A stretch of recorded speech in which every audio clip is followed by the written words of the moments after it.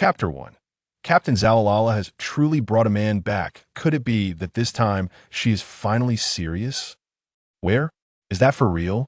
On the boundless sea, a small, weathered pirate ship was bravely navigating the waves. A throng of pirates crowded the deck, creating a cacophony of noise. Unlike typical pirate crews, they were not a band of scruffy, unkempt men, but rather a motley crew of burly women. Only the captain stood apart, a strikingly beautiful woman whose appearance was a stark contrast to her crew. Dressed in a linen short-sleeved shirt and deep black shorts, with broad shoulders and curvaceous hips, her waist tapered elegantly, inviting admiration. Yet, her physique was not that of a delicate flower. She possessed a sculpted waist with defined abs and a toned figure. She exuded the fiery spirit of a passionate daughter of the sea, captivating those around her with her vibrant presence. At that moment, the crew gathered around her, discussing the man slung over her shoulder. He was of average build, with disheveled hair and a scruffy beard, dark circles under his eyes, and thick lips adorned with a gray-blue striped bandana. Each ear sported a round red earring. Clad in a white coat featuring Red Sea serpent designs on both the front and back, he wore an orange short-sleeved shirt underneath. An utterly ordinary man. One might even describe his appearance as unrefined, brutish, and menacing, yet the girl carrying him seemed quite pleased. The crew teased. "Freyra, even though you lost the bet, you didn't have to go for someone like this. It seems rather hasty to choose such a man for your coming-of-age ceremony." "Haha. Exactly. This guy is just too ugly, no. Too fearsome, he's downright terrifying to look at." The beautiful woman, Freyra, waved her hand dismissively and replied, "What do you know? Freyra, do not judge a man by his looks after all. I possess that quality myself. What matters is whether he is strong and capable otherwise. What use is a pretty boy? Hence, my coming-of-age ceremony must feature a powerful man." The crew continued to jest, but this fellow hardly seems like an extraordinary powerhouse, does he? Freyra smirked slightly, producing a wanted poster. "Is this not sufficient? How many in the East Sea have such a bounty? Are you all so strong that you look down on the notorious Akin? What? Is it truly Akin?" The crowd gasped in astonishment, rendered speechless by the sight of the 12 million belly bounty. After all, their captain, Freyra, was worth a mere 8 million belly. A stark comparison. Who would have thought that this seemingly inconspicuous, ugly man was the infamous Akin? It seemed they would no longer dare to tease Captain Freyra. "All right, everyone, go prepare for the feast tonight. Our captain shall officially indulge. We must celebrate in style. Also, Sarah, please prepare some antidote for him. He seems to be poisoned. Let's not have him perish halfway through." "Understood." Sarah, the robust ship's doctor, took hold of Akin, dragging him onto the deck by one leg. The others dispersed to gather provisions for the banquet. Creak, creak. The old pirate ship groaned as its wooden planks shifted. Wang Jin struggled to open his eyes, surveying his surroundings, waves of intense headache crashing through his mind like a storm. In his previous life, as a diligent wage slave, he had devoted himself tirelessly to work, only to meet his end when his boss acquired a new car. The tumult of memories surged. He recalled returning home to watch the latest episode of One Piece, and as expected, he was overwhelmed by the escalating power levels and plot twists, leading to his untimely demise from sheer exhaustion. Now, where was he? Why did his head ache so painfully while simultaneously feeling oddly comfortable? Is this a dream? Where am I? Wang Jin clutched his head, sitting upright, and instinctively leaned back for support, only to encounter something soft. WTF? What is this? In that brief moment, I seemed to have touched the forbidden realm of the divine. A wave of anxiety washed over Wang Jin as he suspected what he had touched was a person. Yet how could this be possible if he was dead? He forcibly suppressed the painful onslaught of memories and abruptly opened his eyes. What he beheld left him utterly astounded.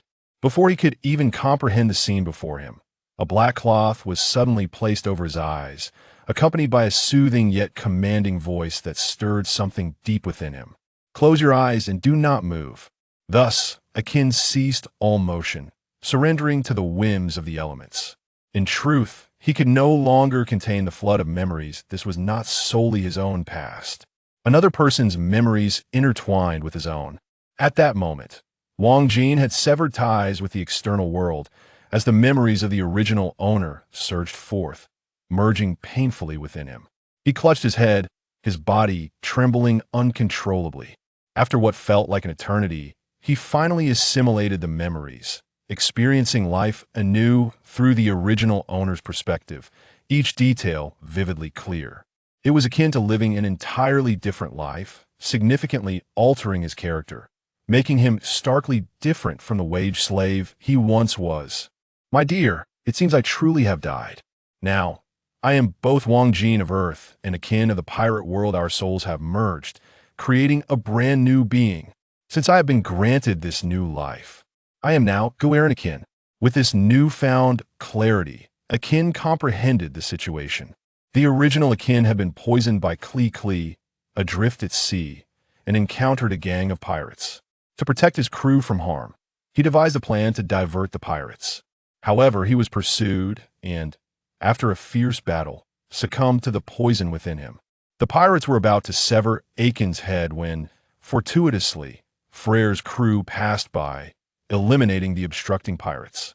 Akin, barely clinging to life, was fused with Wang Jin's consciousness, granting him a second chance. Freyra recognized him as the notorious Akin and promptly carried him back aboard. The subsequent events unfolded seamlessly. They brought him aboard, cleansed him, treated his wounds, and, rejuvenated, he was delivered to the captain's quarters. A most delightful turn of events.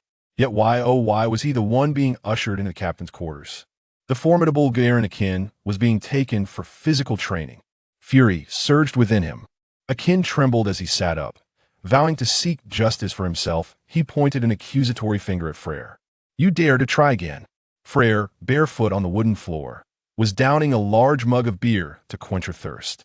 Seeing Akin's accusatory stance, she couldn't help but burst into laughter. Ha ha, you truly have the audacity to say that another attempt might just cost you your life. Akin's face flushed with embarrassment. She was not jesting. He had just been wrapped in a formidable bandage, the poison barely alleviated, and his body was at its weakest. What he had already endured was his limit. If this continued, he would truly perish aboard this ship. Noticing Akin's sudden calm, Freyra tossed him his clothes, urging him to wear them. Then, an array of delectable dishes and beers were brought into the room, as Freyra casually sat at the dining table, alternating between meat and drink. Come join me, you've exerted more energy than I have. If you don't eat, you might not survive until tomorrow morning. Akin donned his orange short-sleeve shirt, slipped on his white coat, and without hesitation began devouring the sea beast meat laid before him. He feasted heartily, washing it down with copious amounts of beer. In mere minutes, he had consumed every morsel, his ravenous appetite overwhelming the food, which was swiftly transformed into pure nourishment for his cells. Instantly, Akin's vitality surged, revitalizing him. His skin regained a healthy sheen, and he appeared far less gaunt. Freyra, resting her chin on her hand, gazed in astonishment. Akin, you truly live up to your 12 million belly bounty just by your appetite. I can tell your strength is formidable and fearsome. Akin, grasping a toothpick, continued to pick at his teeth, his satisfaction lingering. Enough with the nonsense. I'm still hungry, bring me more. Freyra's eyes sparkled with excitement, her hands cupping her cheeks. Wow, you're so manly. I absolutely adore it. She then turned abruptly, her voice booming like a lioness. Hey, Shafe, why is there so little food today? Hurry and bring out the meat and fine wine 10 servings. No, make it 50. Outside, the gathered crew exchanged bewildered glances, while Chef Shafe turned pale. I have no issue preparing food, but does the captain truly need to replenish so much energy? Even if it's the Akin, he's still gravely injured. This continuous consumption could lead to his demise. The others shook their heads in disbelief, with a few familiar faces nudging her. Ah, don't worry so much. The captain is likely just savoring the moment. If Akin were to perish, dying at the captain's comingafage ceremony would indeed be a stroke of fortune. Right, they echoed, each contributing to the chorus of agreement. Thus, an endless stream of food, enough for 50, began to flow into the captain's quarters, measured by Freyra's voracious appetite. On the deck, the horrifying crunching sounds of ravenous chewing echoed, accompanied by the loud gulps of beer being downed. All present wore solemn expressions, as it appeared that the ghoul Akin was doomed this night. What a tragedy. They silently mourned for him. As anticipated, once the feasting and drinking concluded, the cacophony subsided. Soon, the sea was ablaze with lightning, and the winds howled, conjuring a tempest.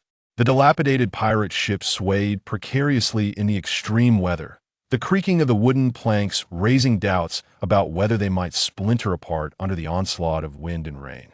Inside the cabin, Freyra and Akin clinked their mugs, consuming an entire 2 barrels of beer, sufficiently replenishing their hydration reserves. Yet, merely a few hours later, those reserves were nearly depleted. During this time, Akin learned that Freyra hailed from the Flower Kingdom. However, being of mixed heritage, her father a pirate, and her mother a native of the Flower Kingdom, her lineage was looked down upon.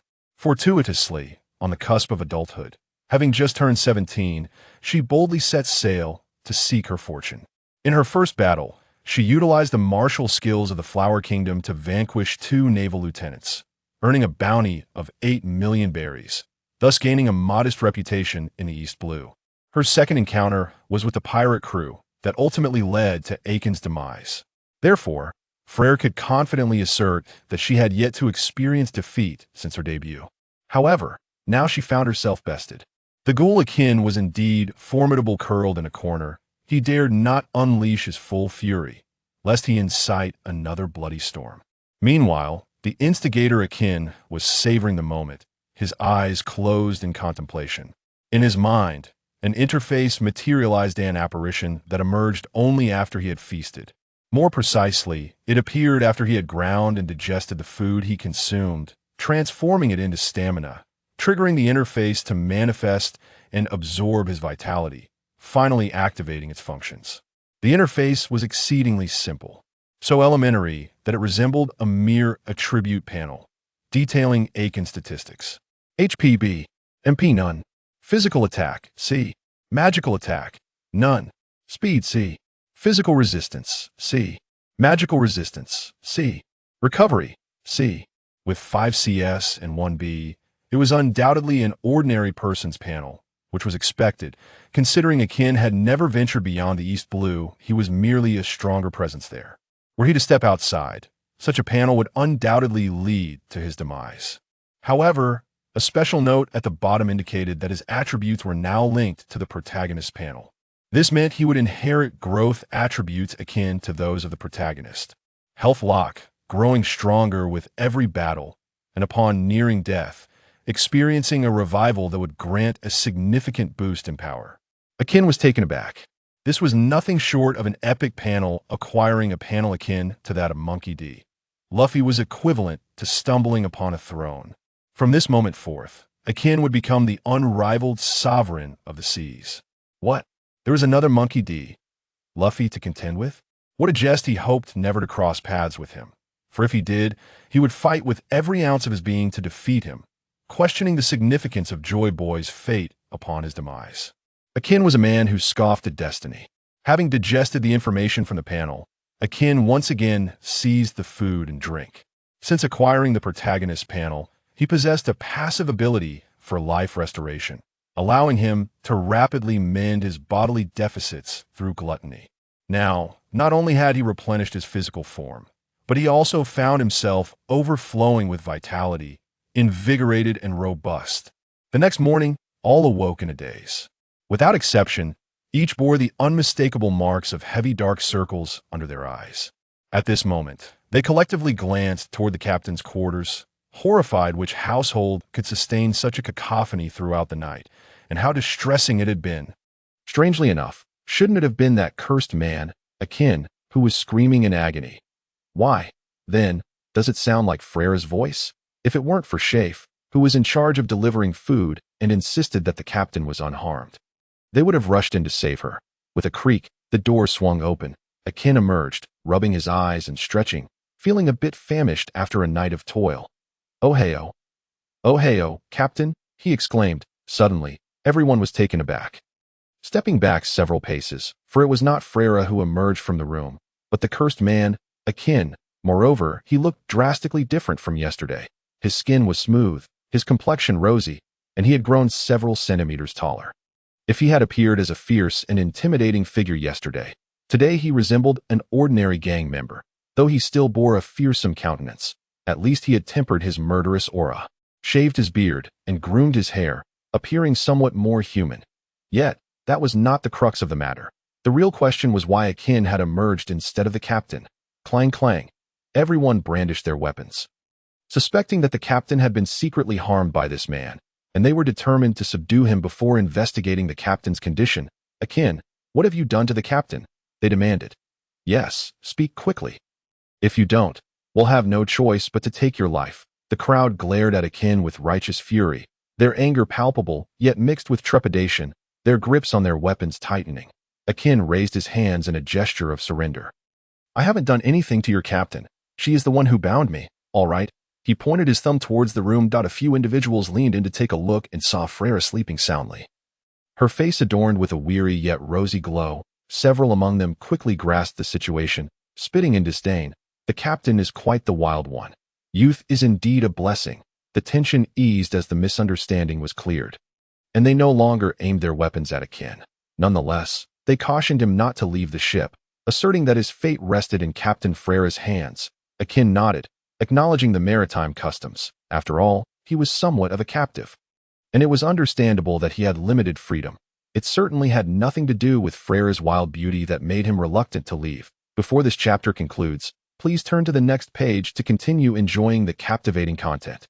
After the misunderstanding was resolved, Akin took the opportunity to request some food and drink, eating while conversing with the pirates aboard the ship to understand the situation. Moments later, Akin had grasped the essential details.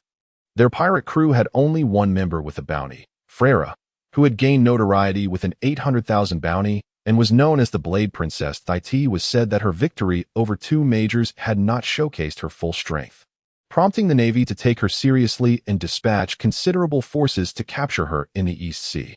Consequently, she and her crew were making their way toward the Grand Line when they encountered Akin.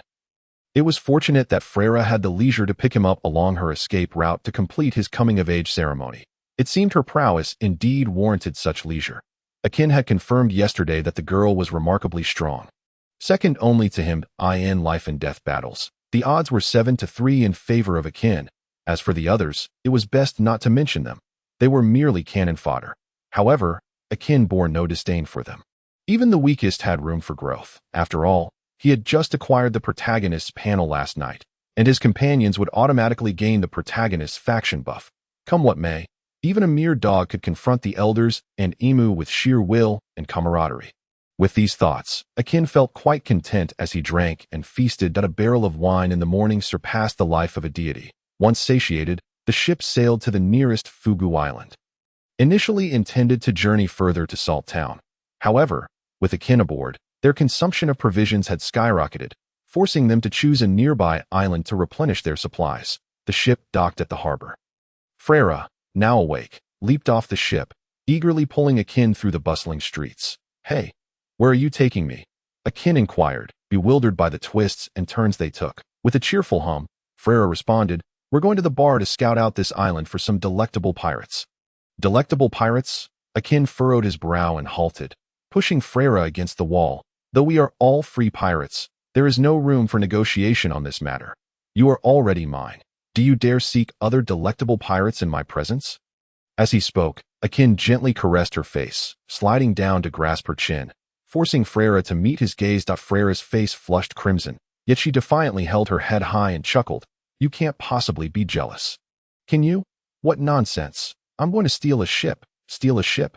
Akin's expression faltered, and he released her. Freyra rolled her eyes at him before explaining. Did you not see how our ship is in tatters? If we don't acquire a new vessel, we might just fall apart next time. Now it made sense. Akin realized that both of them were adept in physical combat and could easily resemble humanoid behemoths. A decrepit ship indeed could not withstand their might. So, Akin turned his gaze toward a nearby bar. Freyra followed suit, her expression turning cunning. Thus, we need to scout the bar first to find a desirable pirate crew to commandeer their ship. Ha ha ha. The Fugu Fish Bar's old cowboy door creaked ominously as it opened. Despite the daytime, Many pirates were already seated inside, their attention drawn to the entrance as Akin and Freyra entered. A small, fierce figure appeared, exuding a menacing aura, while beside him stood a sultry girl with skin like amber, radiating youthful vitality. This striking duo captured everyone's attention, especially Freyra, whose beauty stirred the blood of the wolves present. Even with the fierce Akin by her side, their lecherous gazes roamed over Freyra unabashedly. "Hey, what a beautiful woman! Come on over for a drink. My treat," shouted a pirate, while others whistled and made inappropriate gestures, some even reaching out to grab Freyra's hand. Freyra stepped back to evade the unwanted advances, blinking innocently at the scruffy pirate who attempted to grasp her hand. In the next moment, a flash of steel filled the scruffy pirate's vision. And when he regained it, he found the world spinning. Thud! He was met with the sight of his own heels. His head had rolled away. For a brief moment, the decapitated body maintained its reaching posture before collapsing. A torrent of blood gushing from the clean severance, splattering the wall behind it. So brutal, Akin remarked candidly. Freyra, however, did not share his sentiment. She found it rather absurd that someone labeled a cursed man would deem her brutal. She shot Akin a glare and sheathed her blade. "I don't wish to be judged as brutal by someone like you. You're the real cursed one." That their nonchalant demeanor incensed the scruffy pirate's comrades. And a burly man who appeared to be the leader rose to his feet. Towering over 2 meters, his mere presence darkened the old bar's atmosphere as he approached Akin and Freyra, muscles taut and veins bulging. Behind him, several lackeys stood up in unison. "Your girl killed my man. How do you propose to resolve this?" The atmosphere in the bar froze to an icy stillness as other disinterested pirates regarded Akin and Freyra with indifference. Having crossed paths with the tiger shark pirates, it seemed certain that these two would meet their demise today, especially the beautiful girl, who would likely be captured, tortured, and then discarded into the sea by the tiger shark's captain. Samway, such was the brutal reputation of the tiger shark pirates. Akin lifted his head to meet the burly man's gaze, choosing not to answer his question. Instead, he felt a vain pulse on his forehead. "I despise having to look up to others." His height exceeds 1.80 meters, a considerable increase from his previous life. However, in the world of pirates, he would still be categorized as rather diminutive.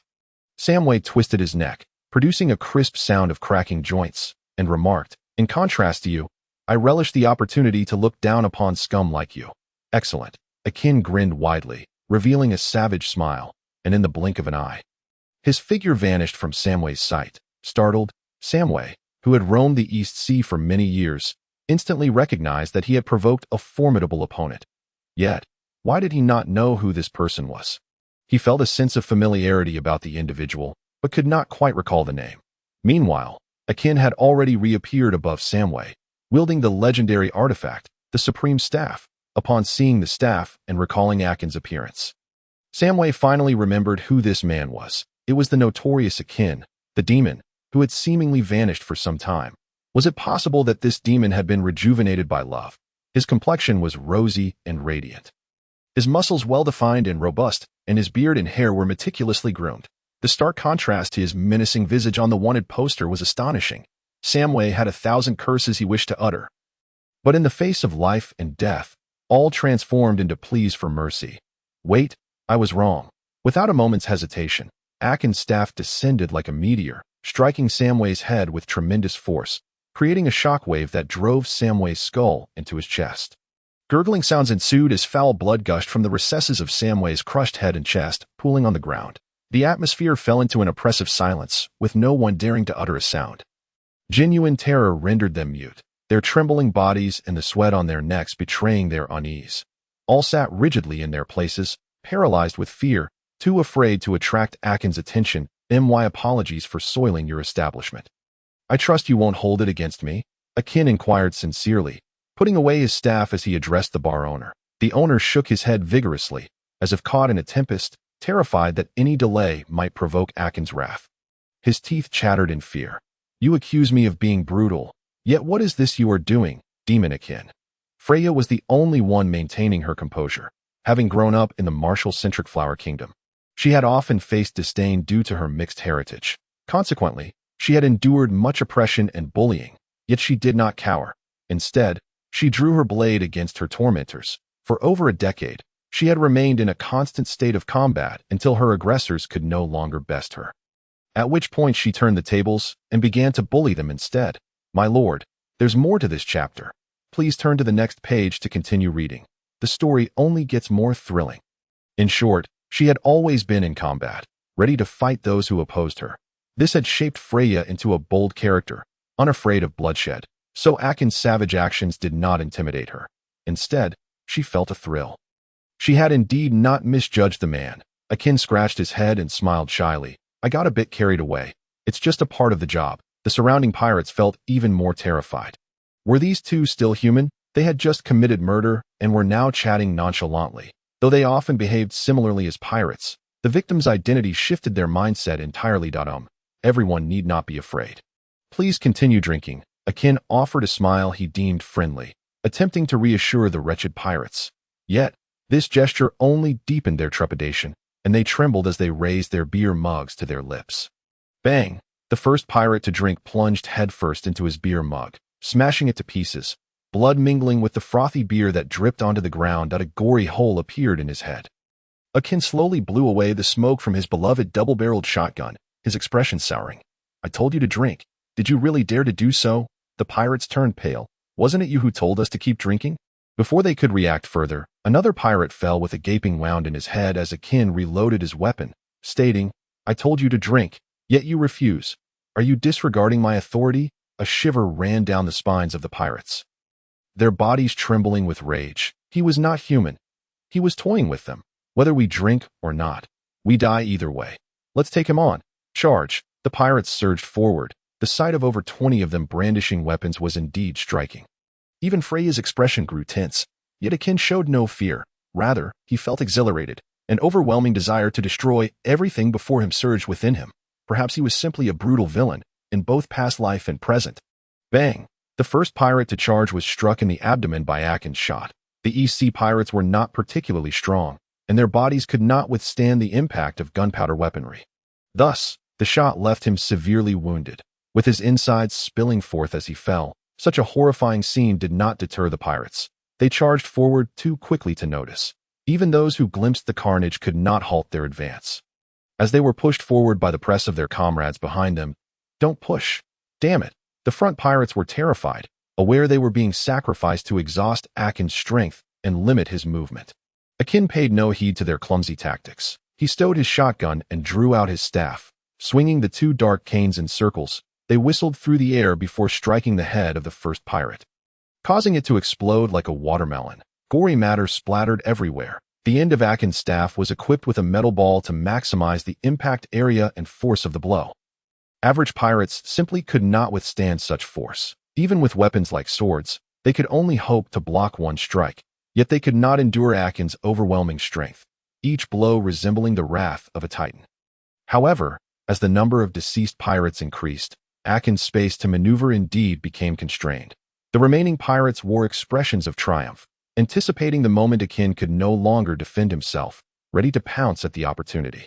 By now, they had recognized Akin's identity, but despite their fear, the bounty on his head was a tremendous temptation for these EC ruffians.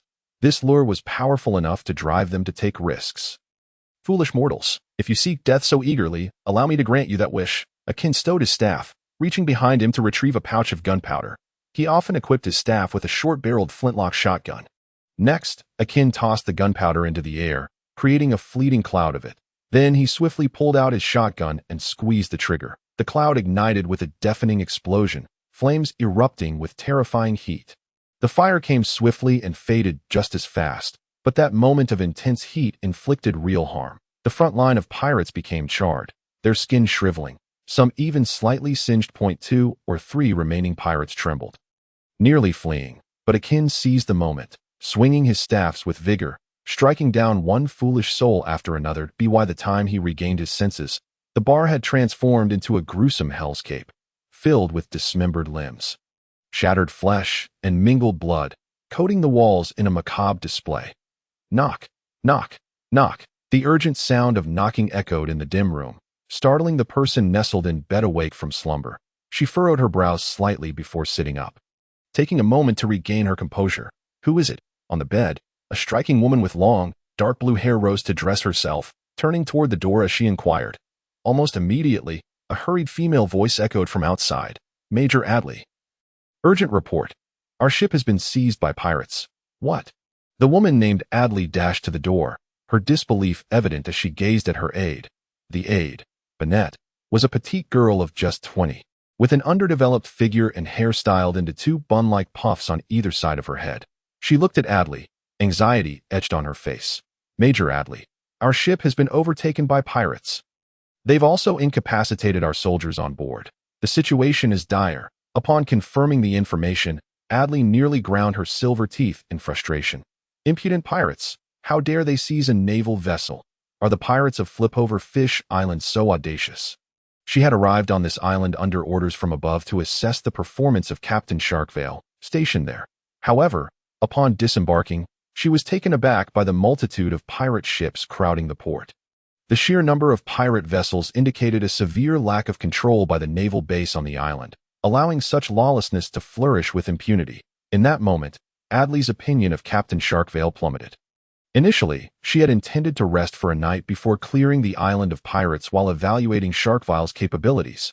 Yet, to her dismay, she was informed at dawn by her aide Bennett that their warship had been brazenly stolen. The audacity of the pirates on Flipover Fish Island was not merely arrogant. It was utterly lawless, showing complete disregard for the Navy. Adley deemed the day's evaluation unnecessary. The mere allowance of rampant piracy on the island was sufficient grounds for her to report. Sharkvale was unworthy of promotion and even deserving of demotion. With this thought in mind, her face hardened as she stepped outside, instructing her aide Bennett, "Fetch my naval cloak. We must confront Sharkvale and deal with these insolent pirates." Bennett promptly rushed into the room to retrieve Adley's naval cloak, draping it over her shoulders, and then positioned herself beside Adley, stating as they walked, "Major, Captain Sharkvale is no longer at the base to tea this." Adley halted, her anger intensifying, her sense of justice visibly rising and falling with her breath. Taking a deep breath to quell her fury, she asked in a low voice, "Where has he gone?" Bennett rubbed her bun and quickly replied, "I'm not sure, but I saw Captain Sharkvale hurrying outside with a large group earlier." Adley's brow furrowed. Why would he be in such a rush at dawn?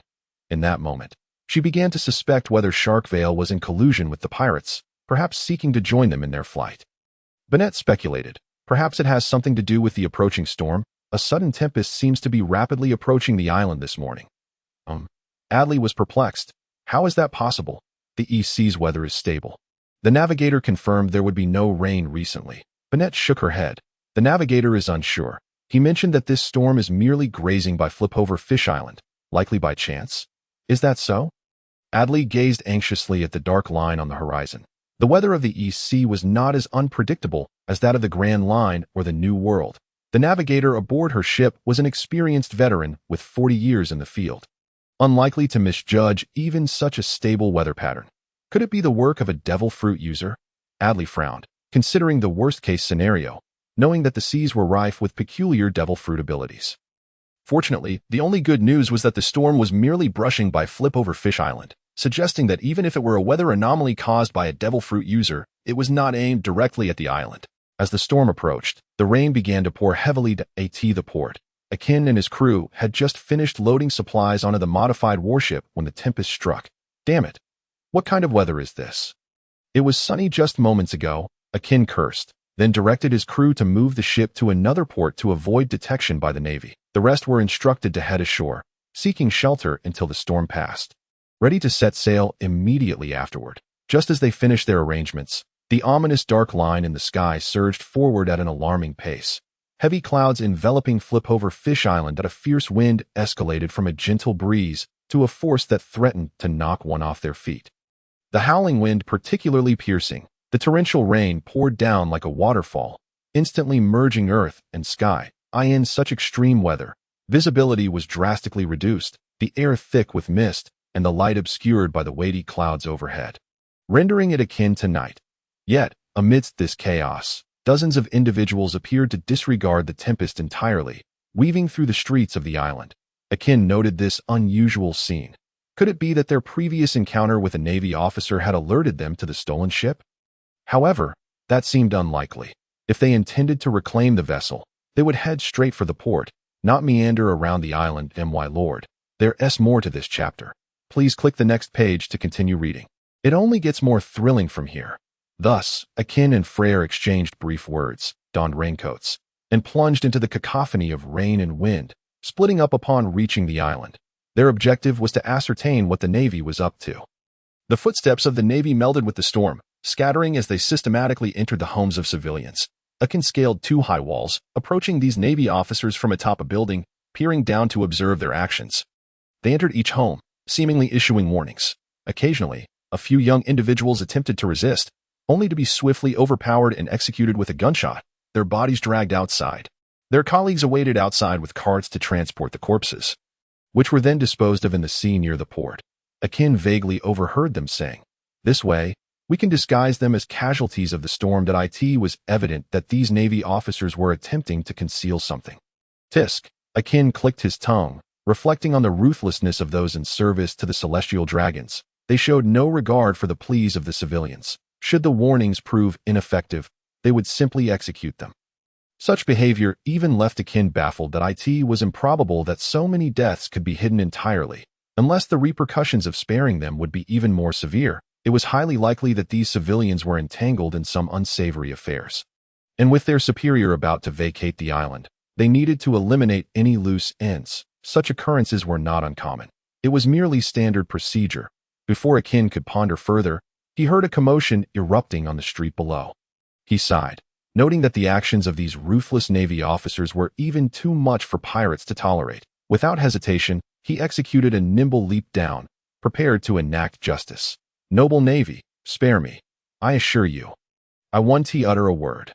A frail, white-haired elder rushed out, disregarding the torrential rain, pleading as he clutched the uniform of 2 looting Navy officers. "You're fortunate I even noticed your possessions." One of the yellow-haired officers spat, kicking the elder aside, "That if you speak out again, I'll put a bullet in you." "Father." A 16 or 17-year-old girl emerged from the house behind the elder, crying as she attempted to help him up. "So you have a daughter." The yellow-haired officer's eyes lit up with a predatory gleam as he approached, intent on seizing the girl. The elder's anguished cries and curses were of no avail. As he desperately shielded his daughter, enraged, the officer began to pummel the elder. Even then, he felt his rage was insufficiently vented, and he proceeded to unholster his firearm. "Oh dear, we have a poorly raised scoundrel here." Akin was unaware of when he had appeared beside the blonde, his hand resting firmly on the man's shoulder, rendering him incapable of drawing his firearm. The blonde was instantly struck with terror, realizing that a living person had silently materialized at his side. Glancing towards his comrades, he noted that over a dozen colleagues lay sprawled in the muddy water, blood mingling with the rain to create a ghastly pool. Before the blonde could utter a plea for mercy, Akin had already snapped his neck with a swift motion. How absurd! To think that such a scoundrel would even consider begging for mercy was nothing short of laughable. He turned to the father and daughter, inquiring, "Are you unharmed?" "No, we're fine. Thank you for saving us, sir." The elderly man and his daughter, witnessing the horrific scene, not only showed no fear, but immediately knelt in gratitude. Akin merely assisted them to their feet and placed a finger to his lips, signaling for silence. The old man quickly understood, leading his daughter to drag the blonde and his comrades into a nearby alley, thus buying time before their discovery. After casting a grateful glance at Akin, they retreated indoors, locking the door behind them. This night, they had seen nothing. Satisfied, Akin nodded. He appreciated such understanding individuals, and then he plunged back into the curtain of rain. The Navy had dispersed into small teams to search, making them prime targets for assassination. He aimed to diminish their combat effectiveness as much as possible before they could react, lest they ravage the innocent like locusts.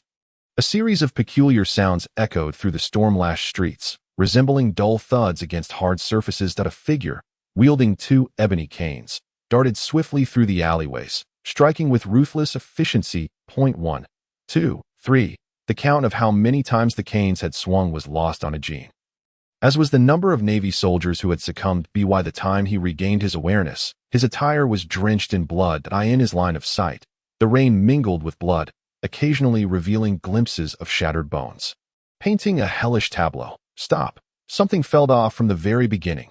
On the Navy's side, Commander Shawir called out, his figure obscured by the Navy coat, obscuring his physical state. "What is it, Major?" a shorter sailor inquired. Bewildered, Shawir slapped the diminutive sailor on the head, exclaiming, "Fool! Have you not noticed that our scattered ranks have thinned since we began?" The short sailor's eyes widened as realization dawned. Initially, their numbers had been dense. But now, although shadows still flickered, their presence had significantly diminished. Clearly, a considerable number of their comrades had been dispatched without their notice. "Who dares to provoke me?" The major stepped forward, Shawir bellowed, as if the storm itself paused in response. Yet no one answered. Only the howling winds and torrential rain filled the night. Just as the Navy breathed a sigh of relief, a sudden splash of footsteps broke the silence, barely audible, yet unmistakably caught by the ears of all. As they turned to confront the source of the sound, the figure had already lunged into the crowd like a cheetah. The rain curtain parted as the rapid figure surged forth, leaving a trail of white mist in its wake. And where this trail passed, a Navy soldier's life was claimed, the crimson mist intertwining with the white vapor, creating a breathtaking yet horrifying spectacle. "Scatter," Shawir commanded, yet even before his orders could be given. The sailors were already fleeing for their lives. The Navy on Flipover Fish Island had become utterly corrupt. Even a petty thug could waltz into their base and secure a position, living off the spoils. Faced with a crisis like today's, their first instinct was not to hold their ground, but rather to escape. That it could be said that the Navy here was composed of cowardly deserters, dodging conflict and fleeing when the going got tough. Watching his cowardly subordinates, Shawir's fury surged, but he could hardly abandon the battlefield to chase deserters. He gritted his teeth, enduring the insult, vowing to deal with these spineless wretches once the fighting ceased. "It seems your subordinates are, as I have observed, nothing but spineless, cowardly pests," Akin remarked, twirling his cane, producing a whistling sound. "It is rather amusing to hear such words from a pirate," Shawir retorted, his expression darkening. "For a pirate to speak of justice seems rather absurd." Shawir felt a sense of incredulity. A pirate executing justice seemed oddly out of place. Had the world truly descended into madness? "Do as you wish." "Righteous pirate. By the way, I am Major Shawir of Flipover Fish Island's branch base. Remember this name until the day you died." Akin scoffed disdainfully. "I have no habit of remembering the names of insignificant fish, much less the name of a dead man." "Arrogant fool," Shawir roared in fury.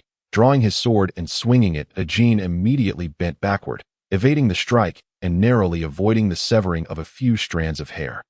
"One must reciprocate," Akin swiftly countered, channeling power from his waist into his arm, sending the iron ball atop his cane crashing upward toward Shawir's chin. Shawir felt a prickling sensation near his jaw.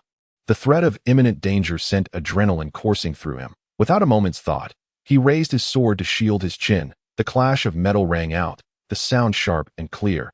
Upon lifting his sword, he found a notch carved into its edge. "Curse it, my beloved blade," Shawir seethed, realizing the true extent of his loss. This fine sword was worth a staggering 150,000 berries, a quarter of his salary. Now marred by a chip, his heart felt as if it were bleeding. "You bastard, I will cleave you in two," Shawir shouted, charging forward once more. In the midst of this fierce battle, a civilian elder suddenly stumbled into view from a nearby building. He seemed to have encountered Akin and Shawir's clash before he could flee, and fearing the impending collapse of the structure, he had rushed out. Akin couldn't help but chuckle, remarking, "You've acquired yet another problem. Will you still intervene in this situation?" However, to Akin's surprise, there was not a hint of concern on Shawir's face as he gripped his sword, eyes blazing with fury, charging toward Akin with a force that would undoubtedly turn the elderly man into a mere puddle of flesh. Clearly, Shawir was utterly indifferent to the fate of the civilian elder. All that occupied his mind was the desire to eliminate Akin. "How reckless of you, old man. Are you eager to meet your end?" Akin muttered under his breath, his calf muscles tensing as he bolted toward in the blink of an eye. He grasped a large portion of the elder's garment, while his free hand brandished the cane, blocking Shawir's lethal strike. Utilizing the force from the strike, Akin swiftly retreated. Once he landed steadily, he set the elder down, saying, "You old fool, do you wish to throw away your life? Get out of here." "Why, yes. Thank you, young man. I shall leave at once." The elder, surprisingly unperturbed, exhibited a look of relief as he expressed his gratitude before hastily disappearing down the street. Shawir wore a bemused smile. "I must admit, I never expected pirates to possess such a spirit of altruism, nor did I anticipate the Navy to stand idly by." Were you truly hoping to cleave that civilian in half along with me? Shawir's face darkened, realizing he could not allow this pirate to escape Flip-Over Fish Island. If news of today spread, his reputation would be in jeopardy, and his path to promotion would be fraught with difficulties. Stop your prattle and face my blade. You shall taste my cane. The two sides clashed, the force from their strikes causing shockwaves that threatened to crack the surrounding buildings, sending debris flying like bullets in all directions. Navy's blade, flying bone slash. Shawir bellowed, his arm muscles bulging as he concentrated all his strength into his wrist, swinging with force that transformed into a cutting blow aimed at Akin. What the? You, Major, can unleash a flying slash. Akin was taken aback, quite unexpectedly realizing that the naval major before him possessed considerable strength that he immediately withdrew, channeling all his energy into the cane he typically wielded. And then unleashed it without reservation. The ferocious force of his physical body surged forth, warping the air before him into a colossal wave. A shockwave. This was Akin's most powerful strike. Inspired by the recent sight of Sharkvale concentrating his strength to execute a flying slash.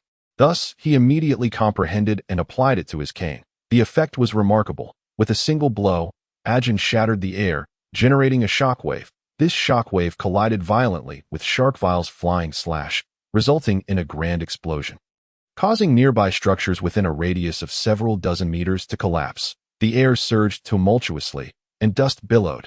Both combatants, having clashed with their strongest strikes, were sent flying.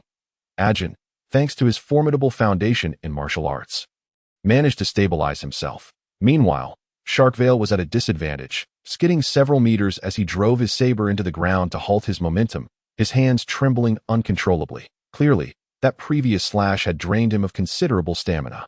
It seems this major is nothing but a worthless drunkard. What's the matter? Is this too much for you? Do you need some time to replenish your strength with abalone, sea cucumber, and shark fin?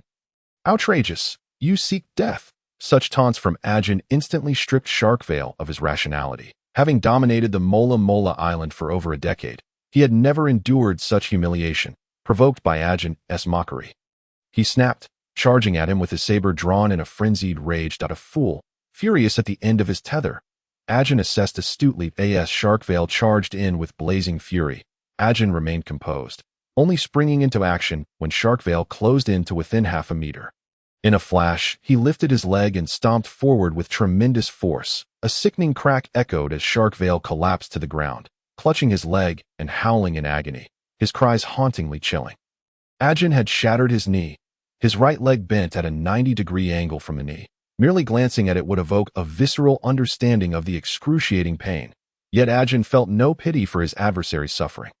His moniker, the Demon, was earned through his unwavering resolve in battle, mercilessly slaying his foes regardless of their pleas for mercy.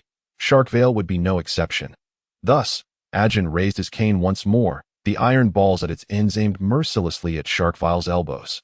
Crashing down with brutal force, a resounding thud resonated as the cane struck his elbow joint. Sharkvale's veins bulged, and he writhed in pain, wishing he could die on the spot. His arms were rendered useless. The bones at his elbows had turned to a grotesque mush of shattered flesh and blood, appearing as a thin layer submerged in crimson. Even the most skilled of doctors would shake their heads at such a ghastly sight. Without amputation or the intervention of a healing devil fruit user, his death was inevitable, and for Sharkvale, there was little hope for survival. Akin had seized him by the throat, lifting him effortlessly as Akin tightened his grip. Sharkvale's skin and muscles began to constrict inward. Soon, he was turning purple from lack of oxygen. Just as Sharkvale was on the brink of suffocating to death, a western sword whizzed through the air, aiming directly for Akin's temple. That moment, Akin faced two choices: either release his grip and evade the sword, or endure the piercing thrust to continue choking Sharkvale. He chose a third option. In that critical instant, he yanked Sharkvale to his side, using his body as a shield against the oncoming sword. With a sickening sound, blood sprayed forth as Sharkvale's mouth gaped open, resembling a fish gasping for water. Unfortunately, he could emit no sound. Suffocation had drained him of all strength. But then, an unexpected turn of events occurred. Amidst the downpour, a tall woman emerged, her dark blue hair billowing in the tempestuous wind. Exuding a certain chaotic beauty, the medals adorning her navy uniform indicated she was a naval rear admiral.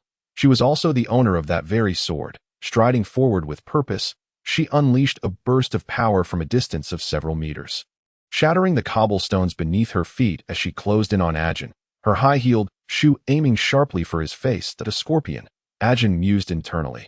This woman's first move upon entering the fray was to hurl her blade, and her second was to employ her razor-sharp heels in a flying kick.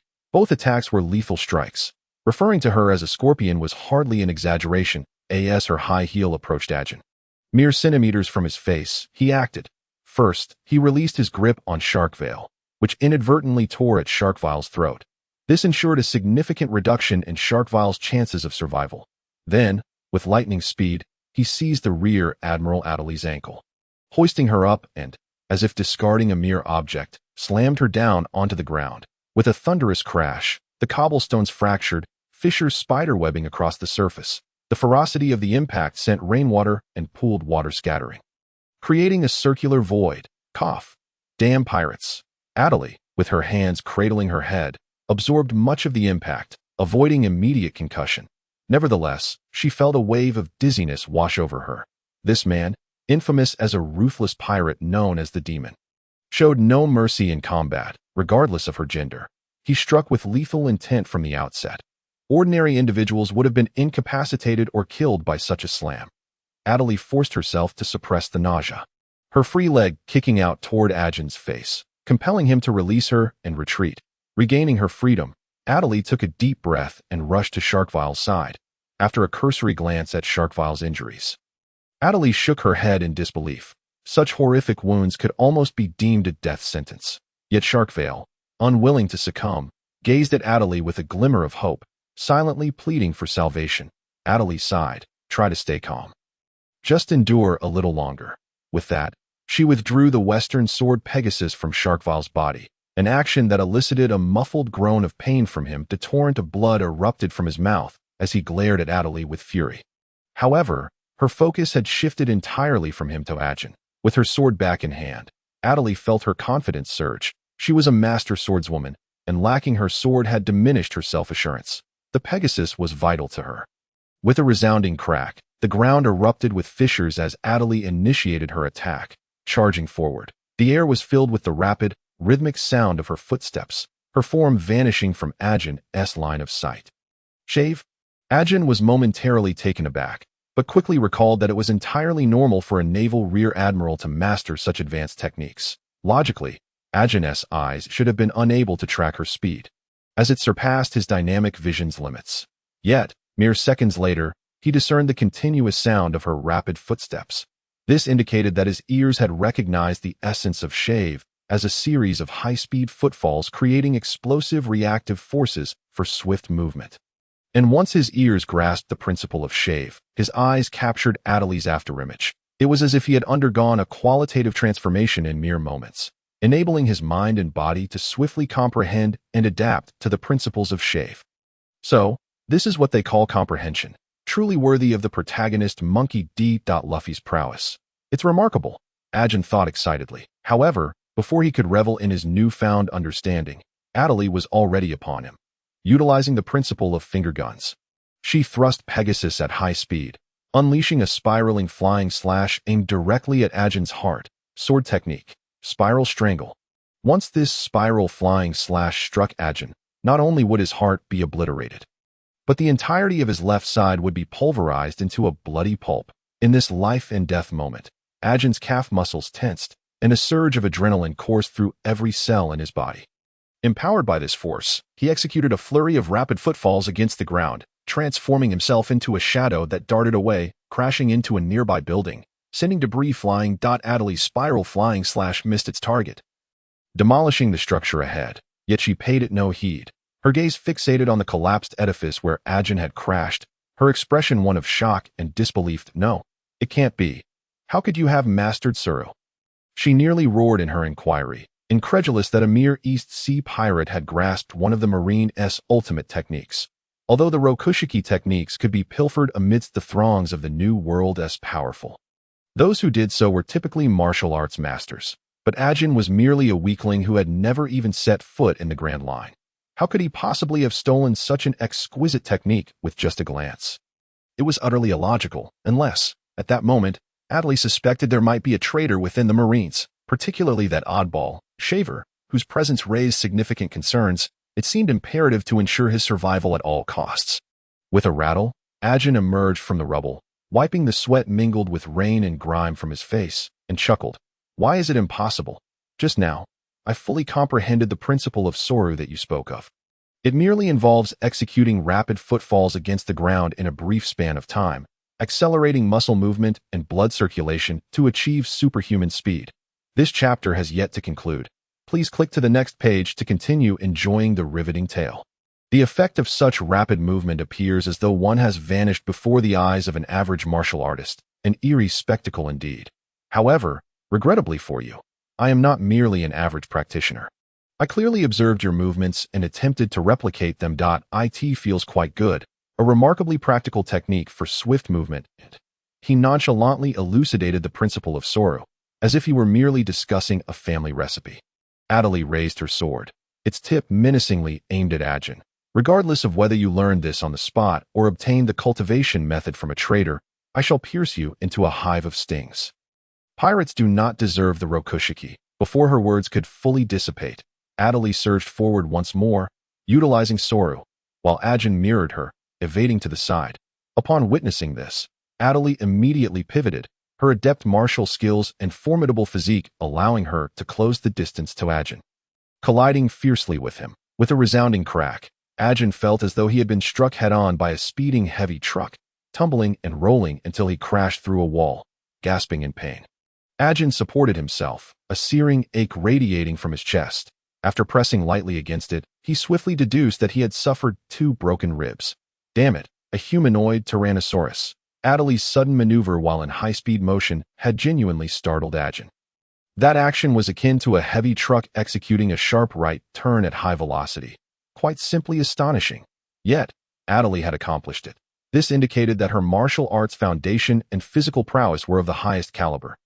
Even the slightest underestimation could lead to devastating consequences at her hands. Just then, an eerie sound of slicing air filled the atmosphere.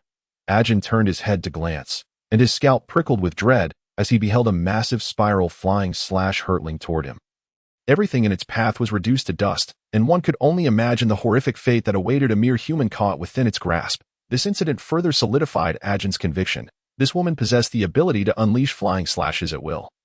Truly a formidable officer, far surpassing that drunken fool Shaver by several magnitudes. As Akin evaded the spiral slash, he contemplated his escape strategy at a Marine major. For Akin, that was still far too formidable. He needed to concentrate all his strength to unleash a shockwave. Yet that Marine major could wield flying slashes as if they were mere commonplace skills. The disparity was monumental.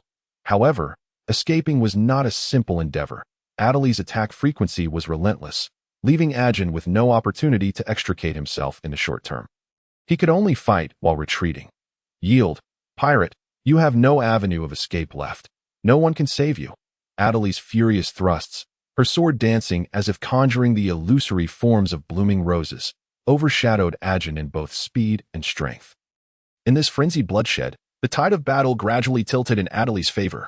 Moments later, Akin, panting heavily, found himself half kneeling on the ground. He had 2 broken ribs, with several others fractured to varying degrees. Shattered bone fragments pierced his lung, causing internal bleeding and making each breath a struggle. When he opened his mouth, it was filled with blood. The chilling tip of Adley's sword rested against Akin's throat, her breath slightly labored. Her voice, I see. I shall ask you one last time. Will you surrender? In response, Akin let out a laugh, excitement gleaming in his eyes as he looked at Adley, his tone devoid of defeat or retreat. I understand now. Marine Major, life return can indeed be utilized in conjunction with other martial techniques during combat, correct? Adley. Meanwhile, near the port, an increasing number of Marines began to brave the storm and flee the base. Alerted by the deserters who had previously followed Shaver, though they were terrified, they would not truly abandon ship until the enemy breached the Marine base. After all, if Shaver were to triumph, they would certainly face repercussions for their cowardice. Thus, they opted to return to the base, rallying their comrades to rescue Major Shaver, ensuring that should inquiries arise later, they could justify their actions as an attempt to summon reinforcements. Such a flawless excuse would protect them from repercussions. However, They could never have anticipated that upon nearing the port, they would be ambushed by a group of unknown pirates. Their small combat teams were no match for the overwhelming numbers of pirates. Soon, they suffered significant losses, even their weapons seized and turned against them. What on earth is happening? Adley's aide, Bennett, questioned her subordinates with a furious expression. She had intended to support Adley, yet had lost a third of her soldiers to a sudden pirate ambush before even reaching the port. Such losses were utterly intolerable. Shaver's aide, Ryan, dared not speak. A calamity of this magnitude occurring on their home turf jeopardized not only his prospects, but also Shaver's promotions, potentially resulting in demotion or worse. It must have been the pirate crew that seized your ship last night. Bennett seethed in anger. Of course, I know that. I could have guessed it. The issue is, what are their intentions? Why seize our warship only to ambush us instead of fleeing? Ryan's mind raced, a sudden stroke of genius illuminating his thoughts. Perhaps they are stalling for time.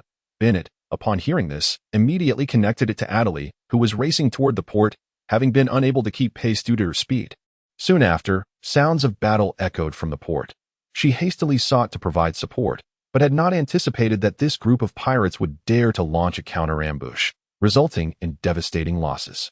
Now, enlightened by Ryan's insight, she realized that Major Adley at the port might not be gaining the upper hand, at least not for the time being. Otherwise, these pirates would not have deliberately hidden in the town to ambush them for time. If that were the case, it would be dire news. Ryan, we must break through at the fastest speed to support our officers. Ryan. Amidst the tempestuous storm, the cacophony rendered Bennett unable to hear Ryan's response. Just as confusion enveloped her, a waft of metallic tang reached her nostrils from behind. Instantly, her hair stood on end, and she dared not glance back. Years of experience battling alongside Major Adley had instilled in her the instinct to lunge forward. Indeed, as she dove ahead, the air behind her sliced with a deadly whoosh, momentarily parting the curtain of rain and plunging her into an eerie silence. Had she not acted on instinct, she might have been severed in two. Thud! Bennett hit the ground, disregarding the deluge cascading down the collar of her raincoat. She swiftly turned to assess the situation. To her horror, Ryan's head was severed and held aloft by an assailant. Crimson blood gushed from the neck stump, mingling with the sanguine pool gushing from Ryan's headless corpse, creating a murky mire. Clenching her teeth, Bennett wiped the rain from her face and, upon raising her gaze, beheld a visage with a honeyed complexion and striking features. Freyra discarded the severed head and advanced toward Bennett, each step sending shivers down the spine of the young beauty with dual bonds. Sensing her fear and feeling somewhat embarrassed, Bennett bit her lip, forcing herself to regain composure. She ceased trembling and swiftly drew a beautifully crafted flintlock pistol from her side, unleashing 3 rapid shots at Freyra. The bullets pierced the rain-soaked air, prompting Freyra's pupils to constrict as her body instinctively crouched and rolled to the side. In the eastern seas, the threat of flintlock pistols loomed large. Most swordsmen were incapable of cleaving bullets. Often unable to even discern their trajectory, Freyra could barely glimpse the bullet's path, but she found it impossible to slice them in half with a casual swing. She could only attempt to deflect bullets while fully focused. With a mere 70% success rate, crucially, if confronted with more than 3 bullets, her concentration would falter, dropping her success rate below 30%, rendering her a mere target. Thus, upon witnessing Bennett fire 3 shots, Freyra had no inclination to attempt to slice the bullets. She simply evaded. "Lieutenant Bennett, are you unharmed?" At that moment, the surrounding navy began to converge. They spotted Bennett in peril and rushed to encircle her.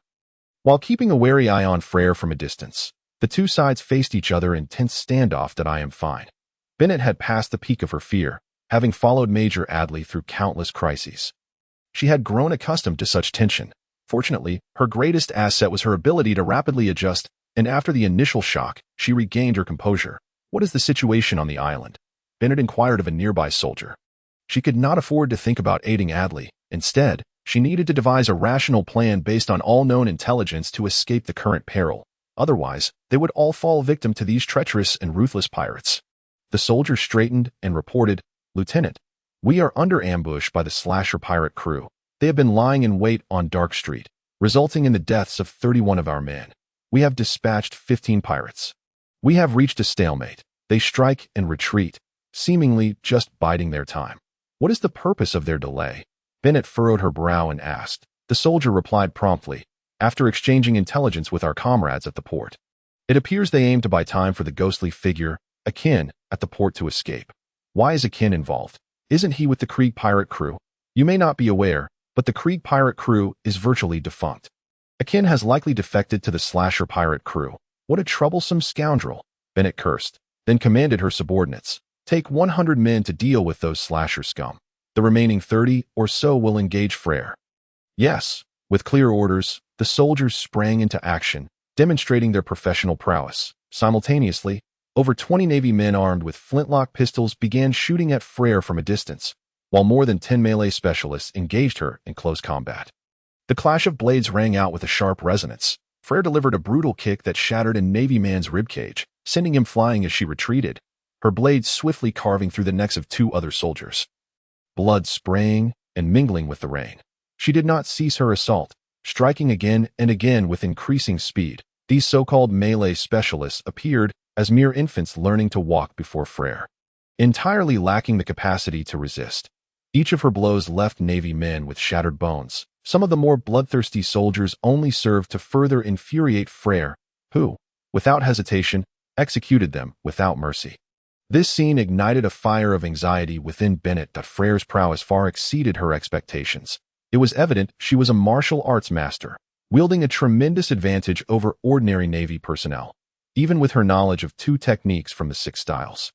Bennett felt inadequate to contend with Freyra. The disparity was insurmountable. We can't hold on any longer, Lieutenant Bennett. We should retreat. A Navy man wielding a flintlock rushed over, attempting to persuade her to withdraw. The disparity between their forces was too great, one that numbers could not compensate for. If the weather were clear, they might have had a chance. However, in this storm, Freyra held all the advantages, leaving them with no prospect of victory. The flintlock pistols could not maintain their effectiveness in such torrential rain. Over time, the gunpowder would become damp and unusable. Moreover, the ferocity of the storm rendered bullet trajectories unpredictable, easily deflected by gusts. Out of 30-odd flintlock-wielding soldiers, only 6 or 7 could accurately predict and hit their targets. But under the storm's influence, they posed little threat to Freyra. In contrast, Freyra, as a master of both swordplay and physical combat, remained largely unaffected by the weather.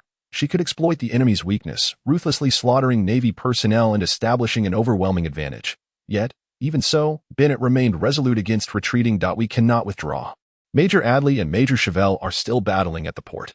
If we retreat, those pirates will immediately rush to support their comrades. If Major Adley and Major Chevelle fall, do you think we can survive by hiding in the Navy base? The faces of the flintlock-wielding sailors turned pale, clearly grasping the dire consequences of such an outcome. Then what should we do? He asked, desperation lacing his voice.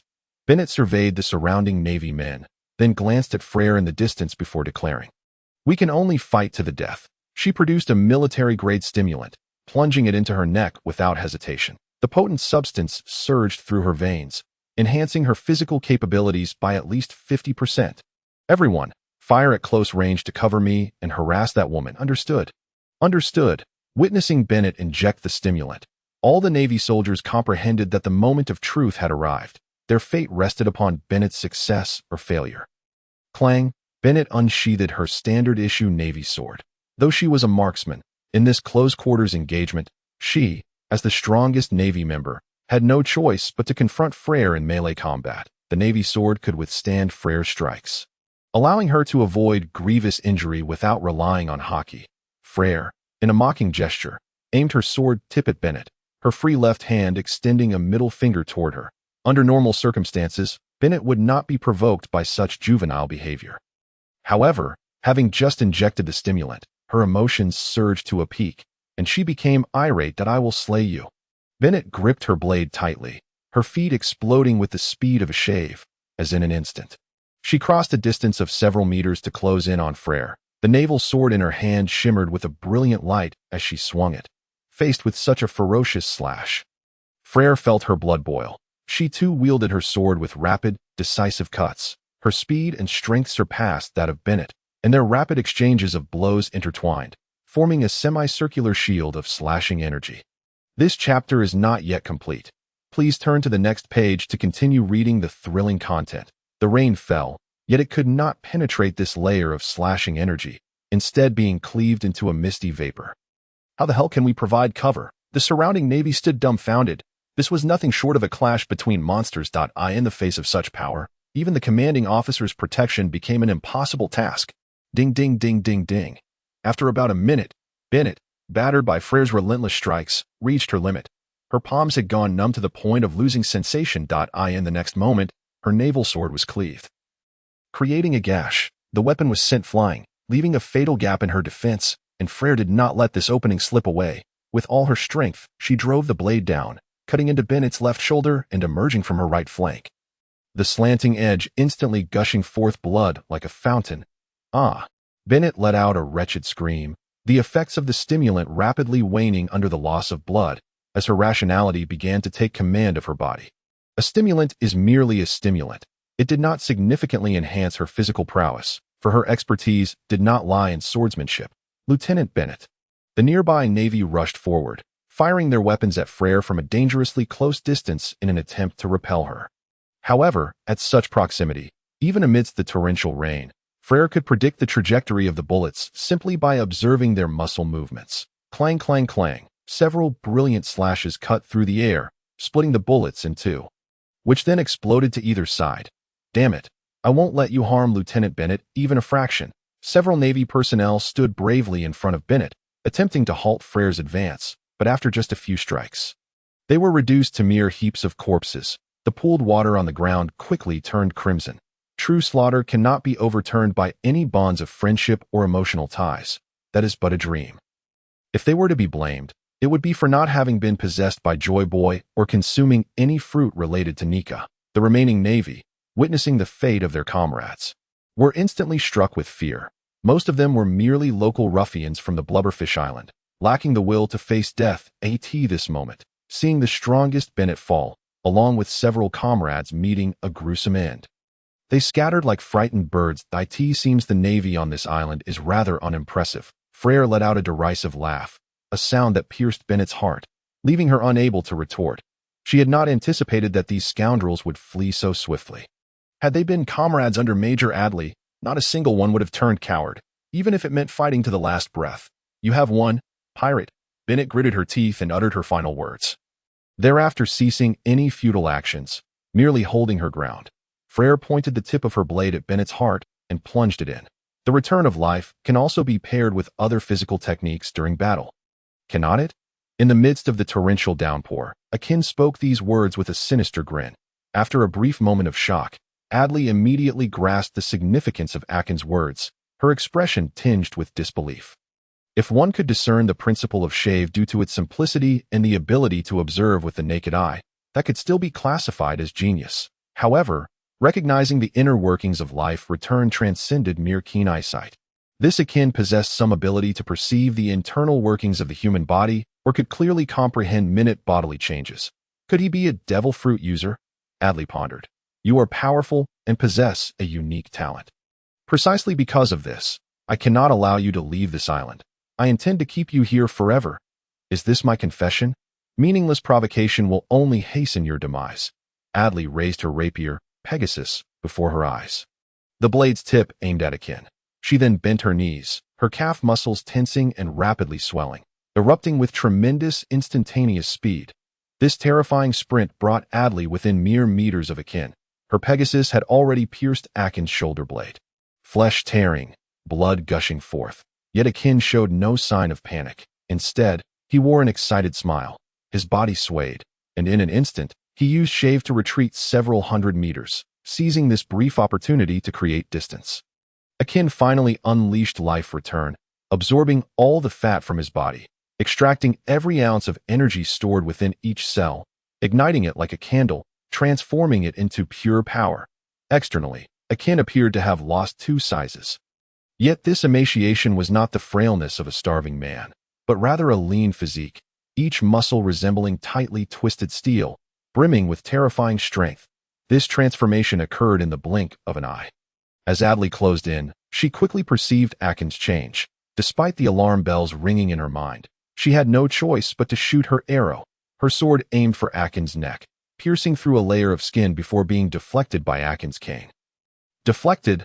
This is impossible, Adley exclaimed in disbelief. The demon Akin's power should only suffice to contend with an ordinary colonel. Against a slightly stronger colonel, he ought to have no chance of victory. Previously at the dock, Akin had merely gained a fleeting advantage because she was unarmed.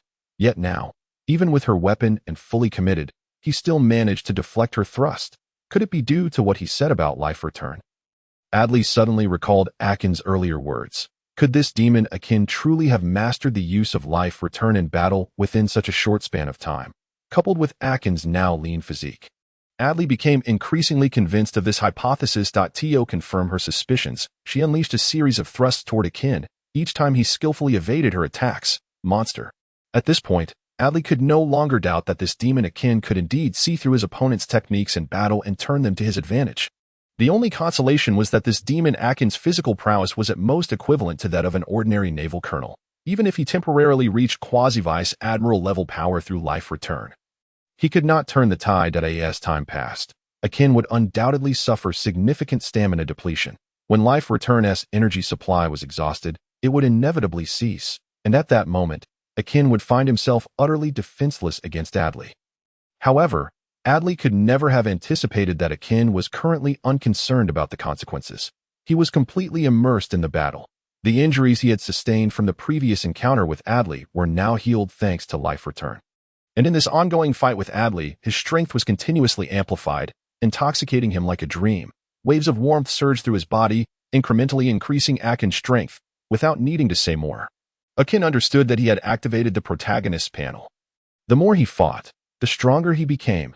Every attack from Adley, every injury inflicted upon him, transformed into his own power. As time went on, Adley began to sense something amiss. The demon Akin across from her was not growing weary with the passage of time. Instead, he appeared increasingly invigorated, his power rising, albeit not dramatically. Yet she could feel it. What is happening?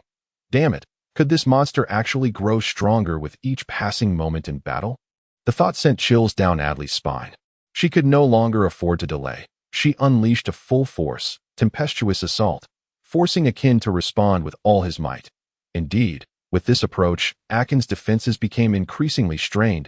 His injuries began to mount. Rustle, rustle, rustle, rustle, rustle. A cacophony of sounds pierced the air as Akin's body was riddled with countless wounds. The severity of his injuries, coupled with the torrential rain, resulted in a rapid loss of blood. Witnessing Akin's pale visage, Adley finally glimpsed the dawn of victory. With her calf muscles tensing, she propelled herself towards Akin like a cannonball, and Pegasus penetrated Akin's chest, sending him flying through the air. This chapter is not yet complete. Please turn to the next page to continue enjoying the thrilling content. Damn it, that monster is finally dealt with. Adley exhaled in relief, gazing at Akin, motionless in the puddle. Throughout countless battles, she had never encountered a creature like Akin, one that could burst with power, intuitively grasp the enemy's techniques, and grow stronger with each clash. Any one of these traits, when possessed by an individual, would be exceedingly troublesome. Yet, Akin had amalgamated these troublesome characteristics within himself, allowing a mere pirate from the East Sea to engage in a prolonged struggle against a rear admiral of the Navy. Unbelievable. Thankfully, she had ultimately triumphed over this monster. Adley mused as she looked up at the descending rain, a triumphant smile breaking across her face. Suddenly, a multitude of marine creatures plummeted from the heavens, marking the storm, which had persisted for over half an hour, finally drawing to a close. After a while, Adley was startled by a disturbing sound of chewing emanating from nearby. She opened her eyes in astonishment and turned towards Akin's direction. To her shock, Akin had sat up, ravenously devouring the seafood that had fallen from the sky. The uncooked morsels, bursting with flavor, replenished Akin's strength, albeit in a rather unseemly manner, as he was smeared with blood, some of which was his own. Noticing Adley's gaze upon him, Akin flashed a healthy smile, his visage smeared with blood and bits of flesh, sending shivers down Adley's spine. Oh, my apologies, I got a bit hungry during the fight. Is it not normal to eat something to regain strength? Adley tightened her grip on the hilt of her sword, her eyes betraying a hint of madness. Monster, monster, monster, monster, monster, monster, monster. She roared as she lunged at Akin, raising her foot to deliver a brutal kick that sent him hurtling away like a ragged sack. The sound of cracking bones echoed as Akin was propelled through the air. Before he even touched the ground, Adley anticipated his landing, rushing to meet him with a flurry of furious attacks. Akin felt as if he were being tossed by an elephant's trunk, only to be pursued and trampled by the same beast, the heavy footfalls crashing down upon him. Next came countless sharp tusks that pierced his body, causing a significant loss of blood. Under such a relentless assault, what became of Akin? Remarkably, he was unfazed. In fact, his HP surged from B to A, and his physical resistance leapt from C to B, his recovery capabilities becoming even more formidable, skyrocketing from C to A. If only Adley could see Akin's stats, she would be both infuriated and amused by this absurd power system. What cannot kill me will ultimately make me stronger. This epitomized Akin's current state. Lacking a decisive finishing move, Adley was fated to be unable to slay him in a single blow. The inability to eliminate Akin meant he could sustain injuries while simultaneously recuperating, growing stronger before her very eyes. Are you dead yet? Are you even capable of dying? I demand to know if you will perish. Gasping for breath, Adley relentlessly thrust Pegasus into Akin. The latter would twitch sporadically, sputtering blood and spewing torrents of crimson, yet he remained obstinately alive. If Adley possessed a stats panel, her physical attack value would undoubtedly range between C and B, never surpassing A. It was precisely this lack of overwhelming power that rendered her damage insufficient to keep pace with Akin's astonishing recovery rate. Thus, a scenario unfolded where she continually attacked, yet he remained unyielding. Unless Adley could achieve a breakthrough and master a devastating attack that exceeded A, she would be unable to bring Akin to an end and secure her victory. Unfortunately, she lacked that edge. Destined never to become the Joy Boy, fate would not grant her the privilege of a miraculous power-up, and she would spend her life unable to vanquish Akin. Her only remaining hope lay in potentially aligning herself with Lord Nika during her lifetime, which might offer a glimmer of chance to defeat Akin. Monster! Monster! Adley wept. This iron-willed warrior, who had fought across the lands for over a decade, from enlisting at the tender age of 15 to now in her 30s with few defeats, finally broke down in tears before the insurmountable monster that was Akin. Who among them would not crumble in the face of such an indomitable foe? It was akin to encountering a flying cockroach from the southern regions. After a single slap failed to dispatch it, subsequent attempts revealed the cockroach not only remained unscathed but also laughed at her. After 100 swats, the cockroach would flaunt its newly evolved biceps. And after 1,000, she would hesitate to strike again, fearing that it might evolve into a Martian cockroach, with her being the next target of its wrath. Will you not die? Please, I implore you to perish. Cough, cough, sound of blood spitting. Freyra, having disengaged from battle, arrived at the port, only to be met with a surreal sight that a naval rear admiral, wielding a rapier, incessantly stabbed at the pirate lying beneath her, pleading for him to die, while the pirate, though grievously wounded and drenched in blood, seemed incapable of succumbing. This bizarre scene left the boisterous female pirate, Freyra, momentarily speechless, overwhelmed by the absurdity. That pirate appeared to be Akin, but his attire was tattered beyond recognition, soaked in blood and twisted into a grotesque form, making it difficult for Freyra to ascertain his identity. Moments later, the blood-soaked figure sat upright, defiantly enduring the relentless stabbings from Adley's rapier while voraciously consuming the seafood scattered on the ground. The scene grew increasingly surreal. At this juncture, Freyra discerned the figure's features. Despite the layers of blood caking his face, the contours of his features and the style of his clothing provided unmistakable clues. It was undoubtedly Akin. Akin, Freyra called out his name loudly. Upon hearing his name, Akin instinctively raised his head towards the source of the voice, revealing a healthy smile. Freyra. The two greeted each other as if oblivious to their surroundings. The newly arrived pirate, having witnessed the exchange, abruptly lifted her head, fixating her gaze on Freyra. If Akin, this monster, could not be slain, could it be that her swordsmanship was at fault? To confirm this, she decided to test her skills against the captain of the cutthroat pirates standing before her. Thus, Adley abandoned her assault on Akin and charged towards Freyra, wielding Pegasus like a tempest. Freyra, startled, quickly attempted to distance herself. Yet, the prowess of a naval rear admiral far surpassed her own, rendering her unable to evade the swift assault. Clang, clang, clang. In a flash, the two engaged in a whirlwind of strikes. Freyra's hands trembled as the impact fractured her grip, blood oozing and staining the hilt of her weapon. She had never encountered an adversary as formidable as Adley, who had swiftly gained the upper hand, making defense seem nearly impossible. With just one more strike, Freyra would be pierced through. Freyra, duck. Just as Freyra prepared to surrender in despair, Akin, having replenished his strength with the seafood, brandished his cane and unleashed a surge of power forward. Hearing Akin's command, Freyra wasted no time and dropped to the ground. In the next instant, a colossal shockwave erupted from behind her, engulfing Adley's figure entirely.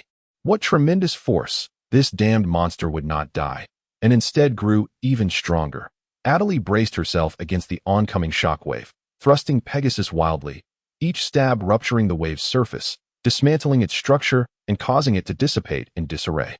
Boom! The shockwave disintegrated entirely, transforming into scattered currents that abruptly halted the storm. Before her, the figures of Akin and Freyra had vanished. Adley immediately glanced left and right, quickly spotting the two running along the coastline.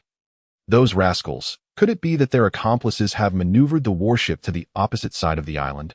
Adley hastened after them, her mind racing with speculation that in truth, she had guessed correctly. At that moment, Akin was instructing Freyra through a communication device to command the other members of the Chopping Princess pirate crew to set sail from the fanciful fish island for himself and Freyra. They had their own means to catch up. You shall not escape. Adley unleashed her power, employing a swift movement technique that rapidly closed the distance between them. Akin, sensing the urgency, swiftly turned, flinging his cane towards Adley's head. The strike, capable of shattering a reinforced concrete wall, was effortlessly parried by Adley's sword, the overwhelming force pushing Akin's cane aside. In the next moment, Adley thrust her index finger towards Akin, finger spear.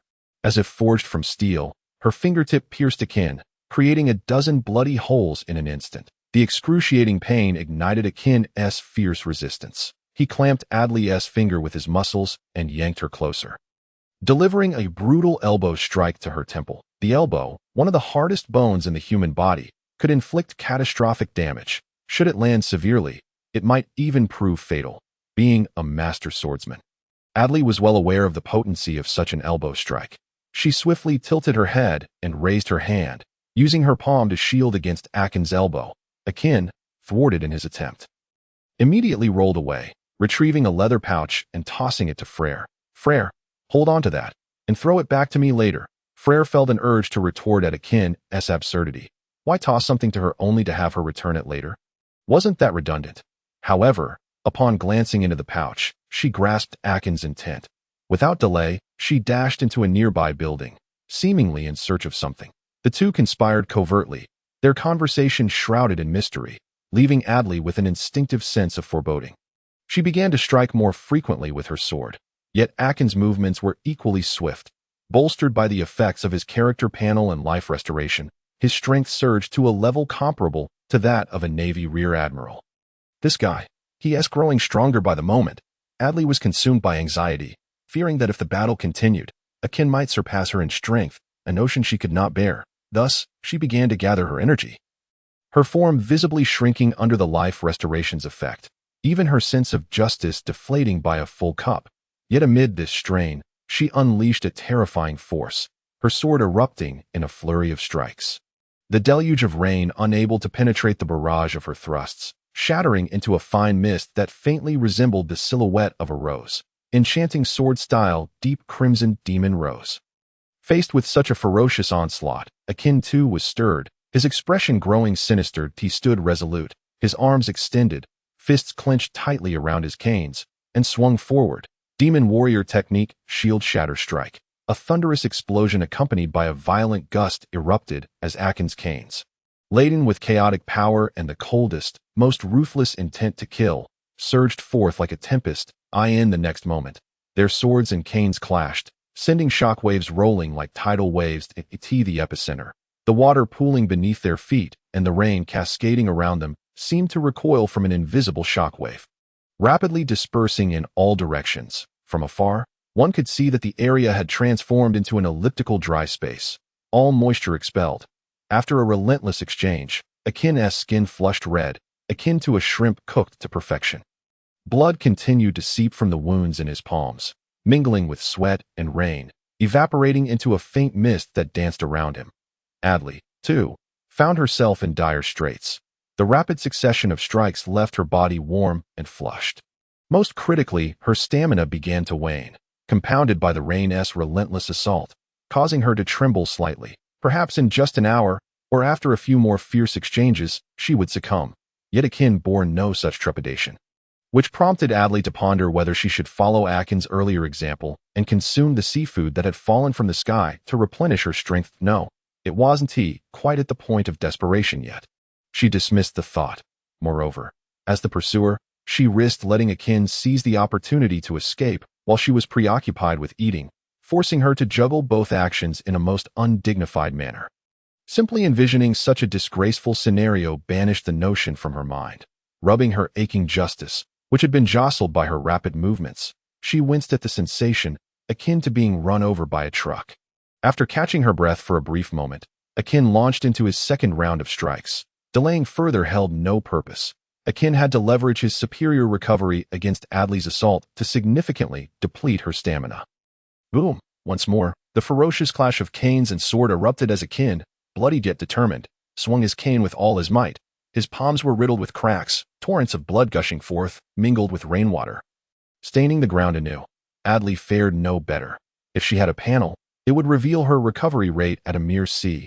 Typical of an ordinary person, far inferior to Akin's, such a recovery rate would prove detrimental in a protracted battle.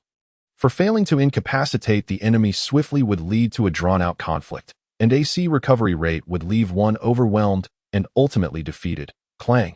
At last, amid what felt like an endless barrage, Adley revealed signs of fatigue, allowing Akin to seize the moment. A swift strike knocked her sword aside, followed by a brutal horizontal blow that struck her abdomen. A sickening crack echoed as at least 2 of her ribs shattered. The searing pain rendering Adley momentarily breathless, sending her hurtling backward for several meters. Seizing the opportunity, Akin turned to flee. His stamina, too, was nearing its limits. If the struggle persisted, he would need 2 rounds of recovery mid-fight to have any hope of defeating this Navy Rear Admiral. Of course, that was merely theoretical. After all, should it come to a life-or-death situation, Adley would likely resort to devouring the seafood on the ground to regain her strength. In that case, it would be Akin who faced doom. Thus, after gaining a slight advantage, the prudent course was to vacate the island swiftly. You shall not escape. Seeing Akin drawing closer to the shoreline, Adley charged forward, embodying the fury of a wounded lioness. Her remarkable willpower enabling her to ignore the pain of her fractured ribs and the debilitating effects. As she sprinted towards him, the distance between them had widened to several hundred meters. Yet Adley, utilizing her swift movement technique, closed in rapidly, almost instantaneously appearing behind Akin. The tip of her sword, Pegasus, pressed against Akin's back, precisely at the location of his heart, Freyra. Just as Adley was about to pierce Akin's heart, he suddenly let out a thunderous roar. A resounding wave reverberated as a leather pouch, soaked in oil and fitted with a fuse, was hurled between them. Adley's pupils constricted. Now close enough, she caught the scent emanating from the pouch. It was unmistakably the aroma of gunpowder. The leather pouch was waterproof, and the fuse, soaked in oil, could ignite even in such rain, with a fuse so short that the time from its toss to ignition would not exceed a second. Even if Adley's reactions were lightning fast, they could never outpace such explosives that offered almost no time for response. From the moment the tip of the sword pressed against Akin's heart to the instant the explosive was hurled, it all transpired in the blink of an eye. Thus, when Adley finally registered the situation, the explosion had already occurred, accompanied by a deafening blast. A fireball erupted between the two. Utilizing the force of the shockwave generated by the explosion, Akin plunged directly into the sea, with Freyra swiftly following suit, pulling Akin away into the depths. Akin the demon. Adley roared in fury. She was hurled several dozen meters away by the explosion, the leather bag she carried evidently filled with specially made gunpowder, leaving her gravely injured. Moreover, due to the proximity of the blast, her internal organs suffered from the shockwave, rendering her unable to rise from her prone position. Her body bore various degrees of burns. Though she survived, she was gravely wounded and required urgent medical attention. Thus, she could only watch helplessly as Akin and Freyra vanished beneath the waves. Clenching her teeth in frustration, she had to pursue them immediately. Akin the demon was far too terrifying. As Adley coughed up blood and struggled to rise, memories of the recent battle flooded her mind. Akin's astonishing comprehension and his rapid growth instilled a deep-seated fear within her. Such an aberrant rate of development, if left unchecked, would surely become a significant threat to the Navy. Bennett. Bennett. Adley trembled as she fumbled for her din-din mushy, intent on calling her aide, Bennett, to intercept Akin's vessel. However, the din-din mushy rang for an extended period without a response, causing her heart to plummet. Ignoring the severely injured Xavier in the distance, Adley propelled herself towards the Navy base with a fierce determination. Along the way, she attempted to utilize her still awkward observation hockey to sense Bennett's presence. After a considerable effort, she finally detected Bennett's faint, intermittent aura. Upon arriving at the designated location, she was met with the sight of Bennett lying in a pool of blood. Surrounded by fallen Navy personnel, all of whom were clearly deceased for some time, Bennett, Adley disregarded the excruciating pain from her own injuries and rushed to Bennett's side. At a gaping wound marred Bennett's chest, blood oozing from it, mingling with the water beneath her. Tears streamed down Adley's face as she collapsed, feeling as though her soul had been ripped away. I'm so sorry. I'm so sorry. I should have come sooner. I shouldn't have been so reckless in pursuing Akin the demon, or you wouldn't have died. She wept uncontrollably, cradling Bennett's lifeless body in her arms. After a long moment, she felt a slight movement in the corpse she held. Adley's heart surged with hope. Bennett, are you still alive? Can you hear me? Bennett struggled to open her eyes, murmuring, Adley, I fear I won't make it. No, that's not true. Hold on. I'll summon a doctor right away. It's useless. I've reached my limit. No. Bennett. Adley was heartbroken, and Bennett weakly raised her limp arm to wipe away Adley's tears. Before I die, I just wish I could lie here in your embrace forever. You can. Adley pressed Bennett's head against her chest, holding her tightly. Initially, Bennett's breathing was erratic, but after a few moments, it suddenly became rapid and vigorous. It smells so good. Bennett inhaled deeply, as though fearing to miss any of the blood.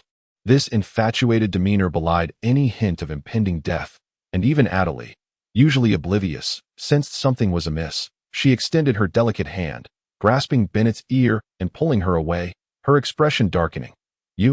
You're not hurt at all. Are you? Bennett tilted her head, playfully punching her own bun. You've caught me. Actually, my heart is on the right. You little. Adley seized her, raising her fist to deliver a sharp blow to Bennett's temple. How dare you mock your superior? You must be itching for a lesson. I'm sorry, Adley. I was wrong. Bennett squirmed in Adley's embrace like a helpless little creature, writhing frantically. Adley ignored Bennett's struggles, focused solely on teaching her a lesson for her frivolous behavior. After venting her frustration, Adley finally released Bennett, standing resolutely. If you're fine, get up. We must pursue the slasher pirate crew and Akin the demon. Oh, Bennett, nursing her temple, stood up with a pitiful expression. But Adley, I'm seriously injured. In the absence of others, Bennett often addressed Adley as sister. Adley furrowed her brow. This was indeed a concern. She herself had sustained injuries, including broken ribs, and in such a state, even if they caught up to the slasher pirate crew, they would struggle to confront them effectively. Reluctantly, Adley conceded, Very well, let's first get the wounded to the hospital, and we must recover the bodies of those who perished. I will pursue Akin afterward. I will not let him escape. Understood. Bennett skillfully began to bandage herself, following Adley's lead as they busied themselves. Meanwhile, on the vast ocean, the slasher pirate crew's new ship, the Vessel of Shame, was cutting through the waves. Freyra dragged the weakened Akin through the water like a fierce white shark, mercilessly dispatching any ferocious sea creatures that dared to obstruct their path. After a considerable time, once the storm had passed near the Mola Mola Island, Freyra finally caught up to the Vessel of Shame. Captain, Little Master, there's more to this chapter. Please turn to the next page to continue reading.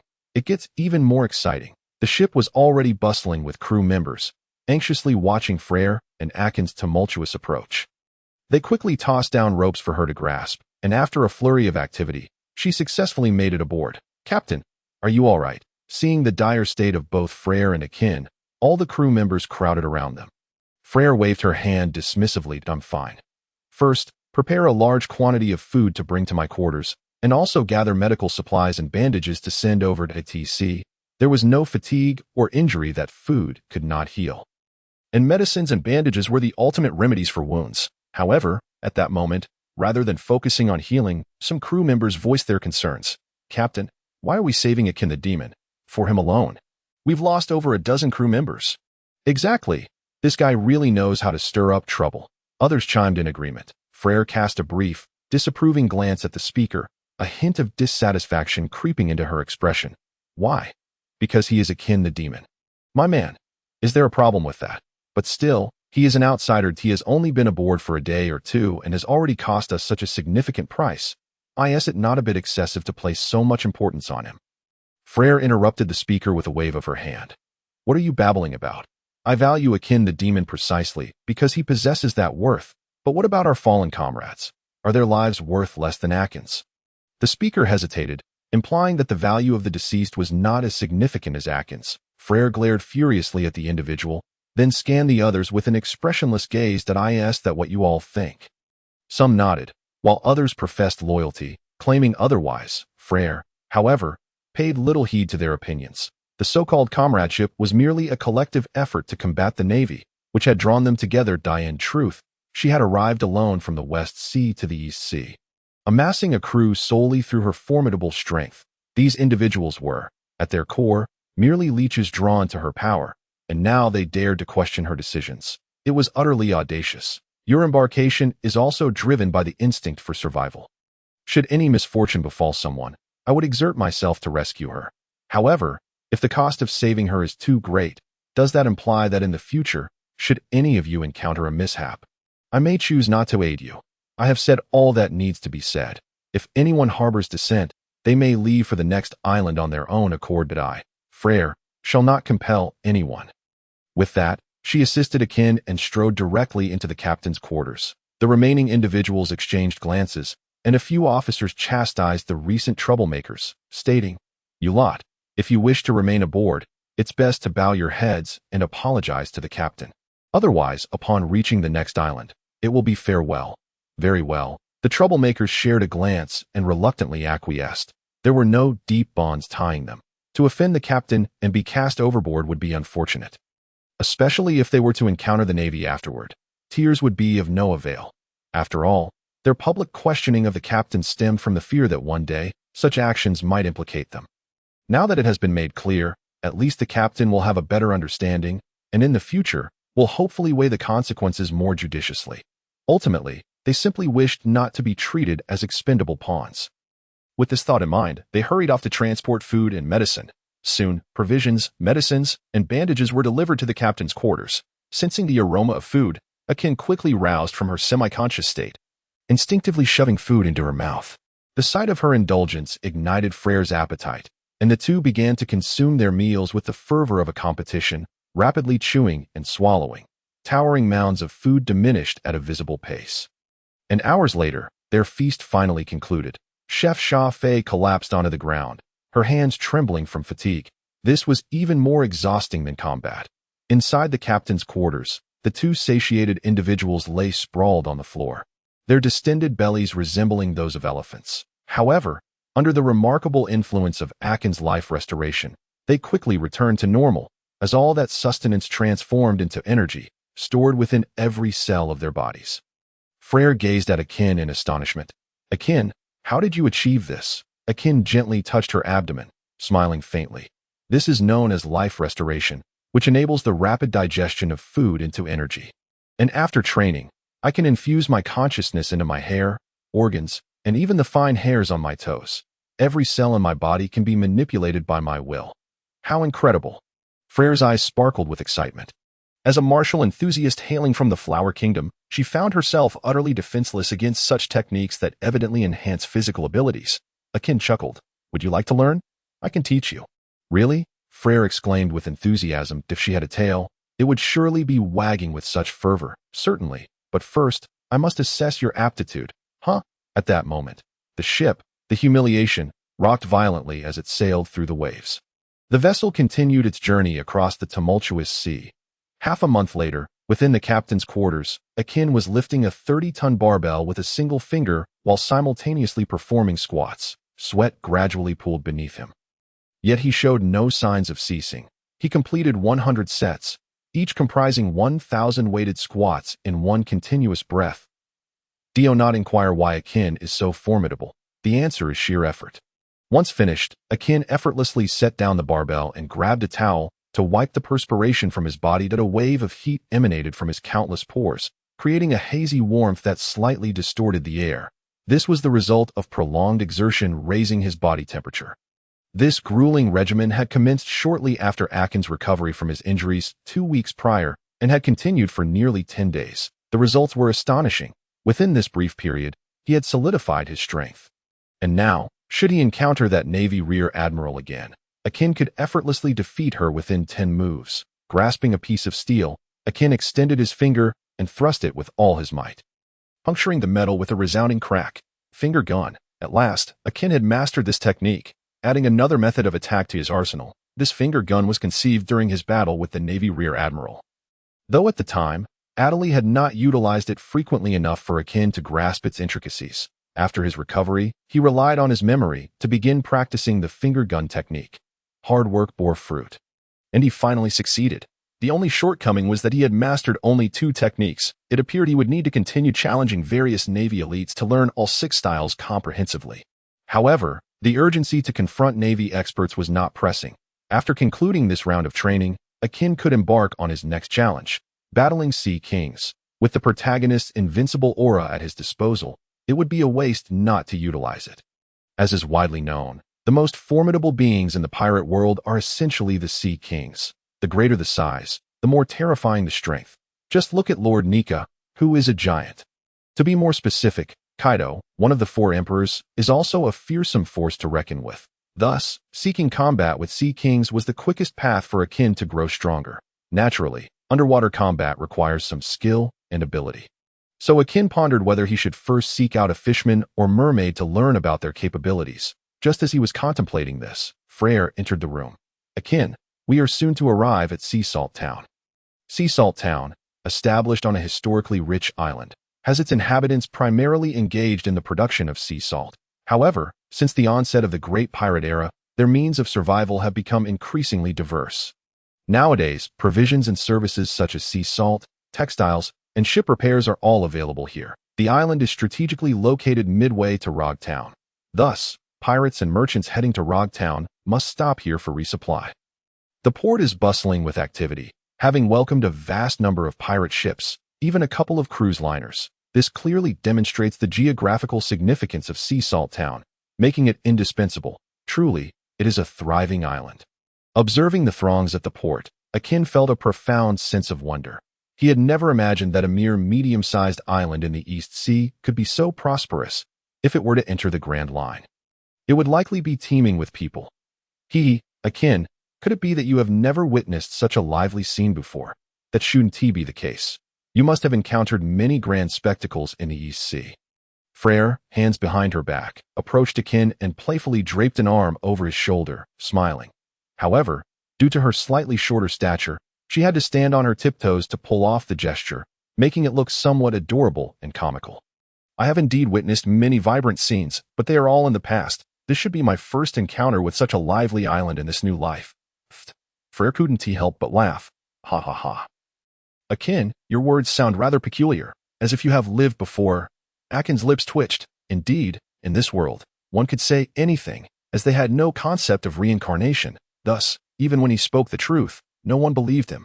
I apologize if my words sound strange. Akin stretched his arms, and as they fell, he inadvertently patted Freyra's backside. With a crisp smack, Freyra gasped, covering her rear while shooting Akin an indignant glare. Akin wore a mischievous grin, prompting her to pout in frustration, ready to retaliate by smacking Akin's backside. Yet, he moved with instinct, employing the technique of shave to dart away several meters in an instant. Akin had fully mastered the technique of shave by now, and no longer stumbled into obstacles as he had a fortnight ago. You scoundrel, Akin, Freyra chided playfully. Then, with her leg muscles tensing, she rapidly propelled herself off the ground multiple times, unleashing a surge of power that transformed her into a streak of black, racing toward Akin. Yet, clearly, her speed was so great that she could not see what lay ahead. Shave. Akin, with a sense of leisure, spent the past fortnight imparting his knowledge to Freyra, bolstered by the protagonist's camp. She swiftly acquired a skill that typically requires years of rigorous practice in the Navy. However, confined aboard the ship, she could not fully unleash her potential, leaving her somewhat unrefined in her proficiency. Extending his arm, Akin's muscles tensed and flexed, skillfully dissipating Freyra's forward momentum, bringing her to a halt. He then effortlessly scooped her up, tucking her under his side. Your rudimentary skills are no match for me. Akin, come, let me take you for a proper stroll on the island. After enduring the monotony of the sea for so long, Akin felt nearly suffocated by boredom. True sailing often entailed drifting for 10 days or more without sighting land, or even encountering another soul. Thus, the rare opportunity to dock at an island was a welcome chance to stretch his legs and alleviate the tedium of the voyage. Before disembarking, however, Akin did not neglect to assign the crew their tasks of guarding the ship and procuring supplies. Meanwhile, upon the vast ocean, a pirate ship cleaved through the waves. This vessel, adorned in pink, bore the figurehead of a swan, with love hearts embellishing its hull, named the Miss Labdaku. It belonged to the notorious pirate Yalata, who had a bounty of 5 million berries. Yalata was originally destined to be defeated early on by the Straw Hat Boy, subsequently joining forces with the Clown Buggy in later events. Yet, for reasons unknown, she now found herself here, not as captain, but in the role of the captain's woman. The true authority on the ship was a mysterious man with pink hair and glasses, sitting on the deck, indulging in meat and drink. Even Yalata, who had undergone a drastic transformation after consuming the slippery fruit, found herself submissively nestled in this man's embrace, resembling a docile cat. Her former subordinates looked on in disbelief, their hearts a tumult of anger and jealousy. However, they expertly concealed these emotions behind a facade of composure. Those who failed to mask their feelings had already been fed to the sharks earlier. To them, this pink-haired man was the epitome of arrogance, having even subjugated their captain Yalata, who now lay curled up in his arms, being fed grapes. How infuriating! I am so envious. The captain has become more beautiful. Yet she is now another's woman. Truly, I could weep. Shill. Have you lost your mind? Do you dare covet Lord Kebi's woman? Have you forgotten the fate of your good brothers? A sharp reprimand snapped the envious crew back to reality. Remembering how their comrades had been cast into the sea, only to be torn apart by sharks, a chill ran down their spines, causing them to tremble involuntarily. My lord, there is more to this chapter. Please turn the page to continue reading. The excitement only grows. Ah, thank goodness for your warning, or we would have been doomed. Indeed, we nearly walked into our own demise. They wiped the cold sweat from their brows, expressing their gratitude in hurried whispers. Yet, before they could finish their effusive thanks, the one who had warned them suddenly turned pale, his body stiffening as he made to leave. Just as confusion set in among the group, they too felt an indescribable stiffness. It was as if a terrifying presence loomed behind them, akin to a predator silently stalking its prey. My apologies. I have heard your words. Kebi's cold voice emanated from behind, sending a wave of goosebumps surging across their backs, instilling a visceral fear of impending doom. An oppressive silence enveloped them, as if time itself had come to a standstill, just as the tension reached its zenith. Yalata gracefully approached, swaying her hips. Darling, why stoop to their level? These individuals are merely superficial flatterers. Should you demand action from them, they would lack the courage. Humph. Kebi's demeanor softened slightly upon seeing Yalata. He affectionately patted her, his roughness tinged with tenderness. You are right. Even if granted tenfold courage, they would not dare to act. Hearing this, the crew collectively exhaled, their taut nerves relaxing, causing beads of sweat to pour from their pores, quickly soaking their garments. Yet, with Kebi yet to dismiss them, they dared not move, not even to wipe their sweat, lest they attract his attention. However, as the saying goes, the more one fears something, the more likely it is to occur. Just as they began to relax, Kebi's icy voice cut through the air. Nonetheless, some lessons must be imparted, lest these wretches forget their place. His frigid tone sent chills through them, before they could utter pleas for mercy. A dull thud echoed as Kebi mercilessly crushed one man's skull beneath his heel, blood and brain matter splattering onto his companions. Moments later, the remaining crew felt excruciating pain in their palms, looking down to find their right hands reduced to a pulpy mess beneath Kebi's foot. Ah, they cried out in agony. Yet, Kebi appeared oblivious to their wails, lifting his foot to wipe the blood and flesh from his shoe. This is the consequence of disrespecting my lady. Remember this lesson. Do you understand? Yes, we understand.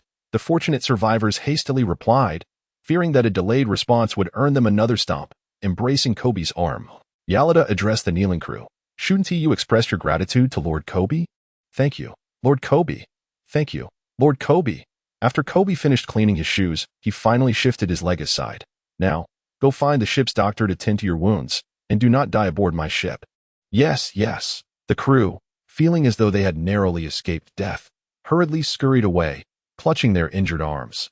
Once the lesson was imparted, the tension dissipated, and the astute pirates aboard swiftly converged to dispose of the corpse overboard. Feeding it to the sharks, then diligently began cleaning the deck of blood and remnants. Kebi nodded approvingly, praising the crew for their thoughtfulness, which elicited smiles from the eager pirates. After all, a pleased Kebi meant greater safety for them. Nonetheless, that was the extent of their significance in Kebi's eyes. He regarded them as mere swine and dogs. This disdain stemmed from the fact that it was Yalata's crew who had initially captured him and forced him into servitude. Fortunately, by a twist of fate, while their ship docked at an island, Kebi stumbled upon a devil fruit. At that moment, he was overwhelmed with emotion, believing it to be a divine intervention, and without hesitation, he consumed the fruit. The taste was far worse than excrement. Yet Kebi had endured humiliation aboard the ship that felt far worse than that, having been forced to swallow his pride time and again. Thus, in comparison, the devil fruit seemed a lesser evil, as consuming it might restore his dignity. He devoured every last morsel, even savoring the juice that clung to his fingers. Afterward, Kebi was elated to discover he had gained the powers of the superhuman effort fruit. This was knowledge he acquired instinctively after consuming the fruit. That very night, Kebi commenced his training, engaging in grueling workouts for 4,800 hours. After 3 consecutive days and nights of relentless effort, he obliterated the entire Yalata pirate crew with a single punch. Furthermore, he forcefully dragged Yalata, who had yet to consume the slippery fruit, into the cabin and imparted a powerful lesson upon her. From that moment onward, Kebi asserted his dominance over the entire Yalata pirate crew, meting out punishment with brutal efficiency at the slightest hint of discontent. To this day, the entire Yalata pirate crew has completely submitted to Kebi, daring not to defy him in the slightest. Observing this obedient group of pirates, who resembled docile hounds, Kebi felt a surge of exhilaration and profound emotion, his inner vanity and sense of fulfillment reaching their zenith. This pack of scoundrels deserved to be at his beck and call. He returned to his deck chair, hands clasped behind his head, reveling in his contentment. Yalata, how long until we reach the next island? Yalata sashayed over, expertly twisting a grape, peeling its skin, and placing it in Kebi's mouth before responding languidly. We shall arrive at the next island within today. We have been tracking the Straw Hat Kid's ship to this sea, and with just a brief stop at the nearest sea salt town for supplies, we can set sail with all haste. Anticipating an interception of the Straw Hat pirates at Log Town. Excellent. Kebi spat the grape seed into Yalata's palm, rising with fervor, his expression frenzied. That damn Straw Hat Kid dared to strike you. Had it not been for his assault, we would not have been forced to flee in such panic, leading you to inadvertently consume the devil fruit, resulting in your current skeletal appearance. Yalata's lips twitched in irritation, her thoughts screaming, how dare you call this a skeletal appearance? This is grace and allure incarnate. Heaven knows how elated she felt upon consuming the devil fruit, transforming from an unattractive, aging matron into a stunning beauty. This earth-shattering change made her want to laugh out loud in her dreams. Yet, this ruthless Kebi seemed to have some psychological issues, not only reveling in violence, but also possessing peculiar tastes. He particularly favored her appearance prior to consuming the devil fruit. To be frank, even Yalata herself found that former appearance repulsive, which is precisely why she was so fixated on pursuing beauty. Kebi's reverse admiration was truly outrageous. However, she would never voice such thoughts aloud, instead choosing to comply with Kebi's whims. Indeed, it is all the Straw Hat Kid's fault for forcing me to consume the devil fruit. But soon we shall catch up to them for revenge, my dear. Look ahead, Sea Salt Town awaits. On the distant sea, a dark spot gradually came into focus. Sea Salt Town. The bustling crowds surged as Akin, accompanied by Freyra, navigated through the throngs at the crowded port. His robust physique moved through the streets with ease, as his fierce aura compelled the crowd to part, granting him a wide passage. Akin, what are we to do now? Freyra inquired, snugly cradled in Akin's arm, yet feeling no sense of confinement, able to lift her head and engage in casual conversation. First, we need to procure some funds. Akin replied succinctly. The Chopping Blade pirate crew was merely a nondescript band in the East Blue. Unlike the formidable crews of the Grand Line or the New World, which often engaged in side ventures alongside piracy. Thus, the means to acquire wealth were singular, through theft. Such was the unembellished nature of their piratical profession. Only by amassing sufficient funds could Akin ensure a smooth journey, ultimately embarking on the path to the Grand Line. Once he entered the Grand Line, his deeply buried ambitions would fully manifest, aiming to overturn the entire pirate world and incite an unprecedented global storm. Though Akin found the pirate world appealing, he also harbored profound animosity towards it. This world, be it the Navy or the pirates, was thoroughly rotten, and its true nature resembled a decaying cesspool under the rule of the celestial dragons.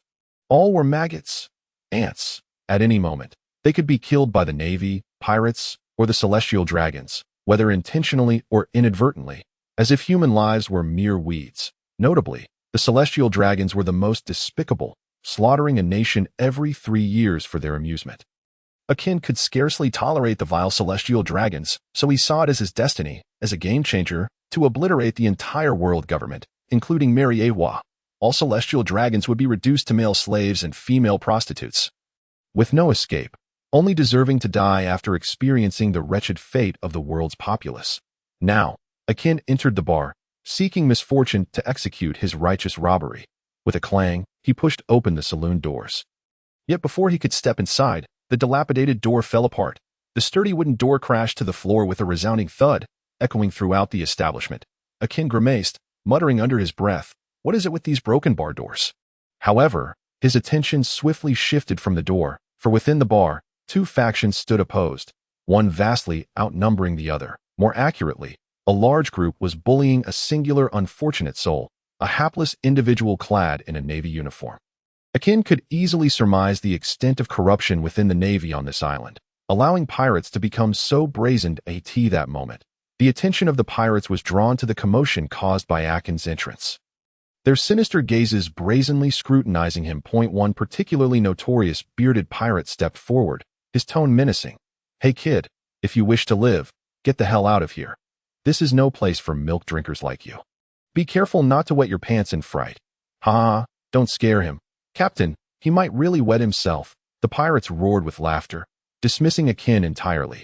Only the bullied Navy officer seemed to recognize Akin's identity, a fleeting look of terror flashing across his eyes. Yet, Akin, unfazed by the mockery of the pirates, revealed a perverse, excited grin, even licking his lips with a hint of relish. "Splendid. To encounter you lot before even crossing the threshold. This saves me the trouble of devising a reason to deal with you. How dare you speak to us like that?" The pirates leapt to their feet, brandishing crude wooden clubs studded with rusty nails. The towering, bearded pirate, nearly 2.5 meters tall, blocked the light from the ceiling, plunging the atmosphere into an icy chill. "Kid, retract what you just said, bow to us 3 times, and kiss my leather boots, or you won't be leaving here on your feet today." Brutal and savage, that was the hallmark of the Wolf Fong pirate crew, who only ever initiated provocations, never the other way around. Those who dared provoke them had already become shark bait. And don't say we're bullying you. Let me make it clear. We are the infamous Wolf Fong pirates. I am the captain, Lord, with a bounty of 9,500,000 berries. So bowing to us is not beneath you, understood? With that, the bearded pirate, Captain Lord of the Wolf Fong pirates, plopped back into his chair, stretching his legs out in a posture that indicated he was awaiting Akin's submission. Faced with such humiliating demands, Akin sprang into action. With a peculiar smile, he approached Lord, provoking a raucous laughter from the pirates who believed he was about to capitulate. This kid is really going to bow. What else can he do? After bowing, he has to kiss the boots. Otherwise, he won't get out of this mess. Who told him to court death? Although some had noticed Akin's peculiar smile, under the sway of conventional thinking, none believed he could contend with such a multitude. The only one who recognized this was the unfortunate Navy man, who, upon seeing Akin's grin, instinctively recoiled, seizing the moment while everyone's attention was fixated on Akin. He stealthily edged towards the back door. Meanwhile, he reveled inwardly, thinking that the audacious pirate, with a bounty of 950,000 berries, dared to provoke the infamous Akin, that it would be best if both parties ended up eliminating each other, allowing him to make a clean escape. Akin, ridiculed by the crowd, paid no heed to their cacophonous laughter. His hands rested at his back, where his gun holster lay in an instant. He could draw his double-barreled flintlock and put a bullet through Lord's skull.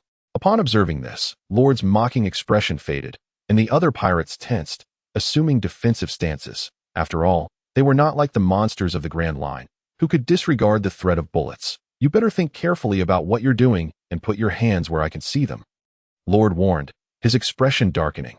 Even he could not ignore a bullet, especially at such close range. Yet, he felt little fear.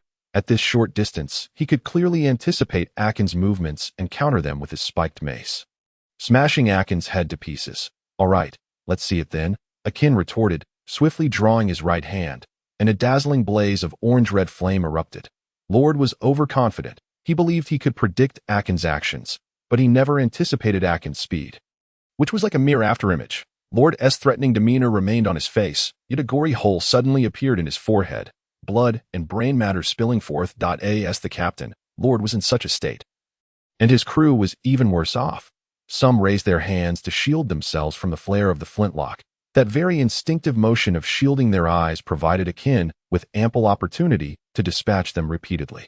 After the gunshot, the other pirates scattered in disarray. By the time they turned around, Captain Lord had already become a corpse with a gory hole in his forehead. What just happened? Some slow-witted individuals failed to realize a shot had been fired, only noticing the captain's demise. Idiot! That guy has a gun. One pirate slapped the back of the fool's head, instantly clarifying the situation for him. Understanding the reality of the situation only heightened the pirate's panic. Guns wield significant deterrence in the Four Blues, and they are quite valuable. Typically, only wealthier or more ruthless factions could afford firearms. The Wolf Fong pirates had guns, but they were with the captain. Now that Captain Lord was dead, the only one armed was. All the pirates turned their gaze to Akin. My apologies, but within 7 paces, it appears my double-barreled flintlock is still faster. Akin shyly scratched his head, revealing his pristine white teeth and a harmless, bashful smile, as if it were his first time killing someone, and he felt a tad embarrassed. Damn it, the pirates could no longer contain themselves. How could someone who had just killed show such a bashful demeanor? That person was either a freak or a lunatic. Kill him. Everyone, remain calm. I've seen the captain use that gun. Once it fires, it needs to be reloaded. It's currently empty. The pirate who spoke clearly had some knowledge, immediately pointing out the flaw in Akin's flintlock, and he charged forward. The others followed suit, rushing in. However, Akin remained composed in the face of the oncoming pirates, raising his double-barreled flintlock towards the pirate who had just incited the charge. The pirate, still puzzled as to why Akin was aiming an empty gun at him, thought perhaps it was an attempt to intimidate him. But in the next instant, his expression shifted to one of terror, for in his eyes reflected a flash of orange-red flame, and the powerful thrust from the ignited gunpowder propelled the lead bullet at high speed. The leading pirate felt flesh torn apart and his skull shatter in an instant of excruciating pain, before he fell backward, lifeless. The pirates behind him came to a screeching halt, tumbling over one another, their eyes wide in disbelief. Those slightly farther back had no time to react, as the distance between them and Akin was too short. Before they could even comprehend, Akin's fists and feet had already rendered them severely injured and unconscious. How could he still have bullets? The expressions on the pirates' faces varied, but all were tinged with fear. They had nearly met their demise. At that moment, they all wanted to pummel the leading pirate for leading them into such peril. Damn it! You said there were no bullets left. Akin blew the smoke from his flintlock, his expression a mix of amusement and mockery. This gun of mine is a specially crafted premium piece, not some cheap model that requires reloading after a single shot. Care to guess how many shots I still have left? What? You can still fire? Upon hearing Akin's words, all the pirates scrambled towards the door, each cursing their parents for not giving them 2 more legs. No guesses. We have fully realized your abundant martial prowess. Farewell. With that, they fled without a backward glance. Akin did not make any effort to impede their escape, allowing them to approach the door. Yet just as they rushed toward the light at the entrance, a blinding flash of a gleaming blade suddenly sliced through. The foremost pirates collapsed in unison, clutching their necks. It was evident that torrents of bright red blood were gushing from between their fingers. In a single encounter, Fry had severed the heads of 3 or 4 pirates with swift, decisive movements. He has allies. The remaining pirates felt their spirits plummet. How could they possibly contend with threats on both sides? Bang! Suddenly, a gunshot drew everyone's attention. The vice captain of the Wolf Fong pirates, the one-eyed Jess, raised his flintlock, which was still smoking, and shouted with a fierce expression, "Charge! Don't be cowards. Let's fight them." In the chaos, he had managed to grab the flintlock from beside the captain. This had an immediate effect. The pirates' morale surged. Great, we have guns now, let's fight. With everyone armed and their numbers on their side, they charged forward, brandishing their spiked maces and clubs. The murderous aura they exuded would have sent an ordinary person into a panic. Yet Akin remained unfazed, merely shaking his head. Allow me to wield the first strike of justice. His eyes narrowed slightly, and in the blink of an eye, he stowed away the flintlock and drew forth two dark, rigid staffs. Whoosh! The air was sliced through by the swift strikes of the staffs, and the foremost pirates were struck dead on, their skulls shattering like watermelons, splattering the walls with gore. What the hell? The remaining survivors were terrified, their courage faltering. One blow had reduced a head to mush.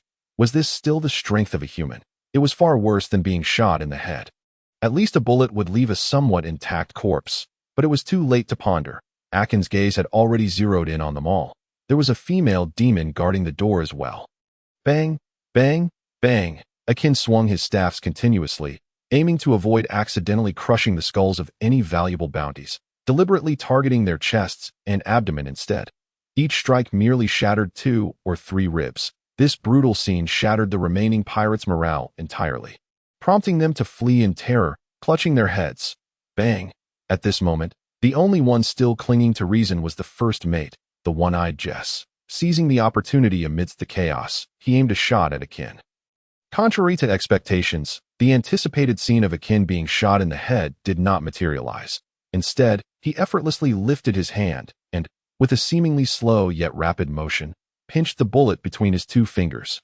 The art of combat knows no impenetrability, only swiftness that cannot be thwarted. With a crack, he applied slight pressure, compressing the bullet into a lump of lead between his fingers. Terrified, Jess felt every hair on his body stand on end.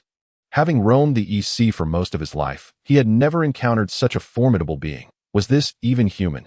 At this point, he fully comprehended Akin's terrifying prowess, immensely strong and impervious to blades and bullets. Such an adversary could not be subdued by mere numbers, prompting him to turn and merge into the fray of pirates, hoping to escape amidst the turmoil. Yet, this was an utterly impossible endeavor. As Akin unleashed his full power using the technique known as shave, within merely 10 seconds, all the pirates lay defeated at the foot of Akin's cane. Jess was on the verge of making his escape when, just as one foot crossed the threshold, Akin hurled his cane, striking Jess squarely in the back. His spine shattered upon impact, his body crushed into a pulp, and he perished on the spot. This was an absolute display of power suppression. A dimensional strike. There was no possibility of resistance. When the dust finally settled, a mere 5 minutes had elapsed. The bar owner stood behind the counter, still frozen in the act of polishing a glass. Freyra entered, swiftly decapitating members of the Wolf Fong pirates and kicking their heads to the front of the bar. Hey, boss, why the days? Haven't you seen pirates brawl before? Huh, at the sound of Freyra's inquiry. The bar owner, startled and somewhat disoriented, finally came to his senses, unsure of what to say. The town of Sea Salt was bustling, rife with pirates, and as the proprietor of a bar favored by these scoundrels, he had witnessed countless brawls and skirmishes. Yet, never had he seen anything as gruesome as today. The walls were splattered with tomato juice and various unidentifiable chunks of flesh. This was not merely a matter of blood feud, but likely the work of a psychological deviant. Otherwise, the owner could not fathom why one would kill so ruthlessly. Seeing the owner regain his composure, Freyra wasted no time, continuing, I leave these pirate heads in your care. Take the bounties from the ones with rewards to the naval base for exchange. Keep 200,000 belly for yourself, and send everything else to the Scythe Princess pirates at the port. Remember, aside from the 200,000 belly, not a single coin can be touched, or the entire Scythe Princess pirates will hunt you down to the ends of the earth. Upon hearing this, the bar owner finally grasped the gravity of the situation. Hastily responding, why yes, understood, he quickly pulled out a large sheet of parchment to wrap the heads before heading to the island's naval base. The bar owner skillfully packaged the pirate heads, his proficiency suggesting that this was not his first time undertaking such errands. Akin quietly awaited his completion before inquiring, boss, while we're at it, could you enlighten me about the situation on this island? What can you tell us about the Navy and pirates here? Although the question was posed casually, Akin's tone brooked no dissent. The bar owner had ample reason to believe that if he did not answer honestly, His fate would not differ from those wrapped in parchment. Consequently, he began to recount. In response to your inquiry, the island's naval base is under the command of Colonel Pablo Goldengear. Previously, the pirates here were governed by the infamous Steelblade Montel, who commanded a bounty of 15 million belly, in conjunction with 4 major pirate crews overseeing the underworld of Sea Salt Town. However, Steelblade Montel is no more. A week ago, a naval major reportedly arrived and swiftly dispatched Montel with a few precise strikes. His death was gruesome and terrifying. It is said that Colonel Pablo Goldengear also sustained several wounds. Akin listened, perplexed. The naval major was likely the charming Blade Adley. Otherwise, it was improbable for 2 naval majors to arrive in the East Sea within such a short time frame. And the Navy was not known for its idleness. While it was understandable that this major could slay the island's pirates, the injury inflicted upon the island's naval colonel was less comprehensible. Could you elaborate on how the Navy operates on this island? Thus, the bar owner divulged the entire situation without reservation. Unsurprisingly, the island's navy was yet another corrupt faction colluding with the pirates. No wonder Adley had managed to stab the colonel several times. Had it not been for their shared allegiance to the Navy, Colonel Pablo might have met the same fate as Steelblade Montel. Since Adley could not directly eliminate the personnel at the naval base due to her status, Akin would gladly take on the task. After all, the Navy on this island had rotted to the core, and it mattered little if he were to obliterate both the Navy and pirates upon departure. A drastic remedy was required for such a severe ailment. Only by thoroughly dismantling the vile ecology of this island would the world government send new naval forces. As for charming Blade Adley, there was no need for concern. Based on the bar owner's earlier description, she had already departed the island the previous day. Akin and she had nearly crossed paths. When arriving as the other departed, Adley, too, had become overly anxious in her pursuit of Akin, failing to anticipate that Akin would deliberately slow his ship's speed for recovery and training, nearly drifting to Sea Salt Town with the current. Thus, their timelines diverged by about a week. After waiting nearly a week for Akin and his crew to land at Sea Salt Town, Adley assumed they had headed straight to Lobe Town, prompting her hurried departure. Waving his hand, Akin dismissed the bar owner, allowing him to collect the bounty. Akin then made his way to the counter, retrieving a thick stack of bounty notices and a bottle of rum from beneath. He perused the notices while sipping his drink. Although he had already resolved to eradicate all the pirates on this island, theoretically rendering the bounty notices unnecessary, it was prudent to familiarize himself with the individuals present on the island. Just in case of unforeseen complications, the K-16 Naval Branch Base in Sea Salt Town, the colonel's aide deftly cut a cigar, presenting it with the utmost respect to Colonel Pablo Goldengear. He sat grandly in his chair, taking a deep inhale of the cigar before narrowing his gaze at the bandaged Sharkvale, shaking his head.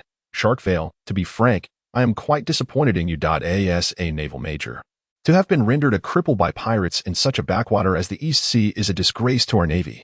Pablo Goldengear bore rugged features, disappointment etched deeply into his countenance, leaving Sharkvale feeling an overwhelming sense of shame. No, Colonel, that pirate was exceedingly peculiar. I once single-handedly took down a pirate with a bounty of 20 million belly. Yet even so, I could not withstand him. He must be an exceptionally strong individual. Pablo Goldengear's veins bulged, extending to his face, accentuating his fury. Enough! This is utterly disgraceful. A failure is a failure. Do not make excuses. That pirate is merely a worthless individual with a bounty of 1,200 belly, incapable of even leaving the East Sea. Sharkvale's face flushed red. But Colonel, he truly is peculiar. Even Major Adley could not hold him. How dare you speak back to your superior? Pablo Goldengear shot him a fierce glare. It was better not to mention Adley. The mere thought of her reignited the pain from the wounds he had sustained. Cursing that damned woman for her relentless sense of justice. What was the point of her interference with pirates? Countless Navy members colluded with pirates in the East Sea. Why didn't she stab them all? Damn it. The mere thought of this infuriated him further. Observing the colonel's rising anger, Sharkvale quickly bowed his head, refraining from uttering another word. After a long silence, Pablo Goldengear broke the oppressive atmosphere, stating, "At this rate, even if you survive, you will be left crippled." Shawel clenched his teeth tightly, his eyes bloodshot as he fixed his gaze upon the Goldengear, questioning, "Is there truly no other way? Am I to endure this wretched existence in such a grotesque manner?" My lord, there is more to this chapter. Please turn to the next page for further reading. where the story becomes even more riveting. It is simply unavoidable that I tee this. Shawel bowed his head, falling silent. Yet, the way he gripped the bedsheets and the despair reflected in his eyes seemed to convey to everyone that he was unwilling to accept this fate. Golden Gear lit a cigar, inhaled slowly, and then released the smoke with deliberation, stating, "In truth, there is still a glimmer of hope. After all, the reason that Adley sent you here is due to the peculiar nature of my fruit abilities." Upon hearing this, Shawl's body tensed, and his lowered head shot up with urgency. "Please, Colonel, save me. I am willing to accept any method." His desperate cries echoed, akin to a drowning man clutching at a straw. Refusing to let go, a smirk curled at the corner of Golden Gear's mouth. "Any method, you say?" At this remark, Shawel hesitated for a fleeting moment, but it was merely a fraction of a heartbeat before he cast aside all indecision and nodded resolutely. Golden Gear's smile deepened, tinged with a barely perceptible sense of triumph. He then extinguished the cigar in the ashtray, leisurely removed his coat, and took off his gloves. The process was somewhat unsettling, but rest assured, there will be no pain. "What must I do?" Shawel inquired. "Nothing is required of you," Golden Gear replied, gently pressing Shawel back onto the bed. "You need only to observe." With that, he rubbed Shawl's neck a couple of times before, to the horror of onlookers, detaching it. Having dealt with Shawel, before he could even take a breather, another sailor rushed into his office, panic etched upon his face. Golden Gear cast a displeased glance at the sailor. Frowning, "Why the haste? Have I not instructed you to remain calm in the face of adversity? You certainly do not resemble a proper Navy soldier. My sincerest apologies, Colonel." The sailor immediately stood at attention, saluting, yet his voice remained frantic. "However, Colonel, there is grave news. The Wolf Fong pirate crew has been annihilated." "What?" Golden Gear's body sprang up as if propelled by a spring. The Wolf Fong pirate crew was one of the 4 major pirate crews under the command of Steel Blade Montel. Adley had previously decimated the Steel Blade pirate crew, and now, 2 of the remaining 4 crews had also been obliterated. The other 2 crews were the Wolf Fong and the dual-arm pirate crews, who had managed to escape when Adley was busy slaughtering the other 2 crews. Thus, the strongest forces on the island were the Wolf Fong and the dual-arm, yet now, the Wolf Fong pirate crew had suddenly vanished. Leaving only the dual-arm for a moment, Golden Gear felt disoriented. When did competition in the East Sea become so fierce? 4 powerful pirate crews had been wiped out in the span of a week. This was unprecedented in the past decade. Golden Gear couldn't help but wonder if he had grown complacent, unable to keep pace with the times. Who was responsible for the downfall of the Wolf Fong pirate crew? Golden Gear steadied his thoughts and asked in a low voice. The sailor maintained his salute, only lowering his hand when Golden Gear inquired, casting a nervous glance towards the adjacent room, which was Shawl's recovery chamber. The sailor replied, "It was the demon man Akin, along with the captain of the Slashing Princess pirate crew." Another mention of demon man Akin? Upon hearing this name, Golden Gear's brow furrowed. The first time he had heard this name was when Akin rampaged through the East Sea, earning a bounty of 12 million berries at the time. Golden Gear had thought him to be nothing more than an inconsequential fish. The second time he heard this name, it was rather surprising, as it came from Adley, who spoke of a mere nobody who had never ventured beyond the East Sea yet could contend with a naval major. Moreover, during the battle, he appeared to grow stronger, indicating that he was no ordinary foe. The third mention was from this sailor's report, stating that Demon Man Akin had obliterated the Wolf Fong pirate crew.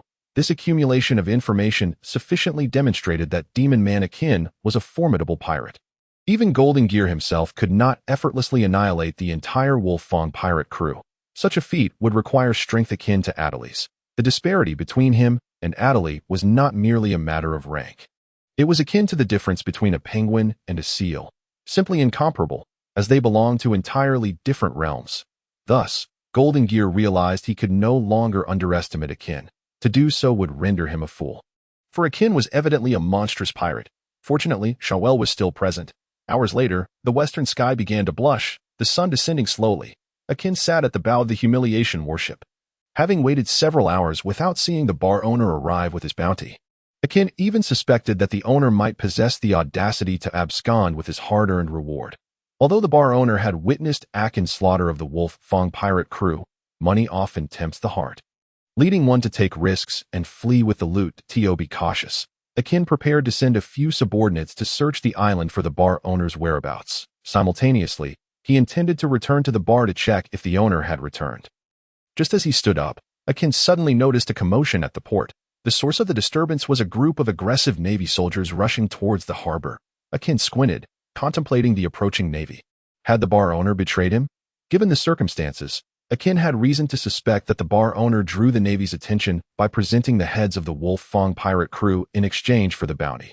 After all, it was unlikely that the bar owner single-handedly eradicated the entire Wolf Fong pirate crew.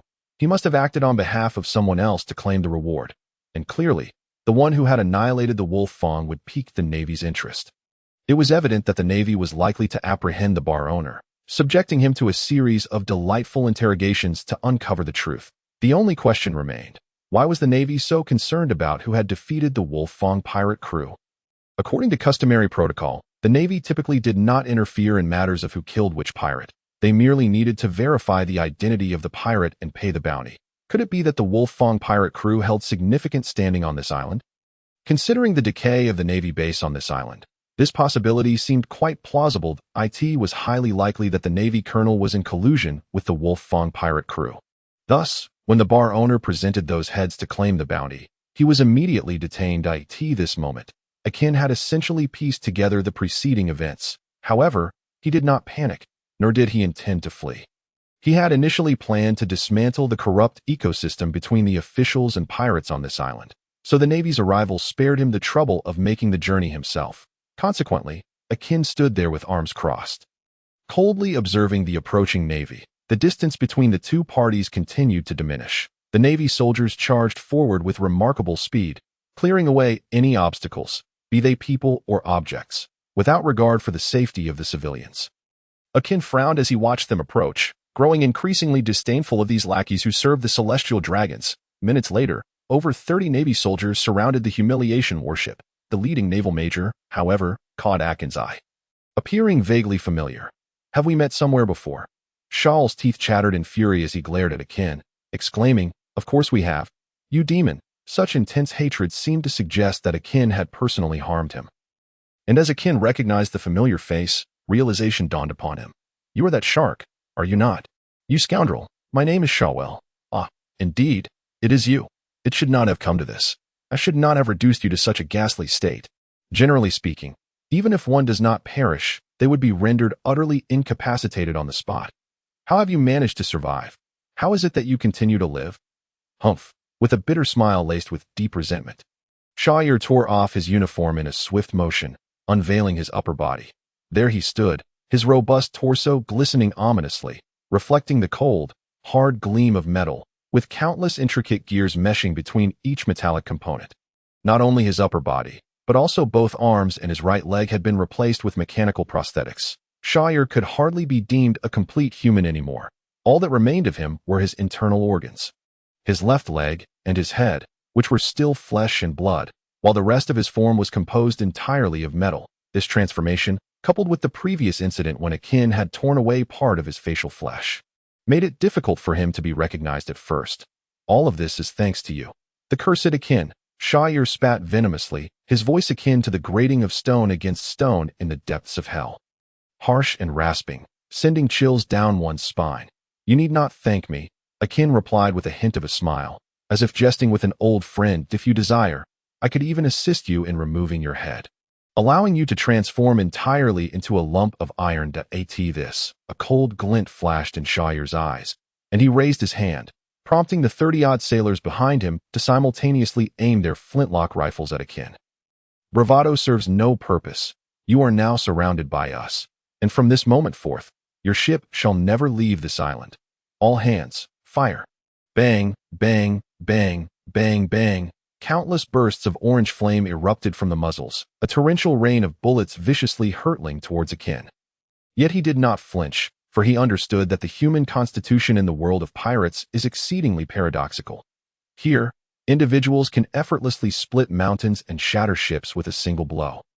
Wielding strength measured in tons, logically, such physical resilience should render them impervious to blades, firearms, and cannonballs. Strangely, however, they indeed exhibit fear. It is not merely fear, rather, they can be wounded by bullets, and even a small, outdated lead projectile can pierce their hardened flesh. This reality is utterly absurd. Regardless of whether the bullets are imbued with powerful energy or not, the kinetic force produced by conventional firearms should not penetrate such extraordinary bodies. Yet lead bullets accomplish just that. Today, Akin intends to shatter this paradigm. He crossed his arms before his face and allowed the bullets to rain down upon him. Bang, bang, bang, bang, bang. Sparks erupted in large showers.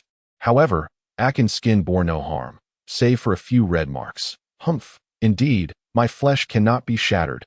Observing the red marks on his arms, Akin let out a cold laugh, asserting that mere lead bullets could never breach his hardened flesh. Some swordsmen attempted to slice the bullets. Did they truly need to go to such lengths for projectiles of this caliber? Standing still to endure a barrage of bullets would not even dislodge a single hair. A bit more force, perhaps? Have your firearms not been maintained? With such paltry energy, do you think you could pierce through me? Akin bellowed, his powerful physique flipping over as he used his formidable gluteal muscles to crush the lead bullets with a fierce grip. Weak, far too weak. Should I give you a moment to service your weapons, so they may fire with greater potency? The crushed lead bullet, still warm, clattered to the ground, leaving the audience in stunned silence. The sailors instinctively ceased their shooting. They had never before witnessed such a ludicrous feat, someone withstanding bullets with mere flesh. For a moment, their minds went blank, their pupils dilating in shock, unable to accept this reality. Shahir's breath quickened, the cooling pipes on his back hissing as they expelled scalding steam. He was furious, for he sensed that Akin had grown even stronger since their last encounter, and the magnitude of this newfound strength filled him with a profound dread, an overwhelming fear of never being able to catch up. This dread quickly transformed into rage. Shahir's fierce gaze locked onto Akin. Die, you wretched pirate, Shahir roared, as the jet propulsion at his lower back erupted with high-pressure steam, propelling his body from complete stillness to sudden motion. Whoosh! In a blur, a dark figure shot forward, and in an instant, Shahir was upon Akin. With a fierce tug of his right arm, steel cables, wound tightly like sinewy muscles, coiled with immense power. Boom! His right fist swung forth, cutting through the air with a deafening rush. Akin's eyelids twitched violently, a single thought echoing in his mind. If this fist connects, even if he does not perish, his internal organs will be shattered, rendering him immobile. Without a moment's hesitation, Akin followed his instincts and dove sideways. Boom! The ground erupted into a massive crater. Shahir's fist became lodged in the earth, and no matter how he struggled, it remained trapped, immovable. Meanwhile, Akin had turned around, his cane slicing through the air with a terrifying whistle aimed at Shahir. The latter felt a chill creep up from his chest, emanating from the power core, and in a moment of peril, he could only bring his left hand across his chest to shield his vital areas. This maneuver allowed him to swiftly adjust his defensive posture, ready to counter any attack on his chest or head. As a half-cybernetic being, Shahir possessed only two vulnerabilities, the power core in his chest and his flesh and blood head. As long as he safeguarded these two areas, he could afford to have the rest of his body damaged, even shattered, for they could be replaced at any time. Akin, however, clearly recognized the power core in his chest as a glaring weakness and aimed to destroy it, rendering him immobile. Thus, Shahir immediately adopted a defensive stance. Yet Akin had no intention of changing his approach. He was confident in his strength. With a resounding crash, Shahir's mechanical left arm crumpled inward, various internal components and gears bursting forth, thick black smoke billowing up. Mingled with sparks and arcs of electricity, the force of the blow sent him hurtling backward, as if struck head-on by a heavy truck. The sheer dominance of this encounter left the nearby sailors with frayed nerves. He has become stronger than that woman. Shahir, now tumbling down amidst the ruins of the building, desperately lifted his upper body, a multitude of metal components cascading down. Akin's terrifying aura and strength surpassed even that of Adley. In this moment, all thoughts of rage and vengeance evaporated within Shahir's mind, his fighting spirit utterly crushed by Akin's strike, leaving only a profound sense of dread. Everyone, charge! Let us vanquish him together, Shahir shouted. Blood trickling from the corner of his mouth as he struggled to rise. The sailors glanced back at Shahir's condition, but without a second thought, they stubbornly raised their rifles once more. They were entirely oblivious to the fact that, upon rising, Shahir did not advance towards Akin, but instead turned to flee. The cacophony of gunfire masked the sound of Shahir's retreat. Akin let out a cold chuckle, utterly unprepared for Shahir's abrupt withdrawal. It was he who had come seeking confrontation, and yet, After being struck down with a single punch, he unhesitatingly turned tail and ran. He bore no psychological burden whatsoever. This man, both in mental fortitude and audacity, was truly a paragon of resilience. Allowing such a naval scoundrel to remain in this world would only inflate the costs borne by the tax-paying populace. Thus, let me escort you on your final journey. Akin relaxed his neck, exerted the muscles in his legs, and, braving the torrent of bullets, charged headlong into the midst of the naval forces, like a lamb entering a den of tigers within mere seconds. He had dispatched the hapless foes to the ground, leaving them unable to rise at this moment. Sharkweir had already sprinted several hundred meters away. His pace, however, was not particularly swift, as the power furnace had been compromised by Akin's previous heavy blow, preventing it from delivering the overwhelming force required. Akin let out a cold snicker, activating his shave technique to shatter the ground beneath him as he pursued I in the shadowy underbelly of the port. Within a dimly lit building, Pablo Gear sat face-to-face with Ruiz, the captain of the Fist Pirates. One puffed on a cigar, exhaling clouds of smoke, while the other took hearty swigs from a bottle. Yet both bore expressions tinged with gravity and contemplation. So, Ruiz, have you made up your mind about joining forces with me? Gear initiated, releasing a dense plume of smoke. Ruiz took a swig from the bottle, the coarse motion causing liquor to dribble down his chin. True to his name, Ruiz possessed arms that seemed grotesquely disproportionate to his body, appearing as though they had been forcibly welded on, their girth nearly matching that of his waist. His crew members shared this peculiar trait, sporting similarly massive arms, a hallmark of the Fist Pirates. They held an unwavering belief in the deity of arm strength, obsessively valuing those with brawny limbs as the true embodiments of power worthy of their allegiance. Ruiz wiped away the liquor from the corner of his mouth with his unnaturally thick arm. Then, after a contemplative pause, spoke in a deep, resonant voice that seemed to vibrate through the air. Join forces. Gear, I've heard of the moniker Akin the Demon in the East Blue. The fact that the Navy has placed a bounty of 12 million berries on his head attests to his formidable prowess.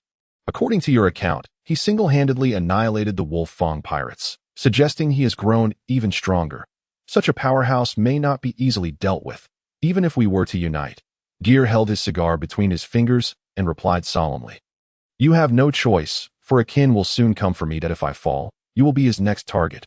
Ruiz furrowed his brow. On what grounds are you so certain? It seems he has a grudge against the Navy. Does he not? What does that have to do with me?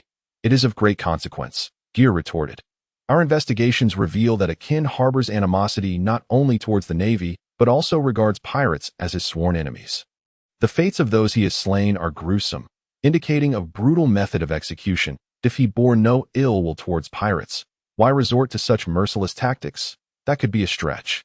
Ruiz countered. Perhaps he simply acted with excessive brutality in the heat of conflict. You, too, are a pirate. Would you kill without cause? Gear slid a stack of photographs across the table to Ruiz. The images depicted pirates who had met their demise in ways that included shattered skulls, crushed bodies, and broken bones. Evidence of a brutal execution with bludgeoning weapons. Truly the work of a demon, Ruiz commented, his tone ambiguous, neither praise nor scorn. Nonetheless, he found himself half convinced by Gear's words. He had committed acts of brutality himself. But he would never go so far as to slay an unprovoked adversary merely due to a conflict. Akin's savagery suggested either deep-seated enmity or a warped psyche. Sensing Ruiz's wavering resolve, Gear added, If we can successfully repel Akin together, I shall grant you control of the Westport. Huh? Ruiz's breath quickened. The prospect of relinquishing control of an entire port was tantalizing. Such resources would be immense. With the Wolf Fong wiped out, he would stand unrivaled, and with control over another port, wealth would surely follow. He envisioned a future filled with indulgence and prosperity, tempted by the promise of profit. Ruiz gritted his teeth and agreed to the alliance. Very well, Captain Gear, let us cooperate. To a fruitful collaboration. Gear extended his hand, shaking Ruiz's with a glimmer of barely concealed disdain in his eyes.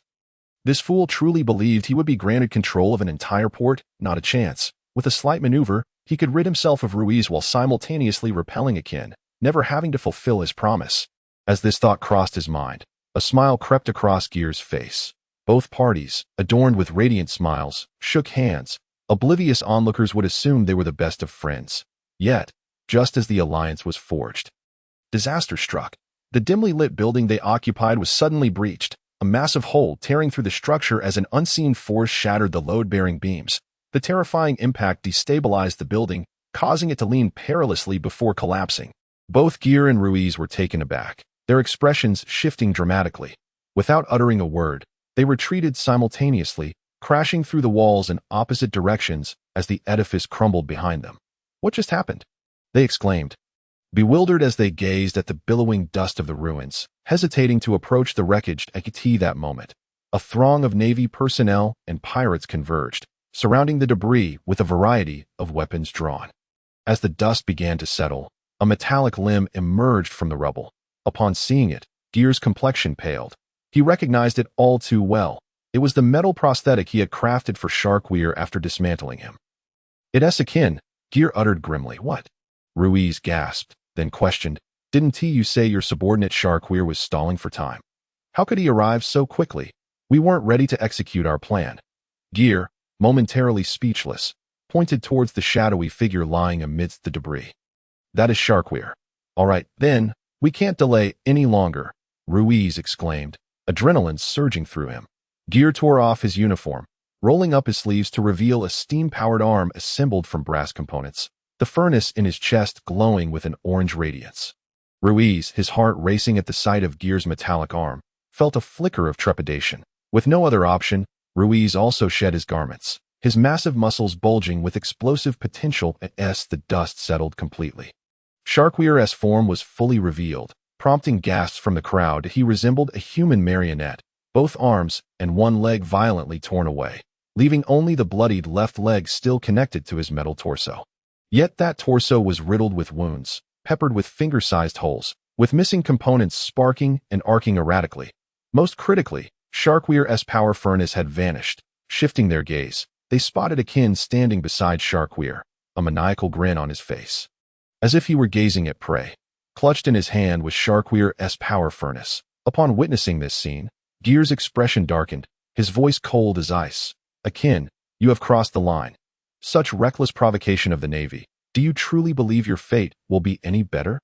Akin nonchalantly tossed Sharkweir's furnace in the air, laughing. "You pathetic, decayed Navy scum, better hope for a swift demise. Otherwise, I shall eventually storm Marineford and reduce you to mere rubble, sinking even the holy Mariawa into the depths of the sea."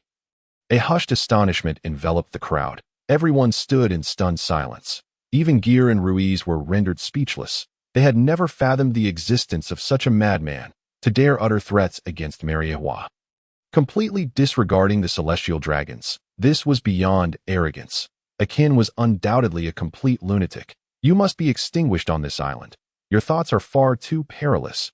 Action." The Golden Gear gritted his teeth and commanded his subordinates to commence the assault, aiming to deplete Action's stamina before the battle even began. Countless bullets were unleashed towards Action, a relentless barrage from every conceivable angle as the bullets closed in within 5 meters of Action. A brilliant flash of steel surged into the battlefield, resembling a silver dragon leaping and twisting amidst the chaos. In an instant, this radiant blade transformed into a blinding white light, shattering all the bullets aimed at Action into countless fragments that scattered in all directions. "Those who dare to target me, do you truly believe your numbers grant you an advantage?" Freyra stood tall in the center, her presence commanding and formidable. She sheathed her blade, casting a fierce glance at the surrounding alliance of navy and pirates. Shadows flickered around her as numerous figures from the slashing princess pirate crew approached from behind. The atmosphere grew heavy, as if the very air had solidified. The Golden Gear's fury was palpable, veins bulging on his forehead. "Damn it! How dare you encircle us on my territory? Arrogance must have its limits." With his roar, the soldiers behind him charged at the members of the slashing princess pirate crew. And the battle was imminent. Action stepped forward, a wicked smile curling at the corners of his mouth. "Freyra, go and eliminate those Navy soldiers and pirates. Leave none alive. Understood?" Freyra placed her hand on the hilt of her sword, murmuring, "Be cautious. If you find yourself in dire straits, I want to be the one to recover your remains." "How could I falter? You are well aware of my prowess," Action replied with a knowing glance. Incorrigible, the faint blush crept onto Freyra's cheeks as she feigned anger, shooting Action an exasperated look, yet a smile betrayed her lips. She then gracefully turned, the glint of her blade flashing like a silver serpent piercing into the fray of battle. At this moment, only 3 remained in confrontation. Akin halted the motion of the power furnace in his hand, pausing for a few seconds before his gaze sharpened, and he hurled it forward. The target was unmistakably the golden gear. Mere meters from him, as the furnace soared through the air, Akin rapidly drew his double-barreled flintlock pistol and fired. The bullets struck the vulnerabilities of the furnace, causing the fuel within to become exceedingly unstable. Boom! The sudden shift in pressure released a tremendous amount of energy, which was subsequently confined within the small space of the furnace, culminating in a terrifying explosion. The golden gear's eyes widened in shock. In that fleeting moment, he could not prevent Akin's actions, but he quickly realized the impending explosion and promptly shut his eyes, simultaneously kicking Ruiz aside. Both men were propelled away by the force of the blast. With a deafening roar, the area was reduced to ruins. The ground was torn apart, creating a massive crater, and the golden gear lay several meters beyond its edge. Yet, he swiftly rose to his feet. Only the fabric of his back had been singed by the intense heat of the explosion. His body, composed of brass components, proved to be more resilient than mere flesh. The explosion posed little threat to him. In stark contrast, Ruiz fared far worse, his clothing tattered and his hair scorched. The only intact aspect was his massive arms, which had evidently endured countless trials, rendering them astonishingly robust, adhering to the principle of targeting vulnerabilities. Akin charged towards Ruiz, who was riddled with weaknesses, his enormous arms being the sole source of danger. However, those disproportionately large arms possessed a critical flaw. Their lack of agility rendered them ineffective against his comparatively frail body. As Ruiz saw Akin, he instinctively crossed his arms defensively. The staff struck his arms with minimal effect, merely creating ripples. Cold sweat trickled down Ruiz's forehead as he forced a twisted grin. I can withstand cannon fire. Before he could finish, Akin had already utilized a shave to appear at his side, swinging his staff into the vulnerable area beneath Ruiz's armpit, shattering a rib. The surrounding muscle and fascia were reduced to pulp, leaving Ruiz's entire right side a mottled shade of purple. In a single exchange, Ruiz had been severely incapacitated. Akin sought to press the advantage, but just as he raised his staff to deliver a finishing blow, the golden gear was already surging towards him, having regained his composure. Consequently, Akin had to alter his strategy. As he turned, he swung his staff in a wide arc, producing a deep, resonant whoosh through the air. The golden gear, unable to evade in time, thrust his fist forward, his elbow's jet mechanism releasing a torrent of scalding steam that propelled his fist at high velocity. Bang! The solid brass fist collided with the sturdy staff, unleashing a cataclysmic force between them. Waves of air surged outward. The golden gear's fist could only withstand for a moment before it buckled inward, its internal mechanisms compressed. Even the steam propulsion tubes in his forearm ruptured, releasing a plume of vapor that burst forth from the casing of his arm. Hiss! With the steam escaping, the golden gear's arm lost its power. In quick succession, Akin swung his other staff once more, compelling the golden gear to raise his left hand in defense. Thud! Without surprise, his left hand was also driven inward by the impact. The golden gear was taken aback and enraged. He had never anticipated being rendered utterly defenseless. Even that woman, Adley, had never imposed such pressure upon him. Before Akin, he felt like a mere child, where every strike could inflict severe damage at this rate. Enduring just a few more blows would lead to the complete destruction of his specially assembled steam brass prosthetics. Despite his mounting frustration, Akin remained indifferent to his inner turmoil, swinging once more. The golden gear's eye twitched. He raised his arms to block again, but with a resounding crash, the outer casing of his forearms was blasted away, leaving only the bare internal structure. Damn it! Panic began to set in for the golden gear. With both arms compromised, he resorted to head-butting. In a frenzy, he dashed towards Ruiz, who was still reeling from the grievous injuries to his half-broken body. Struggling to regain his footing, upon seeing the golden gear barreling towards him, Ruiz, in sheer panic, shouted, "You lunatic! Golden gear! What are you doing bringing him here?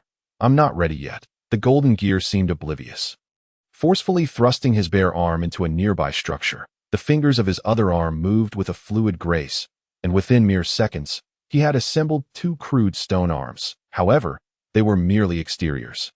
The stone lacked the quality to create intricate mechanical structures, but it was sufficient for a temporary shell. All of this transpired in mere moments. Having completed his task, the golden gear grasped Ruiz by the back of his collar, yanking him back and hurling him towards action. Meanwhile, he unleashed an unprecedented burst of speed towards the naval military port. You fool! Golden Gear, Ruiz, grievously wounded, was incapable of resisting the Golden Gear's betrayal, and in despair, he screamed in rage. Yet, his body continued to be propelled towards Akin, who frowned and swung his staff in response. Ruiz braced himself with his unscathed arm. However, due to the severe damage on one side of his body, he was unable to tense his muscles completely. As a result, the staff struck him, leaving his remaining arm bruised and swollen. But Akin's assault was far from over. He swung his staff repeatedly at Ruiz, unleashing a relentless torrent of blows. Thud, thud, thud. Uncertain of how many blows had been exchanged, Ruiz had been reduced to a pitiful state, resembling a tattered sack, with not a single unscathed part on his body. Even his arms had swollen to the size of large barrels. He had undeniably become the epitome of the giant arms Ruiz. Bang! With the final strike, Akin leaped onto Ruiz's back, his foot pressing down upon him. In an instant, Akin unleashed a flurry of stomps upon Ruiz's back, utilizing the explosive force to propel himself forward. Splurt! Ruiz coughed up a copious amount of blood. The impact from Akin's assault shattered his spine into fragments, leaving a deep indentation on his back. With this push, Akin swiftly closed in on the fleeing Golden Gear. The latter felt a gust of wind at his back and, sensing the danger, turned around. Nearly startled into a state of panic. He had not anticipated that Ruiz, this useless wretch, would last less than 10 seconds before being utterly defeated and crushed by the recoil of Akin's attack. No, I cannot allow him to catch up before reaching the port. If Akin were to overtake me, my demise would be assured, as he beheld Akin's terrifying momentum and the savage grin upon his face. Golden Gear shuddered. Resolutely, he made a sudden stop, pivoting to raise both hands, which then unleashed a barrage of steam conduits. Originally designed for the transport of high-pressure steam, desperation ignited Golden Gear's ingenuity, prompting him to eject these relatively fragile internal structures. Maximum wheel, high-temperature steam cannon. Boom! Every ounce of steam within Golden Gear erupted in a powerful jet, forming a massive wave of steam that surged towards Akin. In an instant, the scalding vapor engulfed Akin's figure. With no time to evade, Akin curled his body in a desperate attempt to minimize the surface area exposed to the steam. Hiss! Having expelled all his steam, Golden Gear became utterly drained, the exertion taking its toll. However, the attack had successfully halted Akin's advance. The damage inflicted was undeniable. Without pausing, Golden Gear turned and continued his frantic flight. Akin collapsed onto the ground, his skin turning a furious red. Damn it! This worthless fool possesses such magical attacks. The pain was so intense that Akin felt the urge to roll on the ground. Yet, uncertain if that would exacerbate his burns, he bore the agony. Thankfully, his resolve held strong. It is well known that Luffy can withstand high temperatures through sheer willpower.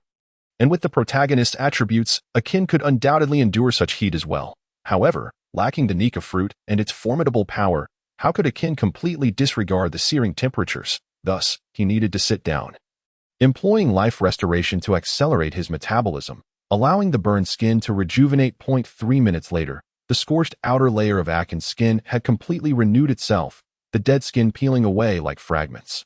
In its place was a layer of soft, pale new skin, which, under the control of life restoration, soon matched the color and resilience of the old skin. Not bad, my mastery of life restoration has improved. Soon, I'll be able to control even my hair.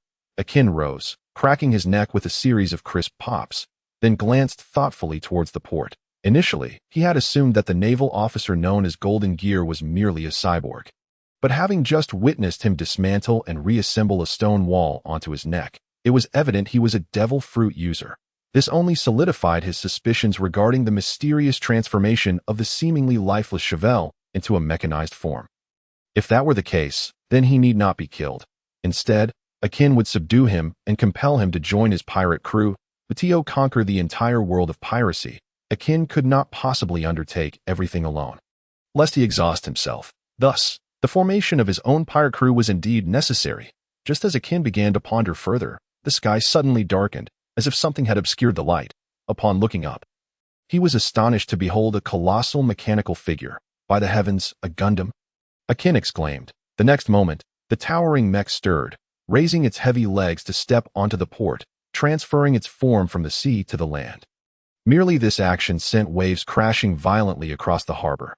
Then, it turned its gaze towards Akin, its mouthpiece crackling to life, emitting a chilling metallic voice. "Demon Akin, it is now your turn to die." The mechanical giant loomed over the port, its mere presence instilling a sense of dread. The gathered naval forces, including their temporary allies among the pirates, erupted in a cacophony of panic and despair. With such a formidable mechanical titan, how could they possibly win? This was utterly terrifying. Its sheer size alone was enough to instill trepidation, rendering combat futile. Was there still time to escape? The crew of the slashing princess pirates exchanged anxious murmurs, all sensing the encroaching despair. Size equated to immense power, and in the East Blue, being able to raise a building was an impressive feat. What could be said of a giant of this magnitude? Even demolishing an entire city would be a trivial task for such a behemoth. Ha! Cursed pirates, regret comes too late. Prepare to meet your demise. In stark contrast stood the Navy, bolstered by an unprecedented surge of morale. They had never witnessed their colonel display such a mechanical form, and it was an unexpected ace up his sleeve that this moment. The display was far more exhilarating than any adrenaline rush. Whoosh! Almost immediately, a gleaming blade sliced through the air. Freyra flicked the blood from her sword, her expression unyielding as she declared, "Do not let them intimidate you. Trust in Akin. He is the demon Akin." Indeed, our captain speaks the truth. Yes, he is the demon Akin, far stronger than any of us. He can take on naval majors, so a mere colonel is nothing to worry about. That's right, have faith in Akin. As long as we acknowledge his strength, we are invincible. A collective spirit surged through the crew as Freyra's words inspired them. Unbeknownst to them, a phrase flickered in their minds, and they instinctively shouted in unison, "Because we are Akin's tail." Boom. Beep, beep, beep. Almost simultaneously with their declaration, a series of electronic chimes resonated in Akin's mind. Redemption code confirmed. All members of the slashing princess pirate crew shall unlock protagonist camp buffs. Lock health activated. The more you fight, the stronger you become. Overthrow activated. Please enjoy the exhilarating experience of obliterating the pirate world. Nika Akin. What the hell? Akin turned in shock to face the group of robust pirate women.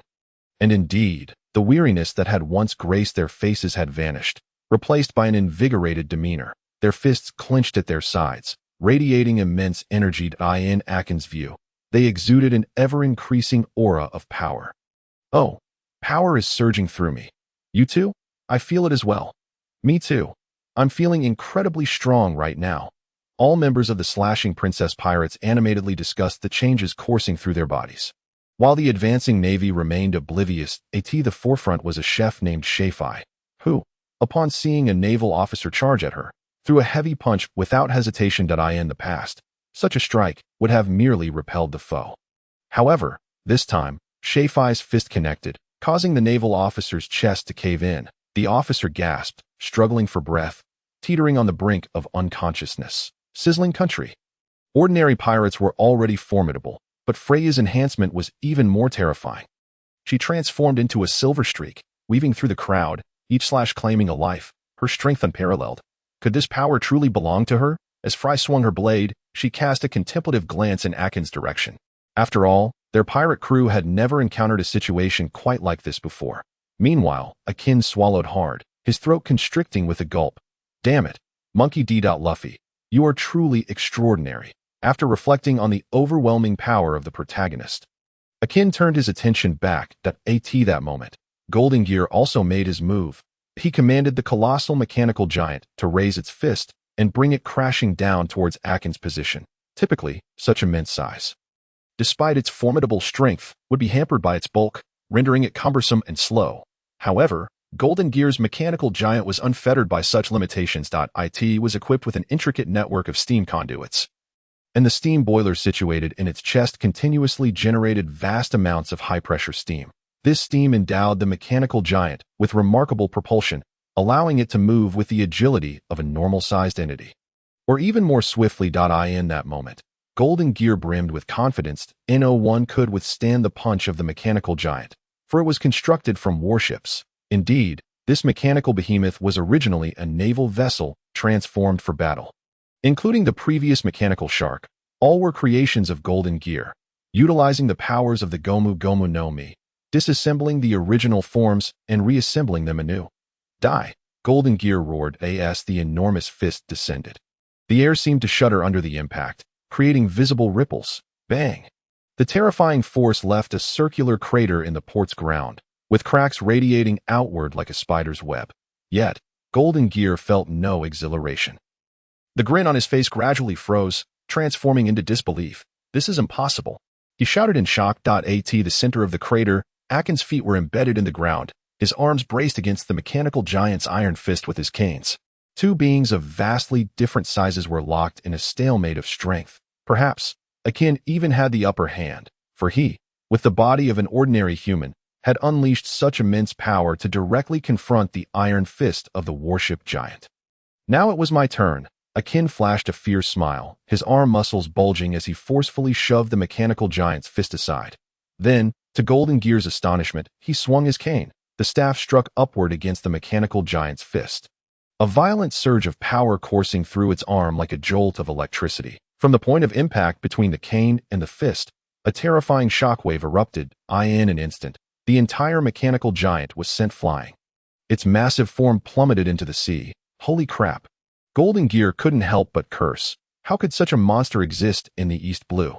One swing sent the warship-formed mechanical giant hurtling away. Is this for real? At that moment, Golden Gear wished to ask Akin, with such power, why not head to the Grand Line or New World sooner? Lingering in the East Blue, fighting against these inferior navies that merely wished to survive, was utterly beneath him. Yet, before he could fully process his shock, Akin descended once more. Another swing landed on the chest of the warship giant, producing a resounding boom as the thick steel hull dented several inches. How is this possible? Golden Gear's eyes bulged with rage. That hull was made of solid steel, an alloy so durable it could withstand the barrage of 10 cannons without damage. Yet now, Akin had managed to dent it. Though it was only a few inches deep, if he could create a dent, it was conceivable that after a few more strikes, it might shatter completely. Get away! Golden Gear, a tempest of fury, commanded the mechanical giant to cross its arms and swing. Attempting to crush Akin, who stood defiantly on its chest. Is this a breakdown in composure? As a captain, such a psychological state was unacceptable. After all, he had yet to unleash his full potential. What? Upon hearing Akin's words, Golden Gear momentarily froze. If he was this strong without exerting himself fully, then unleashing his true power would surely surpass even that woman, Adley. The truth was, Akin had indeed grown at an astonishing pace, surpassing Adley's capabilities, and right before Golden Gear's eyes, he effortlessly used 2 canes to hold back the mechanical giant's swinging arms, his demeanor relaxed and composed, clearly in control. What a joke! If Akin could withstand that previous punch, Golden Gear could still believe it was a struggle, but now, with both fists swinging down with full force, Akin still managed to catch them. This was no mere struggle, it was a casual defense. Realizing this, Golden Gear's fighting spirit waned. The mechanical giant was the strongest technique he could wield after consuming the devil fruit. Regardless, he could not conjure up something stronger than the mechanical giant on the fly. Faced with a mind blank and ceasing to think, Golden Gear felt no sympathy from Akin. A fierce smile spread across Akin's face. That I truly appreciate your fruit's ability, but I suspect directly persuading you would yield no results. Therefore, I've decided to beat you up first before convincing you to join my crew. What? Upon hearing Akin's words, Golden Gear hurriedly exclaimed, Are you trying to persuade me to surrender? I agree. Don't expect him to have much integrity. His willingness to collude with pirates already proved him to be a man of no principles. Moreover, this was a life or death moment. Confronted with the terror of death, Golden Gear would not even need persuasion. He would willingly beg for mercy, pleading for any terms as long as he could be spared. Yet, he had spoken too late. Before his words could finish, Akin had already swung his cane. Bang, bang, bang. The canes fell upon the mechanical giant like a torrential downpour. The specially crafted military alloy yielding under Akin's overwhelming strength, each strike causing it to indent further. During this process, Akin could distinctly sense his own strength continuing to surge. What is happening? Even Akin was bewildered by this inexplicable increase in power, until an electronic voice echoed in his mind. Ding! Legendary upgrade item warship sandbag discovered. While using the warship sandbag, experience gains are multiplied by 10. Hiss, it dawned on him. This was the legendary upgrade item of the naval hero. The deserter Kebi. It was said that Kebi attained his extraordinary strength after utilizing the training method of striking warships taught by Garp, combined with 200 times the effort. Within 2 years, he transformed from a mere deckhand on the Alvita ship into a formidable warrior capable of trading blows with the commanders of the 4 emperors.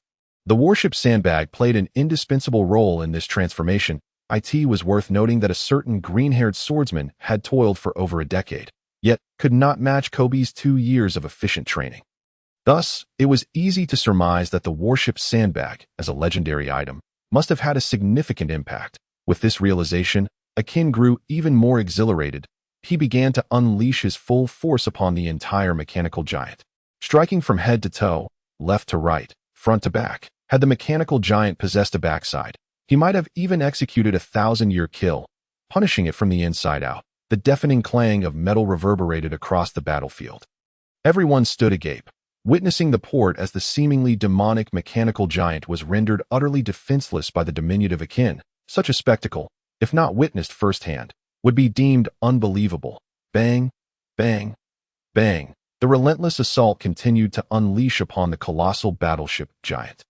Eventually, it was reduced to a mere heap of scrap metal, its once formidable alloy shell having lost all semblance of protective function. That a casual strike would result in an explosive outcome. In the final blow. Akin sheathed his walking stick, extending his fingers to employ the technique of finger guns, and then forcefully thrust them into the battleship giant's skull. With a powerful motion of his arms, he tore it apart. Instantly, the giant emitted a piercing sound akin to steel being ripped apart, as its tin can-like head was cleaved open, exposing the gleaming gears within. Its eyes glazed over as it gazed vacantly at Akin. Though a portion of its body was composed of metallic copper, the flesh and blood parts were marred with bruises and lacerations, the result of the internal clashes of the golden gears during Akin's frenzied assault on the giant. This was a peculiar form of empathy shared with the battleship giant. Hey, golden gear, is it? I ask you, would you care to join my ship? The golden gear remained in a stupor, its mind utterly blank. Isolated from the external world, oblivious to any sounds that might disrupt its reverie, Akin seized the collar of its neck and shook it vigorously. Still, there was no response. Akin furrowed his brow, raising his walking stick, contemplating that the golden gear had likely been rendered senseless, and that perhaps a second strike would jolt it back to reality. However, upon seeing the raised stick, the golden gear shuddered violently.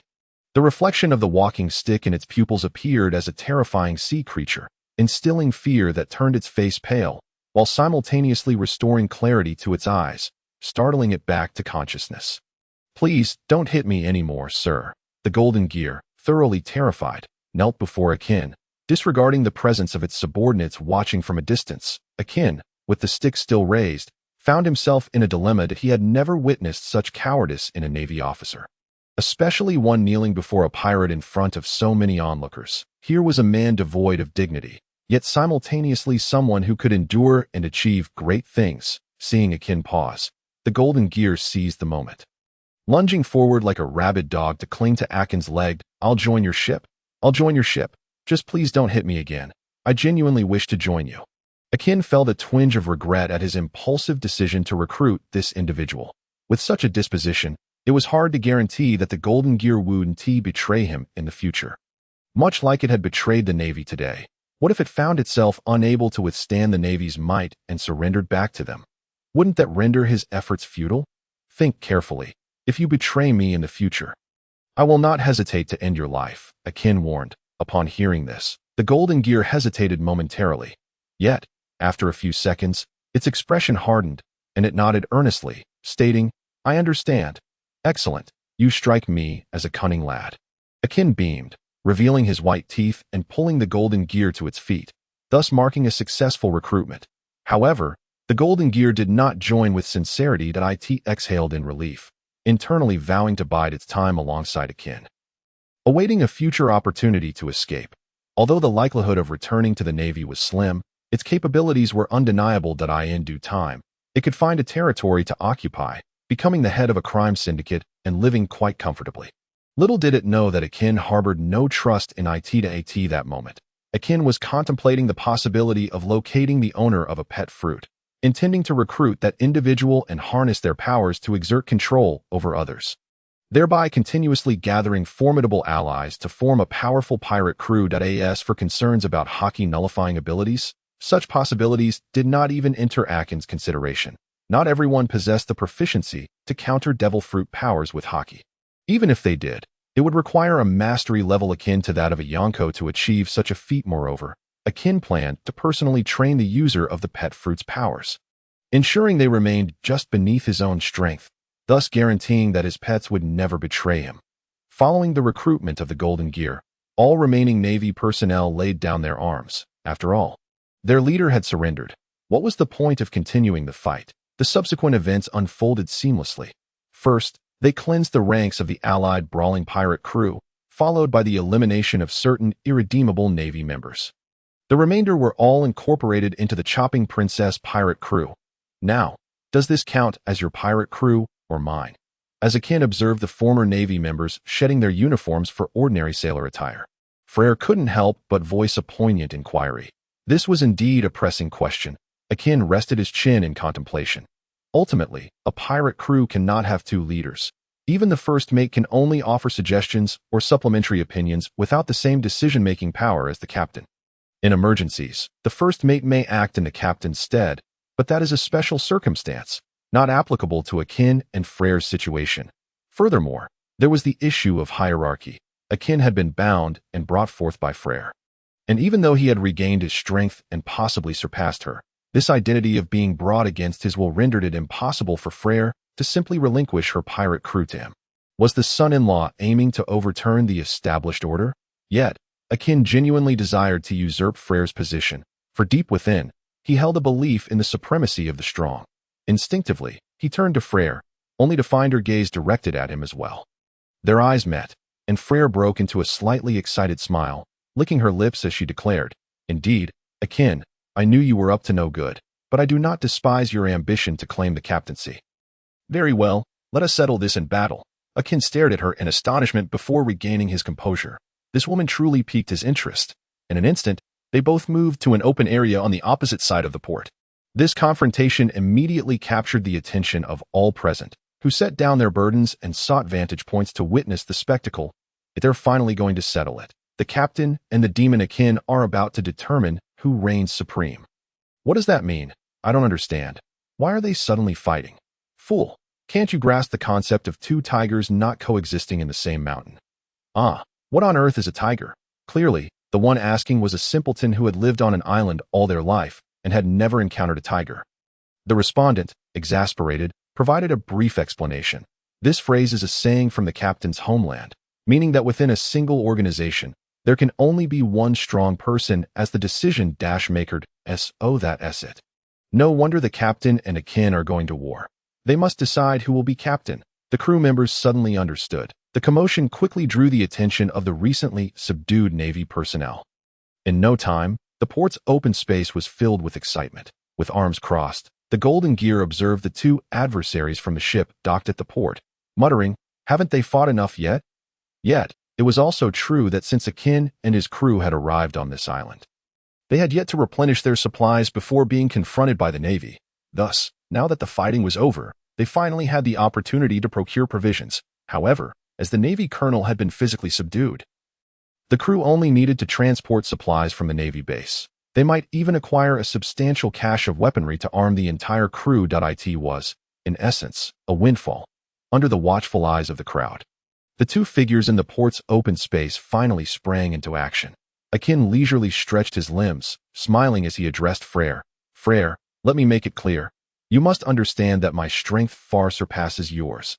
So for this duel, I shall forego weapons and rely solely on pure hand-to-hand combat, but I understand." Freyra, with a slight nod, refrained from uttering phrases like "I do not need your permission."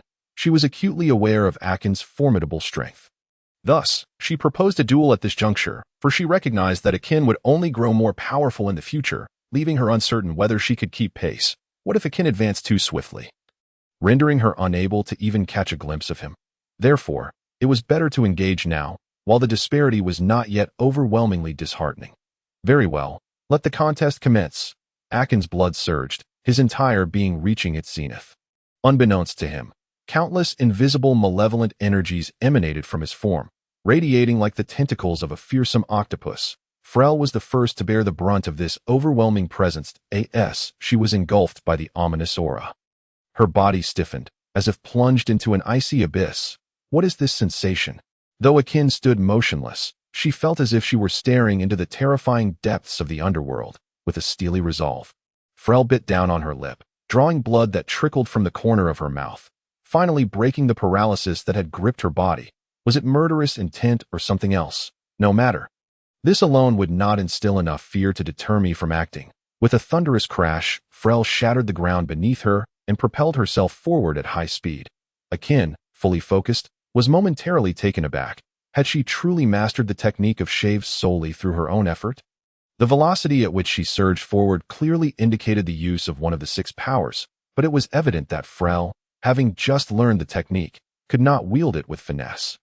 In an instant, she created a deep crater in the ground, nearly ensnaring her own foot. Moreover, as she charged ahead, her gaze did not fixate on Akin but appeared to be directed at the void. It was evident that she had not yet adapted to such high speeds, rendering her dynamic vision incapable of tracking her target. Akin sidestepped, granting her passage. Freyra, unable to alter her course, surged past him. Fortunately, she regained her composure just in time, drawing her blade and thrusting it into the ground to halt her momentum. A shower of sparks erupted.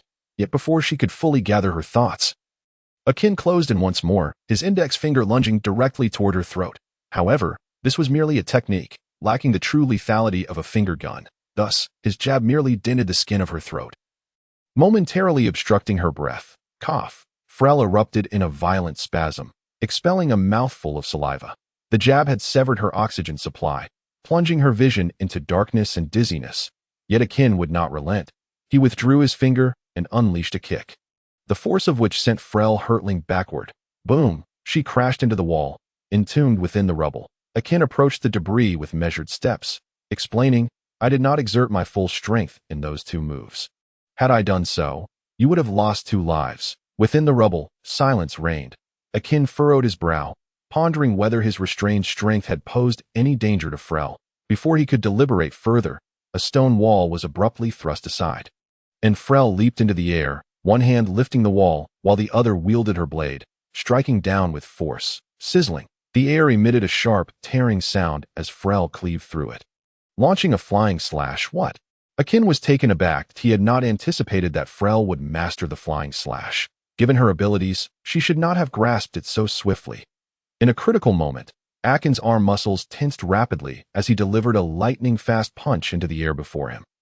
Bang! A thunderous explosion resonated as the air before Akin was forcefully struck, transforming into a wave-like cannon that surged forth. The flying slash collided violently with the wave cannon, and in less than a second, it was violently dispersed, scattering into a myriad of shimmering particles. The nascent flying slash had faltered, likely due to the protagonist's buff effect still being active, which had elevated Freyra's comprehension to unprecedented heights.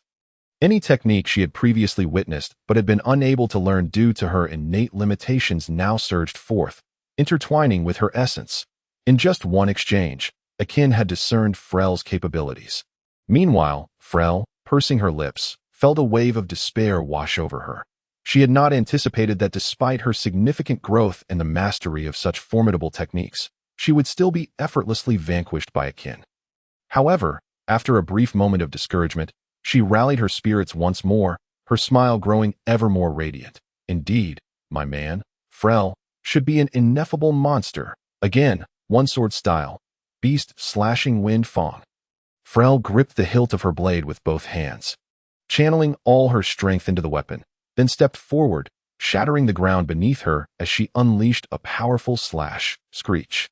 A lake blue flying slash erupted from her blade, spiraling like a fierce bird before hurtling toward Akin with astonishing speed.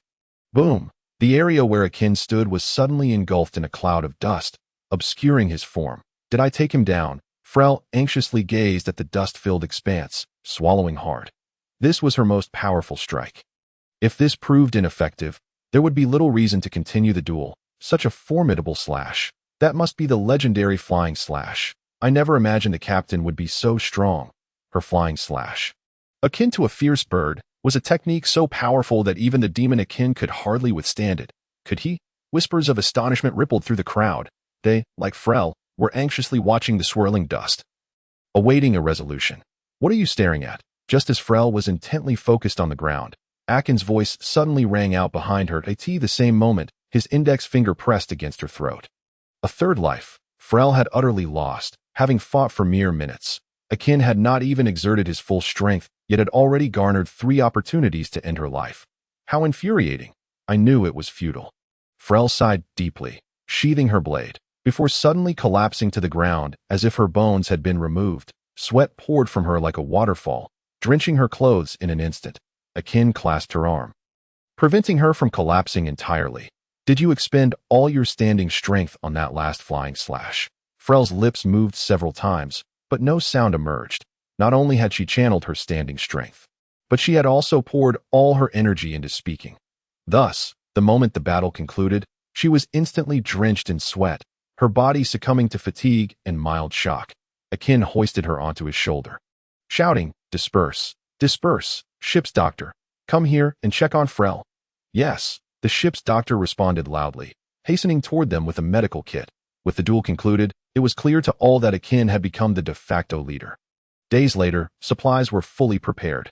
Additionally, 2 extra ships were acquired, originally naval vessels. However, with the Golden Gears having surrendered, Akin had commandeered all the warships that in total, there were 4 ships. Akin instructed Golden Gears to dismantle 2 of them, then merged them with the ships seized from Adley, creating a fully armed battleship from the 3. Golden Gears, your abilities are surprisingly useful. Akin approached and patted Golden Gear's shoulder in praise. The latter appeared somewhat taken aback, his body stiffening slightly before exhaling deeply and responding nonchalantly, "Captain, you flatter me. I am the assembler of the assemble fruit. Any material in my hands can be constructed into other forms like building blocks. Therefore, altering these warships is merely child's play for me." Though he said this, it was my first time encountering a devil fruit user, so I found it truly fascinating. Such occurrences may be quite commonplace in the Grand Line. The Golden Gear did not allow itself to bask in the fleeting praise from Akin, for deep within, it was perpetually contemplating an escape. Well, perhaps, Akin waved his hand dismissively and beckoned everyone to board the ship. Once they were prepared, they would soon set sail for Low Town. Low Town, the final stop of the East Blue, also marked the gateway to the Grand Line. Akin's mind briefly flickered with memories of his past. His last attempt to enter the Grand Line had ended in failure, as he had merely circled between Low Town and the waters of the Grand Line before retreating back to the East Blue in disgrace. However, the current circumstances were vastly different. With his abilities, entering the Grand Line posed no challenge. Set sail. With Akin's command, the ship named Shameful Warship hoisted its anchor and unfurled its sails. Yet, the sails and flags still bore the insignia of the Chopping Princess pirates.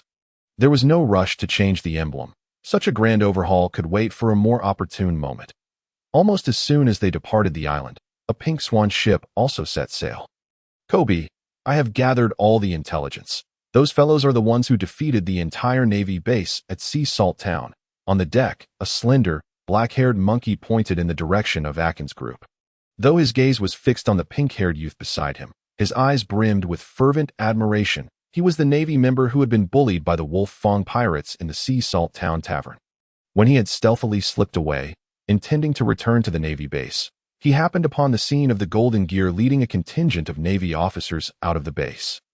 Instinctively, the slender monkey sensed trouble. Thus, to avoid confrontation, he chose to hide instead of returning, planning to wait until the Golden Gear finished its skirmish before making his way back. Little did he know that his hiding would lead him to hear about the Navy base's total surrender to the notorious Akin. Subsequently, he encountered Kebi and his companions. With no protection from the Navy base, the slender monkey, seeking a new ally, wandered the streets and happened to witness Kebi clashing with another pirate crew. Initially overwhelmed, Kebi transformed through relentless effort, performing countless push-ups, rapidly growing stronger, and ultimately vanquishing that pirate crew at a divine feat. The slender monkey exclaimed in awe, sliding to Kebi's feet and bowing deeply. Through his silver tongue and shameless flattery, the slender monkey successfully gained Kebi's favor. Thus began their acquaintance. "Well done. What is your name?" Upon hearing Kebi's inquiry, the slender monkey felt as if his ancestors were smiling upon him. his spine melting yet straightening with newfound pride. "Reporting to you, Lord Kebi. My name is Kazuki Inu no Taro." "Ah, Kazuki Inu no Taro. Is it? A fine name indeed. Follow me diligently, and in the future, riches and glory shall be yours." Kebi affectionately ruffled Kazuki Inu no Taro's hair, painting a vivid picture of a prosperous future. The vision overwhelmed Kazuki Inu no Taro with excitement, as he exclaimed, "I shall devote myself wholeheartedly to Lord Kebi, even unto death." "Yash, very good." Kebi continued to stroke Kazuki Inu no Taro's chin, relishing the presence of such an ardent admirer. Utterly devoted and eager to curry favor, as Kebi and his companions approached Akin's fleet. The lookout on Akin's ship also noticed them. Across the vast ocean, a single ship was drawing nearer, evidently with a clear intent aimed at them. "Lord Akin, a pirate ship is approaching us." Akin, reclining in a soft chair while enjoying a full-body massage from Freyra, raised his head and directed his gaze towards the ship's stern. Peering into the distance, the pirate vessel, adorned like a pink swan, was rapidly closing in on them at such a distance. No one else had noticed that the cannons aboard the Pink Swan ship were being repositioned. Only Akin, whose physical prowess had grown, could see clearly the actions unfolding on the Swan ship. "Seeking death or merely overconfident, a ragged pirate ship dares to approach my shameful warship, regardless of their intentions. The mere act of approaching us with unclear motives and aiming their cannons at us has crossed the line." Without a moment's hesitation, Akin commanded, "Everyone, aim the cannons at them. All 3 warships. Fire simultaneously and send that reckless pirate crew to the depths." "Yes, sir." The crew responded in unison. Soon, the cannons of all 3 warships were adjusted and rapidly loaded with ammunition before being unleashed. Boom! The deafening roar of cannon fire echoed as dozens of black cannonballs shot forth like meteors towards the iron rod pirate crew. In that barrage, at least 80% of the cannonballs fell into the sea, with the remainder merely grazing the hull of the Swan ship before plunging back into the ocean. Such was the unfortunate reality. Who could fathom why, in a world of pirates where even laser cannons existed, such outdated artillery was mounted on warships? Even the installation of standard modern cannonballs would suffice. After a volley, a brief pause ensued as everyone began reloading their cannons. It was only then that the iron rod pirates realized they had been preemptively bombarded. Feeling both humiliated and enraged, Kebi, who had never experienced such indignity since consuming the effort fruit, grappled with the realization that he was always the provocateur, never the provoked. Observing Kebi's darkening expression, Kazuki Inu no Taro fanned the flames of his anger. "Lord Kebi, they dare to disregard your presence. Not only did they fail to welcome your arrival, but they also audaciously initiated an attack upon us." Kebi clenched his fists tightly, the words igniting a fire within him that he was Kebi. After all, treated in such a manner, he had to ensure they bore the consequences and lived in perpetual fear. Forever remembering the name of Kebi, a divine retribution. "Everyone, fire back with cannonballs." Yes, the crew, without a hint of defiance, set to work immediately. Boom, boom, the 2 sides nearly fired in unison, the ocean waves erupting into towering sprays of water.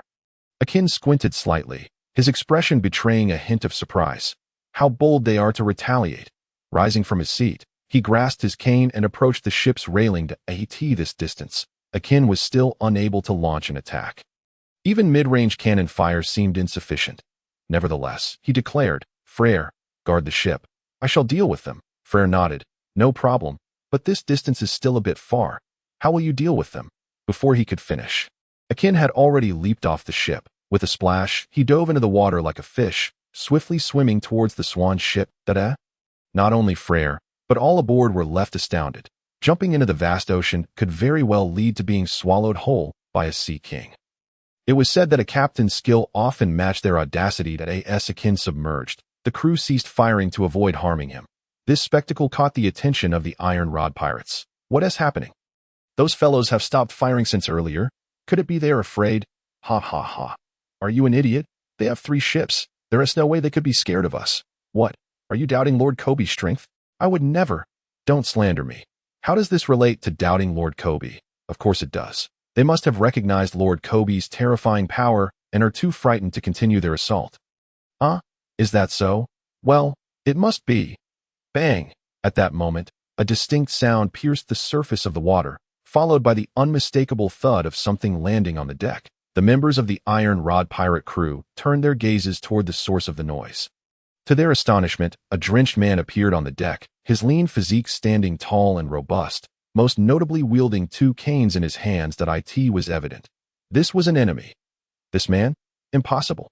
The first to exclaim was the wiry monkey, Kazuki Oden, who had previously recognized the demon, Akainu, at the bar and had fled amidst the chaos. Initially, he had been tasked by Kebi to pursue and subdue the pirate crew that had overrun the naval base, seeking to capture that formidable crew.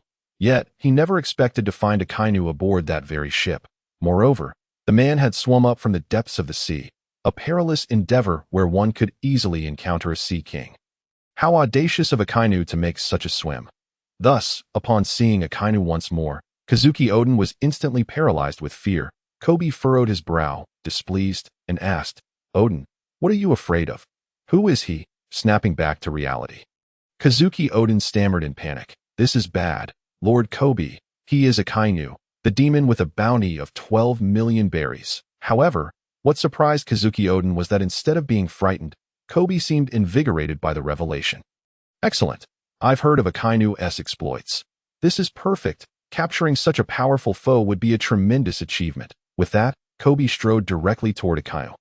"Hey, Akainu, is it?" Hearing his name called, Akainu turned, and upon seeing Kebi, he was momentarily taken aback. "What the hell? Isn't that you, Kebi?" Spotting Kebi's vibrant pink hair, round glasses, and his face transitioning from a round shape to that of Luffy, Akainu felt as though he had been struck by lightning. Kebi should have been rescued by Monkey D. Luffy by now. How could he possibly be here? Was Garp nearby? Yet, Akainu had already surveyed the surrounding waters and saw no sign of Garp's ship. What was going on? Abruptly, Akainu lifted his gaze and scanned the other pirates around him. Indeed, he spotted the newly transformed Alita among the crowd. This woman had presumably been mingling with Buggy the Clown, yet inexplicably appeared here now. Furthermore, the atmosphere aboard the ship suggested that Kebi was the one in charge. Oblivious to Akainu's astonishment and confusion, Kebi beamed with delight upon hearing his name. "You know me? It seems my reputation has spread throughout the East Blue, since you recognize me. How about joining my pirate crew, Akainu? Anyone Kebi, takes note of must be powerful, and you certainly qualify." Akainu was left speechless by Kebi's unexpected recruitment attempt. "Do you have any idea how reckless that is?" he replied coldly, stung by such a blunt insult. Kebi was momentarily stunned, only for a surge of rage to erupt within him, tumultuous and overwhelming. "You re the one who is courting death." Kebi clenched his fists, channeling all his strength into a single punch, creating a slight sound akin to air being drawn out. In an instant, Akainu raised his hand, wielding his cane with unparalleled force, swinging it upward. The impact was thunderous. The cane collided with Kebi's fist, leaving him shocked, and then his expression contorted in agony as a searing pain coursed through his hand. Within less than a second, the pain radiated from his fist to his entire arm. The cane shattered Kebi's arm with a ferocity that was utterly devastating, flesh and bone obliterated in an instant. Thankfully, the skin still encased the remnants of his arm. Otherwise, it might have fallen to the ground, irretrievable. With one strike, Akainu had mangled Kebi's arm, showing no mercy as he delivered a ferocious kick. The sole of his boot made intimate contact with Kebi's face. Crack! The other pirates aboard the ship seemed to hear the crisp sound of bones fracturing. Kebi's face was indeed reduced to a mangled mess, his bones shattered and deeply embedded in his flesh. At this moment, he could not even scream, for opening his mouth would only exacerbate the excruciating pain tearing through his injured face. He could only endure, his visage distorting in agony as sweat, tears, and snot mingled grotesquely upon his features. The sight of their captain in such a pitiful state compelled the pirates to swallow hard, their hearts quaking with fear. Only Alita managed to maintain a semblance of composure. Gritting her teeth, she stepped forward and shouted, "Enough? This ends now. Do not harm Lord Kebi any further." Hearing Alita's voice, Akainu turned his gaze toward her, his eyes fierce as those of a wild beast. A mere glance sent Alita instinctively retreating a few steps, her heart racing, breath stuttering as if she were on the brink of suffocation. "Are you speaking to me?" Akainu stepped on Kebi's face, trampling him a few times before advancing toward her. Kebi writhed on the ground in pain, crying out. Akainu paid him no mind. muttering as he approached. I remember your name is Alida, right? Have you grown so emboldened after consuming the slip fruit that you believe yourself invincible? His revelation of her devil fruit's name sent Alida into a whirlwind of confusion. How could he know the name of her fruit? She had never encountered him before. Akin couldn't help but chuckle at Alida's expression. Her feelings were far too transparent. Are you wondering how I know the name of your fruit? Alida was momentarily at a loss for words. How do you know? She stammered. Just a fortunate guess. Boom. With that, Akin swung his cane, striking Alida squarely on the head. Usually, such a full-powered blow would leave the recipient battered and bloodied, their skulls shattered like watermelons, and no one could withstand it. Yet this time, an unexpected phenomenon occurred. The cane indeed made contact with Alida's head, but it produced a peculiar sound, as if the force had simply slipped away into the air beside her. Bang! Akin stumbled a few steps back. Thrown off balance by the unexpected recoil, regaining his footing, he turned to face Alida with piercing eyes. Was this the power of a devil fruit? It was utterly unreasonable. It had absorbed all of my strength. The other pirates, now fully focused on Alida, were invigorated by the spectacle. Truly, Alida was a formidable captain, effortlessly neutralizing an attack that even Kebi could not withstand, igniting admiration and fervor among them. Come on. Use your spiked club against him. Captain Alida, show your might. What a farce, this so-called demon couldn't even touch a hair on the captain's head. How pathetic. The cheers from the crowd rekindled Alida's confidence. Ever since Kebi had captured her, she had nearly forgotten that she was once a ferocious and ruthless pirate. With this clarity, Alida seized the spiked club she had not wielded in ages. With two resounding thuds, she struck the deck, creating a hole that revealed the cabin below. Akin, it's my turn to attack now. However, Akin did not display the panic she had anticipated. Instead, a sinister smile spread across his face. Did you think that just because you consumed a slip fruit, you have become invulnerable? This is the open sea. Alida's face drained of color in an instant, as Akin's words exposed his intentions. Did he mean to throw her into the sea? As if to validate her thoughts, Akin made his move. Stop him, Alida cried out. Yet it was still too late. Akin raised his cane and brought it down with great force beneath him. Boom! A thick cloud of dust erupted from the deck. Immediately, amidst the horrified gazes of the onlookers, countless fissures began to spread wildly from the point directly beneath Akin's feet. In an instant, they severed the entire swan ship. Help! Help! Oh no! Pull me back! I'm going to fall. In that moment, chaos erupted on the deck. The members of the Iron Rod Pirates were mostly the weakest of the weak, utterly powerless to confront the catastrophic crisis of their ship's destruction. As the vessel split in half, it began to sink towards the yawning chasm, with everyone leaning perilously towards the encroaching seawater. Within mere minutes, over half of the pirates had already plunged into the ocean. And in the vast expanse of the sea, even the strongest swimmer would eventually succumb to drowning without sufficient stamina. The swan ship had already sunk significantly, with only the bow and stern remaining above the surface. Akin stood at the bow, while Eureka dragged Kebi to the stern. Panic-stricken, she shouted at Akin, Demon Akin, we surrender. Please spare us.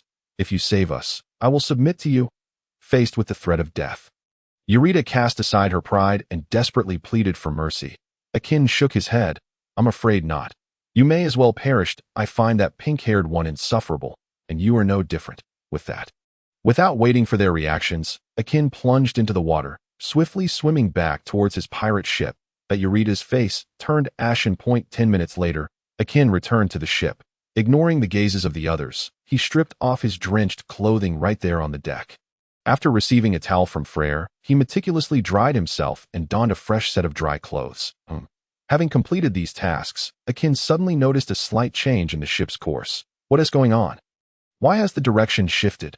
Freyra turned to observe the distant sea surface, where several small black dots were gradually magnifying. That he murmured, the lookout has spotted several Navy ships advancing along this route. If we continue on this course, we may encounter them shortly. To avoid unnecessary conflict, I instructed the helmsman to alter our heading. I see. Akin picked up the telescope and focused on the distant black dots. Through the lens, he could clearly discern that these dots were indeed a fleet composed of 5 warships, the foremost of which was a custom vessel exclusive to high-ranking Navy officers. That a ship with a dog's head prow. Akin smacked his lips in recognition. Wasn't he that Carp's warship? He turned to KB's direction. Damn it, is this what they call protagonist's luck? In terms of protagonist aura, KB's luck and talent could even obliterate the true protagonist crew. Note that this means he could wipe out the entire Straw Hat Pirates, not just Monkey D. Luffy alone. Thus, at this moment, Akin couldn't help but wonder if his failure to kill Kebi earlier had also been thwarted by KB's overwhelming luck.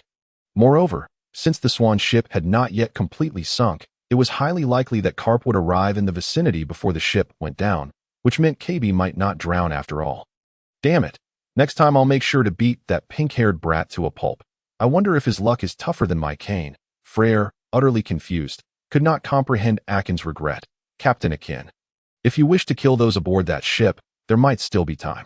Our ship is steam-powered, and we should be able to eliminate them and depart before the warships arrive. Hearing this, Akin pondered for a moment, but ultimately shook his head. The risk is too great. One of those warships is a custom vessel for a vice-admiral, and who knows if it has hidden high-tech speed-boosting devices. It's not worth taking such a risk for the sake of killing. I can deal with that kind of person hundreds of times in the future. With that, Akin turned and headed toward the boiler room where Golden Gear was located. Approaching Rogue Town, there was something else he needed Golden Gear to help him create. Otherwise, with Smoker, who had consumed a Logia-type fruit, stationed in Rogue Town, Akin, who currently lacked hockey, would be essentially invincible. In the boiler room, Golden Gear was busy moving a large barrel of lemonade into the power chamber. This lemonade would be converted into thermal energy to boil the water in the boiler, generating steam. Akin could only shake his head in exasperation at this technological marvel. It was astounding that lemonade could be used as fuel to generate energy. This was truly revolutionary technology. Yet, ironically, it was being used merely to boil water, producing steam for power. Akin didn't understand science, but he grasped that this was utterly unreasonable. If only he had knowledge in this area, he would certainly push Golden Gear aside and establish a super-advanced power system powered by lemonade. Who in their right mind would rely on outdated steam? After watching for a while, feeling as if his head might explode, Akin strode over. Noticing someone approaching, Golden Gear halted his movements. "Ah, Captain, is there something you need?" Akin replied, "Indeed, I need your assistance in creating something." Upon hearing this request, Golden Gear's interest was piqued. His hobbies perfectly aligned with his devil fruit powers, making him unrivaled in the realm of assembly. "What kind of thing?" Akin pondered for a moment, then said, "Well, it's a vacuum cleaner, but not entirely a vacuum cleaner." Golden Gear's expression turned serious upon hearing such an unusual description. He pulled out a notebook from his pocket, where he usually jotted down his inspirations. "Captain, please describe it in detail." Akin, slightly taken aback by Golden Gear's earnestness, quickly adjusted and carefully articulated his thoughts that, "I see. You want it to be in the shape of an arm. Requiring strong suction. In that case, we'll need a robust internal structure, and since it must be arm-shaped, it should also meet combat requirements. Thus, I will use military-grade special alloys for the outer shell." In just a few strokes, Golden Gear had sketched out a design. Following Akin's further requests, he made adjustments to the arm-shaped vacuum cleaner, making the overall appearance more impressive. However, as he continued drawing, Golden Gear poked the pen against his cheek. "The internal sea prism stone fragments are a bit tricky. Although our ship's bottom has sea prism stone, I cannot touch it due to my devil fruit powers, so I can't obtain any fragments." Akin replied, "What about me? I can touch the sea prism stone, so I should be able to handle that part." Golden Gear thought for a moment, but shook his head. "No, the sea prism stone is too hard. Without specialized tools, you can't scrape off any fragments." After a pause, Golden Gear suddenly had an idea. "While sea prism stone won't work, I can create a device to store seawater and then atomize it to send into the vacuum cleaner's storage compartment. That should yield decent results." "Genius," Akin praised without reservation. After discussing these details, Golden Gear immediately began preparing materials to start working. His ability to work with his hands was exceptional. Otherwise, he wouldn't have been able to assemble a giant warship in just a few minutes back in Sea Salt Town. However, while assembling, Golden Gear suddenly recalled that Rogue Town seemed to have a Navy colonel known as the White Hunter. Although he also held the rank of colonel, this individual was said to have consumed a Logia-type devil fruit, making him far weaker than the White Hunter. It seemed that this person had eaten the smoky fruit. Connecting this to the combat vacuum cleaner he was currently assembling, Golden Gear's lips twitched. He seemed to have guessed Akin's intentions for this device. Damn it. Is this how one can deal with a devil fruit user? It is precisely for this reason that he suddenly felt a flicker of sympathy for that former colleague with whom he had only exchanged a few fleeting encounters. One could only hope that by then, he would not be subjected to too severe a beating. Logue Town, the town of beginnings and endings. This place serves as the gateway to the Grand Line, an essential passage for those journeying from the East Blue into the vast waters beyond. Furthermore, this town is steeped in a more legendary tale. It is the birthplace of the Pirate King, Gold. Roger, who set sail from here and, many years later, returned to this very town to willingly face execution at the hands of the Navy, thus igniting the Great Pirate Era. The sight of the fall of a demon naturally draws countless pirates, and in turn has fostered the prosperity of Logue Town to at this moment.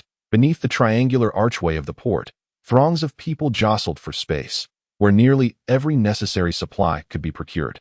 Consequently, the harbor welcomed an abundance of ships each day. After nearly a week at sea, Akin and his companions finally arrived at Logue Town. The crew aboard the ship danced with joy. Adrift on the ocean, the most unbearable aspect was the solitude, even with many companions on board. The daily encounters offered little novelty for discussion.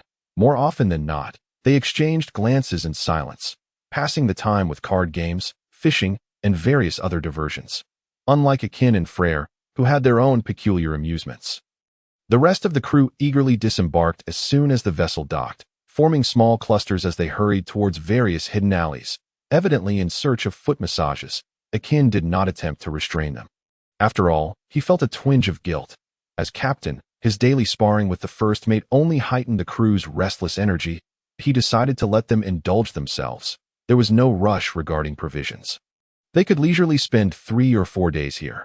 Such a grand town, Freyra exclaimed, standing beneath the triangular archway at the port of Logue Town. Although she had traversed from the flower country of the West Blue to the East Blue and had encountered numerous bustling towns, the vibrancy of Logue Town was a sight to behold. A crucial hub between the East Blue and the Grand Line. It was thronged with a diverse array of people from distant seas. While it could not be said that every race was represented, many unfamiliar faces could be seen. Most importantly, the abundance of goods available was staggering. Almost anything could be purchased here, thanks to merchants from the Grand Line bringing a plethora of exotic wares from all corners of the world. I am off to find someone to spar with and loosen up. Care to join me? Akin inquired, leaning against the ship's railing as he addressed Freyra. She shook her head in refusal, despite her origins in the flower country. She was not the type to seek out fights at every opportunity. Thus she declined Akin's invitation decisively. I'm going to see if there are any fine blades for sale. My sword is in dire need of replacement. Freyra unsheathed her dagger, revealing the nicks along the blade's edge, which would likely render it useless after another 10 fierce battles. Very well, do stay safe. There is a marine colonel on this island who has consumed a Logia-type devil fruit. If you encounter him, avoid confrontation and flee while keeping in touch with me via transponder snail.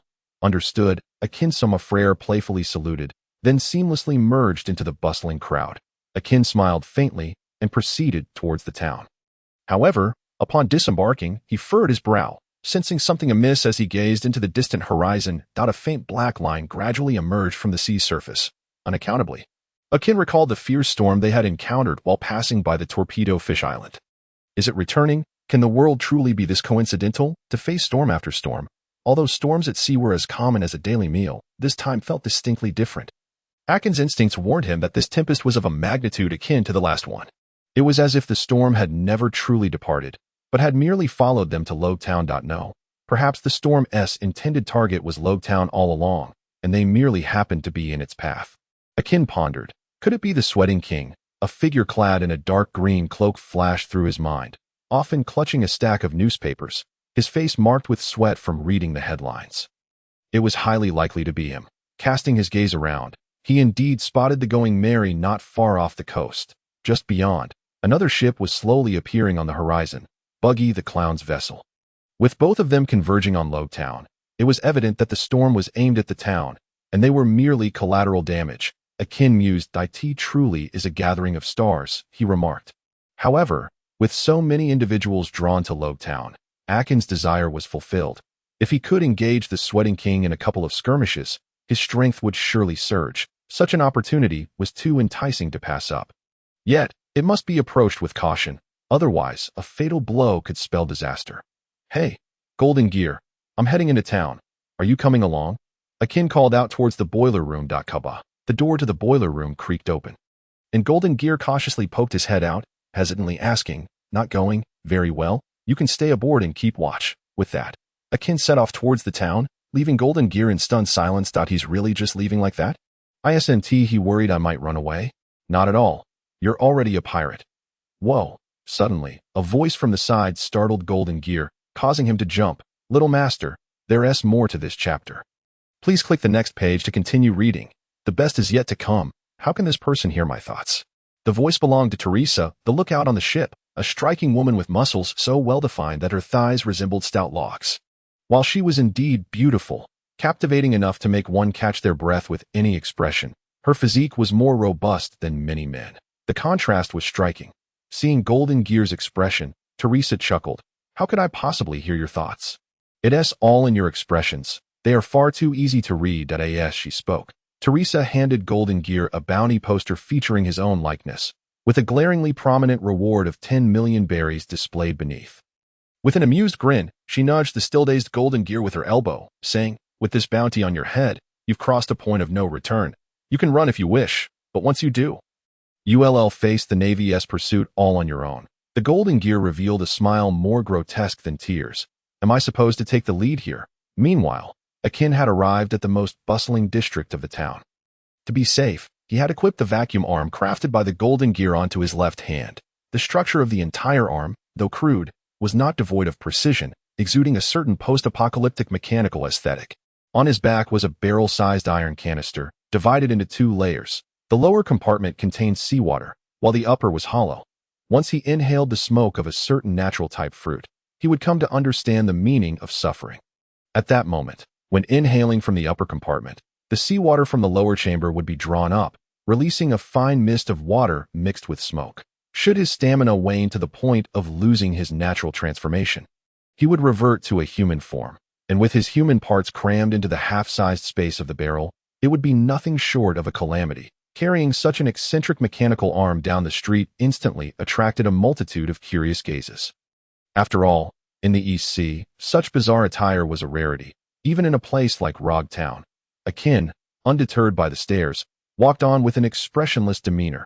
Even when seeking a fight, one must first wander about, looking for suitable targets. Rog Town offered a plethora of options: the Navy, pirates, gangs, or even the merchant convoys escort teams, each a viable choice. Akin quickly dismissed the Navy, as the forces under Smoker's command were, in fact, disciplined and resolute, due to his presence. Thus, Akin chose not to provoke the Rog Town Navy. The remaining options were pirates and gangs, either of which would suffice, or perhaps even both at once. After all, none were without their flaws. After a brief stroll, Akin found himself at the entrance of a bar, the Blue Nautilus. The establishment's name was aptly reflected in its sign, which resembled a colossal wooden seashell. Feeling a thirst, Akin swallowed hard. Realizing he hadn't had a drink all day, he decided to venture inside for a drink and, at the same time, to gather some information about the island. Upon entering, despite it still being daylight, the environment inside was somewhat dim and shadowy, with a crowd that was neither too sparse nor too dense. Most patrons were idle ruffians, accompanied by a fair number of pirates. Gathered in small clusters, engaged in lively conversations, they could be sharing tales of maritime exploits or boasting about their own remarkable deeds, likely exaggerated. Akin settled at the bar, ordering a glass of rum. He then feigned boredom while actually tuning in to the surrounding chatter. Have you heard? The guys from the Bartolomeo Club have seized control of 3 districts governed by the Red Spider Gang. Still going? Is Bartolomeo's crew insane? They've been expanding their territory like mad. Haven't they taken over several streets? 147? No, it must be 150 now. Who knows? In any case, the Bartolomeo Club is on the verge of becoming filthy rich with 150 streets under their control. The speakers were evidently locals of Rog Town, accustomed to such occurrences. Yet, their confusion regarding the Bartolomeo Club's sudden aggression was palpable. Perhaps they had previously been more reserved. Intrigued, Akin ordered a few more bottles of liquor and, with a flourish, placed them in front of the group. Clink. The sight of the fine drinks captured their attention. Gentlemen, I have a few inquiries. With a good drink in front of them, their expressions softened. As they poured themselves drinks with grins, one of them said, "Kid, you've come to the right people. Since you've asked, let me tell you about these two underworld organizations." Thus, one after another, they elaborated on the gangs in Rog Town. There were 3 in total: Bartolomeo's Bartolomeo Club, Parisio Crito's Red Spider Gang, and the third, the Black Legion led by Gino Samuel. The Black Legion was formerly commanded by a naval colonel stationed in Rog Town, who, before being transferred to the naval headquarters, was discovered to have engaged in illicit dealings with the underworld. Consequently, Samuel openly rebelled against the Navy, leading his entire base to defect, establishing the Black Legion. It remained unclear what methods he employed, but despite several attempts by the Navy to subdue him, they ultimately resigned to allowing Samuel to continue his activities in the shadows of Rog Town. They stood in opposition to the local Red Spider Gang, controlling half of Rog Town. Previously, the Bartolomeo Club had merely been a minor gang under the Red Spider's dominion, but in recent years, it had aggressively seized dozens of streets. Recently, inexplicably, their leader Bartolomeo had begun to openly confront the other 2 gangs. Strangely enough, he had actually succeeded. For reasons unknown, the other 2 gangs had not curbed the Bartolomeo Club's momentum, allowing them to seize control of 150 streets, thereby naturally becoming the 3rd major underworld organization. Furthermore, their expansion seemed to be ongoing, leaving one to wonder when the other 2 would finally take action against the Bartolomeo Club. The men spoke passionately, recounting the exploits of the various gangs as if they were cherished anecdotes. Akin nodded along, then inquired, "Is Bartolomeo, the head of the Bartolomeo Club, the one with the green comb?" "Hush!" The previously animated group suddenly turned pale, shushing Akin with urgency. "You fool! Are you seeking death? How dare you utter such words about the Bartolomeo Club leader in Rog Town?" When mentioning the comb, the speaker lowered his voice, fearing that someone from the Bartolomeo Club might emerge from a corner and drag him away for retribution. Akin felt a bit embarrassed by their reaction. He scratched the back of his head and asked, "Is Bartolomeo truly a vicious person?" Although he had heard some rumors about Bartolomeo's character from his previous life, he lacked a direct description of his conduct, leaving him uncertain about what kind of person Bartolomeo truly was. The group's expressions turned serious as one of them replied gravely, "Kid, do you think the title ogre just came about for no reason?" Upon hearing this, Akin began to grasp the gravity of the situation. As the old saying goes, there are only mistaken names, but no misnamed nicknames. The moniker ogre already hinted at Bartolomeo's nature, and he was surrounded by numerous ominous rumors. For instance, he had allegedly bombarded and set fire to innocent civilians in a certain city, even disseminating images of tortured pirates, earning the notorious title of the most loathed pirate on the real-time ranking, number 1. Of course, these accounts likely pertained to Bartolomeo's exploits after setting sail. However, in Rog Town, his title of ogre was undeniably tangible. Akin was uncertain whether he had truly consumed human flesh or if it merely signified his mercilessness in killing. In any case, it was irrefutable evidence of Bartolomeo's brutality. To deal with such a thug, one could simply restrain him with a dog collared. If the individual was malevolent but the fruit was valuable, then one could exploit the situation to the fullest. If control proved impossible, destruction would be the last resort to extract the fruit. Of course, the latter was merely a desperate measure, as he had yet to comprehend the principles of the devil fruit's resurrection fully. As Akin contemplated how to contend with Bartolomeo, the expressions of the men across from him suddenly turned ashen, their eyes wide with terror as they gazed behind Akin. "What's wrong?" Akin inquired. Perplexed. At that moment, a shadow loomed behind him, blocking the light. "Kid, repeat what you just said. Who are you planning to chain up?" In an instant, a dozen individuals surrounded Akin. "We don't know him." Surrounded, the few individuals who had spoken earlier trembled as they rose, attempting to distance themselves from the situation. However, before they could finish their words, a tall, gaunt figure withdrew a dagger and swiftly pierced the palm of the speaker, pinning it to the table. "Did I permit you to speak?" "Ag." The man with the impaled hand dared not utter another word, sobbing as he grasped his wrist to stem the flow of blood. Ajin's gaze turned icy as he coldly commanded, "They have nothing to do with this. Let them go." "Damn it. Are you teaching me how to do my job?" The tall figure erupted in fury, rushing over to slam Ajin's head against the table. Faced with such aggression, Ajin felt no need for courtesy. He swiftly seized the gaunt figure's outstretched arm, twisting it behind his back until blood gushed forth. and bone shards pierced through the mangled flesh. My hand. The excruciating pain compelled the gaunt figure to cry out involuntarily. Yet, the scream was short-lived. Akin followed up by delivering a punch to his chest. The sound echoed like a dull thud against old leather, creating ripples in the surrounding air. The gaunt figure fell silent, blood erupting from his eyes, ears, mouth, and nose as his insides were reduced to a pulp from the force of that blow. Gaigo, are you all right? Seeing the gaunt figure collapse, the dozen or so individuals rushed to assess his condition. However, a single glance rendered them mute. The entire chest and abdomen of the gaunt figure had caved in. There was no need for rescue. He was doomed. Gulp. The remaining individuals swallowed hard, their faces slick with beads of cold sweat as they looked at Akin with trepidation. My friend, which faction do you belong to? We are members of the Bart Club, and our leader is Ogre Bartolomeo. The man hoped to leverage their influence to intimidate Akin into submission, but before he could finish his sentence, Akin struck him across the face with a resounding slap, sending half of his teeth flying and causing him to crumple to the ground. Convulsing violently, I was just about to seek out your Bart Club, yet you delivered yourselves right to my doorstep, saving me the trouble of searching for you. Akin clasped his hands, his fingers cracking ominously. Now, who will be the first to tell me where the headquarters of the Bart Club is? The one who speaks first might just escape with their life if I'm in a good mood. I know. It's in Liaojia. How dare you betray leader Bartolomeo, you bastard.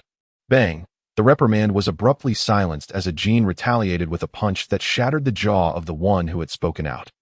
Before the corpse hit the ground, Akin wiped the blood from his hands on the man's clothing and then turned his gaze gently toward the young man named Liaojia, who had spoken first. Continue. I am listening. Liaojia shivered, stammering, It's on Agate Street, approximately 500 meters away in a straight line. After a pause, he seemed to gather his resolve and added, I can lead the way. Upon hearing this, Akin cast him a surprised glance. This fellow was rather clever, realizing that even revealing the location of the Bart Club would not spare him from death. Instead, he chose to align himself with Akin in hopes of securing a path to survival. Very well. With that, Akin turned away. Having gleaned the location of the Bart Club, there was no longer a need to spare the others. In an instant, Akin lashed out a leg, striking a chair's leg with lightning speed, causing it to splinter and fly directly into the heart of one of the Bart Club's lackeys. Blood erupted forth, and he collapsed on the spot. The remaining individuals felt their scalps prickle as a chill raced up their spines. Run, someone shouted, and immediately, everyone scattered like birds startled from their roost. Yet, no matter how fast they ran, they could not outpace Akin. In an instant, he was among them, akin to a tiger among sheep. These low-level members of the Bart Club were akin to unruly delinquents who had never trained in any proper martial arts. How could they possibly stand against Akin with a mere punch? He could shatter bones. Each blow, each kick, without the need for a weapon, could easily collapse a chest. Thus, in the blink of an eye, Akin felled the members of the Bart Club and given their shallow breathing. It was likely that survival was a distant hope. Let us go. After the fray, Akin casually dragged one of the bodies, wiping his bloodied fists clean on it, and nonchalantly snatched a bottle of rum. Drinking as he strode toward the exit, Liaojia gazed upon the sea of bodies, his heart pounding in trepidation. Had he not decisively submitted to Akin earlier, would he have found himself among the slain? Surely, he would have. Wiping the cold sweat from his brow, Liaojia hurried to catch up with Akin. You bought it, didn't you? Don't you have any sense? Liaojia hastily turned back into the bar, depositing his bellies and a VIP card onto the counter. Rogue Town, Navy Base Colonel's office. The dire situation has arisen. Colonel Smoker. The door burst open, and Tashigi rushed in, only to be choked by the thick smoke that engulfed the room. Turning her face red as she nearly coughed up her lungs, Smoker glanced at her with exasperation before leisurely rising to open a window. Fresh air flooded in, diluting the acrid smoke. With a wave of his smoke fruit powers, he dispelled the remaining smoke out the window, revitalizing the room. Tashigi, like a drowning person surfacing for air, inhaled deeply, reveling in the freshness. Saved. Smoker rubbed his forehead, sighing. Hey, Tashigi, I believe I told you before, don't act recklessly. We represent the Navy's dignity. Tashigi's face flushed with embarrassment as she stammered. But it's really serious. Upon seeing her expression, Smoker realized that the matter must be grave. Otherwise, Tashigi wouldn't be so flustered. What happened? Tell me in detail. Yes, here's the situation. We discovered the ships of the Straw Hat Pirates and the Buggy Pirates at the port. As Tashigi reported, she handed over the bounty posters. Smoker pondered. The Straw Hat Kid, with a bounty of 30 million berries. Have they finally arrived in Rogue Town?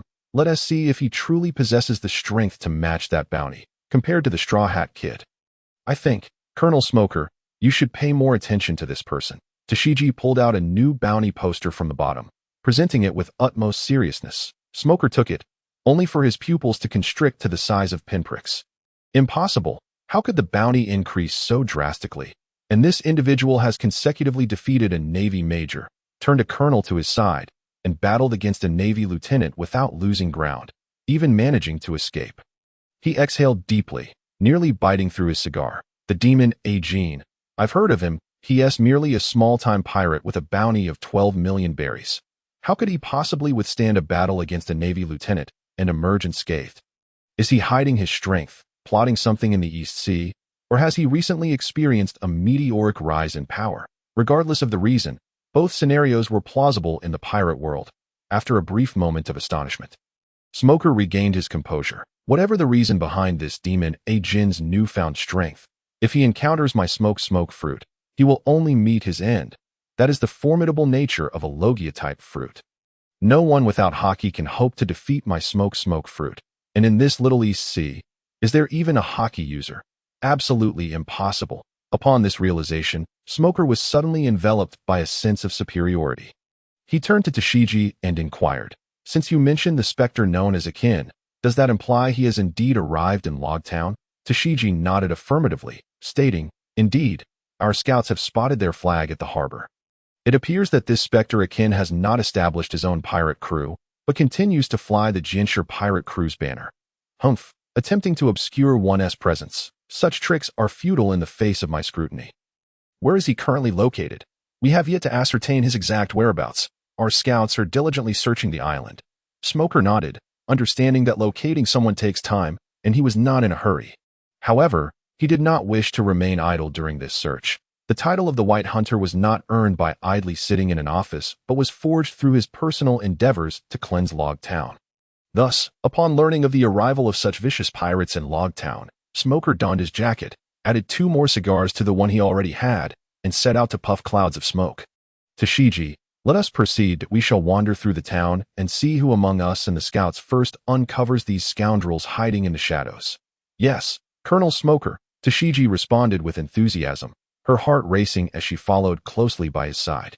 Each time she beheld Smoker's fierce countenance, she felt a surge of admiration. This was how the Navy ought to be. On Anemone Street, number 14, stood the base of the Bartolomeo Club, yet at this moment, it was not only occupied by members of the Bartolomeo Club, there were also individuals from the Red Spider Gang and the Black Legion. The leaders of the 3 factions gathered in rare assembly. At the center of the hall sat the leader of the Black Legion, a man named Gino Samuel. Had his life been devoid of tribulations, he would have been a rear admiral in the Navy by now. Unfortunately, one cannot stifle flames with mere paper. His collusion with the underworld and trafficking Navy weaponry ultimately could not be concealed. He had thus fallen into the ranks of a criminal organization. He dared not leave Log Town, for once he did, he would face the relentless pursuit of at least a vice admiral's might. His continued presence in Log Town was facilitated by the fact that he had taken too many Navy personnel with him.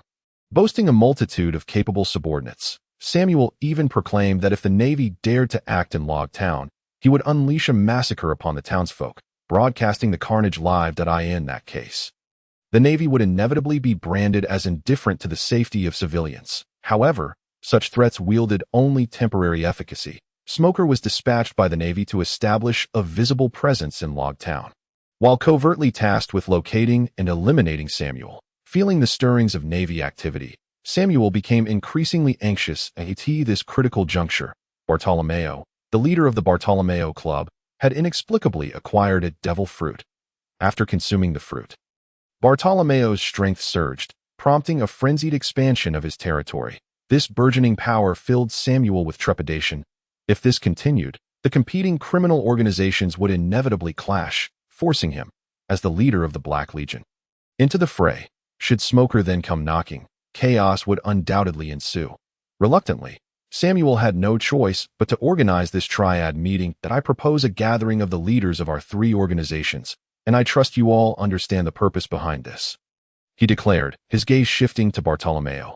"Bartolomeo, you have consumed far too much territory of late. If this persists, you shall disrupt the very order of Log Town." "Order?" Bartolomeo laughed heartily, as if he had heard the most absurd joke. "I have never heard of any order in Log Town that if you wish for me to cease, let strength dictate." With a creak, the bald man seated to the left tightened his fists, the claws on his fingers glimmering with a menacing sheen.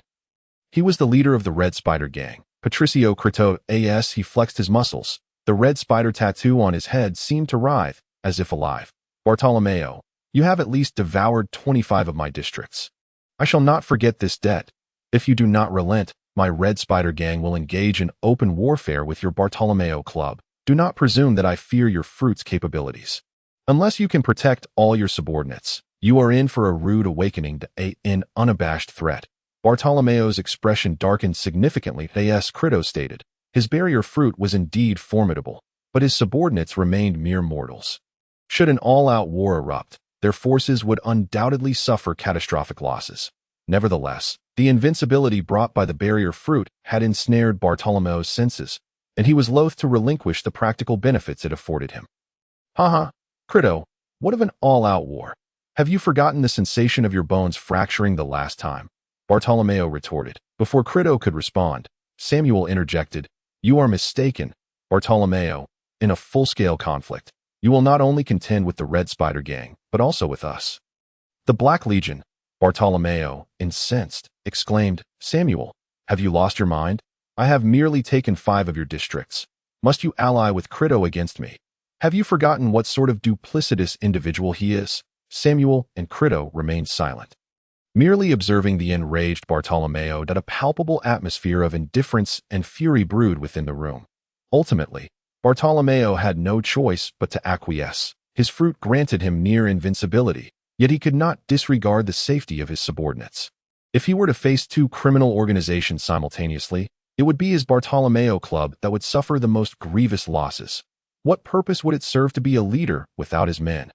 "Very well, that I shall cease my expansion. However, I cannot guarantee my patience for more than a year.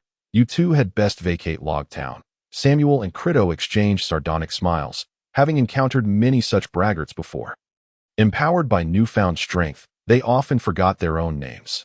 Yet, the immediate priority was to placate Bartolomeo. Following this, he would be subjected to a relentless barrage of poisonings, assassinations, and various other covert methods of elimination. The youth was simply too naive, unaware of the wisdom that lies in sheathing a blade. "Fine, a year it shall be." The 3 factions reached a consensus, preparing for a tenuous peace. However, at that moment, a bloodied subordinate of the Bartolomeo Club burst through the doors, stumbling and gasping. "Boss, trouble. Someone is causing a ruckus in our territory." "What?" Bartolomeo erupted with fury, instantly standing to his feet, his gaze instinctively darting towards Samuel and Crito. "Not our people," they hastily clarified, distancing themselves from the matter. Bartolomeo, with his limited intellect, pondered briefly and concluded that there was no reason for the opposing party to instigate conflict immediately after a peace talk. Having grasped this connection, he waved his hand dismissively. "I have matters to attend to, so I shall not detain you two. Perfect timing, as our discussions have concluded. Bartolomeo, you may attend to your affairs. We shall take our leave." Samuel and Crito departed with an air of satisfaction. The Bartolomeo Club had encountered misfortune, and they could hardly contain their delight, hoping to hear of Bartolomeo's head on display at the docks by the next day. After watching the 2 scoundrels exit, Bartolomeo maintained a stoic expression as he stepped outside. While walking, he turned to the earlier subordinate and inquired, "Who is causing trouble in our territory?" The subordinate wiped the blood from his face and replied, "It's a woman." "Ah?" Bartolomeo halted, pivoting to glare down at the subordinate, his eyes narrowing ominously. "Are you telling me that you lot were bested by a mere woman?" The subordinate, filled with dread, stammered, "Boss, that woman is no ordinary foe. She is exceedingly ruthless. Do not offer me excuses. You lot are utterly useless. Once I deal with that woman, I shall turn my wrath upon you." The young man, despondent, lowered his head on Agate Street. the sword and knife shop under the jurisdiction of the Bardo Club, Freyra stood amidst a pile of fallen individuals, flicking the blade to rid it of the blood that stained it. With your meager strength, do you dare to treat me like a fish out of water? A broken knife sold to me for 100,000 berries. You deserve to lie here. Ouch, ouch, just you wait. Woman, dare to touch someone from the Bardo Club, and you won't escape Rog Town. The fallen men groaned in pain, yet they did not forget to utter threats toward Freyra. You better come at me. One by one, I shall sever you. Freyra retorted disdainfully.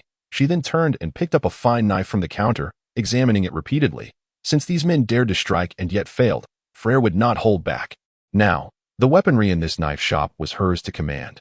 Not seizing them would be unworthy of a pirate. Clang, the cold blade reflected a lake blue light, emitting a unique metallic chime that a fine blade.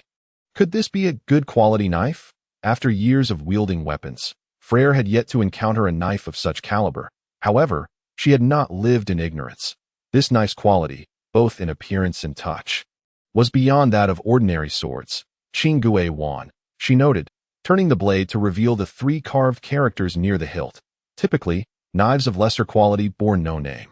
With a name and this exceptional quality, it was safe to conclude that it was indeed a renowned weapon of good quality. Stop.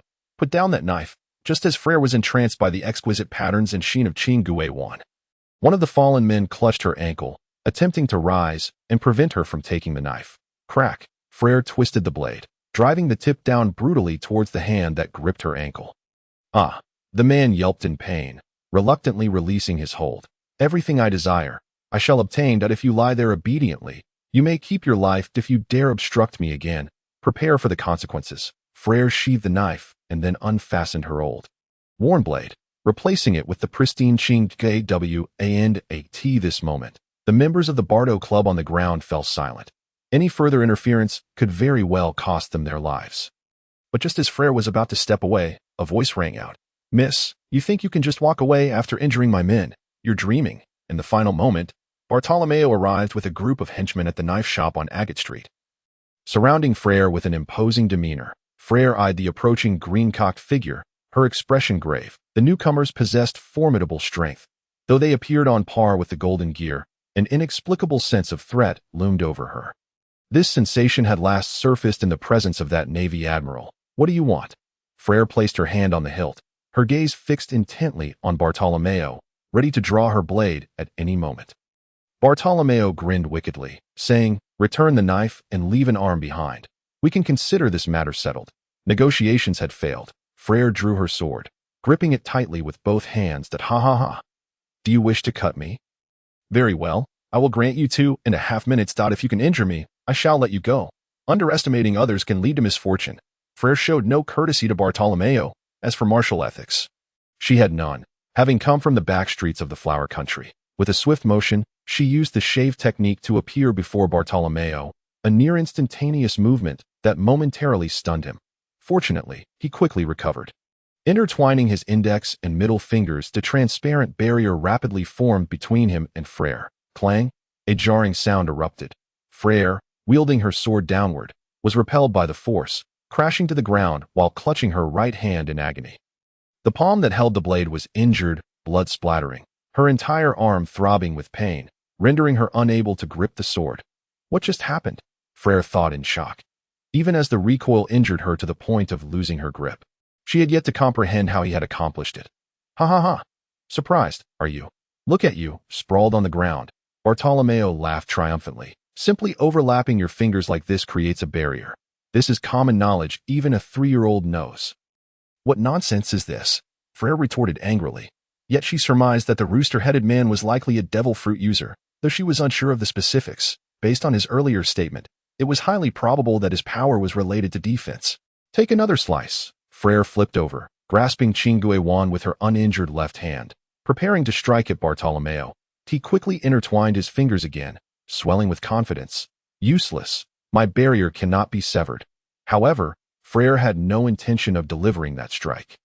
Upon seeing Bartolomeo's fingers overlap, she abruptly halted, driving the tip of her right foot into the ground, shattering the stone tiles, and then sweeping upward. A cloud of debris soared toward Bartolomeo, only to be intercepted by his transparent barrier. Utilizing the smokescreen, Freyra finally discerned what Bartolomeo referred to as the barrier. It was a large, glass-like block. The overly pale color rendered it nearly invisible up close unless one looked closely. Having recognized the barrier's shape, Freyra swiftly planted her feet on the ground and executed the shave technique, redirecting 3 times to position herself behind Bartolomeo. With all her might, she swung Chingue Wan, and blood sprayed forth. Ugh! Bartolomeo shrieked as the blade cleaved a deep gash into his back. Fortunately, he reacted swiftly enough to extend the barrier behind him, blocking Chingue Wan. Otherwise, the blow would have not merely lacerated his flesh, but severed his spine. Did I fail? Freyra grimaced, casting a begrudging glance at Bartolomeo. His devil fruit ability was insufferably cunning. The good quality Chingue Wan merely sparked against the barrier.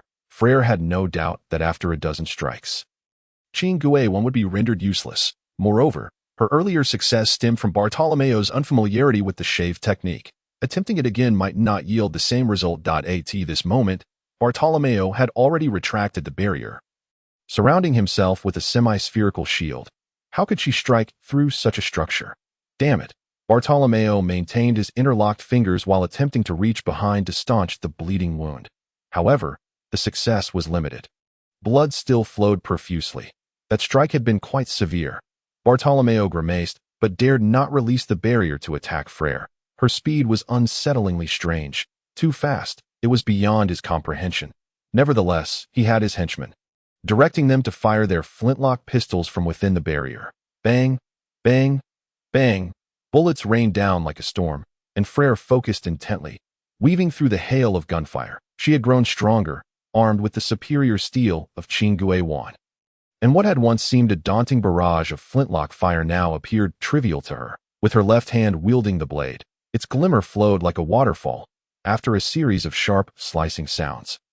All the projectiles aimed at her were severed in twain, exploding harmlessly beside her. Charging bull! As Freyra emerged from the smoke of the explosion, a barrier suddenly transformed into the shape of a bull.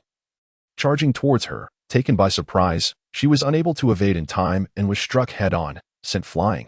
The impact resonated with a thunderous crash, collapsing 2 buildings before it finally came to a halt. Gasping in pain, Freyra struggled to her feet, feeling a sharp agony in her chest and abdomen.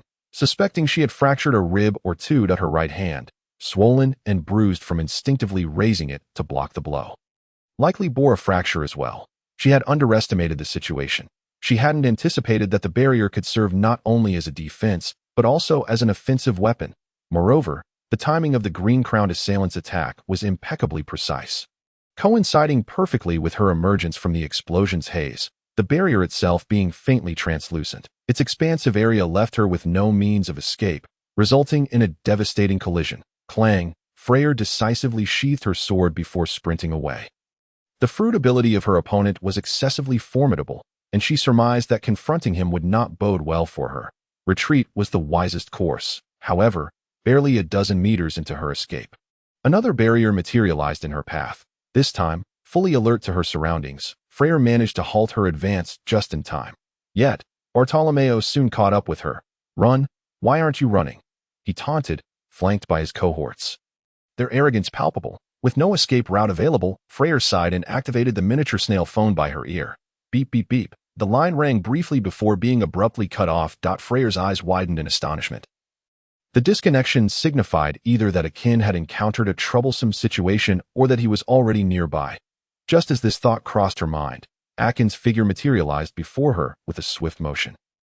Simultaneously, Bartolomeo let out a pained scream, clutching his hand, his left palm shattered. Yet Akin appeared oblivious to the commotion, turning to Freyra and asking, "Are you all right?" Her heart raced as she shook her head. "You didn't time your arrival deliberately, did you?" But it was rather impressive. She then winced, pressing her ribs. "I should be fine, but I think I've broken a few ribs and fractured my hand. I may not be able to help you deal with that green-crowned fellow. Dealing with him doesn't require 2 of us. He is quite weak now. Was he strong before?" "Well, not exactly. He will be strong later." "Akin, your way of speaking is quite peculiar." "Indeed," Akin shrugged. Unable to provide further explanation, he produced a bottle of milk, shifting the topic. "Drink this. Combined with the ability of life restoration, it should expedite the healing of most of your bone injuries." Freyra took the milk he offered, sipping while jesting. "What are you playing at? A mere bottle of milk can't possibly. Puffed. She spewed the milk in astonishment. That moment, her mind was overwhelmed. Who could explain why a sip of milk caused her bones to begin mending? The healing speed surpassed that of any bone remedy she had encountered, akin to the legendary sorcery from the Land of Flowers. Pressing on her ribs, she felt the fractured bones realign, nearly half of the break healed. Alleviating the sharp pain while breathing and moving, her arm, too, had completely healed, allowing for free movement. What is the principle behind this? Akin pondered, stroking his chin. Milk is rich in calcium. It's common knowledge that it aids in healing bone injuries. Even a 3-year-old would know that. Damn it. Why is this a common understanding? Freyra was flabbergasted, irate at the absurdity of the situation. What sort of cosmic law are you alluding to? Akin chuckled, petting a dog. If you require an explanation, consider it the effect of life restoration. Drinking milk heals bone injuries, while eating meat restores stamina. That makes sense. Freyra nodded earnestly, finding the explanation quite reasonable. Internally, she added, and the supreme bandages can accelerate recovery from injuries. These were all techniques Akin had previously demonstrated to her. Thus, there was no doubt about their efficacy. These handy tips were akin to everyday wisdom. Freyra sensed that in future battles, she ought to carry these 3 items with her. Even if she couldn't defeat her opponent outright, she could certainly outlast them. Who on earth would still rely on a Zoan-type fruit for recovery? It paled in comparison to this trio of essentials. Meanwhile, Bartolomeo watched the two converse nonchalantly while drinking milk, his irritation boiling over. You wretched creature resembling a venomous dog. How dare you strike me? At this moment, Akin was far from the striking figure he would become in 2 years. The fusion of his 2 souls had only recently occurred, and while there had been some changes in his appearance, they were minimal, his dark circles still evident beneath his eyes. Hearing Bartolomeo's pointed remark, Akin turned with a chilling glare. Did you just call me? Why yes. What of it? Bartolomeo stammered, intimidated by Akin's gaze. Why did he have to look at him as if he were a corpse? What's wrong? Just wait to be crippled. Swish. As his words fell, Akin vanished in an instant. Bartolomeo, startled, quickly crossed his fingers to form a barrier. Clang.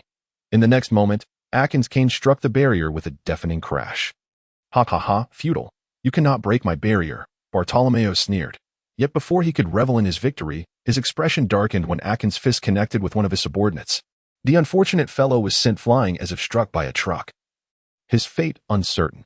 Withdraw the barrier, or every 3 seconds, I will incapacitate one of your subordinates. After 1 minute, I will escalate it to killing one of them every 3 seconds. The countdown begins. Akin's gaze remained cold and indifferent as he stared at Bartolomeo. Gulp. Bartolomeo swallowed hard, sweat pouring from his pores as if he were a bursting snail. He had never encountered someone so brutal. Compared to Akin, his title of cannibal seemed more akin to a playful nickname among children. Akin silently counted down, then vanished again, appearing before another subordinate, his fist slicing through the air with ferocity. Wait, I surrender. Bang. The punch still landed. The subordinate fell silent, and Akin approached Bartolomeo, wiping the blood from his fist on the latter's clothing. My apologies, you should have spoken sooner. I couldn't rein in my strength. You wouldn't mind, would you? Bartolomeo trembled with rage. This was not a matter of lacking control. At Akin's level of power, he could effortlessly modulate his strength. There was no chance of miscalculation. This monstrous Akin aimed to employ brutal force as a warning. He intended to demonstrate to everyone in the Bartolomeo Club that defying his will would not be tolerated. Yet, Bartolomeo found himself reluctant to act rashly. The subordinates around him had not consumed any devil fruits. Should Akin decide to attack them instead, it was entirely possible that the entire Bartolomeo Club would be reduced to him alone. What would be the point of that? And no, I don't mind. Bartolomeo ultimately spat out the words in humiliation. However, his subordinates were unwilling to witness their leader in such a disheartened state, rallying to shout, Boss, don't hesitate, let us confront him. Yes. Bartolomeo, together, we might just be able to take him down. We have heavy weaponry. We still have a chance. Bartolomeo's veins bulged with frustration as he bellowed. Silence. I am the boss here. I declare a ceasefire. No one is to act without my command. These fools. They are so feeble, so utterly incapable of perceiving the true terror that Akin embodies. This is not a deficiency that can be compensated for by mere numbers or weaponry. At least, they cannot make up for it given their current strength and armament. Upon witnessing their leader's capitulation, the remaining members immediately dropped their weapons, dejected and crestfallen. They would follow Bartolomeo's orders unconditionally. Having reassured his subordinates, Bartolomeo turned to Akin and inquired, "You are causing a ruckus in our Bartle Club. Yet you spare my life as the leader. Surely, you must have a purpose. Speak. What is it that you desire?" Akin nodded, appreciating such a direct approach. It was not a matter of great consequence. "Join our ghost pirate crew. I extend to you a sincere invitation." "Join you?" Bartolomeo repeated, somewhat bewildered, before swiftly regaining his composure, laughing in anger. "Are you suggesting that I, the leader of the Bartle Club, join your ghost pirate crew? I say, are you not being a tad presumptuous? I am a leader, and you would have me serve under you?" Akin nodded, as if it were the most natural thing in the world. "Indeed. What is so unreasonable about that? The vanquished must submit. It is a perfectly reasonable affair. The fact that I am sparing your life is already a considerable gesture of goodwill." "Impossible." Bartolomeo outright rejected Akin's proposition. But as soon as the word left his lips, Akin seized one of his subordinates by the skull. "No, one life." "You." Bartolomeo fumed, momentarily at a loss for words. When had he ever endured such indignity since his debut? He was accustomed to threatening others, never to being threatened himself. Yet, this ghost Akin seemed to be his nemesis, fighting unconventionally, possessing overwhelming strength, yet shamelessly attacking his subordinates. The other two underworld organizations in Rogue Town, including the Navy, would never stoop to such disgraceful tactics. Reluctantly, Bartolomeo yielded. However, he still attempted to reason. "Akin, my grandmother once said, a forcibly twisted melon is not sweet." Akin chuckled, revealing a set of healthy white teeth. "It matters not. It merely quenches thirst. That it matters not. Once aboard the ship, I shall find a way to bind them with chains. That it would be best if they could awaken to their senses and earnestly follow me before I locate a Zoan fruit user. Otherwise, a dog leash awaits them. Very well. You have triumphed, but let it be known, I am not so easily subjugated. Tread carefully, for there may come a day when I turn the tables. Ha ha ha," in utter resignation. Bartolomeo capitulated. After yielding, his mindset adjusted quickly, and he could candidly express his intent to usurp the position. "You possess the strength. I would not mind calling you Big Brother." Akin shrugged indifferently if he were to be usurped by a mere Bartolomeo. Even with protagonist privileges, there would be little to say. After subduing Bartolomeo with noble virtue, Akin instructed him to continue overseeing the Bartle Club, awaiting further directives before taking action. Subsequently, Akin departed with Freyra. Just as they left, Smoker arrived at Agate Street with Tashigi. Bartolomeo was directing his subordinates in cleaning up the aftermath when he spotted Smoker and his lieutenant entering his territory, instantly feeling displeased. He approached with a sardonic greeting. "Ha ha ha, is that the White Hunter Smoker? What brings you here?" "Finished with the pirates. Now here to apprehend me." Smoker's expression wavered between grim and uncertain. Ordinarily, he would have apprehended all members of the Underworld organization, but he could not afford to do so. The dark underbelly of Rogue Town was complex. If he targeted the Bartle Club, the other two organizations would unite in opposition to the Navy.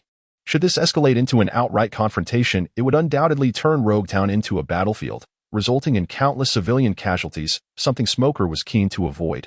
Fortunately, the Underworld organizations in Rogue Town did not engage in excessively criminal enterprises, merely skirting the edges of legality, which is why he tolerated their existence. That, of course, certain egregious members were still on his apprehension list, but a precarious balance had been struck. "Bartle, I've received reports from citizens regarding a brawl at Agate Street. I came to investigate." "A brawl at Agate Street? What business is that of yours, Smoker? The Bartle Club can handle it." Smoker's hand moved to the grip of his jit behind his back, sensing that Bartolomeo was acting strangely. Recently, he had heard rumors of Bartolomeo consuming a devil fruit and aggressively encroaching on the territories of other underworld organizations. However, such occurrences were commonplace in the underworld, and he had not given them much thought until today. When he witnessed Bartolomeo's brazen demeanor, he finally surmised that the rumors of Bartolomeo having consumed a devil fruit might indeed be true. Otherwise, the previous Bartolomeo would have only greeted him with jest, perhaps some sarcastic remarks, but would never have dared to be so brazen in his presence, unless he had some form of backing, most likely the devil fruit he had consumed, and it could very well rival his smoke fruit. Otherwise, knowing Smoker's capabilities, Bartolomeo would not have dared to confront him if he had merely consumed an ordinary devil fruit. It seems the fruit you consumed is quite extraordinary, Smoker remarked pointedly. Bartolomeo smirked coldly. You may test it if you wish. But allow me to remind you, smoke is not omnipotent. It can be constrained by limited space. Such words made Smoker's expression grow grave. Be cautious. Smoker lowered his hand from the grip of his jit. Today, his forces were insufficient, and confronting the Bartle Club head-on was ill-advised. He resolved to adhere to protocol. Since there is nothing further, I shall take my leave.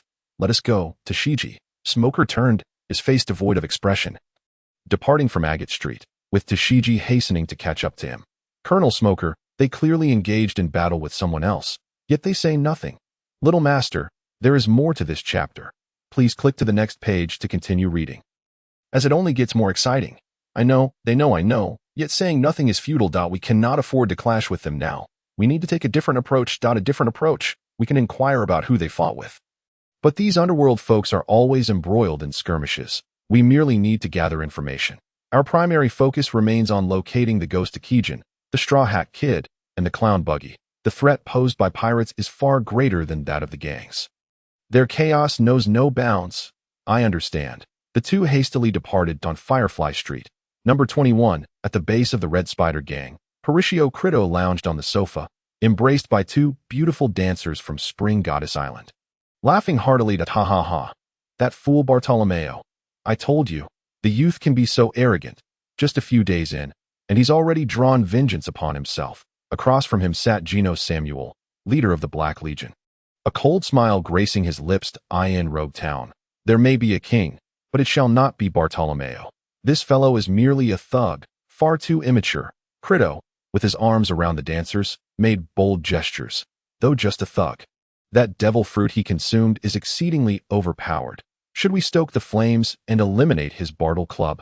Samuel pondered for a moment, exhaling a haze of smoke from his cigar, replying, Indeed, now is the perfect time to deal with him. But his fruit abilities pose a significant challenge. I must be frank. Even I am not his match, not even you. Humph, I wager that even a vice admiral from the Navy headquarters would struggle against him. His so-called barrier strength surpasses any defense known to this world. I dare say my sea stone cannot compare to his barrier's hardness. So formidable? Crito was taken aback. He had also clashed with Bartolomeo, resulting in his hand bones being shattered by the recoil of a barrier, an injury that had yet to fully heal. Now, seeing even Samuel speak thus, Crito felt a sense of urgency. What shall we do then? Assassination? Indeed, I will seek an opportunity to have someone infiltrate Bartolomeo's residence and poison him. If that fails, we shall resort to using sea stone against him. You still possess sea stone. Have you forgotten what I was doing before? Upon hearing this, Crito revealed a smile of realization. Even if they could not breach Bartolomeo's barrier head-on, they could approach the matter from other angles. The Bartolomeo Club, living is akin to dying. Here's to a beautiful tomorrow without Bartolomeo. Cheers, cheers. The two raised their glasses and clinked them together before downing the contents. However, just as the wine was swallowed, before it could warm to body temperature, they were startled by an unexpected voice, which caused them to spit it out. Gentlemen, your champagne toast is quite inappropriate. Although your plan is commendable, you shall perish here today. Who? Crito bellowed. Both men sprang to their feet, scanning their surroundings, while their underlings outside rushed in response to the commotion. Boss, the enemy is over there, one of the underlings shouted, pointing to the dome. Everyone collectively looked up to see Akin, balancing on one foot atop the iron window railing, observing them from an inverted position. Well, scummed, out a pleasure to make your acquaintance. I am Akin. Impudent, how dare you brazenly intrude upon the territory of my Red Spider gang without any regard for me? Attack. Take him down. Crito, infuriated, commanded his men to assault. Countless flintlock guns were raised, their muzzles aimed at Akin above, and a hail of bullets rained down upon him, merely causing ripples across his flesh. With a flourish, Akin released his grip and plummeted through the barrage of gunfire. With a resounding crash, he landed before Crito and Samuel. Without a moment's pause, Akin surged forward, akin to a stone thrown into water, bursting through the crowd and instantly drenching the area in a crimson spray. Crito's eyes bulged with rage. These were his underlings, now being slaughtered like mere swine. In mere seconds, the floor beneath them was soaked in a pool of blood. Bastard. Stop this at once. Crito roared, charging towards Akin. his hands clenched into a hammer-like shape, ready to strike down. Akin casually extended one hand to catch the heavy blow. Yet, in the next moment, Credo sprouted 4 additional arms, swinging them in a crosswise motion. Caught off guard, Akin braced his muscles and took the full force of the 4 punches. Hiss! Not bad at all. Akin grinned, baring his teeth, then thrust out a finger with precision. Finger gun! With a sickening sound. A spray of blood erupted from Credo's abdomen as a grotesque hole appeared, as if struck by a bullet. Damn it! Credo exclaimed, clutching his wound. He then turned to Samuel. Is this demon Akin one of your men or from the Navy? Samuel, equally bewildered, replied, I have no idea. Who would have thought a small pirate from the East Sea could master the finger gun technique? Has the Navy's secrecy fallen to such depths? Young master, there is more to this chapter. Please click to the next page to continue reading. It gets even more exciting. Before either could utter another word, Credo was struck several more times, blood gushing forth. You dare to converse while fighting me? You have guts, Akin remarked, shaking off the slick blood from his hands, finding the sensation rather unpleasant. Samuel, let us go together. This fellow is no ordinary pirate. Credo, grimacing in pain, replied, sensing the danger of being struck again by Akin. If this continues, I might very well be killed. Samuel understood the strength and tenacity of Akin, so without further ado, he stood alongside Credo. Kid, don't think that just because you can perform a little Navy technique. You impressive. This sea is filled with all sorts of bizarre abilities, Credo implied, and as his words fell, his 6 arms began to distort grotesquely, resembling insect limbs, shining with a slick sheen, adorned with rigid bristles. Even his eyes sprouted 8, covered in crystalline red spider-like compound eyes. Overall, he appeared as a half-human, half-spider monstrosity. To clarify, I am the wielder of the Zoan-type bug fruit, red spider form. How do you like that? Kid, Haven T encountered a devil fruit user in the East Sea, have you? Ha ha ha. Fool. Akin offered a blunt assessment. Damn you. You ignorant scoundrel. Credo, enraged, charged at him, 6 spider-like arms swinging from various angles, a relentless onslaught. Akin employed the Soru technique, effortlessly weaving through the barrage of spider arms, then seized a cane from behind his waist, swinging it at Credo's left rib. With a loud crack, the hardened exoskeleton of Credo's spider form shattered in several places, the impact creating a deep dent. Damn, Credo was sent flying, crashing against the wall and sliding down, waves of pain coursing through his ribcage, causing him to gasp for breath, nearly losing consciousness. Boss. His subordinates shouted in unison. Rushing to assist Credo, Samuel's expression darkened. Too fast. Everything just transpired in a flash. I didn't even have time to support Credo before Akin knocked him out. Now, it had become a one-on-one confrontation. Your finger gun technique is quite advanced. That last move was merely an application of the technique onto your cane, wasn't it? Samuel remarked thoughtfully, with his keen eye and understanding of the 6 techniques. He discerned the principle behind Akin's moves. Akin nodded, not denying it. You have some insight. Did you disband your Black Legion, or shall I dismantle it for you? Upon hearing this, Samuel narrowed his eyes. From your words, you were the one who went to trouble the Bartolomeo Club on Agate Street, weren't you? It seems Bartolomeo's foolishness will lead to dire consequences, but I want to be intimidated by your mere words. If you wish to annihilate my Black Legion, then do try. I hope your iron block is as sturdy as your tongue. With a thunderous boom, the ground trembled as Akin transformed into a shadow. Dashing forth with the swiftness of a flying cicada, with a swing of his cane, he unleashed a sonic boom. What tremendous power! Samuel felt a tingling sensation on his scalp, the pressure from the iron ball at the end of Akin's cane causing ripples in the flesh of his face. If that were to connect, would he even survive? In a moment of peril, Samuel twisted his spine with great force, his waist propelling his upper body in an uncanny half-turn, narrowly evading the cane, while simultaneously delivering a punch to Akin's nape. Seeking death, Akin's eyes flashed with cold light. How dare he attempt to evade his attack with such extremity, and then counterattack? Akin stood firm, his muscles taut. Hiss! Samuel cried out in pain. His fist struck Akin's neck, only to be repelled by the taut muscles, the recoil leaving his arm numb, akin to a withered claw. You can even use iron block? Samuel asked incredulously. Akin had no time to respond. He seized the opportunity presented by Samuel's missed strike, swiftly following up with his left cane, slanting it through Samuel's ribs and striking under his armpit. Samuel was struck as if by lightning. Half of his body went numb, his brain momentarily blank. Then he was sent flying into the wall. At that moment, Akin merely grunted, rubbing his sore neck. Iron block? Perhaps. He did not lie. He was not skilled in iron block. But the technique of tensing his entire body was something he had devised himself. Likely akin to the hard qigong of earth. By tensing all his muscles, he could diminish pain and enhance his defensive capabilities. Perhaps it shared a common essence with iron block. Kalala. Samuel struggled to extricate himself from the wall. His complexion ghastly, strong, so incredibly strong. This fiendish Akainu seems less like a pirate from the East Sea and more like a fearsome grand pirate returned from the Grand Line. Let me witness the pinnacle of your 6 styles training. With renewed vigor, Samuel stood once more. He swiftly approached Akainu with a technique known as shave, closing into a perilously close distance for both parties before suddenly launching a kick. A cerulean slash erupted from Samuel's calf. 6 styles. Storm leg. You think someone of your caliber can gauge the extent of my 6 styles mastery? Akainu bellowed in rage, planting his feet firmly before him, his body seeming to root itself to the spot. His upper body twisted slightly, unleashing a tremendous force that propelled his arm to swing his cane. Boom! A massive shockwave surged forth from the tip of the cane, charging like a ferocious tiger to meet the storm leg's onslaught. The 2 attacks collided with tremendous force, and the ground surrounding the point of impact was ripped asunder, fissures radiating outward. Help! I'm flying. The members of the Red Spider gang nearby could no longer withstand it. Merely the residual shockwave sent them tumbling, crashing against distant walls. The very air within the building was expelled by the colliding shockwave, creating a vacuum. Even the glass of the dome above shattered, raining down shards. Bang! Bang! Bang!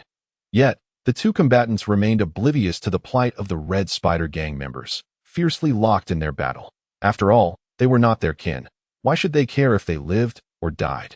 For a time, Akainu and Samuel engaged in a frenzied exchange, reminiscent of 2 wild beasts in a brutal struggle, shattering the ground and demolishing the walls. Everything within sight was reduced to dust by their rampage. It appeared as though they were evenly matched, neither yielding to the other. However, the true nature of this struggle was known only to Samuel, who felt his body nearly give way under the relentless barrage. Blood threatening to spill from his lips, his vision blurring, he had mastered 4 of the 6 styles: shave, storm leg, finger gun, and iron body, with only superficial knowledge of paper drawing and no understanding of moonwalk. Yet, even this limited mastery was overwhelmed by Akainu's regular techniques, leaving him at a complete disadvantage. Moreover, Samuel soon realized that Akainu, in addition to finger gun, also employed shave, both of which far surpassed his own skills. Boom! Another clash ensued. Samuel crashed through the wall, landing onto the street outside. Simultaneously, the very structure they occupied began to collapse. Having reached its breaking point, even the pavement nearby was torn asunder, creating a large pit. Samuel lay amidst the rubble, his fate uncertain, while Akainu strode purposefully towards him, intent on ascertaining whether he still drew breath. However, just a few steps into his approach, a milky, viscous thread suddenly shot from a shadowy corner towards Akainu. Snap! The sticky thread latched onto Akainu's shoulder blade. Ha ha ha. Fool, you fell prey to my ambush. Prepare to receive my attack. Spider silk. Meteor hammer. Kratos emerged from the shadows with a maniacal laugh, using the unique glands of his spider form to swing Akainu like a meteor hammer, crashing him into an adjacent intact building. Boom, the structure crumbled under the sudden assault, leaving Akainu dazed, though he sustained no severe injuries. He was furious, not from pain, but because that wretched Kratos' spider silk originated from the spider's tail. Damn you. Tell me, does your spider silk sprout from your eyes? Akainu's gaze burned with fury. Kratos' maniacal grin faltered, his face draining of color. His lips trembled uncontrollably as he screamed, "You don't understand at all. This silk is produced by the spider's silk glands and shot from the tail's orifice." "What do you mean it sprouted from eyes?" Akainu's rage boiled over. "Are you trying to argue with me about this? You are a human transformed into a half-spider. The so-called spider tail is merely your human posterior. And the silk emitted from that orifice is essentially you expelling it from your skin." Kratos was torn between shame and fury, rendered speechless. What could he say? The truth was undeniable, and it only served to further unravel Kratos. If word spread, everyone in Rog Town would know that the leader of the Red Spider Gang fought by expelling silk from his eyes. Even if he won this battle, he would lose everything. I'll kill you. Kratos, furious and frantic, fully transformed, becoming a towering spider measuring 4 meters in height and 6 meters in length, his sharp fangs glimmering with a sinister green venom. Snap, but when he took a bite, Akainu remained unscathed, not even a scratch on his skin. This is impossible? Kratos blinked in shock, his 6 multifaceted eyes flashing red. His venomous fangs could shatter marble, yet they could not pierce the skin of this mere human. What are you astonished about? Akainu raised his hand and forcibly pried apart the spider's fangs, grinning malevolently. You must have encountered the Navy on numerous occasions. Have you never seen Iron Body? Kratos had indeed encountered it, yet he had never faced such an indomitable form of Iron Body. It was countless times harder than Samuel's. Even Samuel would never dare to stand and take his bite head on. This skin feels like genuine steel. Kratos was in a daze, muttering, "This is impossible, and this must be an illusion." Akainu, losing patience, swept his cane. With a crack, Kratos' spider head twisted backward at an unnatural angle, connected only by a thin strand of sticky spider tissue. Moments later, he reverted to his human form. The power of the devil fruit autonomously detached from its host upon death, returning to the cosmos. Perhaps one day, it would find its way into another fruit. Remarkably, just moments ago, you couldn't even perform Iron Body. A voice emerged from the rubble. Samuel slowly rose to his feet, his body marred with numerous bruises. His chest slightly concaved, a metallic taste of blood in his mouth. Moments prior, through his battle with Akainu, he had confirmed that Akainu could not perform Iron Body, only tensing his muscles to simulate its effects. However, this imitation had been learned by Akainu during their confrontation, gradually morphing into genuine Iron Body. Damn it, Akainu had learned his Iron Body in the heat of battle. Where does one seek justice for this? Quite amusing, isn't it, Samuel? Akainu chuckled. Samuel seethed, his chest heaving, his face flushed with anger. Amusing? My foot. What have you done? I've never seen anyone master another's technique within mere minutes. Are you even human? Are you a deity descended from the heavens? I've done nothing, merely exerted a trivial effort. Damn you. Samuel's blood pressure soared. Unable to tolerate Akainu's taunts any longer, he cared not to inquire how he had managed to learn Iron Body in an instant. Focusing solely on charging back into battle with Akainu, who had already stripped him of nearly all his techniques. Naturally, he would no longer play with him. Let me defeat you with the very 6 styles you take pride in. Samuel, behold, storm leg. Akainu raised his right leg slowly, his calf coiling like a spring, poised to unleash. Upon witnessing this familiar stance, Samuel's eyes widened in shock, his pupils trembling wildly. What? This is impossible. He has even learned storm leg. Yet the reality lay before him, undeniable. Storm leg. Radiant glide slash. In that instant, Akainu's leg shot forth like a spring, vibrating at an incredibly high frequency as it extended. This kicking technique could unleash dozens of strikes in an instant, producing countless minuscule slashes that coalesced into a flying slash extending over 10 meters. The myriad of slashes, during their rapid flight, refracted complex beams of light. To an onlooker, it appeared as a dazzling, colorful cut. Caught off guard, Samuel was blinded by a dazzling array of colors, instinctively shutting his eyes and raising his hands to shield himself. In the next moment, a searing pain coursed through his body. When he dared to open his eyes and look down, he was horrified to see a smooth, gaping wound that extended from his left shoulder to his right hip, blood gushing forth, as something slick from his abdomen threatened to spill out. Samuel's complexion turned pale as he quickly pressed his hands against the wound. It was his intestines. With a thud, Samuel collapsed onto the street. He could no longer endure the agony. The wound was too severe for him to contain. And within mere seconds, he succumbed to unconsciousness from the excessive blood loss. Akin approached to inspect the scene, clicking his tongue in astonishment. Truly, the resilience of humans in the pirate world is remarkable.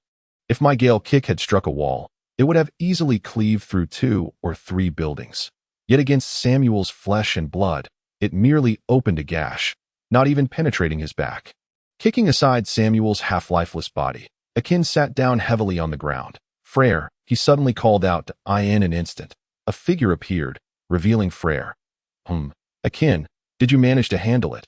Freyra inquired, simultaneously unstrapping the vacuum arm from his back and placing it on the ground. He also loosened the bundle he carried, revealing a substantial amount of sea king meat. perfectly suited for replenishing energy after an intense battle that I managed it, but it seems there are still quite a few lackeys remaining. Take your men and deal with the Red Spider Gang and the Black Legion, ensuring those who are willing to surrender come aboard as trainee crew members at AS for those who resist. Eliminate them all, Akin commanded, making a gesture across his throat. Freyra nodded silently and promptly departed to gather his men to eliminate the remnants of the two gangs. After all, with the Navy stationed in Logtown, especially Smoker, any acts of violence needed to be swift. Otherwise, by the time Smoker arrived, not only would they be unable to kill, but they might also find themselves ensnared by him, potentially culminating in a deadly confrontation. Once Freyra left, Akin began to devour the meat voraciously. He even gnawed on the bones, crushing them to a pulp before swallowing, knowing that the calcium within would aid in fortifying his bones, perhaps making them even sturdier. After a hearty meal, his formidable digestive system processed the food efficiently. Akin clenched his fists, feeling himself grow stronger once more. Next, he sought a place to rest and recuperate, preparing to cleanse Logtown of its pirates the following day. The title of White Hunter held by Smoker felt rather lackluster. With both the underworld and pirates on the island, it seemed a lonely hunt indeed. On number 14 of Agate Street, a flustered underling of Bartolomeo rushed into the room, his tone filled with alarm. "Boss Bartolomeo, it's bad." Bartolomeo was savoring a medium-rare steak, blood splattering everywhere as he took a bite, washing it down with red wine. Unable to distinguish between the two, "What is it?" he asked, wiping his mouth with a napkin and fixing a stern gaze on his subordinate. The underling straightened, nervously reporting. "Boss Bartolomeo, the demon Akin has invaded the territory of the Red Spider Gang, where the leader of the Black Legion is also present. They engaged in a fierce battle with Samuel and Credo." Bartolomeo's expression shifted as he quickly pressed. "What was the outcome?" The underling replied. "The victor has been determined. The demon Akin single-handedly defeated the other two, with the only cost being his hunger." Bartolomeo was taken aback. "Is he even human?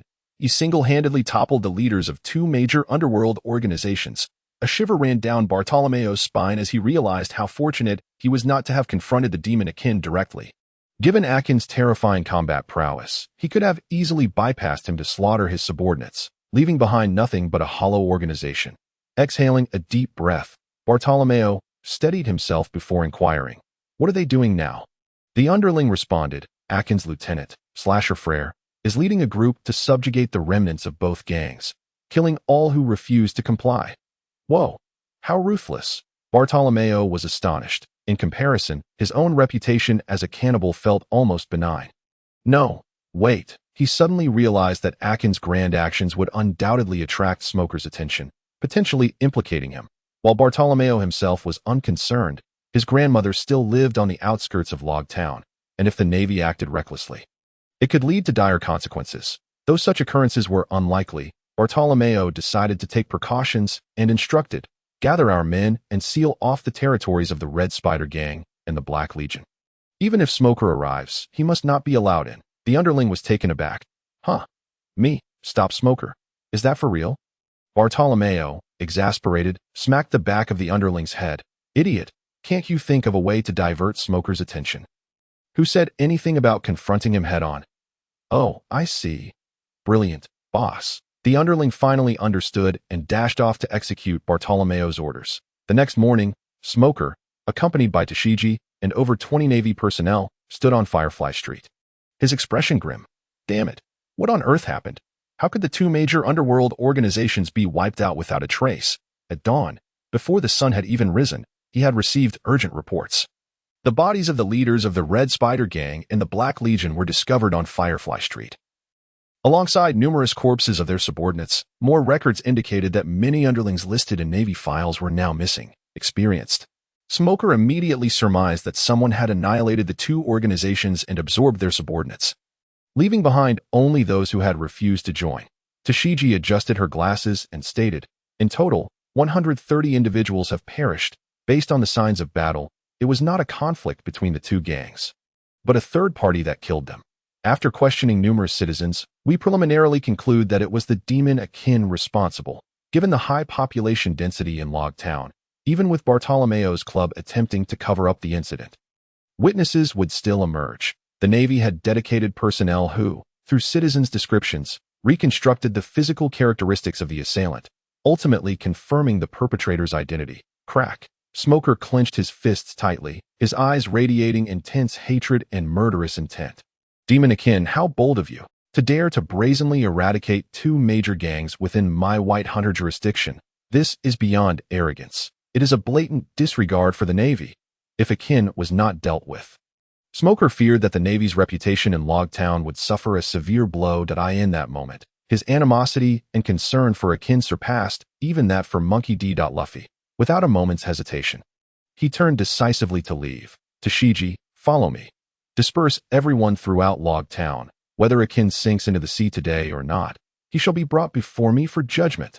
For the first time, Tashigi witnessed Smoker in such a furious state, sending a shiver down her spine. Yes, Daki responded loudly and then swiftly ran off to summon help. Returning to Ajin's side, after a night of vigilance, Ajin had fully restored himself to peak condition. Freyra was still deep in slumber on the bed.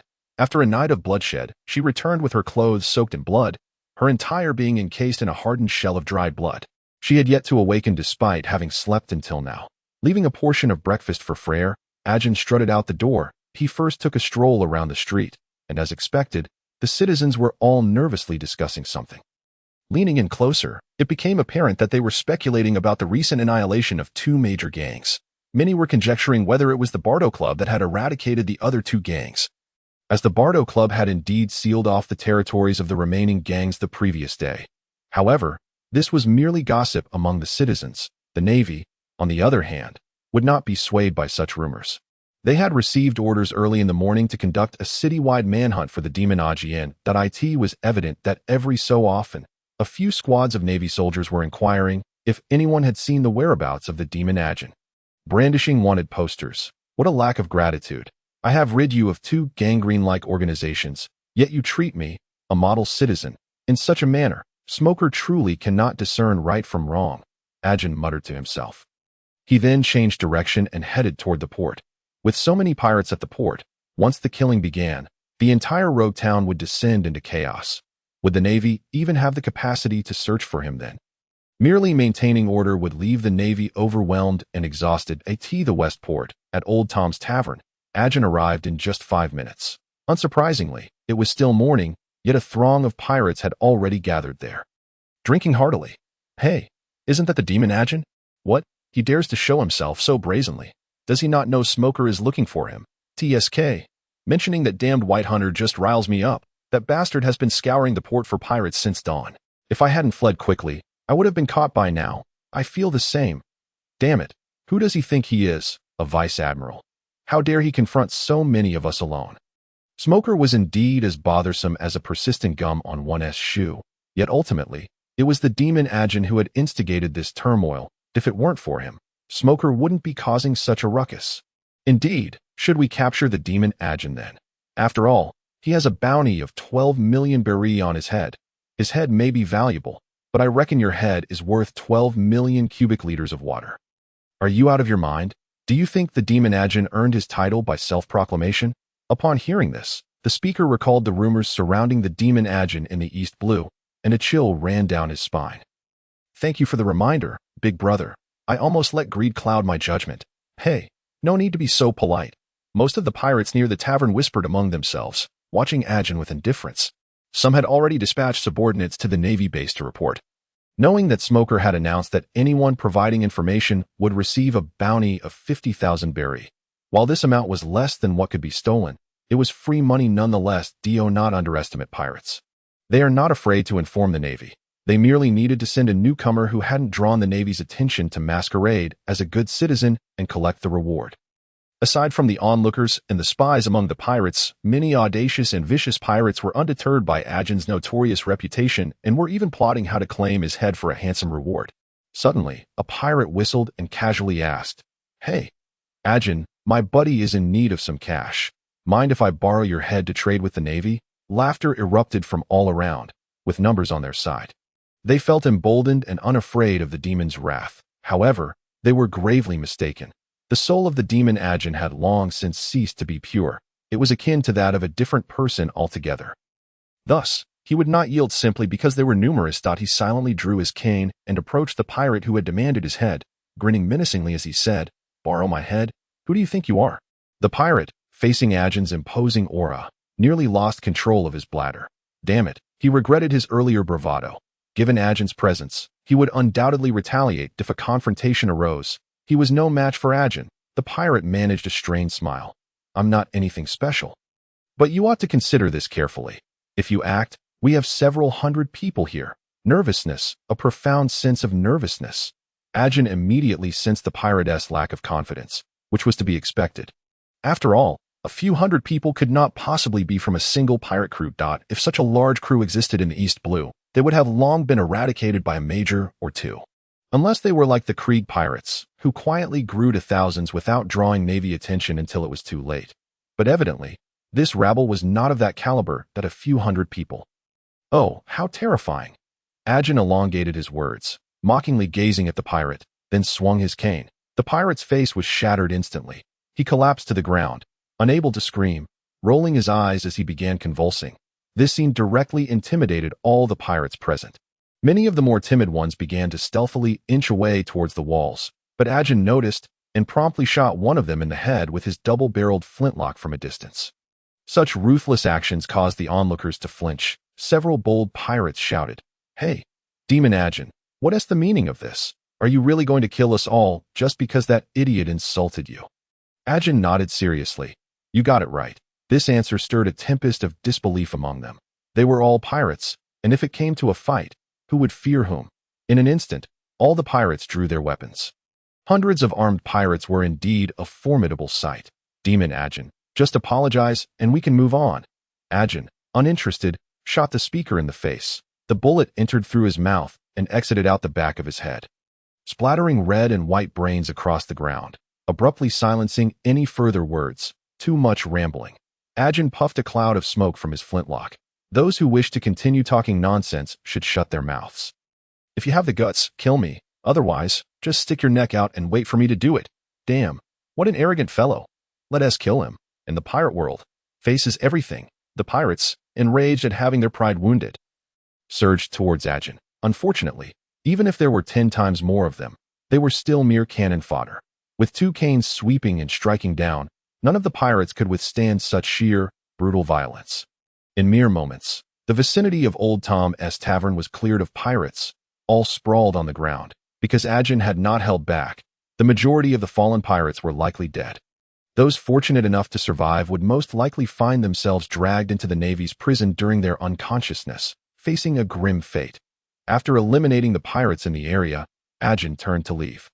At that moment, a blinding white light suddenly flashed across the sky. Click, click. A seagull dressed as a reporter rapidly pressed the shutter multiple times, capturing the precious slaughter photographs. This is big news. Huge news.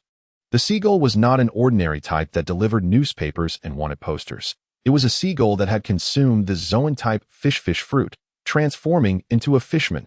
It soared over the Grand Line from the headquarters of the World News Agency, making its way to the East Sea, solely to capture the latest photographs of the recently renowned figure, the demon Akin, though his name had yet to reach the ears of the pirates traversing the Grand Line.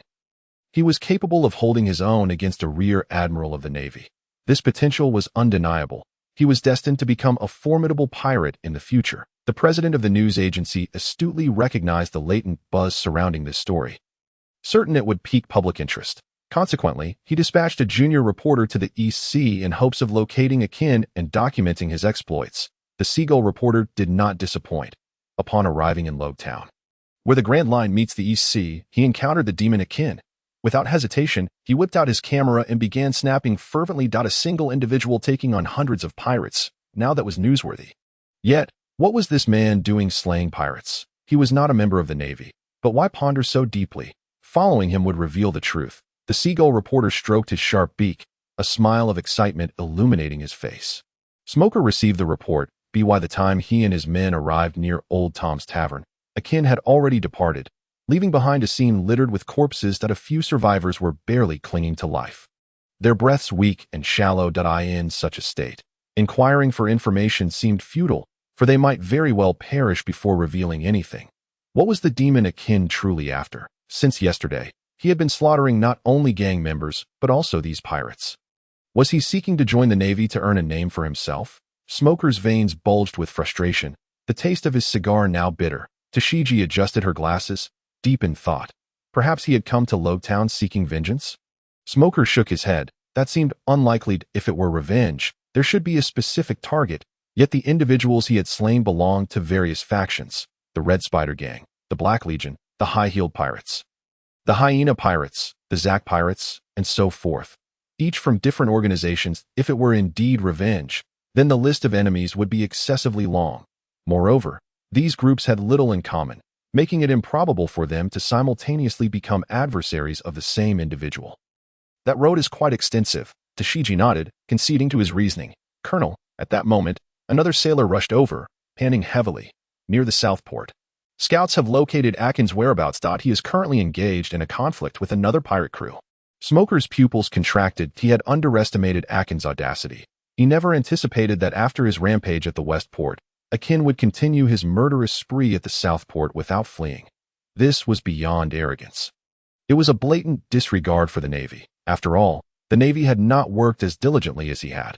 Let us go. Follow me to apprehend Akin, Smoker commanded, gesturing grandly as he charged towards the Southport. A cloud of thick smoke trailing behind him, Tashigi and a contingent of sailors hurriedly pursued. 5 minutes later, at Stinking Bream Street in the Southport, Smoker arrived first. However, it appeared he was a step too late. A multitude of citizens had gathered in the streets. As he approached, the crowd parted to allow the colonel passage. Upon closer inspection, he discovered that the entire street was strewn with corpses. Most bore fatal wounds from concave chests or shattered skulls, consistent with Akin's weapon of choice.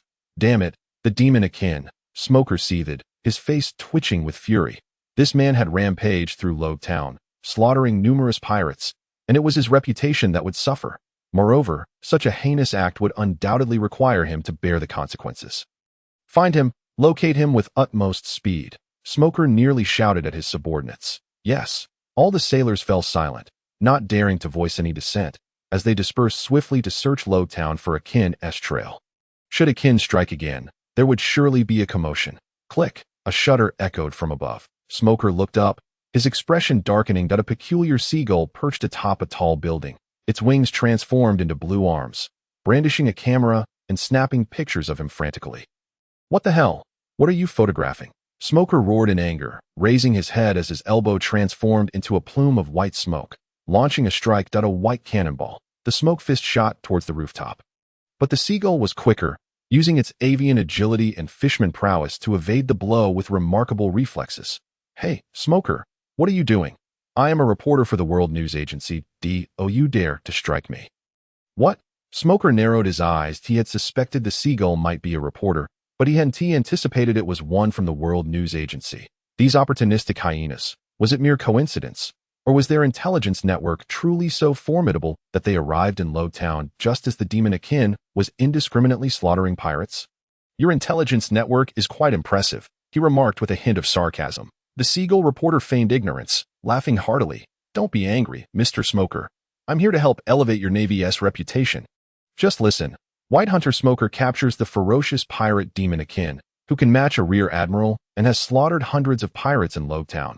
What a glorious reputation. Get lost, Smoker bellowed, furious at the seagull reporter. These journalists were shameless, prioritizing sensationalism above all else. Helping the Navy gain recognition was only valid if Smoker emerged victorious. Should he fail, these damn news outlets would be the first to glorify the demon Akin and vilify him, creating a narrative to bolster Akin's fame. They were nothing more than troublemakers relishing chaos. Ha ha ha. I'm leaving. Don't be upset. Colonel Smoker the seagull reporter cackled mockingly as it took to the skies. Escaping, from the vantage point of the seagull reporter, a broader view unfolded before it, allowing it to fly directly to Akin's location, the Southport. The ground was littered with the corpses of numerous pirates. The seawater stained crimson. The air was thick with the acrid scent of blood. Akin stretched his somewhat fatigued arms, alleviating his weariness. Even when slaughtering pigs, one would feel some exhaustion after such a massacre. Fortunately, these pirates were mostly lowly scum. The energy expended was merely a fraction of his strength. A few bites of meat would suffice to restore his vigor at that moment. Akin suddenly spotted a familiar figure standing before him. Straw Hat Luffy, did you do all this? Luffy stood before Akin, furious. Due to Akin's altered appearance and Luffy's own face blindness, He failed to recognize him. Akin rose from the heap of corpses, chuckling derisively. Well, Straw Hat Kid, we meet again so soon. Luffy, bewildered, replied. Who are you? Do we know each other? I am Akin, the one you encountered at the floating restaurant. Akin offered as a friendly reminder. Luffy's eyes widened in realization. Oh, it's you. Why have you killed so many people? Why? They are all wicked pirates. Killing them is merely a good deed, is it not? Really? Of course. Then why not just knock them away? Why kill them? We all set sail for our dreams. Luffy exclaimed. What you're doing is too extreme. Akin burst into laughter, unable to contain himself. These lowly scum dare to speak of dreams. How do you know they ventured out to sea for their dreams, and not for the sake of berries? In my view, even if they rob, they deserve to die. Shocked, Luffy had never heard such a vehement declaration. Was this truly the same Akin he had met before? Intuition whispered to him, a dichotomy of yes and no. It was as if a single drop of ink had merged with his already murky soul, plunging it into an abyss of darkness that in this moment. Even Akin could not have anticipated that the single-minded Wang Luffy possessed such formidable instincts. Faintly sensing the amalgamation of his soul with others, had Wang Luffy's understanding not been confined to the world of pirates, he might have truly deduced the truth of soul possession. Regardless, I must impede you. You are far too powerful, and those who have fallen are clearly no match for you. Akin understood this statement. It implied that he was bullying the weak. These scoundrels deserve their fate, but even so, it would be futile to convey that sentiment to him that if you believe you can defeat me, then come forth. I shall engage. Rubber rocket cannon. Luffy thrust his hands backward, his arms grotesquely extending several meters before snapping back with ferocious force. This recoil greatly amplified the power of his punch. Is that all? Akin bellowed, refusing to evade or retreat, and swung his cane to deflect Luffy's fist. Like a spring, the resilient rubber fist was sent flying, crashing into a nearby wall, only to rebound and repeat the cycle numerous times. By the time Luffy retracted his fist, the surrounding walls were riddled with holes from the relentless assault of his rubber punches. With a resounding smack, the force of his retracted fist nearly caused Luffy to lose his footing, stumbling twice before regaining his balance. Such immense strength. Luffy's expression grew grave. Akin's power surpassed his expectations. He could not win through sheer might alone. While contemplating this, Akin suddenly flashed to Luffy's side, seizing his arm and yanking him closer. He then pointed a finger at him. Finger gun. Akin's index finger shot forth like a bullet aimed at Luffy's throat. Though much of its force was dissipated by Luffy's rubbery form, however, the residual power was sufficient to momentarily disrupt the flow of blood to his brain and the oxygen to his lungs. An onslaught of asphyxiation and hypoxia assailing him. Even Luffy found himself coughing. It felt as though he were suspended in a vacuum, unable to exchange air, and with his brain deprived of blood and oxygen. Darkness suddenly enveloped his vision, yet Akin did not relent. Seizing the moment when Wang Luffy's mind was clouded by oxygen deprivation, he gripped both of Luffy's arms, tightening them around his neck with all his might. Creak! The rubbery arms and neck formed a deadly knot. Ensnared by Akin's immense strength, his neck constricted to the point that it could be grasped with a single hand. Minutes later, Luffy succumbed to unconsciousness. The disparity in their strengths had become insurmountable. Luffy was utterly no match for Akin, subdued in a single move. The foolish fruit, in the presence of anyone with a semblance of sanity, could easily be used to bind your arms like rope, making escape nearly impossible.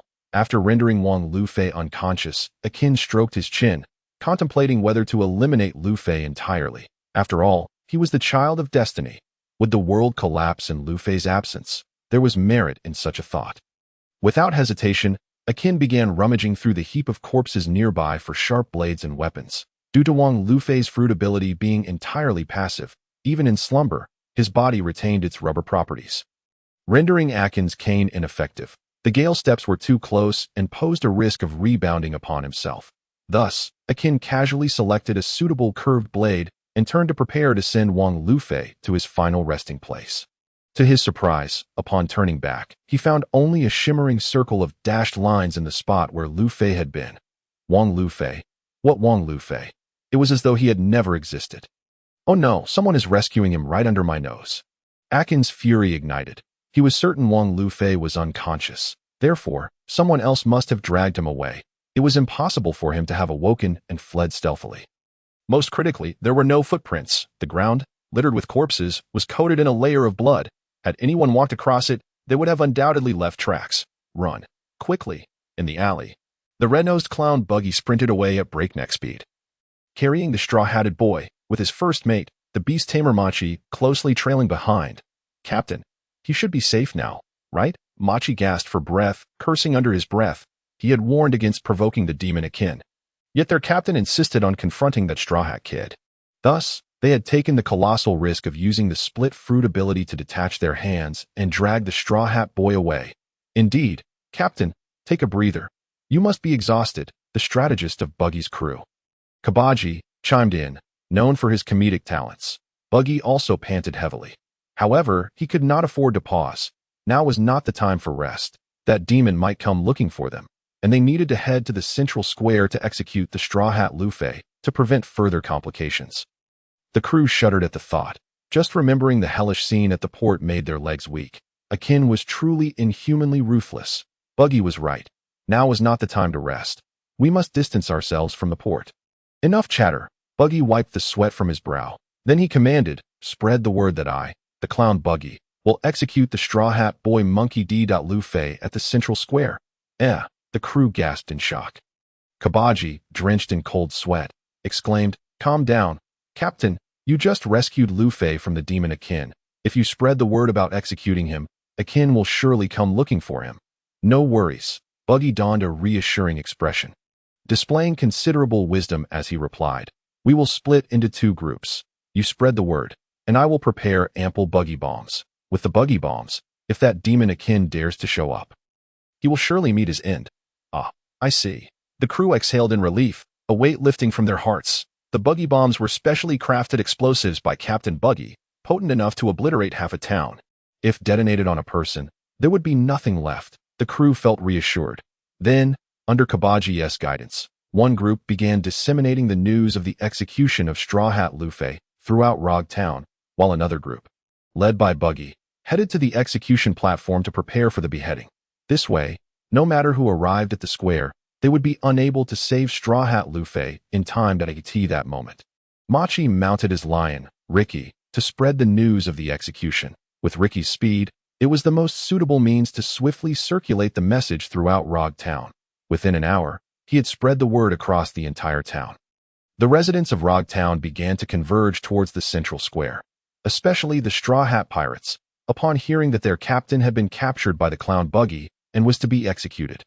Could no longer remain idle, racing towards the execution platform that a crisis was unfolding at the central square. The clown Buggy was set to execute the recently famed Straw Hat boy Monkey D. Luffy. The news spread like wildfire. As Akin was wreaking havoc at the 4 ports, he suddenly received this information. His expression darkened as he processed it. Then he gazed into the distance, where he indeed spotted a familiar figure riding a lion and shouting. That face seemed familiar. Akin pondered. What was his name? Machi. No, Machi. Akin then realized who had rescued Luffy. That damn red-nosed clown had brazenly taken him right under his nose. He was courting death? Or perhaps this was the extraordinary luck bestowed by the Nika fruit. Sensing that his host was in peril, it instantaneously summoned someone to rescue him. What a formidable and invincible fruit. No, the execution platform. Suddenly, Akin recalled the original storyline, where the clown Buggy's blade had nearly cleaved Luffy's neck, only to be interrupted by a bolt of lightning. Looking up at the sky, he saw dark clouds gathering ominously. Deep within the storm clouds, the faint rumblings of thunder began to brew. Damn it. While the Commander Dolag was captured by the Star Fury, you chose to see your son off on his voyage. I refuse to accept that the power of the Nika fruit surpasses that of the luck fruit. I am determined to confront Nika. If 1 attempt fails, I shall try 10 times. And if 10 attempts fail, I will pursue him to the ends of the earth, relentless until my demise. Although I harbor no animosity towards Monkey D. Luffy, I simply cannot tolerate Nika, and I must find a way to attain clarity. With that thought, I dashed towards the central square. However, I had scarcely made any distance when a cacophony of roaring engines filled the air. Suddenly, the wall of the adjacent street erupted in a thunderous explosion. Smoker made his grand entrance, riding his beloved Billin motorcycle. its imposing design and massive tires exuding a presence more formidable than that of a wild beast. Furthermore, the plumes of white smoke emanating from the vehicle suggested that Smoker had infused his devil fruit powers into it, significantly enhancing its propulsion. This must be an attempt to corner me. I mused. Indeed, in the next moment, the motorcycle spun around sharply, the white smoke swirling into a vortex as it came to a halt directly before me. As Smoker dismounted, he drew his flintlock pistol. Bang, bang, bang. Without a moment's hesitation, Smoker unleashed a barrage of bullets that I stood my ground, activating my ironclad defense. The lead bullets struck me, crumpling into flattened discs that fell to the ground. Aside from a few sparks, I suffered no further harm. Smoker tilted his head, realizing that his flintlock had proven ineffective against someone of my caliber. This was merely a preliminary test. Smoker had no illusions of defeating me with a flintlock. As he drew his weapon sheath, he declared, "Akainu, you have taken too many lives, a true scourge. Come with me." "Come with you? Ha ha." I erupted in laughter, tears nearly streaming from my eyes. "Are you still waking up? I have rid Rogatown of countless pirates and gangsters, bringing clarity to its citizens. Rather than expressing gratitude, you intend to apprehend me?" Smoker's expression darkened. "While your claims are indeed factual, not every transgressor deserves the death penalty. Most crucially, it is not for a pirate like you to pass judgment. Judgment? I shall judge as I please. I am the embodiment of the world's justice." Smoker, though uncertain of who this Kira was, sensed my defiance. "There is no point in further discussion. If you refuse to come quietly, I shall force you." With that, Smoker vanished in an instant. Yet, through my dynamic vision, I captured his movements with clarity. Indeed, as a Navy colonel, he had mastered the 6 powers that it was evident that he employed Suru. While not an expert, it was sufficient for his needs. Suddenly, Smoker, who had been within my line of sight, reappeared, rushing towards me in less than a second. Enveloped in a cloud of white smoke, with a powerful strike, Smoker's fist, propelled by the smoke, connected with my face. The impact was surprisingly feeble.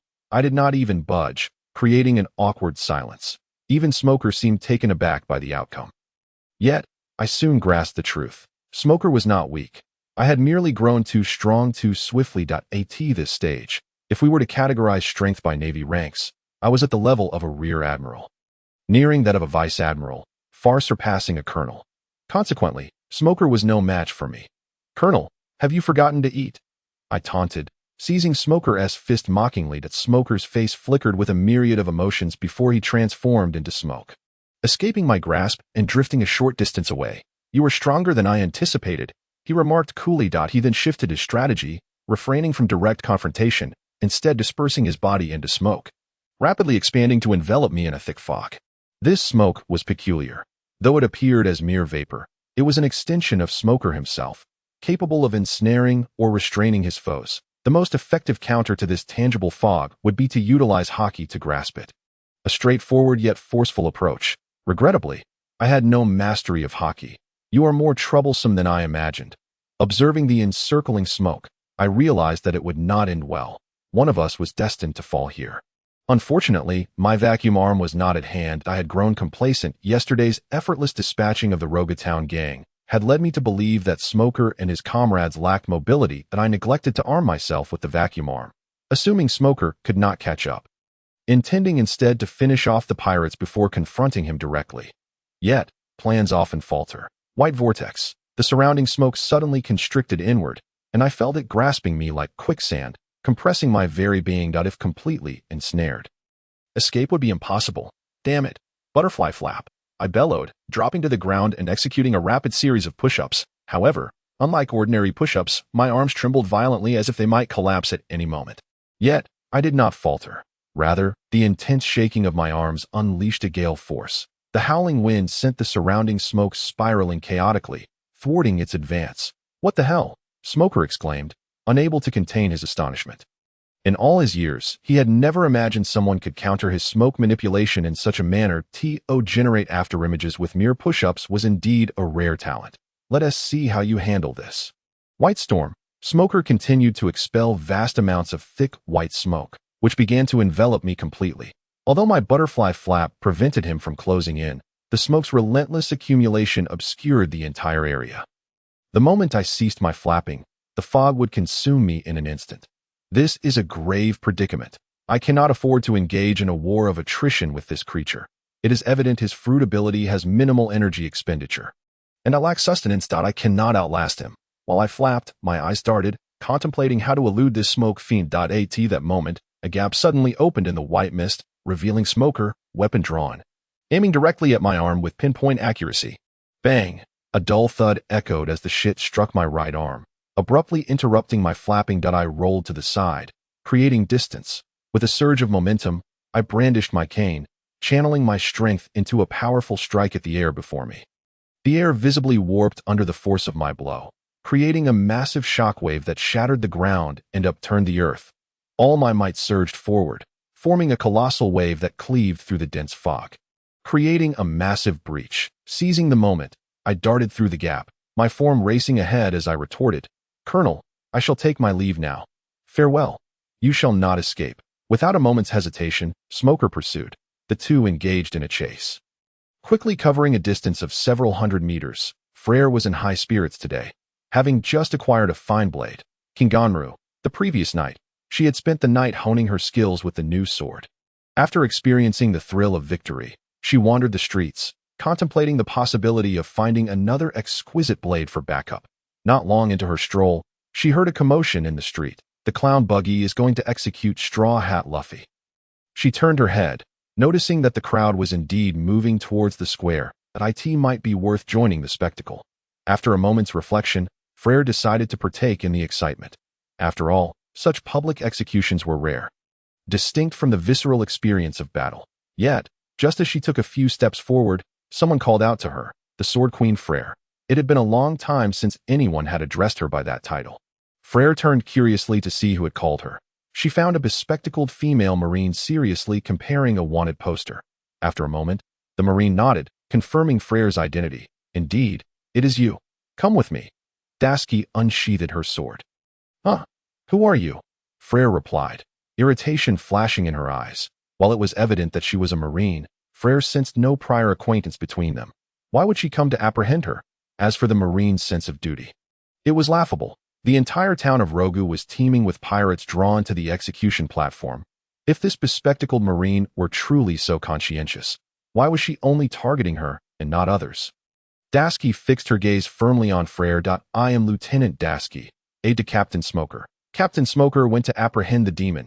Akin. I was on my way to support him when I encountered a throng of pirates heading towards the execution platform. Thus, I had to halt to maintain order and fortuitously crossed paths with you." Now it became clear. Freyra realized she was being singled out due to her association with the demon Akin.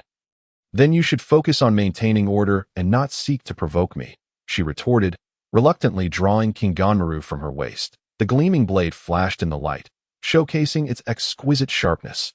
Dasky was momentarily dazzled, instinctively closing her eyes before quickly reopening them. She was instantly captivated by the splendid form of King Kebi, nearly drooling. This is a fine blade, isn't it?" Dasky exclaimed with excitement. The sudden shift in her demeanor caught Freyra off guard, and she hesitated, holding King Kebi aloft. "Yes, it is. What of it? It is absolutely unacceptable for a vile pirate such as you to wield such a fine weapon. It is a grave disrespect to exquisite swords." "Are you out of your mind?" Freyra could not help but curse. "This blade was earned through my own merit. What business is it of yours? If you covet my sword, just say so instead of concocting such grandiloquent justifications."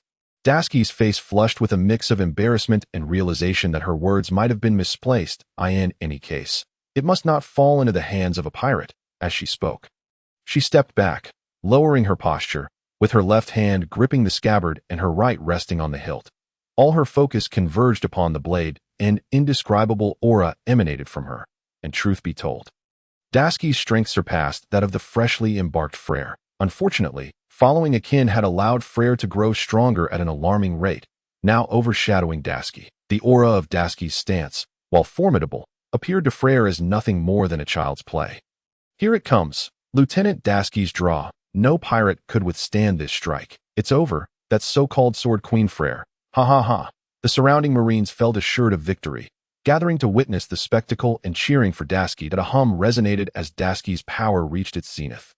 Unable to condense further, she opened her eyes and lunged forward. In an instant, the spectators saw Dasky and Freyra pass each other, and moments later, Dasky stood behind Freyra, a smirk on her lips, whispering, "Draw technique. Swallows front slash." With a snap, she returned the blade to its sheath. Such a stylish draw captivated the hearts of the Marines present, and they erupted in applause for her. "Oh, truly, Lieutenant Dasky is remarkable. Is this a new sword technique? How impressive, defeating the Sword Queen Freyra in a heartbeat. Indeed, a sight to behold." Yet, amidst the praise, a voice of skepticism emerged. "But wait, why is the Sword Queen Freyra still standing?" This question drew everyone's attention back to Freyra. Indeed, why was she still upright? Freyra chuckled wryly, lifting Kinganmaru and swinging it forcefully, sending a crimson arc of blood cascading from the blade. "You should be asking why your lieutenant is still standing." It was only then that the Marines noticed the blood pooling at Freyra's feet. Where had it come from? Looking at Dasky, she remained silent, maintaining her stance after uttering her technique. It was only when Freyra pointed out the issue that Dasky finally faltered. She held her position not because of bravado, but because she was desperately trying to staunch the flow of blood from her grievous wound. The pain was sharp and undeniable. As a swordswoman, Dasky quickly realized the truth. She had been the one struck. Maintaining her stance was an attempt to compress her muscles around the injury, preventing blood from gushing forth. Alas, the wound was too severe. This method of forcibly tightening her muscles to halt the bleeding drained her strength, and she could no longer sustain it. Once Freyra exposed the truth, Dasky relaxed, and a torrent of warm blood erupted from her side. Splattering on the ground, the Marines were taken aback, momentarily at a loss for why the situation had reversed so dramatically. "Lieutenant Dasky! Lieutenant Dasky!" The Marines rushed over to assess Dasky's condition. The wound was grave. There were no means for first aid here. "Quickly, get the lieutenant back to base for treatment." "No need," Freyra interjected suddenly, tossing a roll of bandages to them. Akin had mentioned that all the medicines and medical supplies at sea were worthless compared to a single roll of supreme bandage. Freyra didn't quite grasp why the bandage was deemed supreme or if it held the same meaning as supreme fine blade, but she had experienced its effectiveness firsthand. Strong, incredibly strong, regardless of the injury. Binding oneself with a layer of this supreme bandage could instantly heal even life-threatening wounds, if paired with milk and meat. Well, it was nothing short of miraculous, allowing one to be discharged from the hospital the very same day. However, the Marines did not understand. They threw the bandages back, shouting, "Get lost! Take your filthy bandage away! We Marines would rather die than use your pirate's stinking bandage." Freyra's eyes narrowed dangerously. "You truly are ungrateful. I regarded you as rare, decent Marines and decided to spare you. Yet here you are pushing your luck." As she spoke, she raised her sword and charged into the crowd of Marines. 2 minutes later, a dozen Marines lay bruised and battered, kneeling obediently on the ground. "Have you learned your lesson?" Freyra demanded, hands on her hips, glaring fiercely at the Marines. Yes, we submit. Please spare us." The beaten Marines dared not retort, tears streaming down their faces as they pleaded for mercy. Freyra couldn't help but laugh at their sudden change of demeanor. With a resigned glance at the bandages on the ground, she gestured for them. "Pick it up if you don't tend to your lieutenant's wounds. She might actually bleed to death." Sigh. The naval officers dared not defy her commands, swiftly grasping the bandages from the ground to tend to Dasky's wounds. Remarkably, the results astonished everyone. Goodness, it truly stopped the bleeding. What? Is this for real? What is the principle behind this? It even halted the blood flow after striking an artery. The foundations of medical knowledge have crumbled. How come we never discovered that bandages could yield such effects before? Unbelievable. Ah, she is awake. The sergeant is awake. After losing so much blood, she regained consciousness so quickly. Truly astonishing. The Navy personnel surrounded Dasky, fervently discussing amongst themselves, each one nearly transforming into an expert as they studied the peculiarities of her condition. Poor Dasky, already reeling from blood loss, felt dizzy from the cacophony of voices that swirled around her. Igniting a fire of frustration within her, with a fierce shout, she sat up. Enough noise. Instantly, the lively discussion dissipated. An eerie silence enveloped the entire street, leaving only the faint murmurs of Dasky. After a considerable pause, she finally regained her composure and recollected the moment when she was defeated in a single blow. She turned her gaze towards Freyra, who stood a short distance away. "I concede," Freyra chuckled softly. "I was naturally superior to you. Your defeat is only to be expected. However, may I ask that you refrain from ignoring my presence? After all, I have no desire to harm such fine naval officers." She emphasized the words fine naval officers. Dasky pursed her lips. She truly wished to confront Freyra, considering the latter was a pirate, yet she found herself powerless to act and could not send her subordinates to their demise. Additionally, Freyra had shown her mercy, making it difficult for Dasky to act ungratefully. Thus, she had no choice but to turn her head away. Is this to be considered tacit acceptance? Freyra smiled lightly, not exposing the prideful nature of the bespectacled female officer, and proceeded in the direction of the squared AT. That moment, a raucous roar of engines thundered from a distance. Everyone turned to face the source of the sound. Yet, a wall obstructed their view, rendering them unable to see anything. While the engine noise grew ever closer, Freyra sensed impending danger. The engine sound was approaching in a straight line. If it did not stop, it would likely crash through the wall and head straight for them. She quickly placed her hand on the hilt of her sword, prepared for anything. Bang! Sure enough, in the next moment, the wall shattered, the entire structure collapsing. That a figure burst forth from the clouds of dust and debris. Freyra stared in astonishment at the silhouette, adorned with a blue and white headscarf, a fierce expression, and a robust physique. Was it Akin? Akin, she instinctively called out. Akin, too, spotted her, his eyes lighting up with joy. What a coincidence. Encountering Freyra here, he exclaimed, for he was indeed fortunate enough to possess a protagonist-like panel. He had just the treasure on his back that he needed. Freyra, just in time, toss me the vacuum arm. Though unaware of the unfolding events, Freyra swiftly unfastened the vacuum arm from her back and hurled it towards Akin with all her might. He caught it with one hand, quickly donning the apparatus. Almost as soon as Akin equipped the vacuum arm, the roar of the motorcycle arrived, crashing through the ruins with reckless abandon. Akin raised the vacuum arm, clenched his fist, and delivered a powerful blow to Smoker's motorcycle. The metallic clash reverberated painfully in everyone's ears. The motorcycle, halted by Akin's raw strength, could not advance an inch, despite its massive tires spinning and creating scorching smoke. What immense power! Smoker's expression turned grave as he leaped off the motorcycle. Wielding his weapon with intent to strike, Akin, with his cane poised, deflected the blow while simultaneously striking Smoker's head. A rush of wind followed. The cane effortlessly passed through Smoker's head, as Akin had anticipated, holding back just enough force to withdraw the cane in time. Truly, the power of a natural fruit. Without a hint of hockey, I cannot strike your true form. Humph. You even know about hockey? Smoker queried. Bewildered, Akin's demeanor hardly resembled that of a novice pirate from the East Blue. He appeared more akin to a seasoned pirate returning from a grand adventure in the Grand Line. What is there to be unaware of?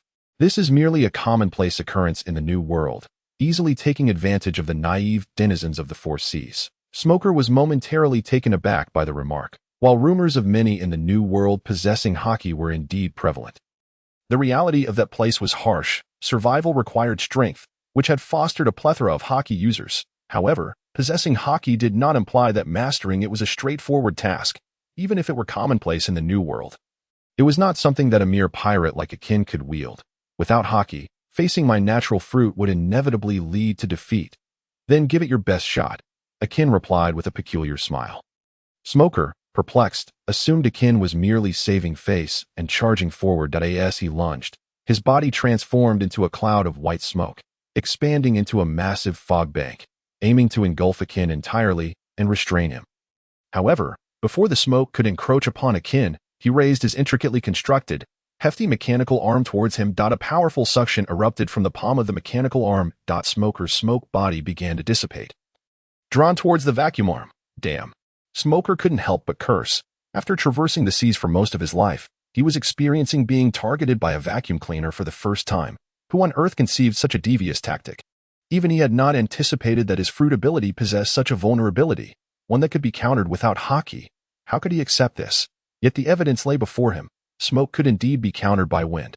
He was compelled to relinquish his fruit power, allowing the smoke to solidify back into his corporeal form to avoid the disgrace of being vacuumed away. However, Akin had already foreseen Smoker's reaction.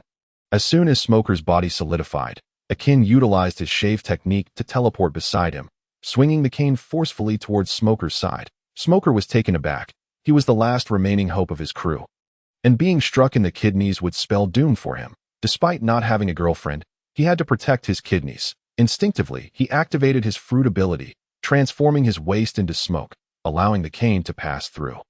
Universal attraction. Whoosh. Seizing the opportunity, Akin unleashed the mechanical arm's suction once more, the terrifying force pulling Smoker's smockified waist towards it. Panic surged within Smoker. Overly reliant on his fruit ability, he instinctively resorted to it when faced with a lethal attack. In ordinary circumstances, this would suffice, but Akin had a vacuum arm in hand. Release, Smoker commanded decisively, immediately ceasing his body's transformation into smoke. The sucking force ripped apart Smoker's clothing, tearing it from his waist and exposing his bright red heart-patterned underwear. Good news, he was unharmed. Bad news, he had suffered a social disaster. Surrounding Navy personnel witnessed this scene, their faces cycling through a spectrum of colors: red, orange, yellow, green, blue, indigo, violet, as they nearly choked on their laughter. Some, unwilling to restrain themselves, broke into laughter, while others trembled, stifling their chuckles. Such flamboyance from the captain. Who can argue with that? I always said the captain was a closet flirt, but you wouldn't believe me. Now they were convinced. How else could he ascend to the rank of captain? Listening to the hushed discussions around him, Smoker felt as if he could perish from embarrassment. All those years of maintaining a respectable image had crumbled in an instant. At this moment, his murderous intent surged to its peak. Originally intending to capture Akin, he now genuinely sought to eliminate him. Here it comes. Colonel Smoker, consumed by rage, was finally ready to take decisive action. That foolish pirate was doomed. Ha ha ha. The Navy of Lowtown harbored an inexplicable confidence in Smoker. Every time he decided to get serious, even if faced with hundreds of pirates, they would be obliterated in an instant by his devil fruit powers. Such is the terrifying nature of the Logia-type fruits. The most evident fact is that while gangs and pirates perpetually plague Lowtown, as long as Smoker is present, those ruffians can only engage in their mischief in the shadows. Too afraid to act brazenly, those who dared confront Smoker head-on either found themselves in prison or met a swift demise. Akin, may you remain on this island forever, Smoker roared. Billowing clouds of thick smoke erupted from his form. In mere moments, these dense clouds coalesced into monstrous white smoke figures, swirling and churning. Under Smoker's command, the colossal white smoke entity surged towards Akin. Let us see if your pathetic machinery can consume my smoke. Akin, unfazed, scoffed at Smoker's feeble attempt. He didn't even bother to move, simply retrieving the gas mask hanging from a nearby barrel and donning it. You think you can suffocate me? Such a notion is absurd. As for whether the smoke could ensnare him, that was equally unlikely. The smoke capable of capturing a person originated from Smoker's own transformation. The vast clouds before him were merely ordinary smoke. Incapable of suffocating Akin, who was protected by his mask, the onlookers could only stare in disbelief at Smoker's predicament at this moment. He realized with clarity that Akin had devised these measures specifically to counter his abilities. Thoroughly analyzed and decisively suppressed. What is the matter, Colonel? Have you forgotten how to fight now that your devil fruit powers are ineffective? Akin's voice filtered through the gas mask, muffled yet dripping with mockery. Smoker's eyes widened, his expression darkening to one as black as coal. Even without my devil fruit abilities, I can still triumph over you. What a jest. Smoker had never encountered a pirate as audacious as Akin. He would never retreat simply because his opponent was stronger. That was an impossibility. Even if he could not secure victory, he would wager everything, including his life, to tear a piece from Akin. Pirates must be punished. White smoke bomb. With a furious shout, Smoker transformed his arms into smoke, merging with the dense fog surrounding him. His intention was to ensnare his adversary within the vast ocean of mist, with the air thick with vapor. Akin would inevitably struggle to distinguish between the ordinary smoke and that which originated from Smoker's body. Thus, all he needed was to seize the moment and deliver a lethal blow when Akin exposed a weakness. However, he did not anticipate that Akin would not even need to search. Bending his lower body, Akin gripped his cane and forcefully swung it forward, summoning a fierce tempest that scattered much of the dense smoke.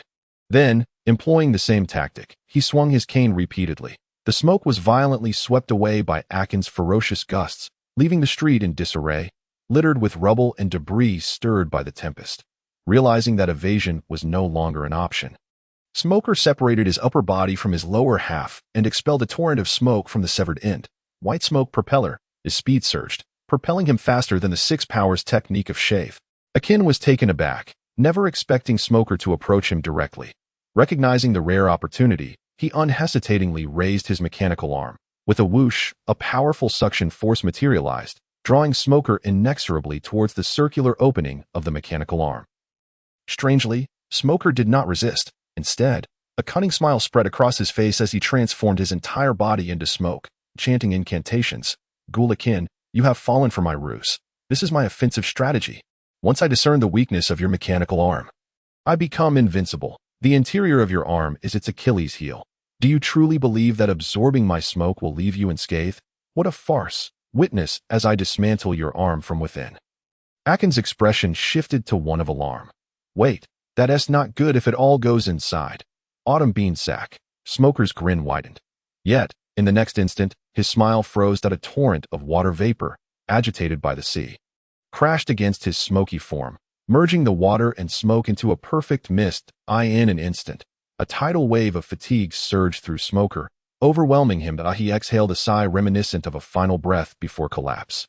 He was forcibly reverted from his smoke form, crashing back to his solid state with a thud into a barrel. The barrel was divided into two layers. The upper section served as a spray zone, while the lower contained seawater. As Smoker fell entirely into the barrel, the partition could not withstand the weight of an adult. With a resounding crash, the divider shattered, plunging Smoker into the depths of the seawater layer.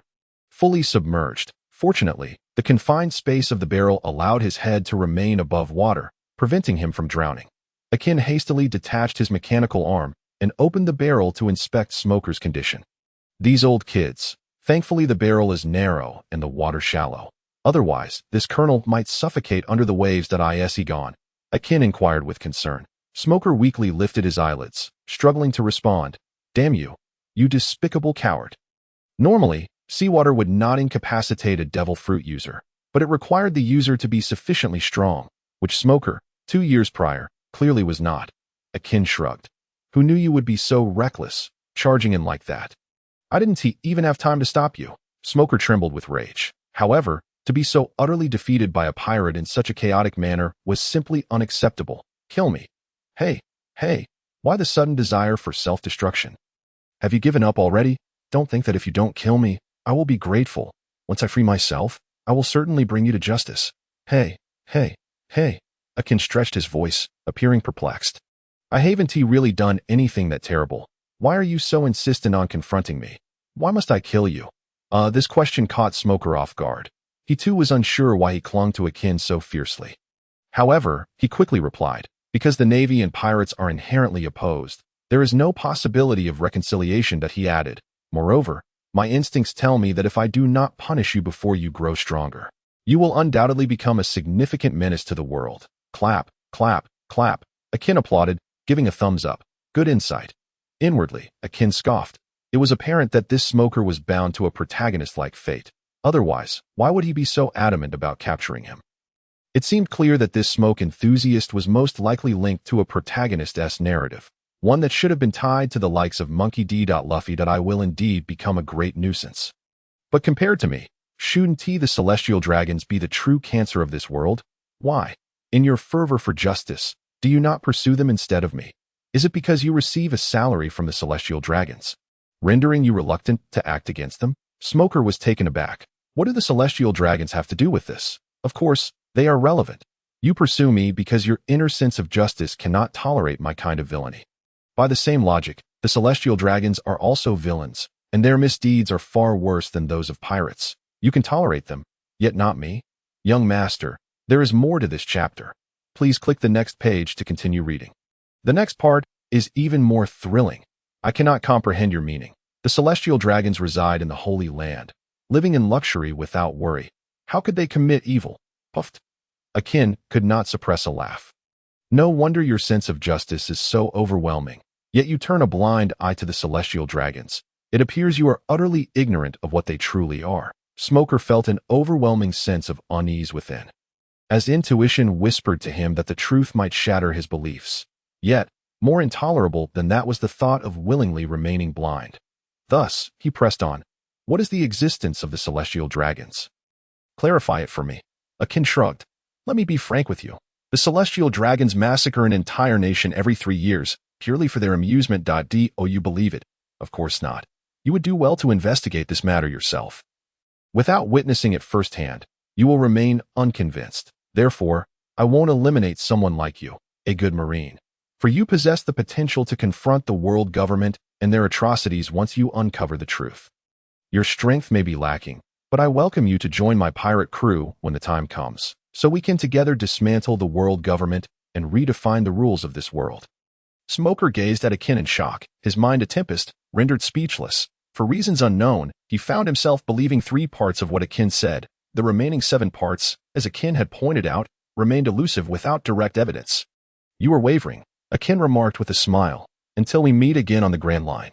Wait, Smoker shouted. He could not fathom why Akin, a pirate from the East Blue, seemed to possess an abundance of secrets about the world.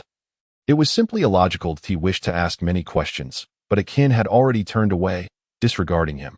Left to stew in the iron barrel, he felt an urge to move, yet the overwhelming lethargy bestowed by the seawater rendered him too comfortable to even lift a finger. Meanwhile, Akin had thoughtfully provided his subordinates with a soothing service, ensuring they would not assist Smoker in escaping too soon. That he still needed to head to the execution platform to eliminate Monkey D. Luffy. If Smoker were to arrive, who knew if he would become yet another pawn of Nika, manipulated by fate to rescue Luffy? Better to have one less person involved. Akin, where to next? The execution platform.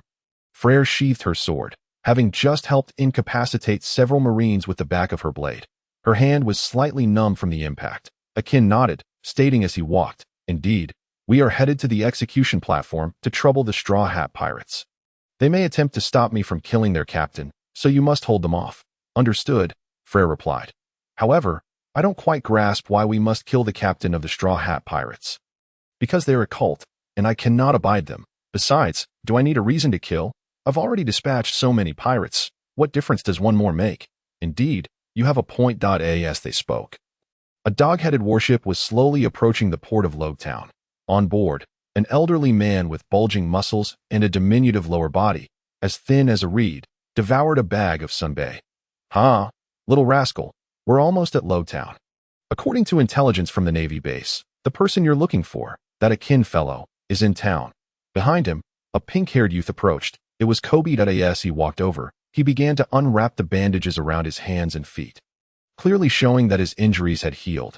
The old man, none other than Garp, looked on in astonishment. "You've recovered so quickly?" Kebi nodded, a hint of pride glimmering in his eyes. "Of course, such minor wounds can heal rapidly if I take the time to rest and allow my cells to work hard, accelerating their division and metabolism." Garp was left speechless. If it were anyone else, he would have scoffed, questioning how effort could hasten cellular recovery. But this particular individual indeed had that ability, owing to the rare paramecia-type devil fruit of effort he had consumed. As long as he willed it, nothing in this world was beyond his reach. Meanwhile, at another port, a small wooden ship lay anchored at sea. A bald man, adorned with a light purple tie around his neck and a black feathered coat, sat upon the vessel. His imposing stature radiated an aura of aloofness, further accentuated by the metallic beak-shaped mask covering the lower half of his face, making him appear sinister and formidable.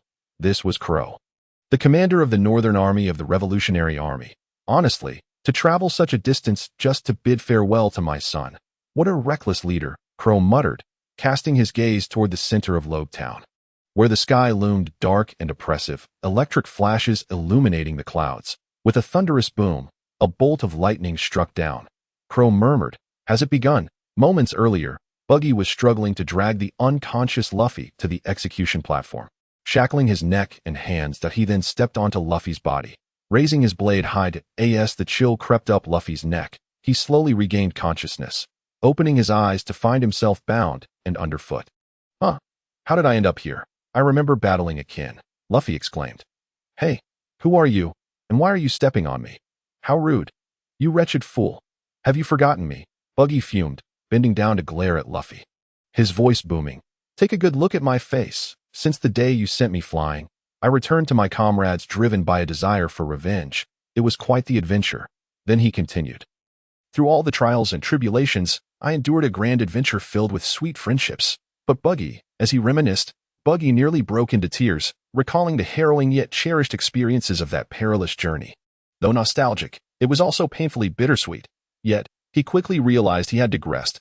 He was supposed to be executing the Straw Hat Kid, not getting lost in memories of the past. You idiot. What was I saying? He snapped. Who are you again? Boj. Buggy. No, wait. It's not Beiji either. Luffy furrowed his brow in deep thought, suddenly enlightened. Oh right. You're called horse manure. What horse manure? Are you joking? Buggy's chest heaved in anger, his nostrils flaring. It became evident to him that this Straw Hat Luffy was undoubtedly a brainless fool. Ignoring him, he turned to face the crowd gathered below the execution platform. The square was teeming with numerous onlookers. Most drawn by sheer curiosity, Buggy spread his arms wide, proclaiming, "Behold, my countless loyal subjects, we are about to commence the grand public execution of Monkey D. Luffy. You are utterly powerless now, ahahaha. How glorious. Isn't it? You get to die in the same place as the Pirate King." As he uttered the name of the Pirate King, Buggy's tone subtly darkened, quickly masked by laughter. Below, members of the Buggy Pirates celebrated, firing bullets into the air in jubilant anticipation of the impending spectacle. However, none noticed the ominous clouds gathering overhead, thick and layered like a mountain, endless and foreboding. Lightning danced within the clouds, heightening the atmosphere of an impending storm. Luffy burst into laughter, exclaiming, "I remember now. You're Buggy. Wait, did you just say execution? You brought me here to watch an execution. This will be my first time seeing one, and you're being so nice. You are the one about to be executed." Luffy gasped, eyes wide in disbelief. What kind of joke is this? What kind of joke are you telling? The two fools engaged in a heated argument, with Luffy forced to bow his head under the eaves. Squinting and fatigued. "I'm sorry, I won't anger you again. Please save me." "Why would I save you, you idiot?" Baki lifted his foot and stomped on Luffy a few times, saying, "Stop showing off here. It's time for a grand execution. If you have any last words, now is the moment to utter them. Ha!" Luffy, clenching his mouth, racked his brain for several seconds before shouting loudly at the bustling crowd below, "I am the man who will become the Pirate King." The echo reverberated, and the crowd fell into a sudden silence. After several moments, someone hesitantly spoke up. "What did he just say? Pirate King, and here in this town? How audacious." Baki was momentarily taken aback, then casually remarked, "With you around, it seems your journey is about to end." As he spoke, Baki raised the cleaver in his hand. Just as he was about to swing the blade, a resounding voice echoed through the square, halting his action. "Hold your execution." The crowd turned to see two dashing men striking poses at the entrance of the square, one with green algae hair and the other with curly eyebrows. Zoro, Sanji, and Luffy exclaimed excitedly. Upon seeing their arrival, Baki panicked. Realizing his subordinates could not possibly restrain those two from the Straw Hat crew, he waved his hand, sending his lackeys rushing forward to hold back the two men. While he swiftly raised his knife, bringing it down with force, the blade sliced through the air, producing a sharp, ringing sound. However, in the face of such mortal terror, Luffy emitted a maniacal laugh, as if possessed by Nika. Cheerfully bidding farewell to his companions, everyone was stunned. What was even more shocking was that several electric serpents suddenly flickered around the blade, crackling as they danced. Moments later, with a thunderous roar, a bolt of lightning descended from the sky. The lightning struck the execution platform, its violent force causing the structure to falter, bolts flying loose, igniting blue flames at the top. Heaven's thunder met Earth's fire. The execution platform collapsed under the burning azure flames. With Baki landing in the mud, his body charred. This chapter is not yet complete. Please click to the next page to continue reading the thrilling content. Our protagonist, the great Nika fruit user, the future Pirate King. The destined savior, the legendary grandson of a naval hero, the son of the world's most notorious criminal, and the suspected reincarnation of Joy Boy, Monkey D. Luffy, remained unharmed, laughing heartily as he picked up his straw hat. A hat that even Baki had been singed by, yet it remained unscathed. What's this? I'm not dead. This is a stroke of luck, Luffy chuckled, adjusting his hat. A stroke of luck? You wretched creature. What have you gained? A booming voice rang out, piercing through the air. Everyone instinctively turned towards the source of the voice, where a menacing man wearing a blue and white headscarf was slowly approaching. His two canes, stained with blood from years of use, exuded a murderous aura. Luffy's smile faded as he sensed the ominous intent directed at him. Unmasked. Akin, how wonderful. I didn't expect to see you again so soon. After our parting at the Baratai, I thought we wouldn't meet again until the grand line. Sanji rushed over, excited to greet him. Meanwhile, Zoro stood solemnly beside Luffy, as two beings possessing ominous energy. They resonated on some level, allowing Zoro to better perceive Akin's lethal determination to kill Luffy. Hey, Curly Brow, stay away from that man, Sanji said, puzzled. Huh, Green Algae Head. What are you talking about? This guy is Akin. From the Bartai, I know, but he is dangerous now. Sanji attempted to argue further, but Akin spoke first. The green-haired kid is right, Sanji. Step back. The one I intend to kill is Straw Hat Luffy. I owe you a debt of gratitude for this body. So I want to kill you. What the hell? Sanji exclaimed, bewildered. What do you mean you want to kill Luffy? And what do you mean by this body? Are you not familiar with your own body? Don't ask so many questions. Just move aside. Sensing Akin's serious tone, Sanji's expression shifted to one of seriousness. I don't know why you've changed, but there is no way you can kill our captain. Sanji joined Luffy's side at that moment. The trio of red, yellow, and green lamppost warriors stood united, a force to be reckoned with. Akin, stop stalling. I'll deal with those two nuisances. You focus on taking care of Straw Hat. Freyra emerged from the crowd. She looked down, thinking how a small pirate could still be so slow. She could take them down with a simple slide and a slice. Akin twitched his lips at her words. You've never faced the main character's aura, have you? Don't underestimate Luffy. His father is around. Akin realized that today, he was unlikely to kill Luffy, but he had to give it a try. Fine, you hold off those two green and yellow nuisances. You can slay the green one, but spare the yellow, as he has done me a kindness. Freyra shot Akin a peculiar look. Did you sell him a drum? Damn it, it's a debt of gratitude. Don't fill your head with such lewd thoughts. Ha ha ha. Just kidding. Freyra raised her hands in surrender.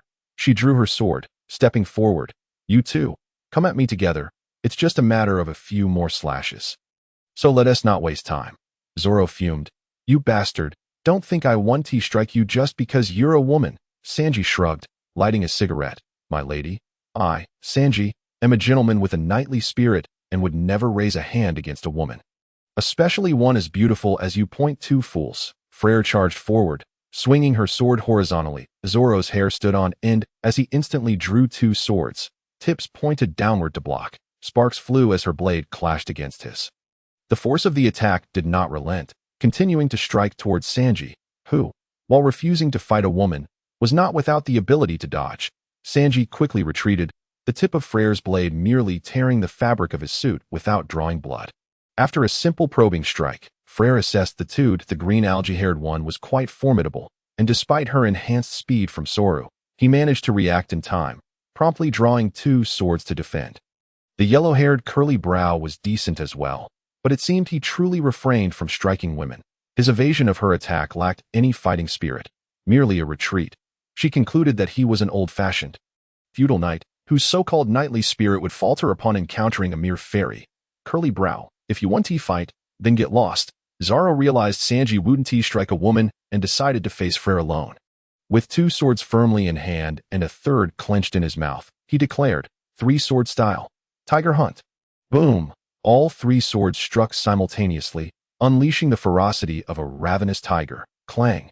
The blue ghost blocked the strike named Tiger Hunt, though it was a bit more powerful than Freyra had anticipated.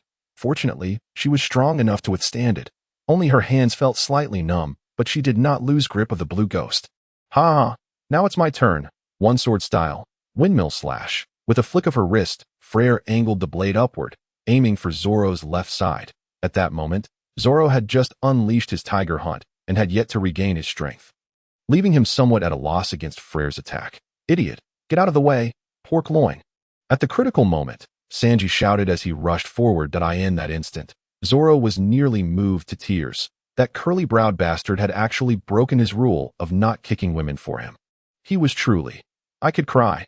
Before he could finish his sentiment, Zoro felt a powerful force pushing him from behind, and in the next instant, he was sent flying like a cannonball, splashing through the water and mud, landing in a heap. Damn you, curly brow! Zoro spat out a mouthful of mud, unleashing a torrent of curses. Damn it! In the end, that move pork tenderloin was aimed directly at him. He truly had not broken his principle of not striking a lady. Yet it saved him. Aside from wanting to slay the curly-haired one, everything else was fair game. My apologies. You didn't think I would kick that beautiful lady, did you? Sanji stated emotionlessly. Infuriated, Zoro brandished his sword. Seething, once I've dealt with that woman, I'll toss you into the ocean to feed the sharks. Huh. You're the one who should be feeding the sharks. The two glared at each other. Their faces mere inches apart, while not far away. Freyra's veins bulged in anger as he cleaved downwards with a single stroke. You two fools, don't pretend I'm not here. Swish, the yellow-green creatures separated. With the blade of King Wuan slicing through their midst, narrowly missing Zoro's nose. Shave. Freyra vanished from sight, reappearing behind Sanji, slashing diagonally through his abdomen, blood gushing forth. Yet, he merely clutched his bleeding mouth and retreated. Clinging to his knightly spirit, refusing to retaliate even in the face of death, which was precisely what Freyra had intended to exploit. Utilizing your knightly spirit, you fool of a curly-haired chef, Zoro could no longer stand idly by and rushed to assist. At that moment, however, Freyra was in a frenzy of murderous intent, unleashing two swift strikes with such speed that the air itself emitted a sharp slicing sound. Zoro's expression turned to horror. This terrifying momentum, the woman hadn't even used her full strength. Thud. King Wuan skillfully circumvented Zoro's three swords, landing a decisive blow to his chest, an overwhelming force pouring through the cut, instantly eviscerating him, revealing his pulsating heart through the gaping wound. Then, Zoro was sent flying. Upon hitting the ground, blood instantly stained the earth beneath him. Mixed with the puddles on the ground, it appeared as though he were immersed in a pool of blood. Green algae head. Zoro, Sanji, and Luffy shouted in unison. For the first time, they faced such a formidable foe. The amount of blood Zoro was losing, if not tended to promptly, would surely lead to his demise from blood loss. You worried about others at a time like this? Akin swung his cane, smashing Luffy into a nearby flower bed. Thanks to his rubbery physique, Luffy suffered minimal harm. Now, I'll send you on your way, exclaimed Akin, excitement bubbling forth. Big news, big news. A seagull reporter, hiding behind a window in a building adjacent to the square, snapped photos frantically. The two most notorious pirate crews in the East Sea were engaging in battle. Who would emerge victorious? Having recorded such a powerful clash, surely the editor would promote me. The seagull reporter was lost in a daydream, nearly popping open champagne in his mind. Raging wind. In his fantasies, the sounds of battle erupted once more in the square. Akin delivered a flying kick, unleashing a cerulean slash from his calf that cleaved through the flower bed. Boom! The flower bed split in two, and simultaneously, a figure darted out. That was close. That was close. Luffy landed, clutching his straw hat, a fragment of his clothing fluttering down, having narrowly avoided a lethal strike. Yet, before he could fully recover, Akin closed in again. The cane crashed onto Luffy's head, typically capable of shattering skulls, but now it sunk deeply into Luffy's rubbery cranium. Damn it, this rubber monster, Akin spat, irritated by the rubbery body's ability to absorb kinetic energy. Almost all blunt force was rendered ineffective. Only slashes could inflict damage upon such a body, and Akin promptly raised his leg, his calf muscles taut, preparing to unleash another raging wind kick. However, Luffy's combat instincts were equally remarkable. Despite his head being dented and obscured from view, he executed a self-rescue maneuver. Rubber, big balloon. Luffy inhaled deeply, his entire body swelling into a balloon, propelling Akin away. Unbeknownst to him, Akin reacted swiftly, grasping Luffy's ankle as he flew back, using the momentum to yank Luffy upwards and slam him down hard. Boom! The ground shattered, debris scattering. Luffy let out a pained cry. Although rubber offered immunity to physical strikes, such a violent fall carried a shock that he could not entirely evade. Before he could rise, a metallic scent of blood rushed into his nostrils. He quickly flipped over, spewing forth a mouthful of thick blood. It turned out Akin had both slammed him down and followed up with a kick, directly causing Luffy to bleed profusely, leaving him somewhat dazed. Seizing the opportunity, Akin darted forward, aiming his finger gun at the wound on Luffy's torso.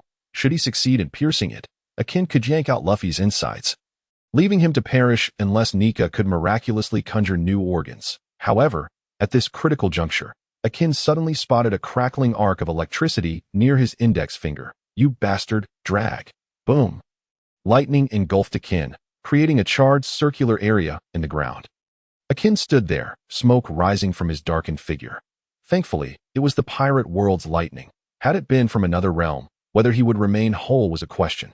Akin, Freyra, having just pierced Sanji's kidney, was unable to deliver a follow-up blow when she noticed Akin being struck by lightning. She rushed to his side, helping him sit down slowly. There's still meat? Yes. Freyra hastily retrieved a large piece of bone meat from her pocket.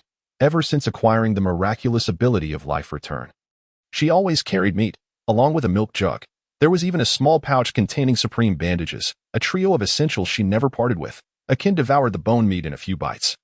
Though it wasn't enough to satiate him, it replenished considerable energy. Some necrotic cells were immediately metabolized, revitalizing his entire body. At that moment, the winds began to stir ominously. A sudden, inexplicable gale swept through Rog Town, whisking Luffy, Zoro, Sanji, and the others toward the port, causing chaos throughout the town. With the birth of Drag, his army dared not intervene, and his son's escapade had stirred such commotion that it left Rog Town in disarray, leaving him unperturbed about the potential harm to civilians. Freyra tilted her head.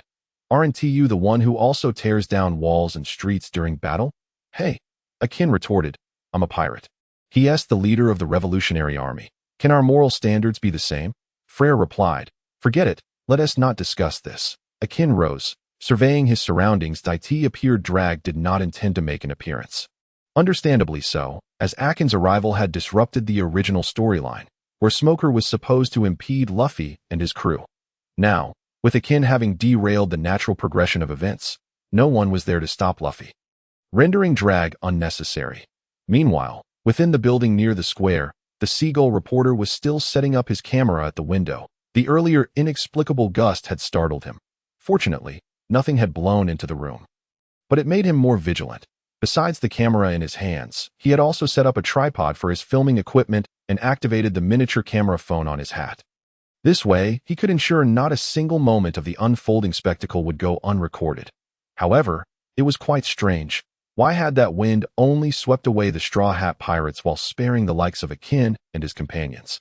As if it were being manipulated? Young master, there's more to this chapter. Please click to the next page to continue reading.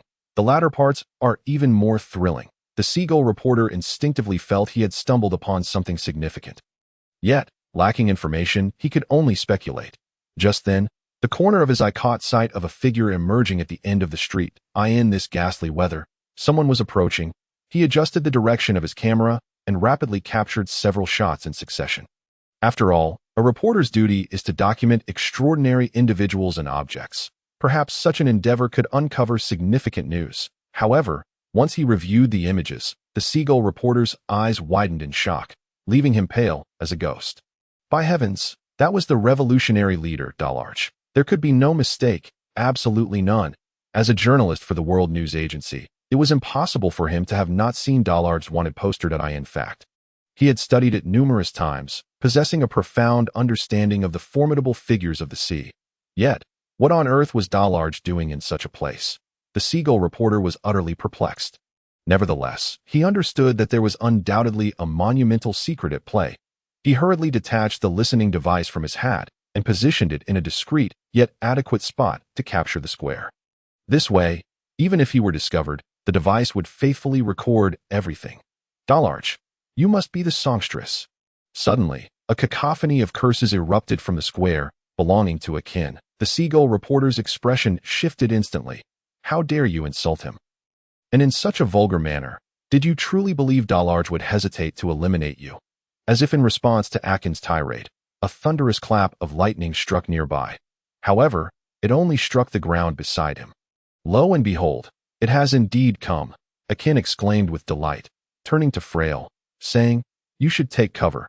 If I truly meet my demise, at least someone will be there to collect my remains. Freyra was utterly stunned, shooting Akin an incredulous glare.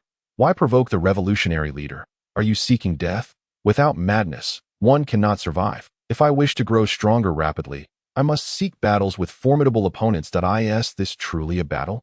Engaging in a duel with such a monster hardly qualifies as combat, does it? Regardless, we've already stirred trouble. You should hide for now, lest it be too late. Very well. Freyra understood that there was no turning back, and it would be best to retreat and avoid adding to Akin's chaos. Moments later, Dallarge strode into the square from the end of the street. He had initially intended to head directly to the port to see his son off to sea and had no plans to come here. But the insults hurled by the bandit in the headscarf were simply intolerable. Am I afraid of engaging with a mere petty pirate, unable to play in the big leagues? Dallarge slightly adjusted his hood, revealing a smile. Do we know each other? No, then how can you be so certain that I am here on this island? Only someone familiar with me could make such an assumption. Let us suppose that I know you, while you do not know me. Very well, I accept that premise. But why insult me? I insult as I please. If you find it disagreeable, feel free to strike me. Upon hearing this, Dallarge's expression turned oddly perplexed. He had often heard tales of pirates at sea developing psychological issues from prolonged voyages. Some of these issues morphed into peculiar obsessions. Could this headscarf-wearing pirate be one of those infamous SM types? The thought sent a shiver down Dallarge's spine that I should not have come here. It's absurd that I, the leader of the Revolutionary Army, have been lured here by a lettered circle individual. I have no reason to fight you. I shall take my leave. With that, Dallarge turned to depart. Akin, standing firm, remarked with a blank expression, "What a cowardly leader you are. Years ago, when the East Army leader was captured by the Celestial Dragons, you did not dare to rescue him, and now I offer you a chance to fight, yet you still refuse to act. What? Afraid of too many witnesses." The atmosphere suddenly dropped to a freezing point. Dallarge, his face darkening and filled with rage, turned to Akin. "Who exactly are you? You are certainly not a nameless individual. You old turtle, strike me. If you do, I will reveal everything." Akin brandished his cane, adopting a combat stance, as if to say that if Dallarge did not fight him, he would remain silent. "Then do not blame me."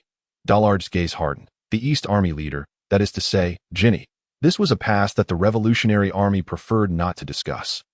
Being suddenly reminded of it by Akin ignited a murderous intent within Dallarge.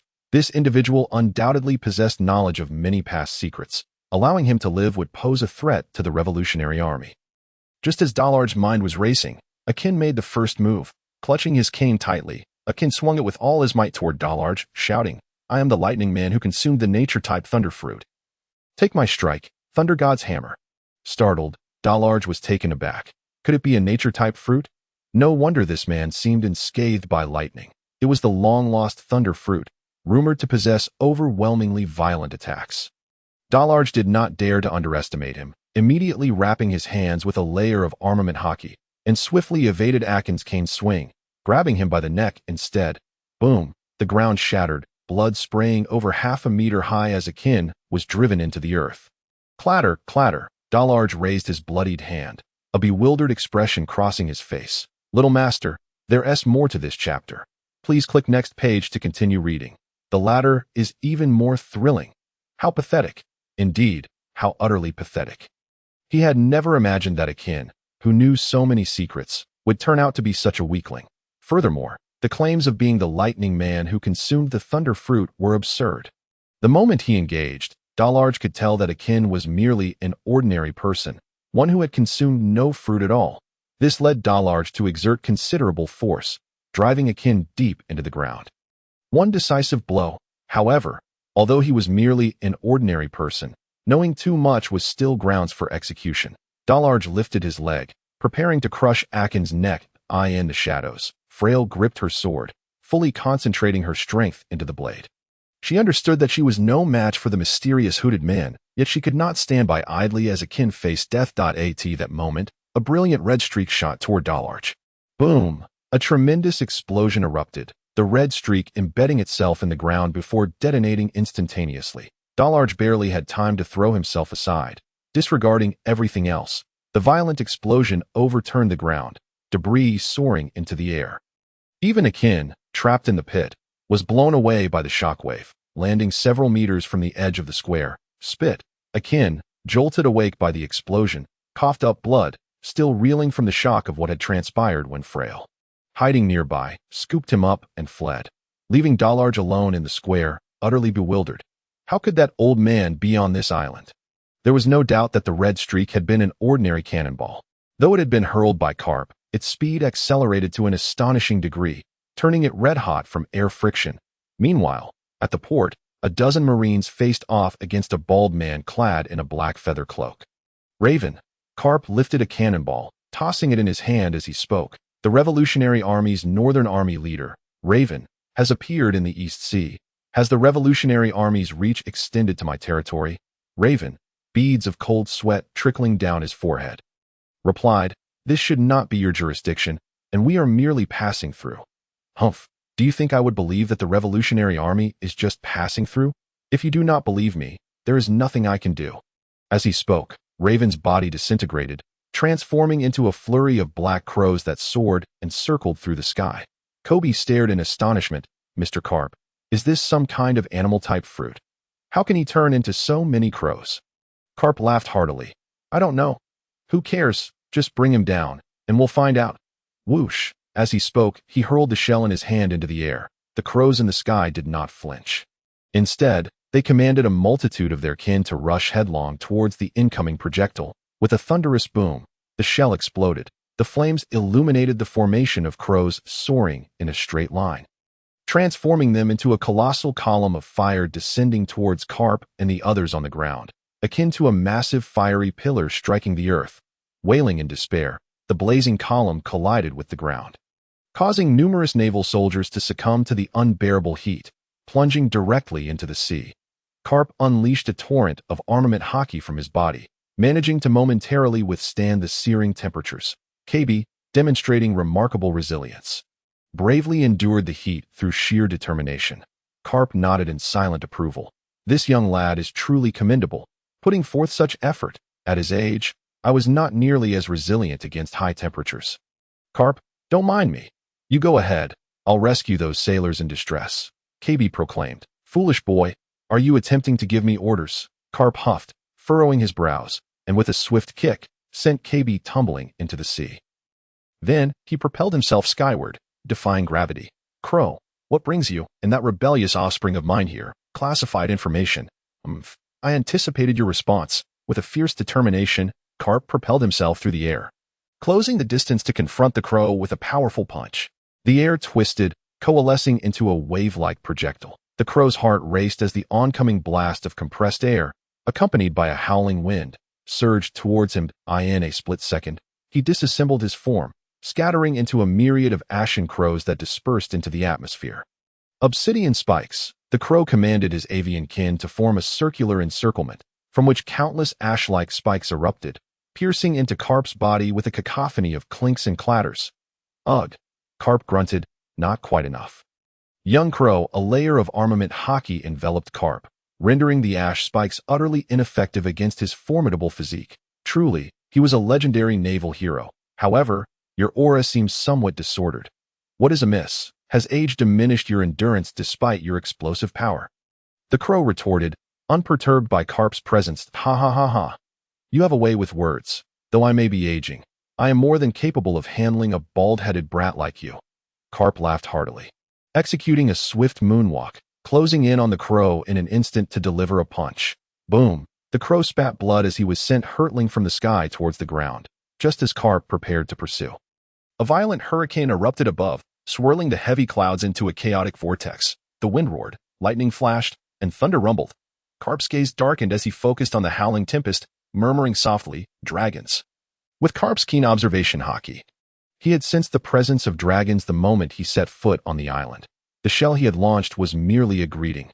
Carp harbored no intention of capturing dragons. Deep down, he entertained the hope that one day, dragons might overthrow the celestial dragon's reign. "Chief, if you arrive any later, I fear I shall be slain by your father." Above the clouds, the crow rode upon the wings of dragons. Soaring into the distance, Dragon smiled faintly, his observation hockey detecting a pirate ship with a ram's head sailing swiftly below it. Ha. Crow, entrust your fate to the winds, and they shall not forsake you. Behold, the tumultuous waves of the sea are just beginning to rise. Damn it, the crow's mind was in disarray. Here it comes again, the chief's penchant for cryptic speech. Whenever matters of importance arise, he begins to ramble nonsensically. Fortunately, the crow had grown accustomed to Dragon's whimsical words. Otherwise, a fuck you would surely have escaped his lips. In Rogetown, within a certain building on the square, Freyra deftly bandaged Akin's wounds, with the aid of the grand bandages. Akin's vitality stabilized. After this battle, he felt significantly stronger. However, overshadowing this triumph was a far greater predicament. The port was sealed. Who knows why Carp has appeared in Rogetown? This unexpected variable rendered Akin's situation exceedingly precarious. At this moment, Both Smoker and Carp were present on the island. Smoker was dismissible, for Akin had been instantaneously defeated by dragons, leading to an automatic comprehension of armament hockey in his near-death state. Now, Smoker's troublesome natural abilities paled in comparison to Akin's newfound strength. Only Carp warranted serious consideration. Despite his advanced age and diminished strength, Carp remained capable of contending with an admiral-level opponent in the short term, making him an overwhelming late-game boss for Akin to go find Bartolomeo.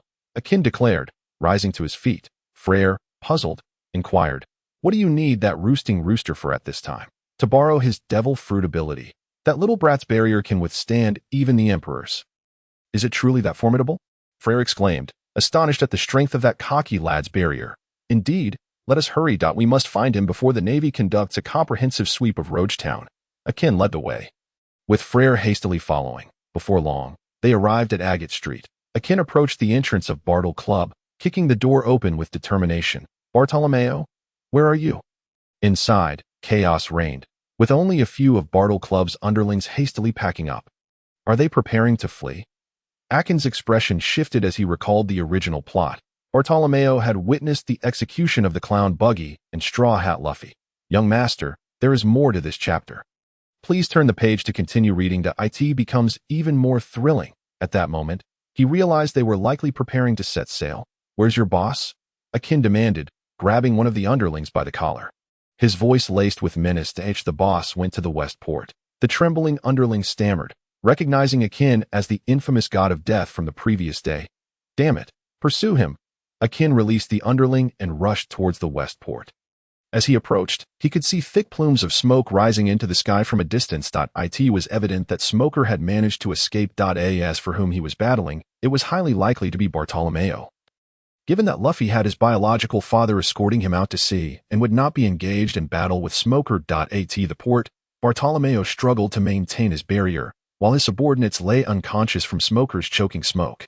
"Bartle, you cannot sail the seas as a pirate. As long as you are a pirate, it is my duty to apprehend you," Smoker declared, puffing on 3 cigars, his tone resolute, though Bartolomeo was restrained by Smoker. He was anxious yet unwilling to surrender so easily. "You want me to abandon my aspirations of piracy? You wish to capture me?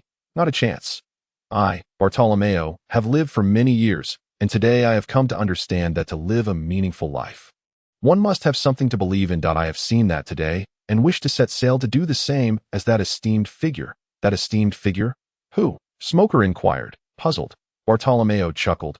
"Of course, the esteemed figure I encountered in the square. You wouldn't know even if I told you, as you did not witness it." Smoker frowned, his tone dripping with disdain. "If it's a pirate of any renown, I am well aware of them. Your reluctance to name them suggests that this esteemed figure is not well known. Impudent! How dare you slander that esteemed figure? I shall remove your tongue," Bartolomeo retorted, his fury ignited at the thought of his idol being insulted. With no further ado, Bartolomeo crossed his index and middle fingers, summoning a spherical barrier beneath Smoker's feet. Attempting to ensnare him within its confines. A plume of white smoke erupted. Smoker had already had a preliminary experience of the barrier's grotesque defensive capabilities. Thus, he opted not to confront it directly.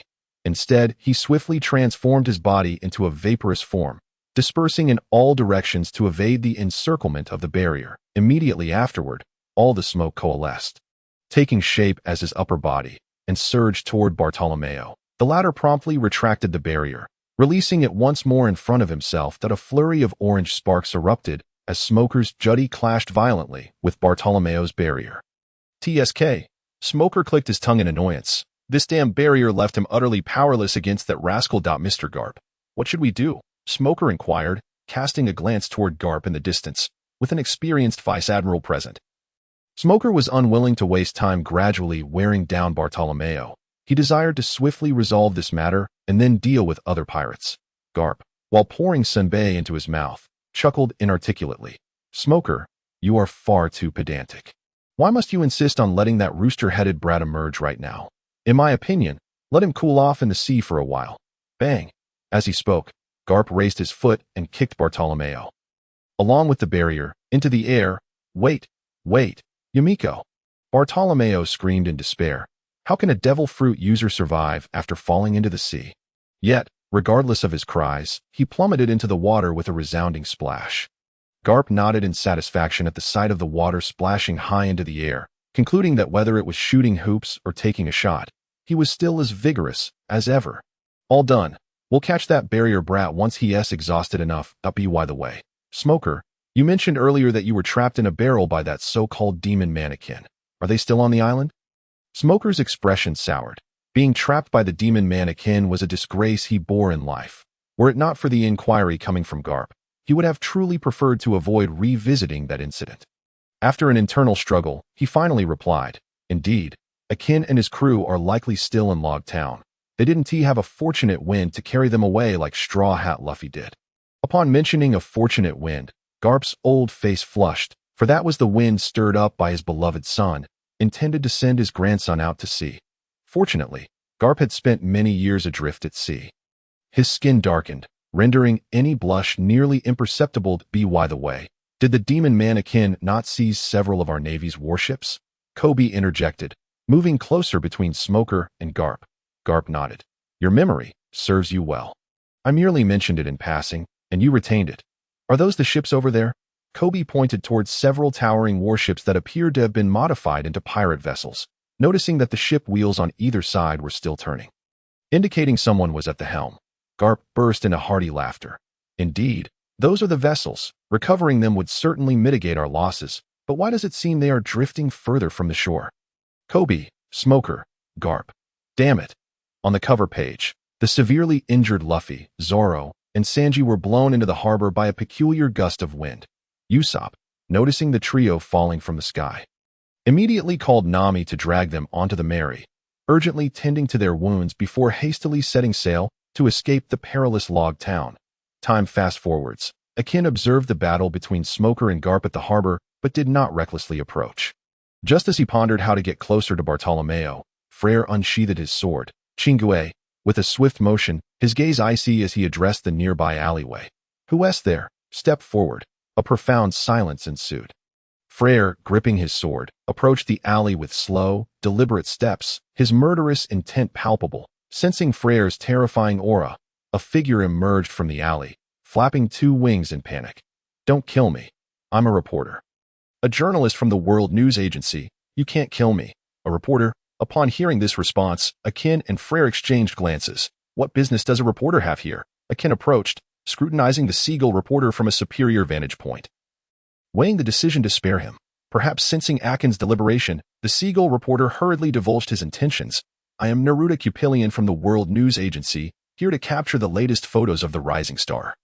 The demon mannequin, namely you, and the Straw Hat Pirates, in hopes of uncovering some news that I initially planned to leave after taking a few shots, but I happened upon Buggy's crew preparing to execute Straw Hat Luffy, and lingered a bit longer. Who knew that in staying, I would witness what seemed to be the leader of the Revolutionary Army.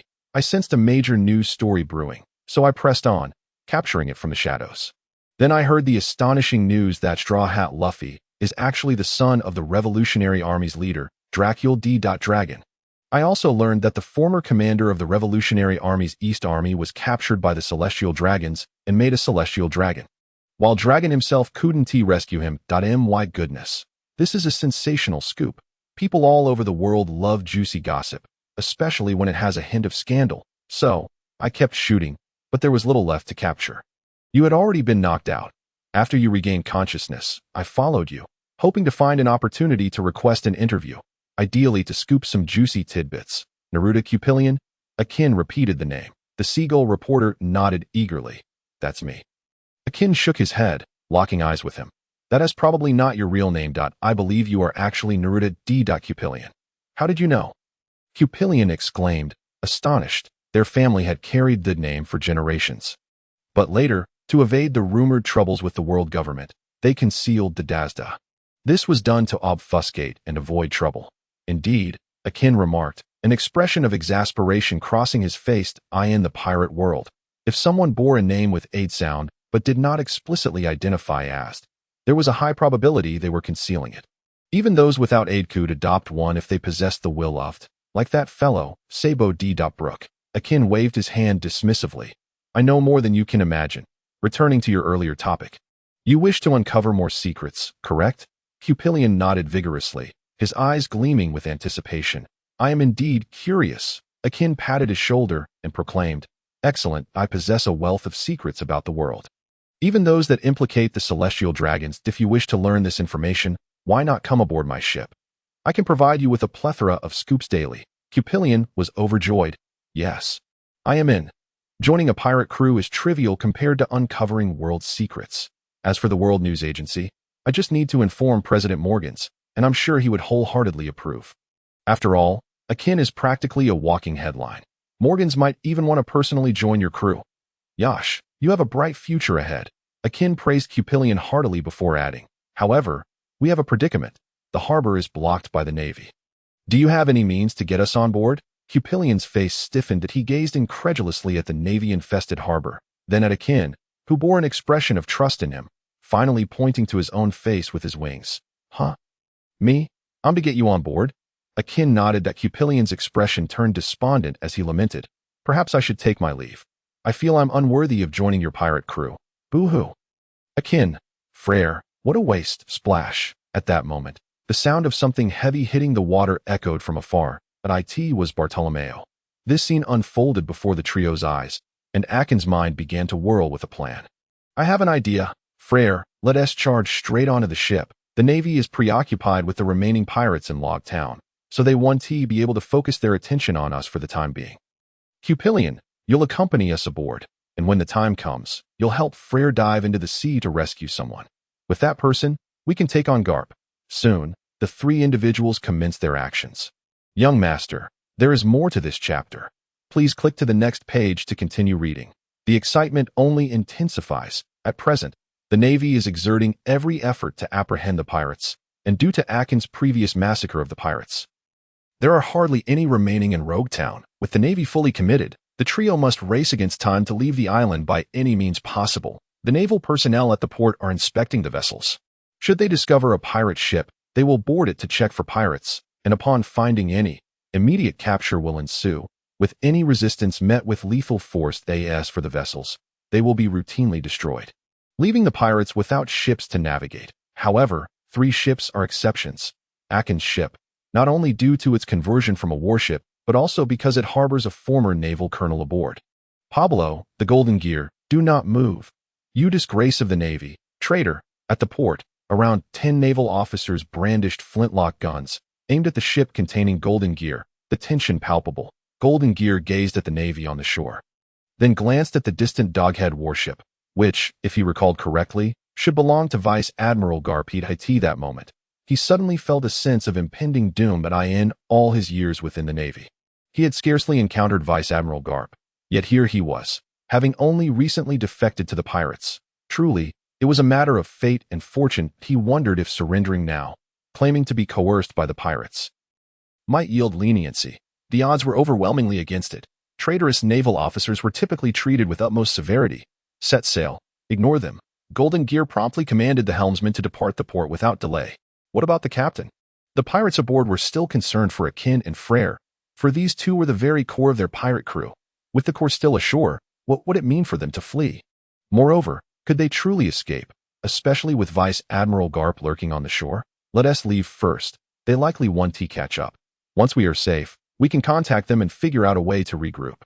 Delaying now will lead to our demise. All right, fine. The pirates aboard recognized the gravity of the situation. Now was not the time to waste. They needed to set sail first to have the luxury of contemplating their next steps.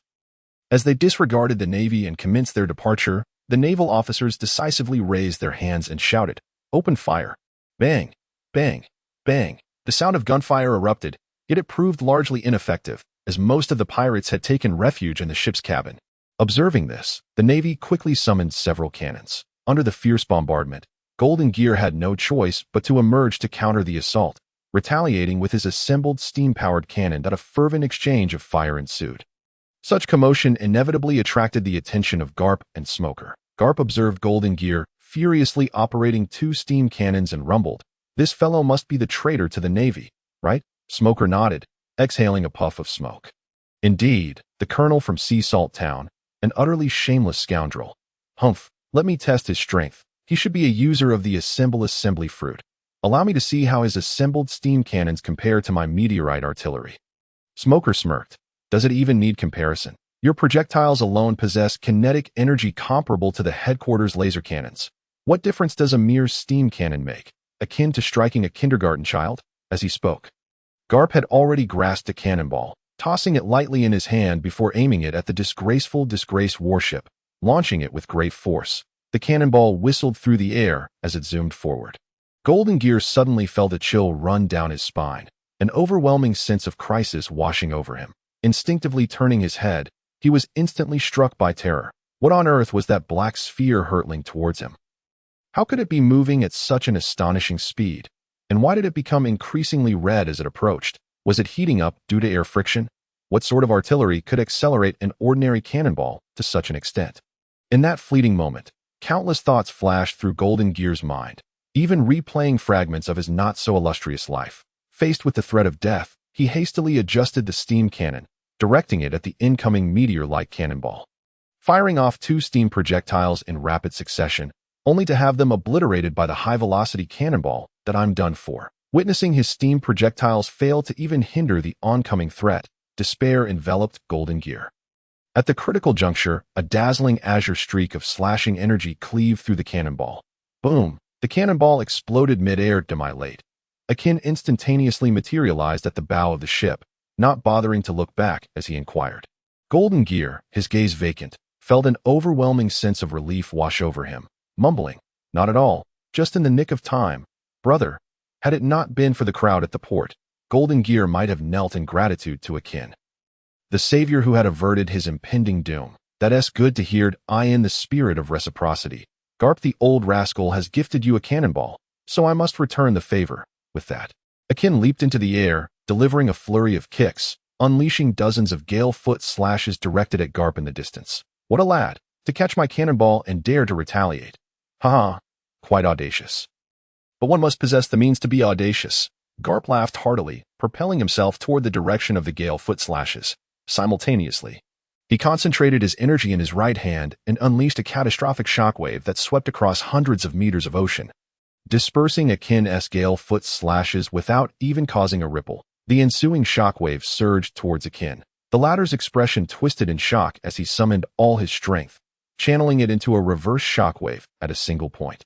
The two forces collided, a point breaking the surface. Garp's shockwave was diffused, unleashing chaotic gusts of wind in all directions. The entire sea became tumultuous, waves crashing violently. Damn this old man. He doesn't even train his legs, yet can unleash such terrifying attacks with just his fists. Akin, drenched in sweat, nearly exhausted. Simultaneously, he realized the vast chasm between himself and the pinnacle of combat prowess. It was an insurmountable gap. Thankfully, he still possessed the protagonist's panel. It wouldn't be long before he could catch up to these top-tier powers. How intriguing I have been away from the EC for so long that I was unaware such a little monster had emerged, capable of withstanding my punches. He is indeed a character, albeit a pirate. Cracking his neck, Garp bellowed, "Smoker, head over to the sea and prevent that female pirate from rescuing that rooster-headed fellow. I shall teach this arrogant youth a lesson." Wah. Huh. Upon hearing this, Smoker quickly turned his gaze to the direction where Bartolomeo had fallen into the sea. Indeed, he spotted a massive seagull carrying a woman soaring above the water's surface, and moments later, the woman dove into the sea to rescue him. Not a single pirate is ever easy to deal with. Smoker cursed under his breath, transforming into smoke as he sped toward the seagull. Blooped at a series of bubbles rose 30 meters beneath the surface as Bartolomeo slowly sank to the ocean floor. As a devil fruit user, the moment he consumed the fruit, he became a landlubber. Before long, Bartolomeo was rendered unconscious by the water. In his hazy state, he beheld a strikingly graceful woman descending from above, rescuing him from the depths. That moment, Bartolomeo felt as though he were gazing upon an angel. Yet, for reasons unbeknownst to him, as the angel reached out to caress his face, he felt an intense pain. Upon opening his eyes, he realized his face had been swollen from a slap. Lien cast a pitying glance at Bartolomeo before addressing Freyra. "You little girl are far too rough. This young man is on the brink of drowning, and you should be performing CPR, yet you resort to slapping him." Freyra shot a sideways glance. "We were all caught by your claws. Where was there room to perform CPR, a few slaps in exchange for his life? He has come out ahead. Bartolomeo listened with a dazed expression for a while, gradually comprehending the situation. He had fallen into the sea, but was miraculously rescued. Woo-woo. Big sister, thank goodness you arrived in time. I, Bartolomeo, almost perished. Allow me to express my gratitude. Woo. Big sister. Freyra was left speechless. Just yesterday, this little rascal had been defiant, reluctantly bowing to Akin. How had he transformed into such a sycophant today? Indeed, Bartolomeo wiped the corner of his mouth, feeling the remnants of seawater bubbling in his stomach and lungs. Yet he continued, I have been profoundly impressed by Lord Akin. From this day forth, I shall strive to become a formidable pirate, taking Lord Akin as my role model. Therefore, the esteemed Freyra, who accompanies Lord Akin, shall be my big sister. Freyra was taken aback by Bartolomeo's sudden shift in demeanor, rendering her momentarily speechless. After a pause, she regained her composure and murmured, Yes, that's right. But first, let us escape this battlefield. Our adversary is the legendary marine hero, Carp, and we are in dire straits. Eh? Bartolomeo exclaimed in shock. What shall we do? Freyra replied, There is no need to panic. Akin has devised a plan, and it involves utilizing your devil fruit ability.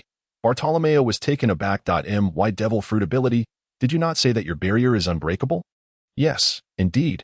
However, Bartolomeo still felt a tinge of insecurity. Although no one had been able to breach his barrier since he consumed the fruit, Carp was a legendary figure. Could his barrier withstand such formidable attacks? Let us shape the barrier like a boat. I can barely hold on. Cupelian suddenly shouted. He was struggling to carry two people. Don't order me around. You damned seagull. Bartolomeo suddenly froze. Of course. Why didn't I think of that when I was kicked into the sea just now? I suppose I simply haven't developed my fruit powers long enough. Otherwise, I wouldn't have overlooked this. With that realization, Bartolomeo scowled and transformed his barrier into the shape of a boat. Plan successful. Suddenly, Bartolomeo was flooded with inspiration regarding the development of his barrier. If he perfected this, he would be prepared for both offense and defense. Just as he settled onto the barrier boat, a thick cloud of smoke came rushing towards them. It's that smoking bastard, Freyra exclaimed, drawing her sword. King Kebi. But Smoker showed no signs of slowing down, heading straight for them, clearly relying on the advantages of his Logia fruit. He intended to forcibly capture them and take them back to the port. Quit underestimating us. Seeing Smoker disregard her, Freyra felt a surge of anger and plunged King Kebi into the sea, then slashed towards Smoker. Taste this, water to blind you. With a splash, a small wave of seawater surged forth, splattering Smoker's face. Ugh, Smoker shrieked, nearly tumbling from the air. The seawater not only disrupted his elemental form, but also rendered him weak, his facial muscles losing their control and contorting into a grimace. Damn it! White smoke explosion. Smoker bellowed, unleashing a massive amount of dense white smoke that enveloped the area. Freyra, wielding King Kebi, swung her blade repeatedly. Unfortunately, Smoker, in his elemental form, had no physical presence, and every strike passed harmlessly through the smoke, losing all its force. The white smoke swirled around Freyra, preventing her from completing even a single swing of her sword. Surrender, pirate. Smoker exhaled a smoke ring, looking down at Freyra with a sense of triumph. At that moment, Bartolomeo leaped into the air, grabbing Cupelian's leg and tearing through the smoke that ensnared Freyra, beckoning her to jump up as well. Big sister, hurry up, I have a plan to deal with him. All right, Freyra replied without hesitation. Since Bartolomeo had said so, she chose to trust him. After all, her attempts to strike the smoking rascal had proven futile. The two ascended rapidly. Bartolomeo interlocked his fingers and shouted, You damned smoking bastard. Do not get too cocky. When I was rampaging in Logtown, you were still a rookie in the Marines. Smoker drew the two hands from his back, sneering, Bartolomeo, you seem quite confident in yourself. If that's the case, I'll indulge you in a couple of rounds and teach you a lesson. With that, Smoker separated his waist, releasing a massive plume of smoke that propelled him forward at high speed. Mid-flight, Smoker's hands transformed into white smoke, forming two enormous smoke serpents that lunged at Bartolomeo. If engulfed, the sheer volume of smoke would quickly suffocate the opponent. This was one of the few offensive techniques Smoker employed that directly utilized the properties of his smoke. However, Bartolomeo showed no sign of retreat. With a snort, he exhaled two puffs of white smoke that clanged against his nose ring. Smoke is nothing. I'll splash you with some water to wake you up. Bartolomeo bellowed, interlocking his fingers to distort the barrier into a massive spoon the size of a house, scooping up a large amount of seawater. Smoker's eyes widened in terror. Autumn bean sack. He barely managed to shout before falling silent, as Bartolomeo had no intention of showing mercy. Having pushed him to this point, he was determined to deal with Smoker today. With a splash, the enormous spoon of seawater was hurled towards the smoke. Drenching it head-on, Smoker shivered, feeling an intense emptiness wash over him from the outside in. The smoke quickly reformed into his physical body, and he plunged into the sea with a splashed eye. I am not satisfied. Glug glug, Smoker sank beneath the waves. In this vast ocean, those who could wield the power of seawater held an overwhelming advantage, especially with the open sea providing no cover to escape. This led to Smoker's swift defeat. It was likely the most humiliating and frustrating day he had experienced since joining the Marines. To be defeated by 2 pirates in one day shattered the pride of the so-called White Hunter. Smoker, meanwhile, on the deck of the Ship of Shame, fierce battles were also raging. Carp relentlessly pursued Akin with overwhelming force. Waha. Kid, your strength isn't too shabby. Why not join the Marines? It's a pity for a talented young man like you to fall to the level of a pirate. Pah. Akin spat, then mercilessly mocked, join the Marines. What? Are the celestial dragons in need of dogs? What a joke. I've never been anyone's dog, especially not the celestial dragons. Upon hearing this, Carp's expression darkened significantly. How could this East Blue pirate possess such knowledge of the celestial dragons? Had the celestial dragons encroached upon the East Blue? You harbor prejudice against the Marines. In fact, we are not the servants of the celestial dragons. Who? Carp was cut off mid-sentence by Akin's laughter. Sorry, I couldn't hold it in. But I still find it hard to comprehend how you can so confidently assert that your Marines are not the dogs of the celestial dragons. Do you even believe that yourself? Carp replied. To be honest, I've lived this long, and it's the first time I've been mocked by a pirate like this, with no room for rebuttal. After all, strictly speaking, the Marines truly are dogs. Carp understood this fact better than anyone else. Wherever the celestial dragons pointed, the Marines were compelled to follow. There was no room for rebuttal. After all, military funding and salaries were all provided by the celestial dragons. And Carp could only mutter a few curses under his breath about them. Would he dare to curse the celestial dragons to their faces? He dares not utter even a single fart. Should he do so, he might as well prepare for the morrow when he will be dragged in through the left door to reside in the city's elderly care facility. After realizing he could not persuade Akin, Carp too fell silent, fearing that Akin might utter words that would wound his pride. In light of this, the old man could only send you flying, consigning you to the depths of the sea prison, for you are far too perilous. Humph, old dog. If you wish to strike, then strike. Why waste breath on so many words? You are well aware that you are but a dog of the celestial dragons. So do not delude yourself into thinking you possess any spine to speak of lofty ideals, for you are merely a dog after all. Bang! Before Akin could finish his words, he was met with a punch from Carp, striking him squarely in the face, sending 2 of his teeth flying. The incessant taunts of calling Carp a dog of the celestial dragons had struck a nerve. Once the truth was laid bare, it was an unabashed humiliation, and Carp was, of course, enraged. Ha ha! A cornered dog leaps over the wall.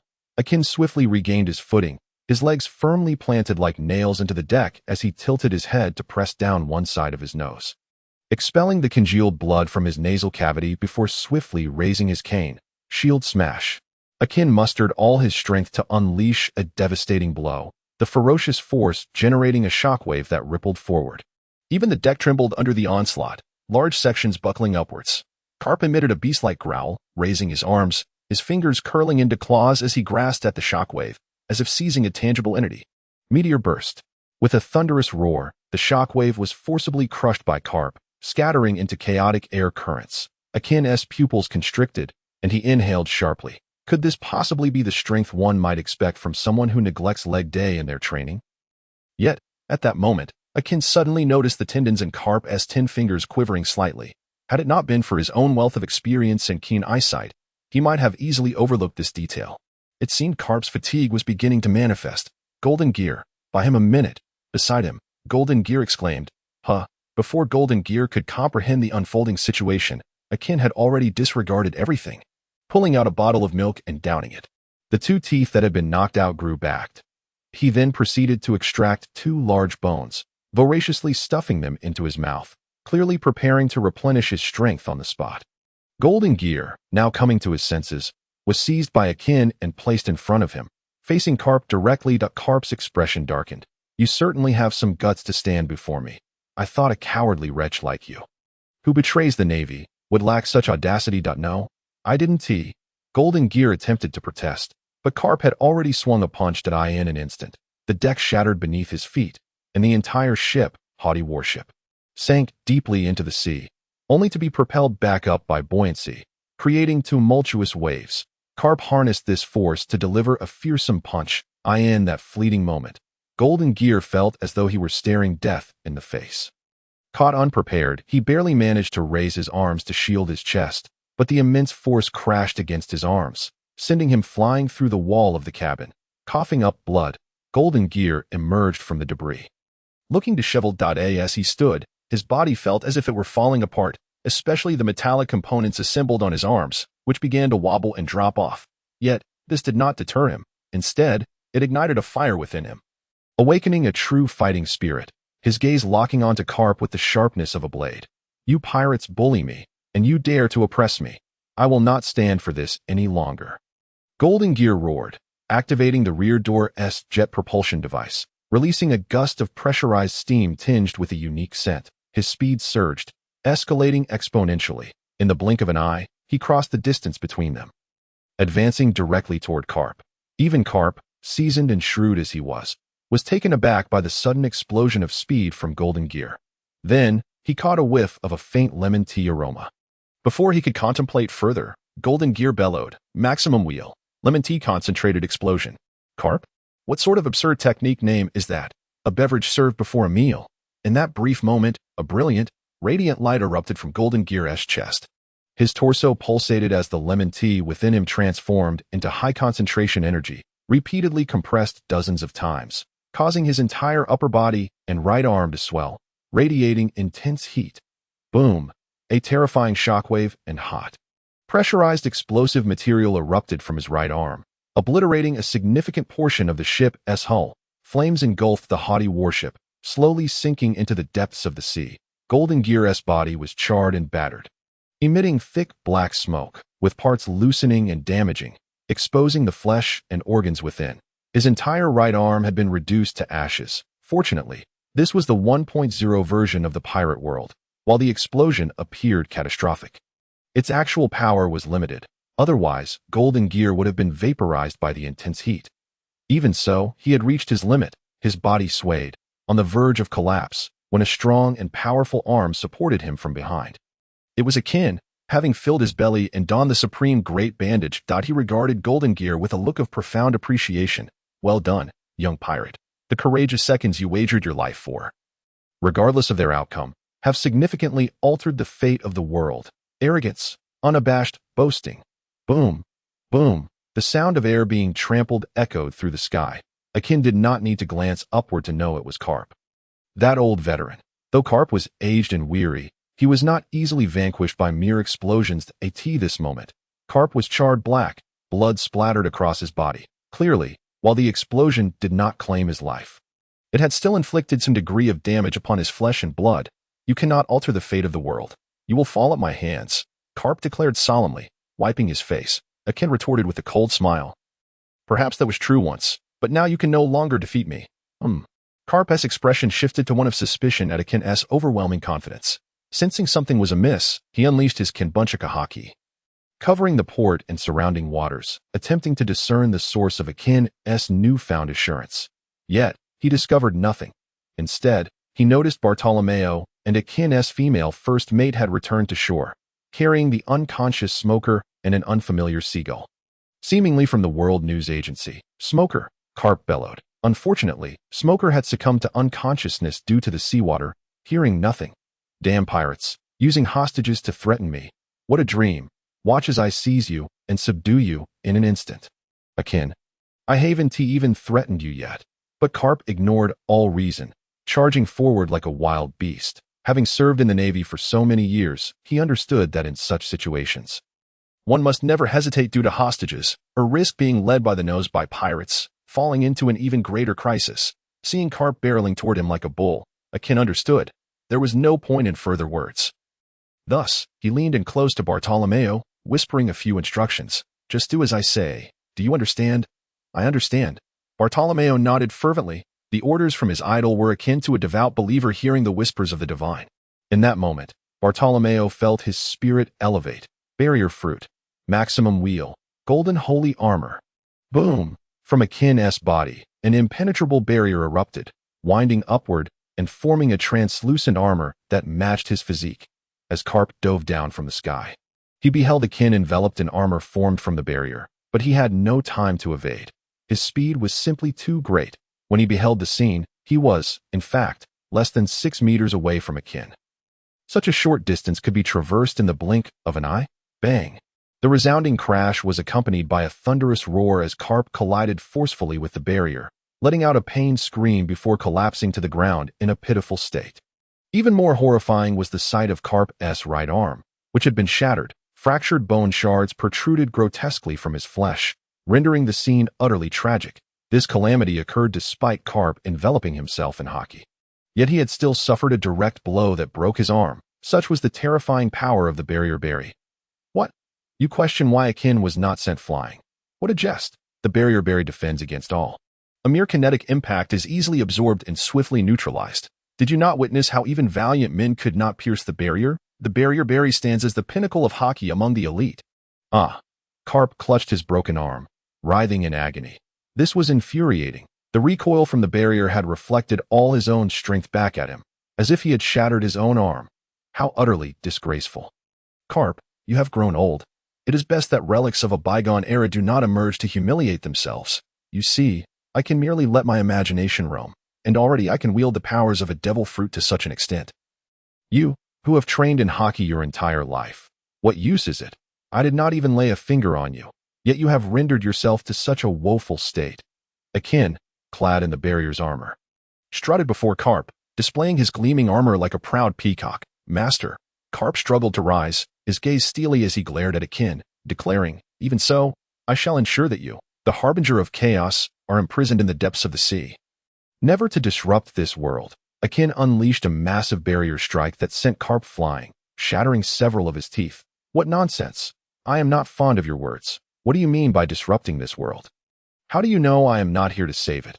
Is it preferable for the celestial dragons to reign supreme? Or have you grown addicted to being their lapdog? Had you even the slightest camaraderie with your son in the Revolutionary Army? I might have regarded you with some respect, but now, you are merely a clown. Disgusting. Spit. Carp was rendered speechless, the weight of his argument faltering. Standing on the side of the celestial dragons, he found no justification. Unable to retort even in this quarrel. Thus, he bowed his head, swallowing this humiliation.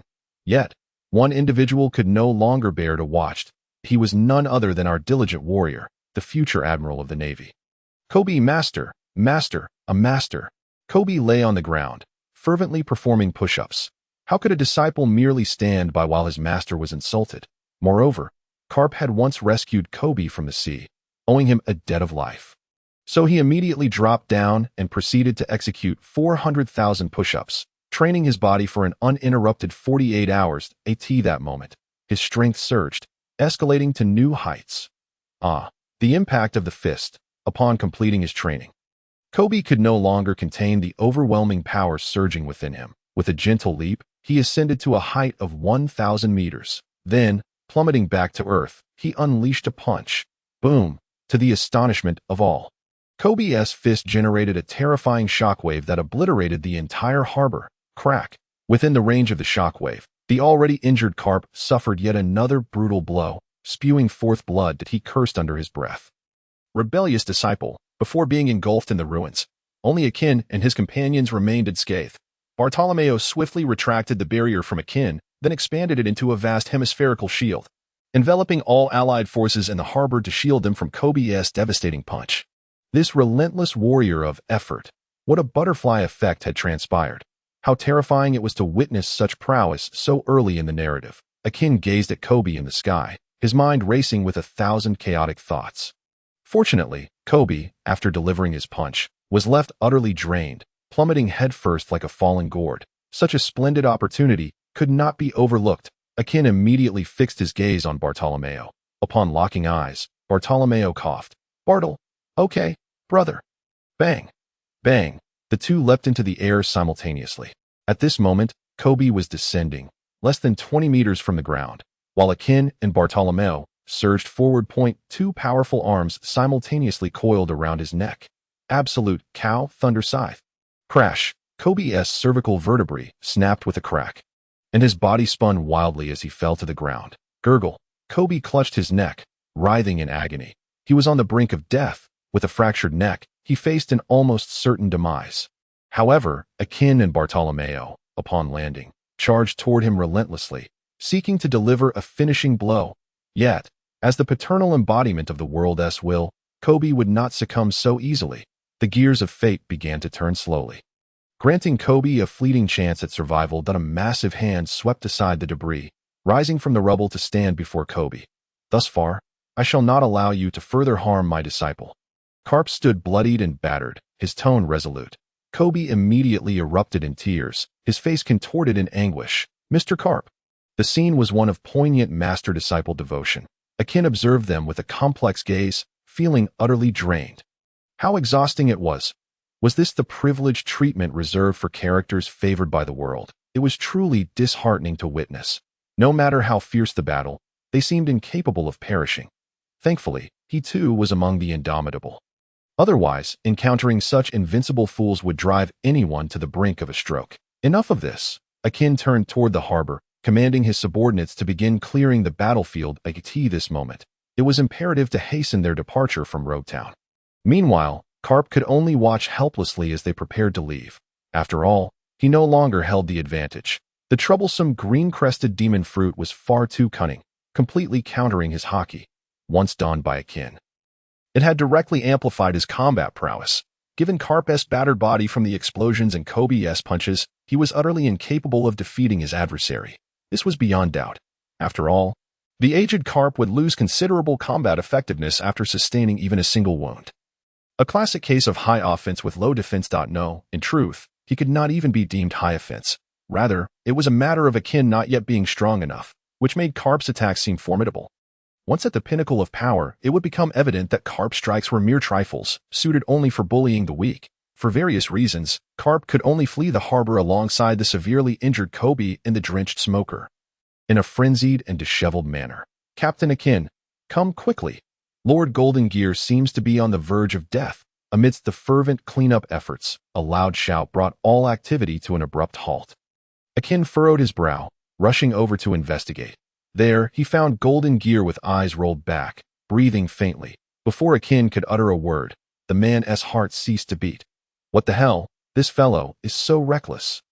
To be fair, Akin had merely instructed Golden Gear to impede Karp, never anticipating that Golden Gear would succumb to such immense pressure and explode alongside Karp. The explosion at such close range had ensnared Golden Gear himself, resulting in this grievous state. Summon the ship's doctor. Immediately, a subordinate dashed off to call for help, but in the interest of saving time, Akin commenced CPR. He could not allow Golden Gear to truly perish.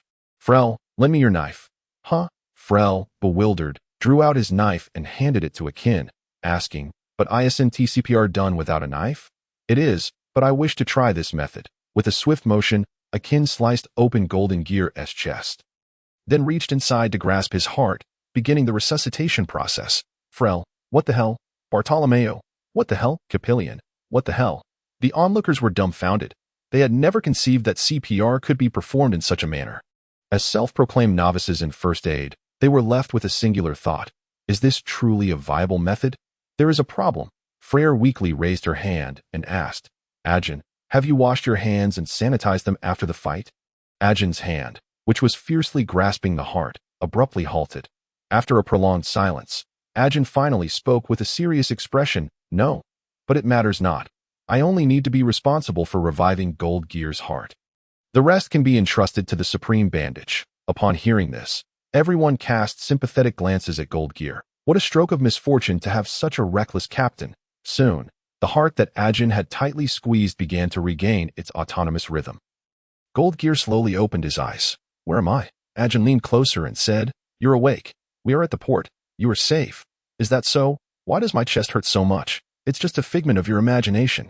Perhaps the injuries from your recent self-detonation were too severe, hence the lingering pain. The ship's doctor, waiting nearby, dared not reveal the truth, feeling genuine pity for Goldgear. He took out some medicine to apply to Goldgear's side wound and carefully wrapped it with layers of the supreme bandage. In an instant, Goldgear's condition stabilized. After a brief period of rest, everyone managed to regain their composure. Akin stood on the battered warship, issuing commands with great authority. Listen up, gather all the supplies, and move them back onto the ship. Today we celebrate our great victory. Let us set sail promptly. Tonight, we feast and indulge. Oh, long live Captain Akin. All the crew members surrounded Akin, their eyes filled with fervent admiration. Their captain had just faced off against that formidable carp. Who else could achieve such a feat of strength against overwhelming odds? No one. Only their captain had set this precedent. Particularly, Kebi, a reporter, had hidden at a distance during the battle, furiously capturing photographs. Now, his storage phone worm contained hundreds of high-definition images, including many of Carp's severed arm.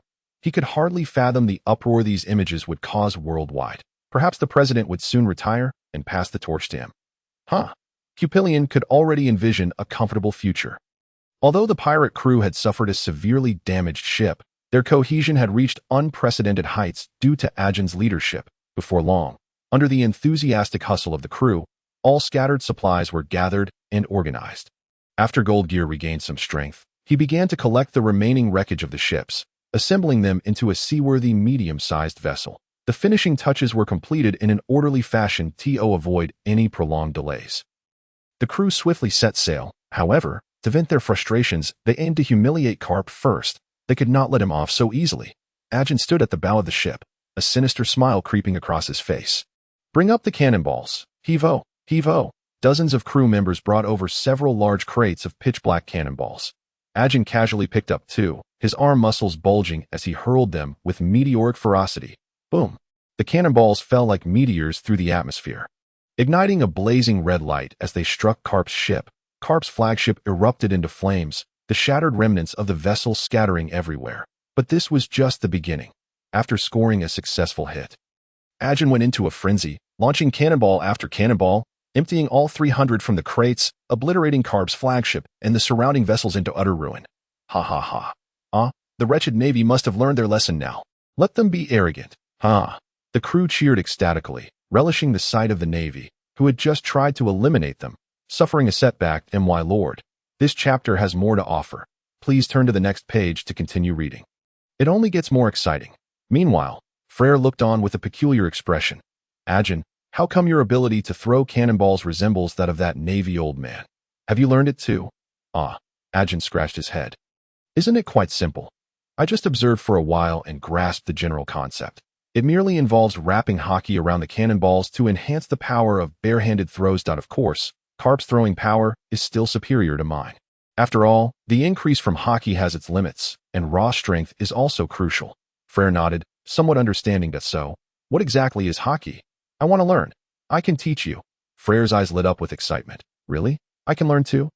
Of course. Come to my room tonight, and I will explain the principles of hockey to you in depth.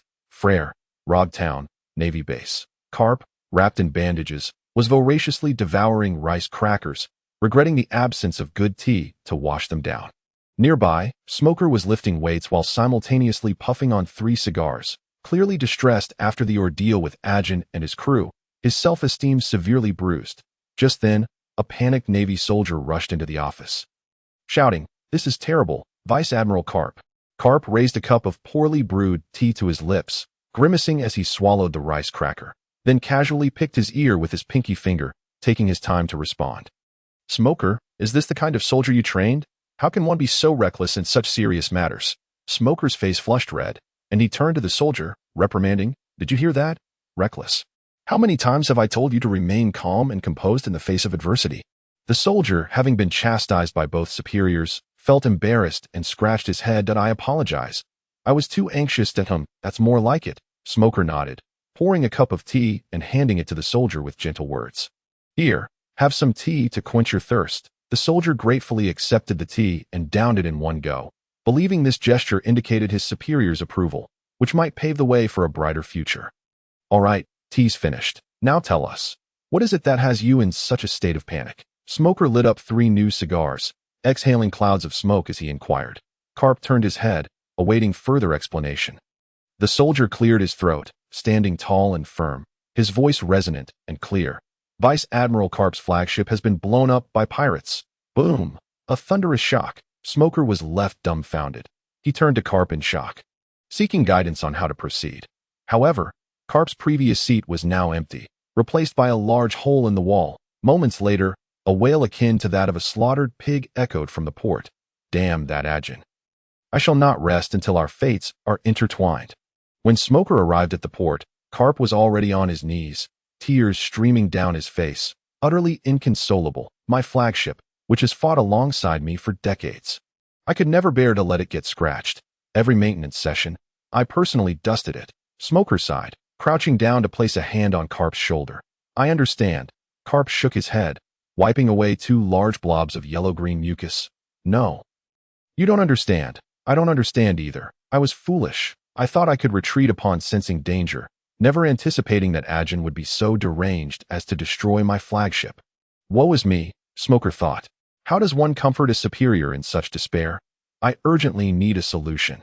If only Carp were a young and beautiful superior, I could simply flex my muscles and carry him into the office for consolation. Alas, Carp is not. Fortunately, an idea struck Smoker as he raised a finger. I'll get you a phone worm. Carp tearfully accepted the phone worm, dialing the line to Sengoku's office, Marineford. Sengoku had just concluded a long day of work and was brewing himself a cup of hot tea to relax. Just as he took a sip, the phone worm on his desk rang. Which rascal is so inconsiderate? Don't they realize this is my tea time? How dare they call at such an hour? In the midst of savoring his tea, Sengoku connected to the transponder snail. Moshi Moshi, who is it? A loud, blaring voice akin to that of a trumpet erupted from the other end as soon as the call was established. Sengoku felt as though his ears had been struck by lightning. Damn it, Carp, what are you barking like a dog for? You're about to burst my eardrums. Sengoku, my flagship has been destroyed. Sengoku, taken aback, responded, if I am not mistaken. You mean to say that someone has wreaked havoc upon your ship? Carp nodded vigorously, his face mimicking that of the transponder snail. Indeed, that scoundrel is exceptionally wicked. I predict he will surely become a formidable pirate in the future. We must nip this thread in the bud before he blossoms into something more dangerous. Sengoku rubbed his temples. His delightful tea time was being interrupted. Thankfully, such events were all too common, and after collecting his thoughts, he began to speak earnestly. First, please elaborate on the details you have gathered. Carp wiped his tears, twisted his nose, and wiped the copious mucus onto Smoker's trousers, all while Smoker shouted in indignation. He then composed himself and divulged the information regarding a certain Akin. The naval officer Shark Vale had been killed at the Fishman Island. He had held his own against Rear Admiral Adley. He had instigated a coup against Colonel Pablo Golden Gear of the Navy, annihilated 3 gangs in Roachtown, subduing one of their leaders, Bartolomeo, and slaughtered nearly 10 pirate crews in Roachtown. Furthermore, he had managed to sever one of your arms during combat. While the earlier feats were indeed shocking, it was the last revelation that left Sengoku with a peculiar expression.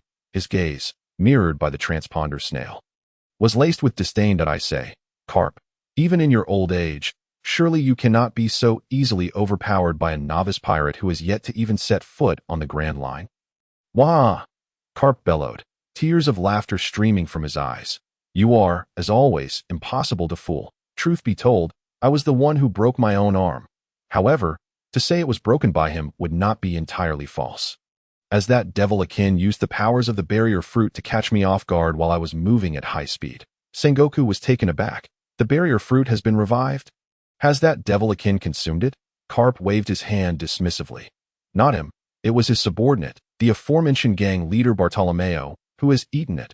However, with Akin's assistance, it seems they have developed its capabilities into an offensive and defensive duality. Sengoku's scalp prickled with apprehension. His mind was racing. The barrier fruit was already in overwhelming power, and now a pirate had consumed it, enhancing its potential for both attack and defense. This could render them virtually invincible in battle. Very well, Carp. The intelligence you have provided is timely that we must eliminate this dangerous individual, Akin, before he can truly rise to power. I am now preparing to establish a bounty. What do you deem appropriate? Carp furrowed his brow, his muscular brain churning for a moment before he spoke gruffly. Let it be 360 million. Eh, what? Both Smoker and Sengoku on the other end of the line were utterly astonished. Wasn't 360 million a tad excessive for a first bounty increase? Carp brandished his heavily bandaged right arm, which was encased in plaster, and struck it with a resounding thud. Old friend, do you think a person capable of severing my arm is not worthy of such a bounty? However, 360 million seemed outrageous, especially since that devil Akin had merely taken advantage of the barrier fruit's properties to inflict such damage. And no, Carp interjected, his expression serious. The user of the barrier fruit is aboard his ship. If he can utilize it once, he can do so again. It is almost as if the powers of the barrier fruit are bound to him. Sengoku stroked his braided beard, falling into deep contemplation. After a considerable pause, he finally opened his eyes. Very well. I shall petition the world government to raise Akin's bounty to 360 million. Furthermore, all of his accomplices shall have their bounties updated as well. Wah! I appreciate your efforts, old friend. Carp laughed heartily, though there was a hint of resignation in his eyes. There was no escaping the fact that bounties required funding from the world government, and for such increases, Sengoku would need to secure their approval. Each time money was involved, Carp knew his old comrade would have to play the sycophant to the higher-ups at the world government. This was precisely why he was reluctant to ascend to the rank of admiral. Once he reached that level, he would have to confront the nefarious celestial dragons directly if it weren't for the need to earn a living, who would choose to serve in the Navy. What? You say you joined the Navy for justice? What a farce. Can't a bounty hunter or a rogue uphold justice? Why must one serve the celestial dragons to achieve it? With that, Sengoku concluded the discussion about the devil Akin. But before disconnecting the transponder snail, he seemed to recall something and inquired, by the way, I heard you found a disciple in the East Blue. Oh, you mean Kebi? Carp's expression brightened at the mention of his protege. That little fellow is a rare talent. Not only does he possess exceptional innate abilities, but he has also consumed the legendary effort fruit. What? You say he consumed what fruit? Sengoku exclaimed, nearly overturning the table, causing the goat beside him to spit out a jet of black pearls. Are you referring to the fabled, unparalleled effort fruit of the paramecia type? Carp nodded proudly. Indeed, this was astonishing. Sengoku sank back into his chair, a mixture of shock and joy washing over him. Carp, that little one must be cultivated with utmost care. With such a remarkable fruit, I sense his future accomplishments may surpass even mine. Surpass you? That would mean he reaches my level. Splendid, splendid. Why, enough. Meanwhile, on a hospital bed, Kebi glared at the ceiling with a face full of hatred. This was the second time he had been reduced to a state of helplessness by that devil Akin. And the rage in his heart felt as though it would burst. Kill. Exterminate all pirates. Drive every last one of them from this world. At that moment, a loud crash echoed as Yarlita burst through the door, startling her and the accompanying Kazuki Oden, causing the basin of water in her hands to tumble to the floor. Both were paralyzed with fear. Kebi glanced sideways, his dead fish-like eyes devoid of life. Ah, it's Yarlita and Kazuki Oden. What are you doing standing at the door? Come in. Why yes. The two at the door jolted, nervously tidying up the water basin before entering. I came to change the dressing for Lord Kebi. Yarlita set down the basin and picked up the bandages and ointment beside her. Kebi nodded indifferently, but in the next moment, he suddenly seized Yarlita's head and pressed it down forcefully, bellowing with fury. But before changing the dressing, you must first quell my rage. Yarlita gasped, struggling desperately but to no avail.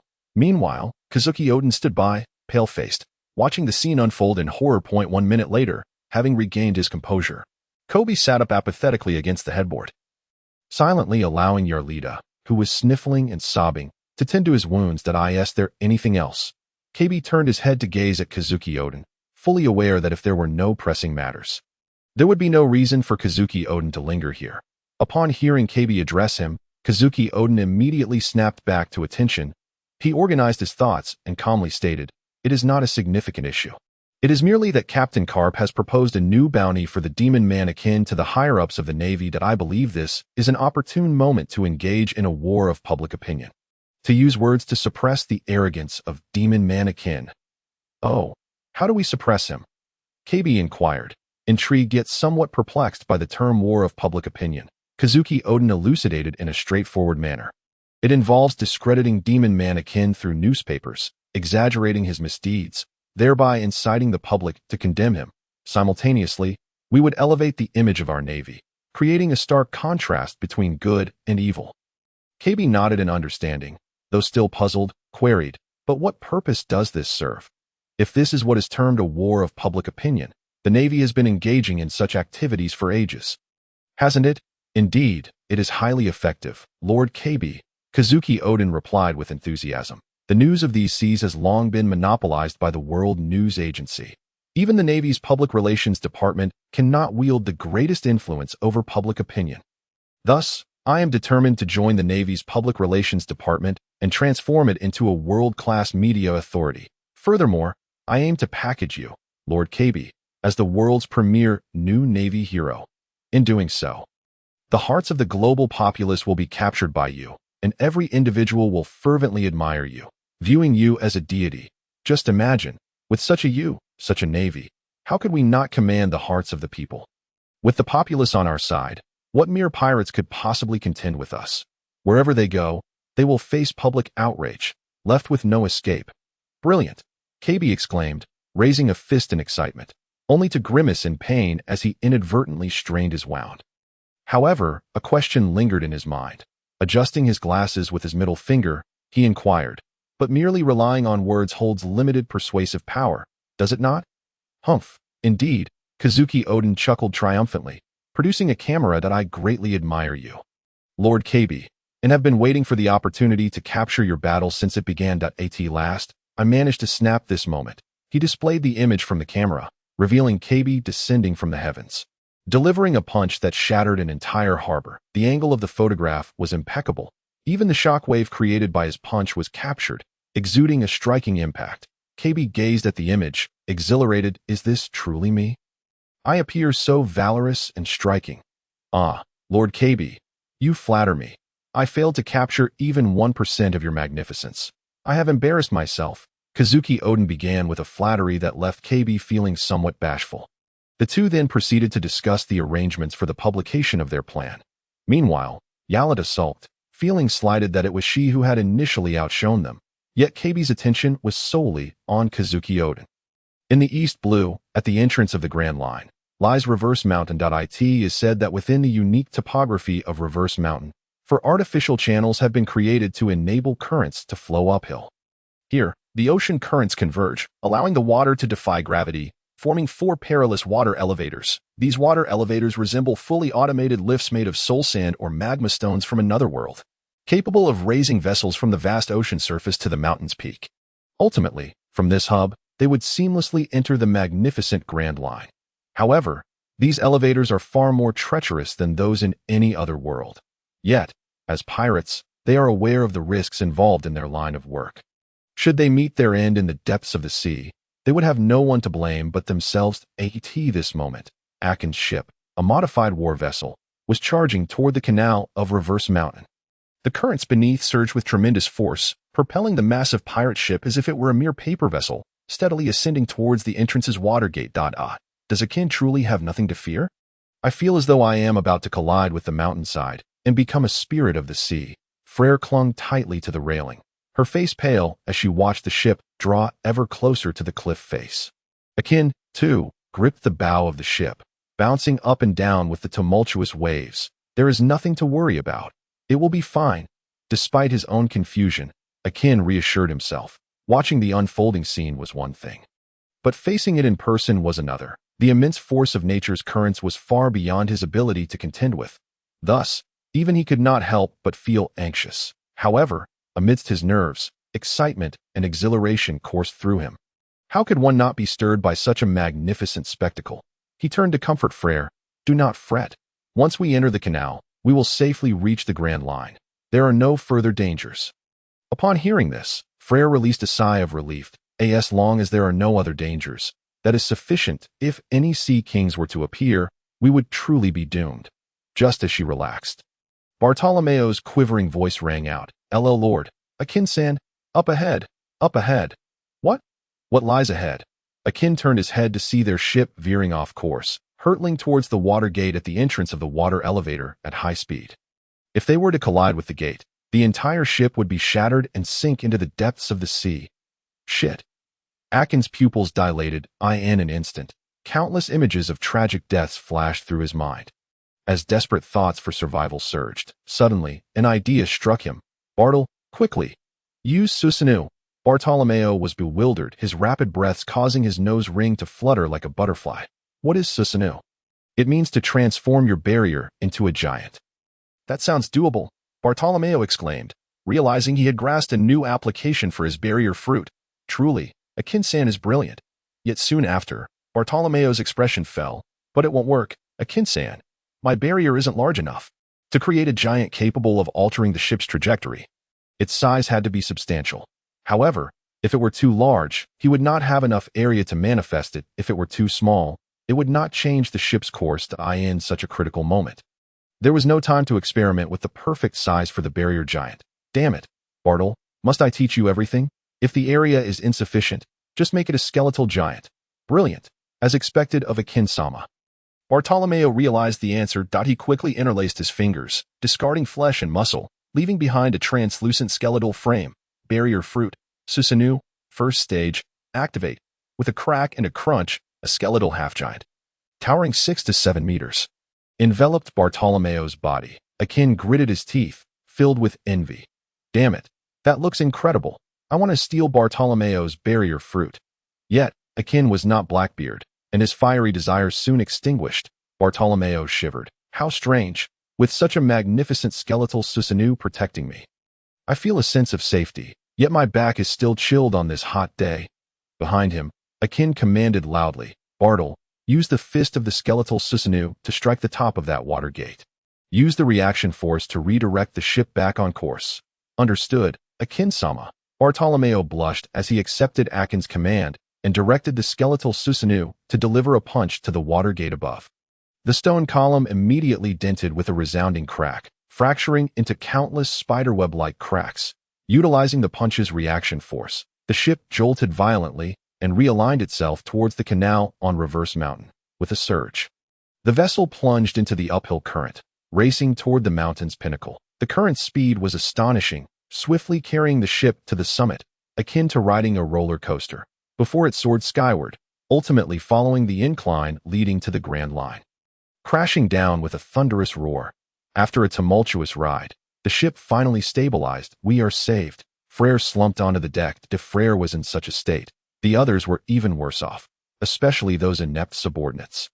Once the ship steadied, rushed to the railing and began tossing fish feed into the sea. This chapter is not yet complete. Please click the next page to continue reading the thrilling content. The only one at ease, perhaps, was Kebi, a seagull journalist. He had no need to endure such a taxing voyage. He merely needed to soar above the ship, tailing it until it crossed the canal before descending. So convenient. Bang! The golden gear rapped against the hull and turned to shout at Akin. Captain, our ship's damage level has reached 20. It would be prudent to find a place to dock and make repairs. Akin stood agape, exclaiming, Huh, it's already at 20. Is that even possible? Golden gear, did you construct this ship out of building blocks? It's too flimsy. The golden gear's face flushed crimson, steam from lemon tea wafting from his head. Captain, how dare you unjustly tarnish my reputation?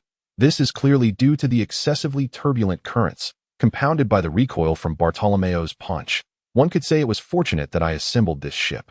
Had it been an ordinary wooden vessel, it would have surely fallen apart. Private Marseille. Akin quickly raised his hands in surrender. Let us repair the ship while we resupply at the next island. The damage to the vessel was primarily on the exterior. The golden gear could not dive in for repairs and would have to wait until they reached the next island to dock and utilize the equipment for repairs. Then let us head for Whiskey Peak. It should be the nearest location. The golden gear produced a nautical chart, stating, as a former naval captain, he had the general route and island locations committed to memory. At that moment, Cupilion squeezed in with paper and pen, crashing into the golden gear, chanting, It's my turn, it's my turn, now is the time for the interview. The golden gear stumbled back, eyes wide. What do you mean it's your turn? You dare to bump into me? Cupilion, with arms akimbo, stood his ground. I say, you tin can, who told you to stand next to Akin this whole time? He promised me he would provide many breaking stories after leaving Rogue Town. So, standing next to Akin this entire time is simply wasting my interview opportunity. Akin smacked his forehead, recalling, I almost forgot about that. There is indeed such an affair. The latter part of his statement was directed at the golden gear. Since Akin had said so, the golden gear stepped aside, crashing back into Cupilion and retreated to the boiler room. What a nuisance, Cupilion muttered under his breath. He then turned to Akin, seized his paper and pen, and began to inquire. Lord Akin, you previously mentioned in Rogue Town that Dorag is Monkey D. Luffy's father. Is that true? Akin immediately straightened up, responding in a standard broadcasting tone. Yes, the information is highly accurate. Upon receiving this affirmative answer, Cupilion trembled with excitement. A major scoop. Undoubtedly a major scoop. Cupilion grasped his pen firmly, swiftly inscribing the connections between Carp, Dorag, and the Straw Hat Boy on paper. What is Dorag's purpose in coming to the East Sea? With Cupilion's astute journalistic instinct, he instinctively felt that as the leader of the Revolutionary Army, Dorag's arrival in such a minor locale must hold ulterior motives. After all, the Revolutionary Army is akin to a rat crossing the street. Revealing themselves too easily invites the Navy's pursuit, posing substantial risks. Without a motive, why would one take such a risk? His objective must be to send his son to sea. Cupilion was momentarily taken aback, lost in thought for a while before stammering. Is that all? Just that reason. What else could it be? Akin tilted his head, seemingly implying that Cupilion had placed Dorag on too high a pedestal. The man merely intended to send his son to sea. Why complicate matters? Fine then. Cupilion lowered his head in dejection, realizing that this angle had too little sensational value. The only noteworthy detail was that the Straw Hat Boy is Dorag's son, and the rest lacked newsworthy merit. However, you need not be disheartened. Seemingly sensing Cupilion's disappointment, Akin continued, although Dorag came to Rogue Town solely to send his son to sea, his actions, when compared to his other behaviors, are indeed unjust. Unjust? Cupilion was perplexed. Precisely. Around 14 years ago, the former Eastern Army commander of the Revolutionary Army, Jean Ni, was captured by the Celestial Dragons and subjected to 2 years of horrific abuse, during which the Revolutionary Army made no effective rescue attempts, resulting in Jean Ni suffering grievously and giving birth to a daughter of a Celestial Dragon. Approximately 8 years ago, the commander responsible for the Grand Line, Ambuli Ao Yawankafu, was captured and has remained imprisoned since, with the Revolutionary Army failing to mount any effective rescue efforts. Oh my, how incredibly restrained. Cupilion was astonished. This was beyond comprehension. The upper echelons had been entirely captured, and yet he alone continued the revolution? However, as a journalist, he attempted to voice a fair perspective. Perhaps, as the leader of the Revolutionary Army, Dorag could not risk his subordinates in further rescue attempts and needed to consider the bigger picture. Avoiding impulsive actions? Hearing this, Akin cast Cupilion a disdainful glance. Are you really defending such a person? Have you heard the classic tale of Fisher Tiger burning Mariewa? Cupilion weakly nodded. I have. Then there you have it. Fisher Tiger was merely an ordinary traveler. When he died, a rear admiral accompanied by 20 Navy soldiers easily dispatched him. With such a feeble strength, he accomplished the grand feat of burning Mariewa and liberating all slaves. Moreover, after such an act, he vanished and went on to establish the infamous Sun Pirates, living freely. Do you think he faced any repercussions? Had he not been backstabbed by a human, he might have continued to revel on the sea. Goodness, I am utterly amazed. Cupilion was profoundly shocked. Simultaneously, he grasped Akin's point. The Fisher Tiger, despite his weakness, could achieve such a monumental act of liberating slaves. How could the Revolutionary Army not find anyone capable of infiltrating Mariewa to rescue people? One could only conclude that either Jean Ni became addicted to her role as a meat pie maker, or Dorag was so cowardly that he trembled at the thought of taking action. Otherwise, the absurdity of the situation was utterly incomprehensible. Moreover, the most perplexing aspect was that while commanders were subjected to humiliation and imprisonment, Dorag only dared to reveal himself now that his son was setting sail, brazenly appearing before a naval captain. Did he not fear that the naval captain would report to higher authorities and expose his whereabouts? Is his son's life more valuable than that of a commander who fought alongside him? Truly, he exhibited double standards. Such a person would typically receive a generous helping of bird droppings to cover his face, rendering him unworthy of a glance. Having been disgusted by Dorag, Cupilion was reluctant to further investigate his so-called great deeds and instead turned to Akin with a sly smile, asking, could you elaborate on the story of Jean Ni as a meat pie maker? No ulterior motives, just seeking to understand the situation. Oh, you little rascal. Akin displayed a comical expression. You certainly know how to pinpoint the crux. The matter of the meat pie maker traces back to the green hat bear, the bear from the 7 warlords? Exactly. Goodness gracious. Cupillion's face flushed with excitement, blood spurting from his nose. He anticipated the bear's involvement. He was over the moon. In an instant, Cupillion could envision the intricate love-hate relationships between the 7 warlords, the Revolutionary Army, the meat pie maker, and the celestial dragons. This was undoubtedly a scandalous news story that would shock the seas. As a journalist devoid of scruples, he would embellish these events, spinning them into a riveting account. This would undoubtedly catapult his popularity, and who knows, perhaps the president of the news agency would even step aside to make way for him. The one who unearthed this monumental scoop. Hurry, hurry, it's all unraveling. The World Economic News Agency's news king, Morgan, rushed into the spacious hall, swiftly gathering senior management for an urgent meeting. Several directors exchanged glances. Unable to suppress their inquiries. President, what on earth has transpired? Morgans did not respond immediately. Instead, he gulped down a large glass of water, as if to quell the tumult of emotions stirring within him. Subsequently, he produced a thick stack of documents, slamming them onto the table with a resounding thud, his countenance radiating fervent excitement. What I am about to disclose, please do not be afraid, he proclaimed. The directors, momentarily startled, began to thump their chests with a loud thud, declaring, President, trust in our professionalism. We have weathered countless storms and shall not falter.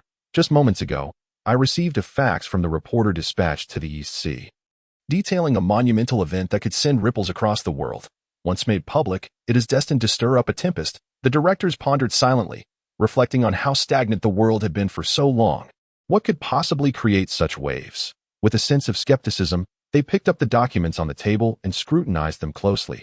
Upon their eyes landing on the title, they instantly comprehended why the president had predicted such upheaval. The title, emblazoned in bold red ink, read, The Plaything of the Celestial Dragons, the tragic fate of the Revolutionary Army's Eastern commander, disappeared for 14 years. Below it flowed a detailed account in fine print, chronicling the harrowing ordeal of the Eastern commander being seized by the Celestial Dragons to become a mere tool for their amusement, having immersed himself in the works of various internet luminaries. Akin embellished the narrative of how the Celestial Dragons had trained Ginny in a way that bordered on the fantastical. In a moment, the directors were overwhelmed, some even spurting blood from their noses. Were an uninformed individual to enter this conference room, they might well presume it to be the scene of a gruesome murder. Why the heavens? What in the world? Even the seasoned directors, accustomed to the shifting tides of fortune, found themselves aghast. The slaughter of his compatriots, the brutal murder of his parents, and the 2-year captivity of his childhood sweetheart, who bore a daughter for a celestial dragon. This was all bearable, while some individuals might simply be born cowards. The fact that he later became a willing servant to the celestial dragons for the sake of their daughter was incomprehensible. If he could disregard his life for her, why had he not abandoned the Revolutionary Army to rescue his beloved when he had the chance? Why? He must have a taste for such things. Without this understanding, his actions remained a mystery. What a pitiful protagonist. Previously, they had regarded the tyrant bear as a formidable figure. Now, the truth revealed him to be a mere coward. Henceforth, let us refer to him as the Green Hat Bear. Agreed, agreed, agreed. One director interjected, You lustful lot. Aside from this scandalous news, can we not focus on other significant matters? Morgans, in a state of agitation, leapt about. Surely, there were many more substantial headlines to consider. At the president's urging, the other directors hastily directed their attention back to the other fax documents. The cacophony of astonished voices erupted. WTF? The Straw Hat Kid is actually the son of the revolutionary Drago. Not just that. Morgans pointed fervently at the text, nearly puncturing the paper. Look at the other crew members' credentials. The directors continued to read. Rorinoa Zoro, allegedly a descendant of the Shimatsuki family from Wano, the ship's cook. Sanji is the 5th son of the Vinsmoke family, Vinsmoke Sanji. The sniper Usopp is the son of the red-haired pirate sniper, Yasop. Goodness, the directors were taken aback. How could a mere pirate crew boast such an illustrious lineup? Now, they understood why President Morgans had proclaimed this would incite a global uproar. Given this roster, should news of it reach the world, the number of individuals wishing to eliminate the Straw Hat Pirates would be unfathomable. Acknowledging the gravity of this information, they immediately ordered reprints and expedited the publication. This was an exclusive scoop, and all traffic would converge upon the World News Agency's newspapers. Morgans was utterly unconcerned with the impending storm. For him, the sensational news was of paramount importance. Thus, as the directors finished reading the documents, he promptly issued the commands for reprints and distribution. The directors nodded in agreement, bowing respectfully before hastily departing to instruct their subordinates to commence their tasks. Within Morgan's news agency, his orders were the sole truth, leaving no room for dissent, only obedience. Before long, thousands of newspapers were swiftly printed. Carried by the agency's news birds, the explosive content of the newspapers rapidly spread across the Grand Line, reaching even the New World. In the New World, within a certain mouse hole, Drago slammed a newspaper onto the table, exclaiming, "Slander! He is defaming me. That damned Morgans, how did he uncover so many secrets?" Drago's breath came in short gasps, his chest heaving like a bellows. What infuriated him most was not the revelation of Luffy being his son, but rather that the incident involving Kuma and Ginny occupied an entire front-page spread. The details of how the celestial dragons tormented Ginny were laid bare. The most enraging part was the headline, which echoed his own words, "Let fate guide you, my friend." Following this, the article recounted Ginny's plight, painting a picture of Kuma's helplessness, ultimately concluding with bold letters that accused the revolutionary Drago of allowing the commander to become a plaything of the celestial dragons, failing to undertake any rescue efforts over the course of 2 years. Furthermore, the article updated their titles. One was the Patient King, and the other, the Green Hat Bear. Together, they were mockingly dubbed the Ninja Turtles. Overwhelmed with indignation, Drago, a man known for his restraint, found himself flushed with rage. Having shattered 3 tables in a single day, he cursed Morgans with a barrage of profanities, each more inventive than the last. Yet, he was not alone in his fury. Another individual, Sabo D. Bo, was equally incensed. At that moment, Sabo thrust the newspaper before Drago, his voice laced with anger. "Drago, is this true?" Drago retorted sharply, "What is true or false, Sabo? Do you doubt me?" "I do not doubt you, but if the report is fabricated, why are you so agitated? Why is everyone silent and hesitant? There is undoubtedly something amiss. How dare you? I am the leader. I cannot jeopardize my brothers over one commander. That is nonsense." In the voice of the Tiger King, the report states that even an ordinary squad of 20 naval soldiers could defeat the Fishman Tiger. Yet he dared to single-handedly set fire to Mariewa and liberate all slaves. Why do you not dare to rescue anyone? This. For the first time in his life, Drago, who believed himself to be quite the manipulator, felt an overwhelming sense of powerlessness. He stammered, "You do not understand. After that incident with Tiger, Mariewa's defenses would surely be even more fortified. Thus, I cannot afford to take risks." Disappointment seeped uncontrollably into Sabo's eyes.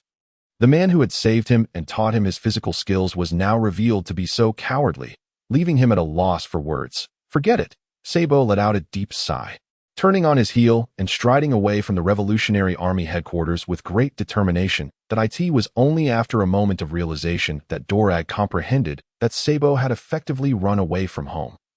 By the time he dispatched someone to pursue him, Sabo's figure had already vanished. North Sea, Vinsmoke family that a multitude of colossal snails, bearing various structures, equipped with enormous sails emblazoned with the Germa 66 insignia, drifted languidly upon the cerulean waves. These snails were conjoined by iron rings, over which broad planks were laid, forming a ground for pedestrians. Like a leaf adrift on the sea, this was the mobile territory of the Germa kingdom.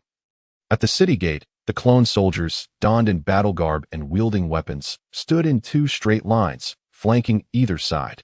King Germa, along with his eldest son Ichiji, eldest daughter Reiju, second son Niji, and fourth son Yanji, stood silently behind him, not daring to breathe. All this was delivered to them by the newspaper from the news bird that morning. Creaking, Germa crumpled the newspaper in his hand, feeling a surge of anger as he crushed it into a flurry of scraps. Suppressing his fury as he declared, "Immediately send someone to the Grand Line to eliminate that disgraceful fool. The Germa kingdom has no room for such a worthless prince." "Yes, father." The cold-blooded Ichiji was the first to respond, preparing to personally venture to the Grand Line to deal with his foolish brother, thinking it would quell their father's rage. The other 2 rebellious brothers, upon hearing this, eagerly volunteered to accompany him. Ichiji turned his head. "Reiju, aren't you coming?" The pink-haired Reiju was just about to concoct an excuse to join them. After all, Sanji was her brother, and her modifications had entirely stripped her of her emotions. She still held a shred of compassion for Sanji. Thus, when Ichiji extended the invitation, she readily agreed. I will go. However, it might be unwise for so many of us to venture forth. Let Niji and Yanji remain in the Germa kingdom to avoid any potential disruptions from enemies while we are away. Ichiji initially intended to decline, reasoning that Germa 66 should act as one, but upon reconsideration, he realized that this was merely a straightforward task, and deploying everyone would be excessive. He nodded in agreement. Very well. The other two rebellious brothers, upon realizing they could not join, immediately began to lament, but Ichiji pretended not to hear them. Before long, a ship imbued with futuristic technological aesthetics emerged from the Germa kingdom. New World, a certain island. The four emperors. Shanks perused the newspaper brought by the newsbird that morning, his gaze fixating on the revelation of Luffy's identity, plunging him into contemplation. The tide of the world beginning to surge ahead of schedule? Captain, should we assist Luffy? His crew's identities have also been exposed, and it seems they will face countless pursuers in the future, stammered the rotund Lucky, dressed in a green and white striped short-sleeve shirt. As he munched on a chicken leg, Shanks took a swig of his drink and laughed. Not necessary. What would a man's adventure be without storms? This is a necessary trial for Nika's return. Cough. The path to becoming the Pirate King. Sitting opposite Shanks, Mihawk raised a curious brow, scrutinizing Shanks, who appeared somewhat sheepish. Had he just uttered something of great significance? Perhaps he had misspoken. Mihawk poured himself a glass of red wine, savoring it with grace. A morning drink surpasses the elixir of life. Speaking of which, I encountered the straw hat boy you mentioned during my trip to the East Blue Dodo. How was he? Quite an impressive young lad. I presume, indeed, he possesses considerable talent.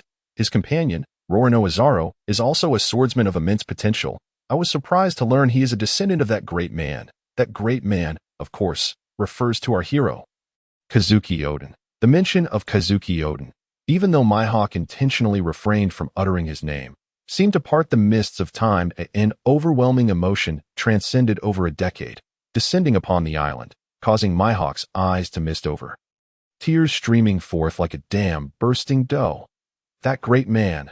Oh, how moving. Everyone was reduced to tears, their faces contorted with emotion. Even those members of the red-haired pirates who had never heard the tale of Oden were suddenly inundated with the poignant legacy of Kazuki Oden. Instantly, the island resounded with a chorus of sobs. After a prolonged period of weeping, the group managed to regain their composure. Remarkably, none of them perceived anything amiss. They had evidently been ensnared by the powerful emotion evoked by Oden. Even top-tier warriors like Shanks and Mihawk could not resist the influence of this almost rule-like emotional force. Absolutely not. Under no circumstances should we allow this to happen.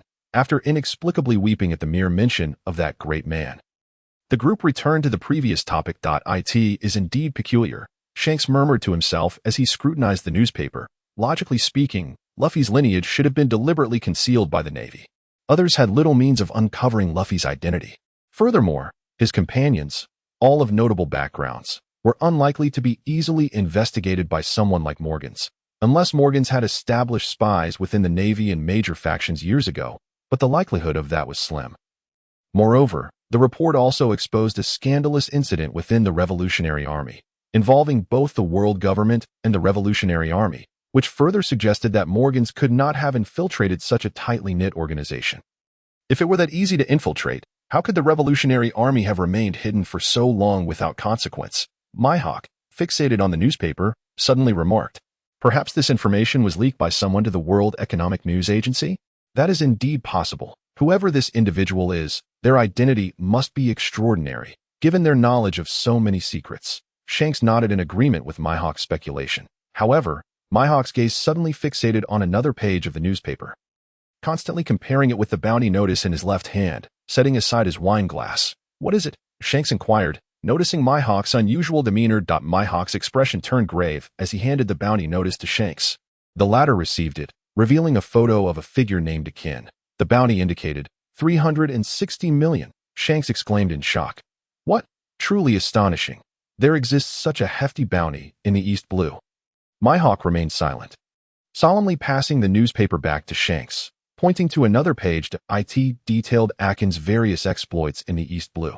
Killing a Navy major, capturing a Navy colonel, engaging in fierce battles with a Navy lieutenant commander, and slaughtering nearly thousands of pirates. While these were still somewhat acceptable, the final incident was utterly unbelievable. Legendary Navy hero defeated in the East Blue, the demon Akin severed Vice Admiral Karp's right arm, resulting in a bounty surge exceeding 300 million. What? This is impossible. Shanks instinctively denied that he was acutely aware of Karp's prowess. It was inconceivable that a mere fledgling pirate could vanquish him. However, the newspaper's description employed elaborate rhetoric, giving the impression that Karp's arm had been broken in a direct confrontation. This was not entirely inaccurate. However, Capelian maliciously omitted the existence of the barrier fruit, making it appear as though Akin had broken Karp's arm solely by his own strength, shocking anyone who read it. Surprised, aren't you?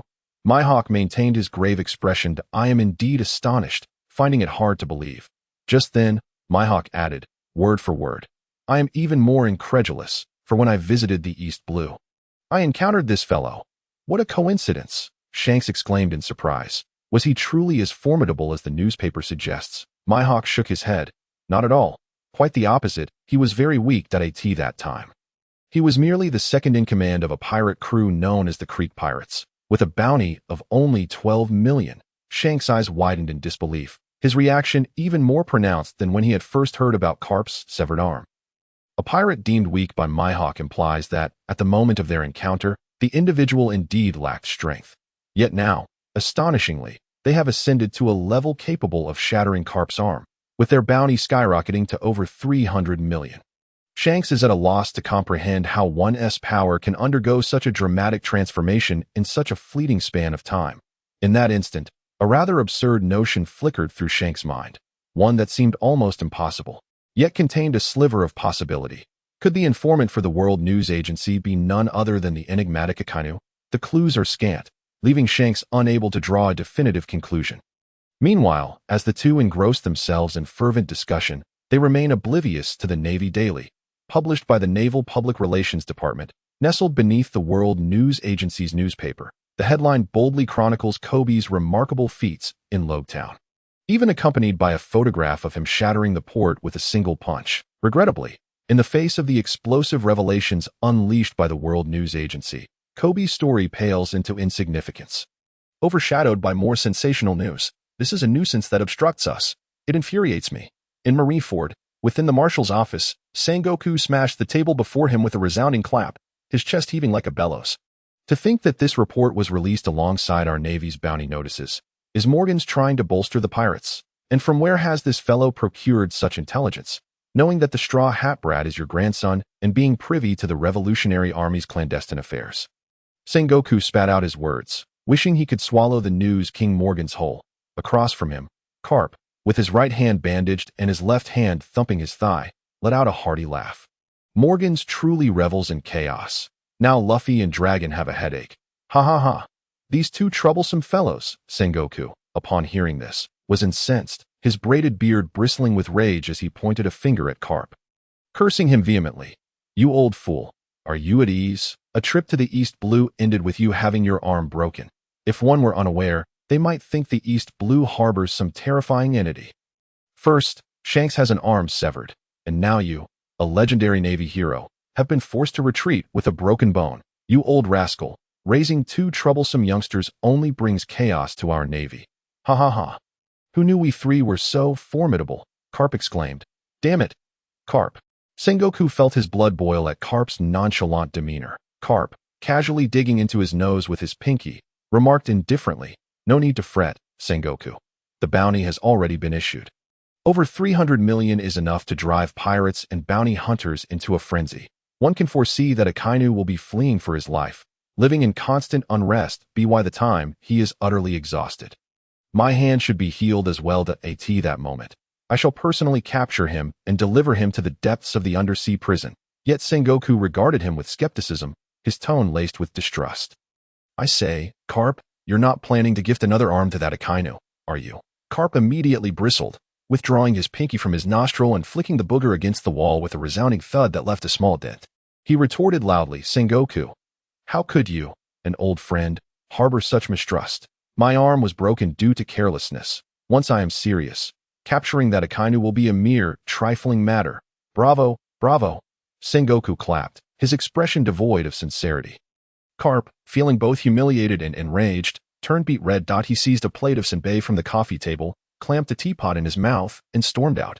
That wretched Sengoku, how dare he not trust him? He wouldn't even touch the senbei or the tea. Ah, Carp, have you lost your mind? Sengoku was left in shock at Carp's childish antics, his scalp tingling. Such an unreliable fellow dared to assert he could capture Akainu? He might as well send more Navy forces to apprehend him. Speaking of which, Sengoku suddenly recalled Carp's disciple, who had ingested the paramecia-type effort fruit. A promising talent indeed. Moreover, those who consume the effort fruit often experience an exponential growth rate. Not to mention Carp's other young recruit from the East Blue, Barumabur, the biological son of Axe Emperor Monka. Monka was one of the 60 emperors of the sea back in the day. Had it not been for that incident, where 56 were slaughtered, he might well have remained a pirate. Monka had been among those 56 corpses, having feigned death to escape calamity. In summary, after Monka escaped, he joined the Navy. Recently, he had caused a stir, only to be captured by Carp once more. Subsequently, during transport, he injured Carp and fled, his whereabouts currently unknown. Now, only the son of Axe Emperor Monka has been brought back to the Navy headquarters. Sengoku pondered for a while and decided to personally train Barumabur. After all, he was the bloodline of Axe Emperor Monka, destined for great achievements. Once trained, the potential would be remarkable. Kebi and Barumabur could become the future pillars of the Navy. Wiping his mouth, Sengoku strode purposefully out of the office towards the new recruit camped in the Grand Line. On Little Garden, the ship slowly sailed from the island's river to the sea, surrounded by towering trees and shrubs. With countless unfamiliar and bizarre plants, Freyra anxiously gripped the hilt of his sword, alert to his surroundings, and inquired of Akainu, seated at the bow of the ship, "What island is this? It exudes an aura of primal antiquity." Indeed, indeed. Cuperlian squeezed in, drenched in cold sweat. Ever since we neared this island, I've wanted to say that the surrounding waters are teeming with colossal marine creatures. Their sizes are outrageous, now that we have entered the island's river. Even the flora here is enormous. Have we unwittingly stepped onto an island frozen in the prehistoric era? Truly commendable for a journalist, well-informed. Akin chuckled, explaining to the two, "This island is called Little Garden. And in a certain sense, it is indeed a remnant of ancient times, for it is home to a plethora of prehistoric creatures." Oh! Everyone gasped in astonishment. With their slender limbs, would they even survive on an island populated by such gigantic prehistoric beings? However, Akin was unconcerned. If they felt weak, they could remain aboard the ship. Even if wild creatures attacked, they had cannons to fend them off for a while. Furthermore, the golden gear was a permanent fixture in the boiler room. Even if wild creatures managed to board, they would first have to contend with the golden geared. Akinu's objective was the abundant beast bones on the island. The creatures on this island are so colossal that the bones supporting their massive bodies must possess exceptional strength, density, hardness, and durability, rivaling and even surpassing steel, ideal materials for shipbuilding. Most importantly, they are free from materials to shipbuilding labor. It merely costs a meal per hour. Additionally, Akainu had another ambition, to engage in combat with the giants on the island. Giants possess the Kingdom Conqueror technique, a superlative area of effect attack, which perfectly compensates for Akinu's limited attack range. If he doesn't utilize the protagonist's panel to learn this skill, he would be remiss in his duties. While it might be a combination technique, it would not hinder the protagonist's panel from mastering it as a single target skill. Once they disembarked, massive shadows began to emerge from the dense forest surrounding them, accompanied by gleaming eyes lurking in the darkness, watching them intently. In the sky, dozens of giant falcon-like creatures, having circled for a long time, initiated their assault, diving downwards. Their talons were exceptionally sharp, and their feet were thick and robust. Modern falcons would likely be torn to shreds within seconds under the onslaught of such ancient, terrifying behemoths, reduced to mere chunks of flesh. Good birds. Freyra, this is your job. Akinu's eyes lit up, as he immediately envisioned the robust bodies of these diving creatures and surmised their meat must be exceptionally chewy and juicy. Prime ingredients. No problem. Freyra's eyes gleamed with excitement, also envisioning the succulent qualities of the falcon meat. Even if it weren't juicy, it must be juicy. In order to reach this island, they had been adrift at sea for quite some time, as the half-trained sailors aboard the vessel lacked sufficient navigational skills, causing them to take an extended period to correct their course. Ultimately, the protracted duration resulted in a phase where they were forced to subsist on meager rations aboard the ship. How hungry they were! At this moment, witnessing a dozen creatures of sustenance flying towards them, their eyes sparkled with anticipation. The diving falcons, upon catching sight of the fierce glint in Freyra's eyes, instantly ruffled their feathers in alarm, a profound sense of imminent danger driving them to flap their wings frantically. Their descent halted abruptly as they sought to soar away once more. But where could they flee to? Freyra emitted a ferocious roar born of hunger. And in an instant, the King Kebi in his hand unleashed a flurry of strikes, cleaving through the air with hundreds of slashes. The falcons, unable to escape in time, were reduced to countless, evenly sized meat portions. Falling to the ground, "Chef, heat the oil." The chef rolled up his sleeves, his eyes gleaming with excitement as he swiftly dug a large pit, igniting a fire to heat the oil in one fluid motion. He then tossed the meat portions into the sizzling oil, transforming them into delectable dishes. The crowd devoured the feast with unrestrained enthusiasm. The eyes peering from the forest became even more fervent, almost glowing with a crimson hue. A towering saber-toothed tiger, over 4 meters tall, 6 meters long, and with a 2-meter tail, could no longer contain itself and let out a thunderous roar, charging towards the group that was tearing into the meat. Following closely behind were countless ferocious beasts, all rushing forward in a frenzy. Even a multitude of dinosaurs joined the fray. Such is the nature of beasts. Even a mere whiff of roasted meat could lure them in. Akin rose to his feet, his eyes ablaze with determination. In the next instant, he shot forward like a bolt of lightning, plunging directly into the throng of beasts. 2 Tyrannosaurus Rex swiftly darted past him, caught off guard as Akin delivered a powerful kick, sending the massive creatures soaring into the air, flipping end over end like mere toys. Before the Tyrannosaurus could land, Akin unleashed a rapid series of punches. The beasts struck by his fists were sent flying as if colliding with a heavy-duty truck, their bones shattered and bodies crumpling as they were hurled aside. In a mere few minutes, the forest appeared ravaged, as if it had suffered the wrath of an 8th-level tempest, littered with fallen beasts and splintered trees, while deep gorges marred the ground where the beasts had scraped against it. In that brief span, hundreds of massive creatures lay defeated, gasping for breath upon the ground. The Tyrannosaurus, recently sent airborne, stood dazed and immobilized after landing. Akin approached, delivering 2 swift kicks to snap its neck. Thus, the hunt had secured enough provisions for at least 2 months. 2 months was the limit for the ship, not due to a lack of meat from the beasts. Sated and refreshed, the group dispersed, with smaller teams of 10 armed with repeating flintlock rifles setting out to collect the remains of the slain beasts.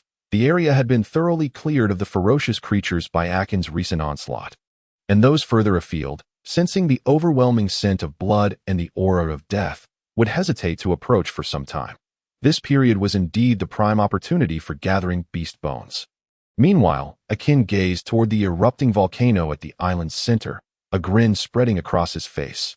There was no need to search. Heading directly to the heart of the island would lead him to those 2 giants. After a casual greeting, Akin made his way toward the island's core. The island's center, 2 colossal figures, each the size of a house, wielded sharp swords and small round shields, engaged in fierce combat. Their every action sending shockwaves akin to a storm, ravaging the surrounding trees and leaving massive craters in their wake. Even the edges of the island could feel the tremors. An explorer named Ianode once remarked, for those who dwell there, "This island is but a small courtyard. Let us call this patch of land a quaint garden." Such is the true depiction of this island. At this moment, Akin stood atop a high peak, observing the battle between the 2 giants. The fierce wind stirred by their clash felt to him like a gentle breeze, merely a refreshing gust.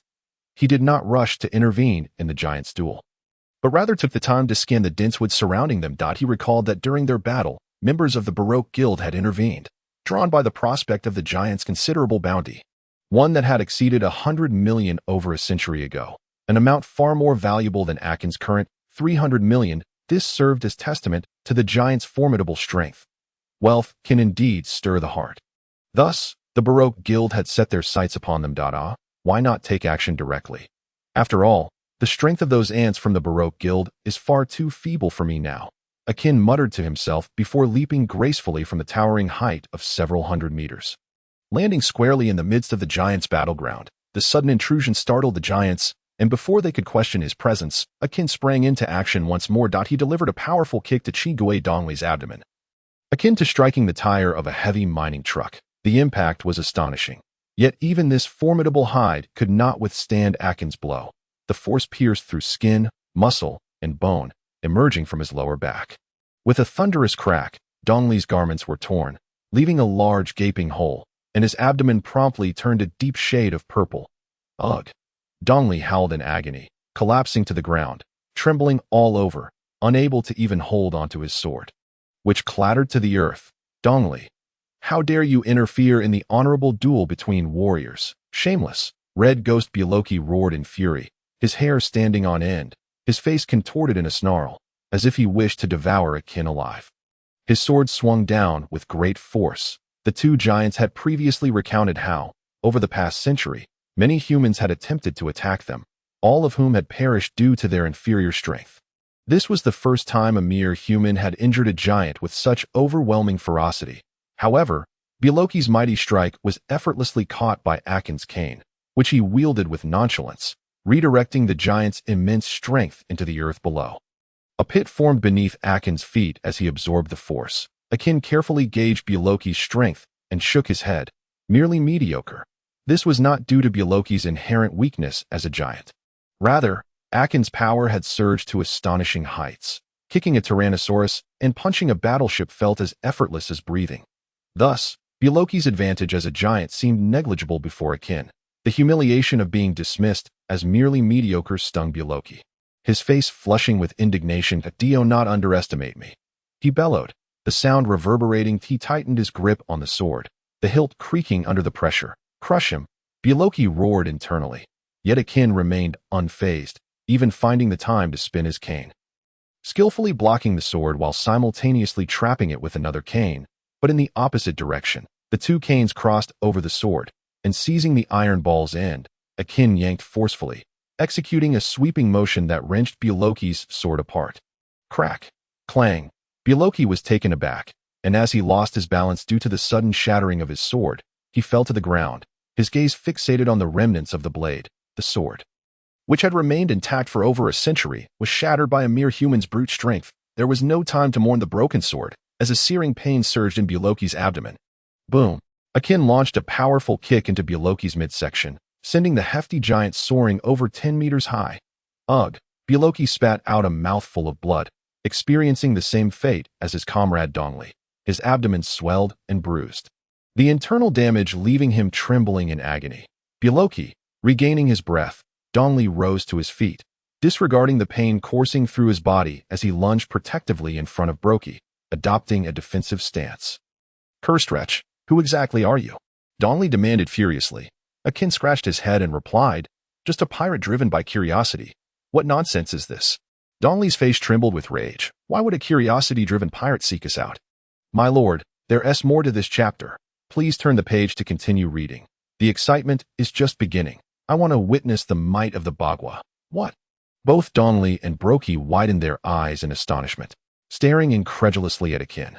What a madman could he not be, to wish to experience the power of the Bagua with mere human flesh? To Dongli and Broki's ears, it sounded as absurd as a child claiming he wished to catch a meteor plummeting from outer space with his bare hands. Utterly ludicrous. However, when it came to their adversary, Dongli and Broki had no intention of showing mercy. "Dongli, let us join forces and teach this rascal a lesson." Broki, gritting his teeth against the pain, rose and grasped a massive beast bone from the ground, ready to wield it as a makeshift weapon that he intended to unleash the might of the Bagua. Anyone who dared to provoke them would pay the price. Very well. Recognizing the determination in his dear friend's eyes, Dongli hesitated no longer, especially since Akin had interrupted their duel, an unforgivable offense. Thus, the two giants struck decisively. Boom! Combining their strength, they channeled the immense power within their bodies into their weapons, unleashing a shockwave capable of reducing everything within dozens of kilometers to ashes. A fierce wind swept across the island, causing all living beings to kneel and tremble upon the ground. All sound, light, and color were obliterated beneath the overwhelming force of the shockwave after an indeterminate amount of time. The world finally regained clarity, yet the land lay in ruins, a deep chasm stretching to the island's edge, plunging into the sea. Everything on the island was thrown into disarray, resembling the aftermath of a devastating typhoon. Have we vanquished them? Dongley panted, speaking to himself. His gaze fell upon the spot where Akin had stood moments ago. It was now empty, save for the yawning chasm. Brokey let out a boisterous laugh. Of course, they've been eliminated. No one could survive the might of the Bagua. However, the next moment, Brokey's laughter was abruptly silenced as a violent explosion erupted from his chest, dark smoke billowing forth and obscuring his face. He barely had time to emit a pained cry before collapsing. Brokey. The sudden turn of events left Dongley disoriented. He wished to rush over and check on Brokey's condition. Yet, as he took a step, he met a fate similar to Brokey's. Asnet bullet fell from the sky and struck Dongley on the head. Such a trivial thing went unnoticed by the towering giant until it exploded, unleashing a shockwave and tremors akin to a high-explosive grenade. At which point he realized he was under attack. But alas, it was too late. The close-range explosion aimed directly at his head knocked both giants unconscious. Two foolish giants that a figure resembling a rock star with sunglasses and an explosive hairstyle emerged from the dense forest. Trampling on Dongley's face with disdain that he was Mr. 5, Gem, a user of the bomb fruit. The previous assault on the giants had been executed with his snot bomb. Yaha. It should be 3 fools, for that sudden appearance was truly monstrous. To think he could overpower giants with mere strength is simply unfathomable. Yet, he sought his own demise, falling to these 2 oafs. Yaha! From the sky descended a graceful silhouette. Miss Valentine's Day, Machida. Tall and slender, she sported short, light green hair and a captivating smile. Adorned in a yellow hat and lemon slice earrings, she wore a yellow dress patterned with lemon slices and white high heels, her hands clad in white gloves. Often seen with a small yellow and blue-striped parasol, this seemingly sweet girl harbored a cruel disposition akin to Akin's original self. She relished tormenting and toying with her enemies. Believing those who obstructed her mission deserved to be eliminated, whether it's 3 or 2, we've successfully captured these 2 fat sheep. Let us behead them. Oh no, I refuse, Ms. Valentine decisively interjected. Such large creatures in this heat. What if their heads rot on the way? Just imagine the horrific stench of a decaying giant's head. One whiff and I might ascend to the heavens. Mr. 5, staring at her as if she were simple-minded, responded incredulously. So there are 4 fools then? He tapped his forehead with his finger and continued. Have you forgotten Mr. 3's fruit ability? How could we possibly drag away such a massive head without severing it? Of course we shall behead them and take it.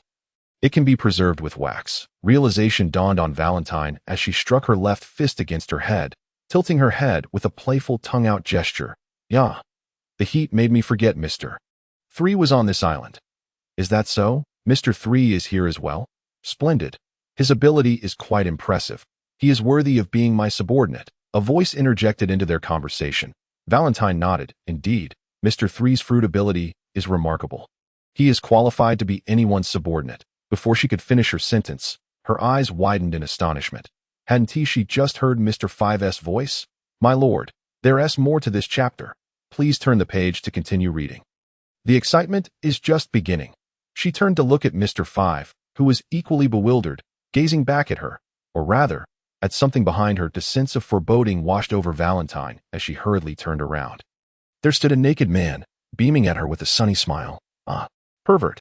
Valentine shrieked, her voice piercingly high, filled with fear. Yet, while she shouted, she covered her face with her hands, peeking through her fingers to gawk unabashedly at the naked man. His wide, curious eyes took in the sight of both big Akin and little Akin, indulging in the visual feast. Akin, feeling shy, scratched his head and repeatedly apologized. I'm sorry. I was swept away by the shockwave. My body held up, but my clothes didn't. What? Upon hearing Akin's words, Valentine and Mr. 5 realized that the naked man before them was the very monster who had just trounced the 2 giants. Without a moment's hesitation, Mr. 5 dug his finger into his nose, extracting a sizable lump of snot, and flicked it away. Snot cannon. Boom! A tiny snot projectile, yet it contained immense energy, no larger than a soybean. It triggered an explosion comparable to that of a high-explosive grenade. As Mr. 5 launched the snot, he propelled himself forward with a small explosion at his ankle, rapidly approaching Valentine. He then grabbed her arm and retreated swiftly into the depths of the forest. Though Mr. Five was confident in his abilities, he did not believe he could best Akin. The overwhelming aura emanating from him was simply too terrifying. Even when facing Ms. All Sunday, responsible for communications, he had never felt such fear. It was akin to an ordinary person standing naked before a fully grown tiger. His instincts were not misguided. The moment the snot cannon exploded, Akin swiftly drove his palm into the ground, channeling his strength to lift a 2-meter-thick earthen barrier. The snot collided with the wall, bursting into a fiery spectacle. The explosion's shockwave was entirely contained. It was that Akin could not endure the blast. It was primarily due to the sheer disgust of it. If that snot bomb were to touch him, he would drag Mr. Five over and pulverize him into a mushy paste just to vent his fury. Bang!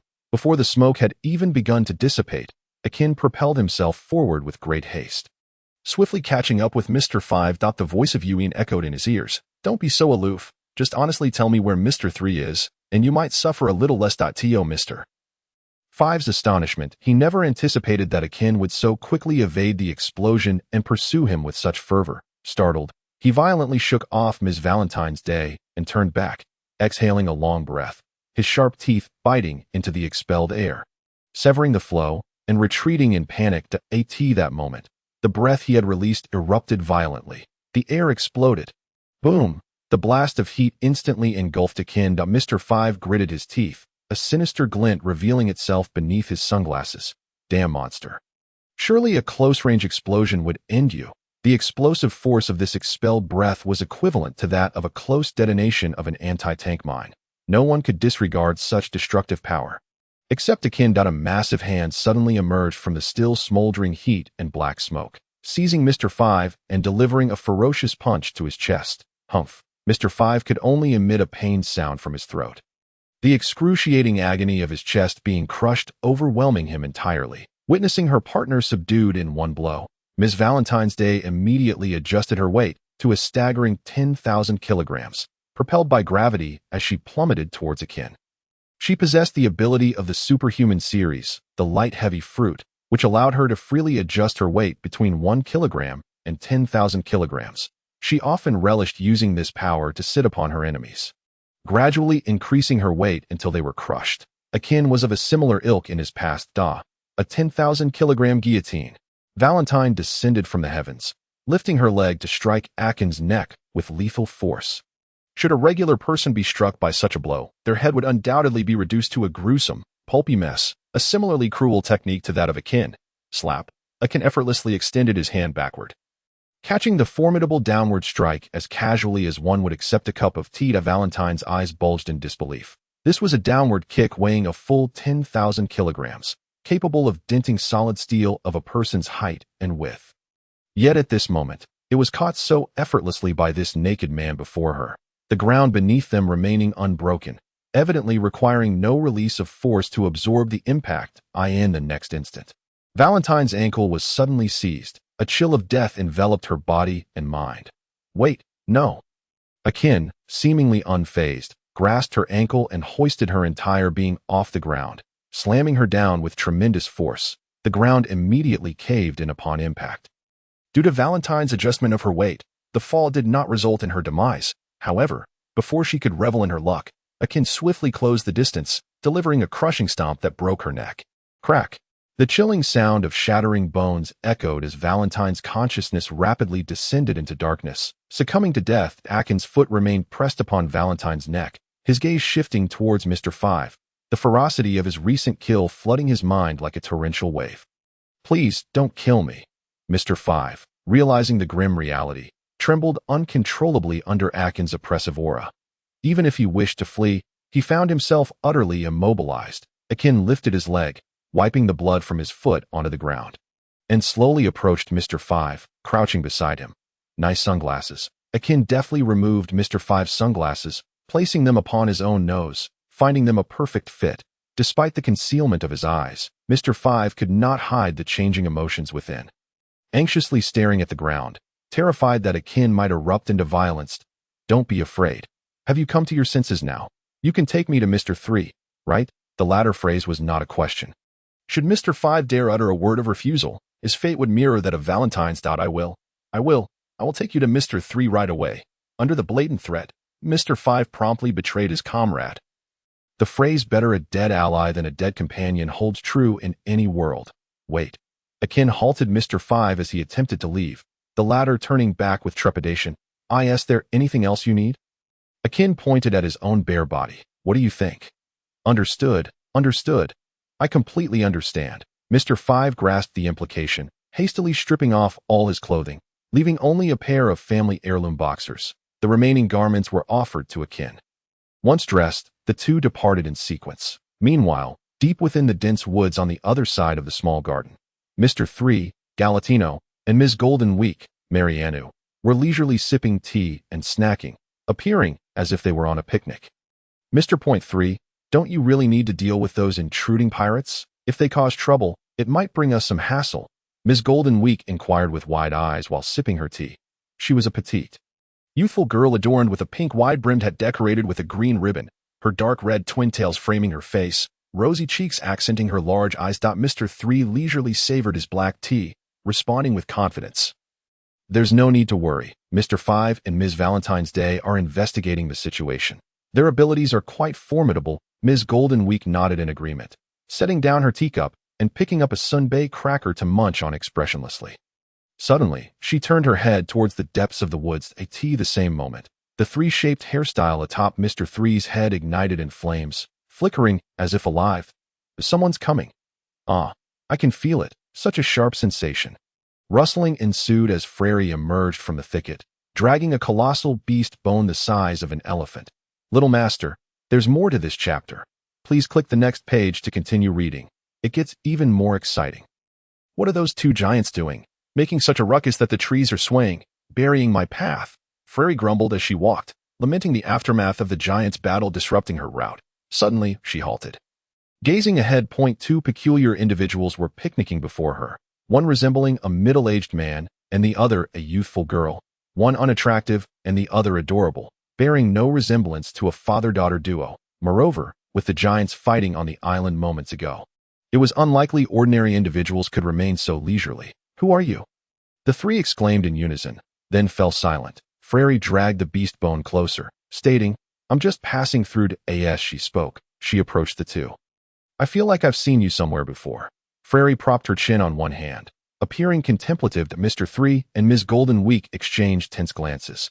Golden Week's eyes darted as she activated the internal communication. Should we eliminate her? Mr. Point 3 shook his head. Let's observe for now. Before the internal communication could conclude, Freyra suddenly had an epiphany. I remember now. You are the assassins from Baroque Works, right? Akin mentioned you. However, you are subordinates of the 7 warlords. So your bounties are merely ornamental. Whoosh! Mr. 3 and Ms. Golden Week broke into a cold sweat, leaping back to create distance. What 7 warlords? What are you talking about? However, the fact that this woman had instantly recognized their identities as Baroque Works assassins implied she was no ordinary person. Since you've recognized us, don't expect to leave here alive, hey? Freyra waved her hand dismissively. Don't misunderstand. I mean you no harm. Your bounties won't be collectible. Killing you will be futile. Mr. 3, infuriated, felt the flames atop his head surge dramatically. You insolent wretch. Are you implying you can defeat me? No, don't misunderstand. Freyra hastily clarified. It's not that I can defeat you. It's that even the two of you combined would be no match for me. The audacious girl certainly dares to speak boldly. Let us see how this unfolds. Mr. 3 extended his arms, and from his forearms began to melt, producing countless streams of liquid white wax that surged towards Freyra like a tidal wave, aiming to engulf her and solidify into a waxen statue. However, Freyra remained highly alert. Upon encountering such a devil fruit user, her instinct was to retreat and create distance. She then drew her sword and struck.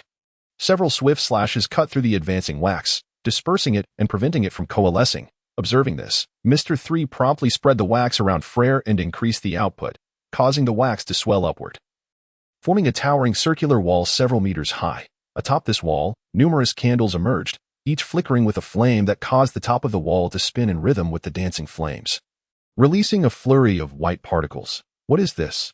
As Freyra beheld the falling debris, an instinctual sense of danger urged her to distance herself from it. Mr. 3, with a hand cupped around his mouth, cackled. Ha ha ha. This is the wax mist produced by my wax fruit. Once you inhale this mist in fear, you shall become a supreme work of art, a wax statue. That is quite a boast. Freyra nodded appreciatively to in my brief life. I have encountered only 2 devil fruit users. The other was a smoke fruit user, but he was far less impressive than you. Your ability to create wax mist from candles poses a greater threat than mere smoke. I'm not interested in your flattery. Just submit to your fate and become my ultimate masterpiece. Mr. 3 roared with laughter, hastening the rotation of the candle wall, thereby accelerating the release of the wax mist. Inhaling an excess of this mist would lead to gradual waxification from the inside out, culminating in the agonizing transformation into a living wax statue with a distorted, pained visage. Ha ha ha. Compliment me a little, and you get emboldened. Do you truly believe such trivial tactics can vanquish me? Freyra chuckled ominously. She tapped her sword, Chingue Wan, against the wax wall and remarked, "It seems your wax solidifies with a hardness rivaling steel." Mr. Point 3, though confused, beamed with pride. Indeed.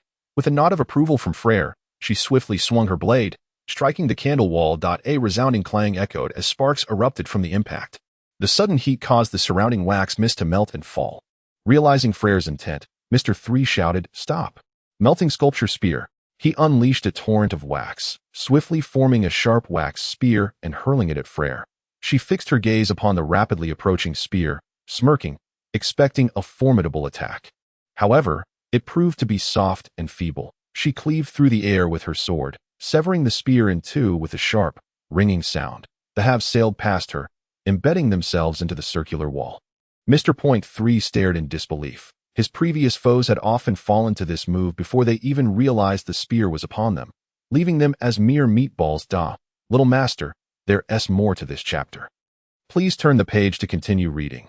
The excitement only intensifies. Today, however, Freyra had opened his eyes to new realities. If even his wax, which rivaled steel in hardness, could be cleaved, how many other things could she not sever?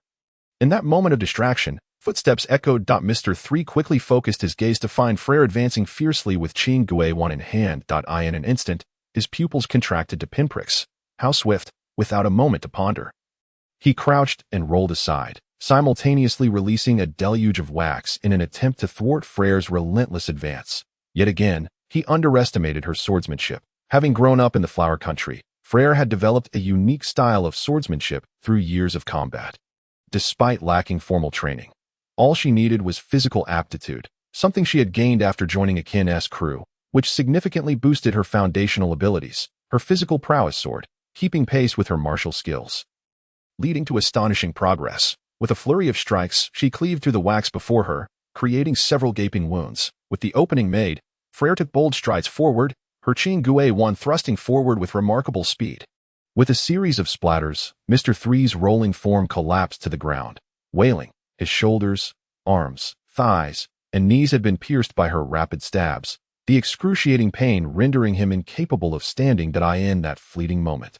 Mr. Point 3 gazed at Freyra in terror, realizing he had yet to fully unleash the power of his wax fruit, and was already bested. As Freyra prepared to deliver the finishing blow, Miss Golden Week hastily brandished her paintbrush and palette.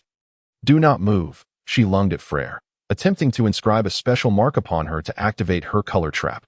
For she was not a devil fruit user, but rather a realist painter akin to a hypnotist. She excelled in using colored pigments to manipulate emotions, enhancing their suggestive power into a special attack. In simpler terms, she possessed a natural ability to create various colors that could induce specific responses, achieving hypnotic results. Regrettably, while her ability was notable, her physical prowess left much to be desired. Freyra, her clumsy lunge appeared rife with openings. Any attempt to strike would easily reduce her to a heap of organic matter.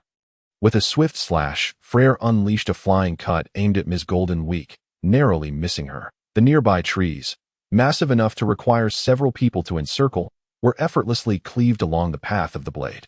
Their surfaces polished to a mirror-like sheen. Miss Golden Week stood frozen in place, strands of hair cascading down to rest in the muddy puddle at her feet. She was paralyzed with fear. "No, please don't kill me," she cried, crouching down and burying her face in her thighs, tears streaming down her cheeks. This pitiful girl was no more than 16 years old, despite being a formal employee of the Baroque works. Her psychological state remained that of a mere adolescent. When confronted with such overwhelming peril, her mental defenses crumbled, revealing her most vulnerable self. Freyra lifted her chin with the tip of her sword, forcing her to meet her gaze, one exuding menace, the other radiating frailty. Ha ha ha. Freyra laughed without restraint, her mirth laced with unmasked derision. You, little girl, with such fragile mental fortitude, dare to venture out to sea as a pirate? Wah! Ms. Goldenweek continued to sob, unable to respond to Freyra's mockery. Growing increasingly irritated, Freyra raised her Chingue wand, prepared to strike her down. Yet, as the blade hovered above her shoulder, she paused. She pinched Ms. Goldenweek's cheek, toying with her for a moment, before breaking into a smirk and sheathing her sword. Killing you would waste that youthful face and tender body. I'll take you back for Mr. 3, eh?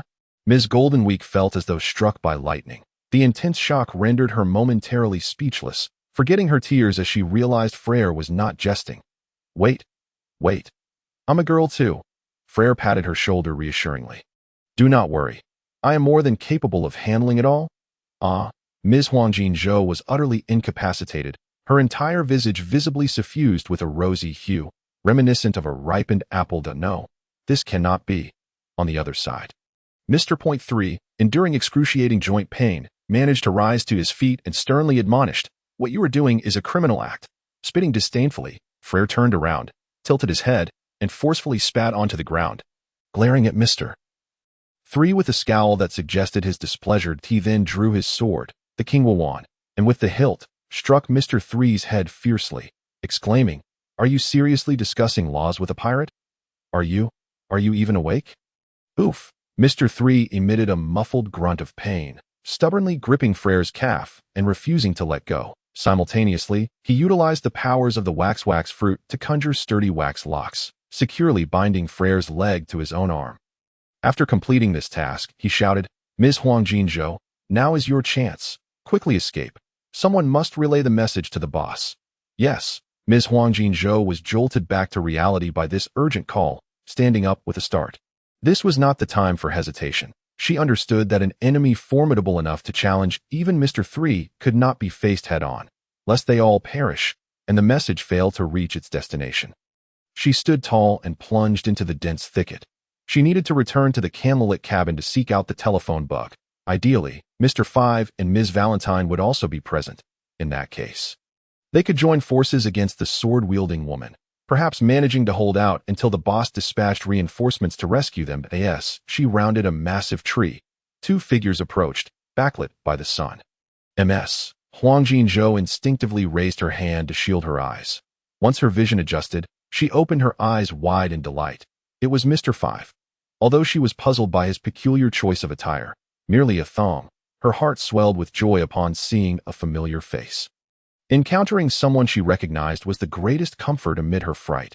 However, to her dismay, Mr. 5's expression was one of urgency, as though he was conveying a message through his facial contortions. Being a seasoned assassin, Ms. Huangjin Zhou quickly grasped the situation. Enemies still lingered nearby.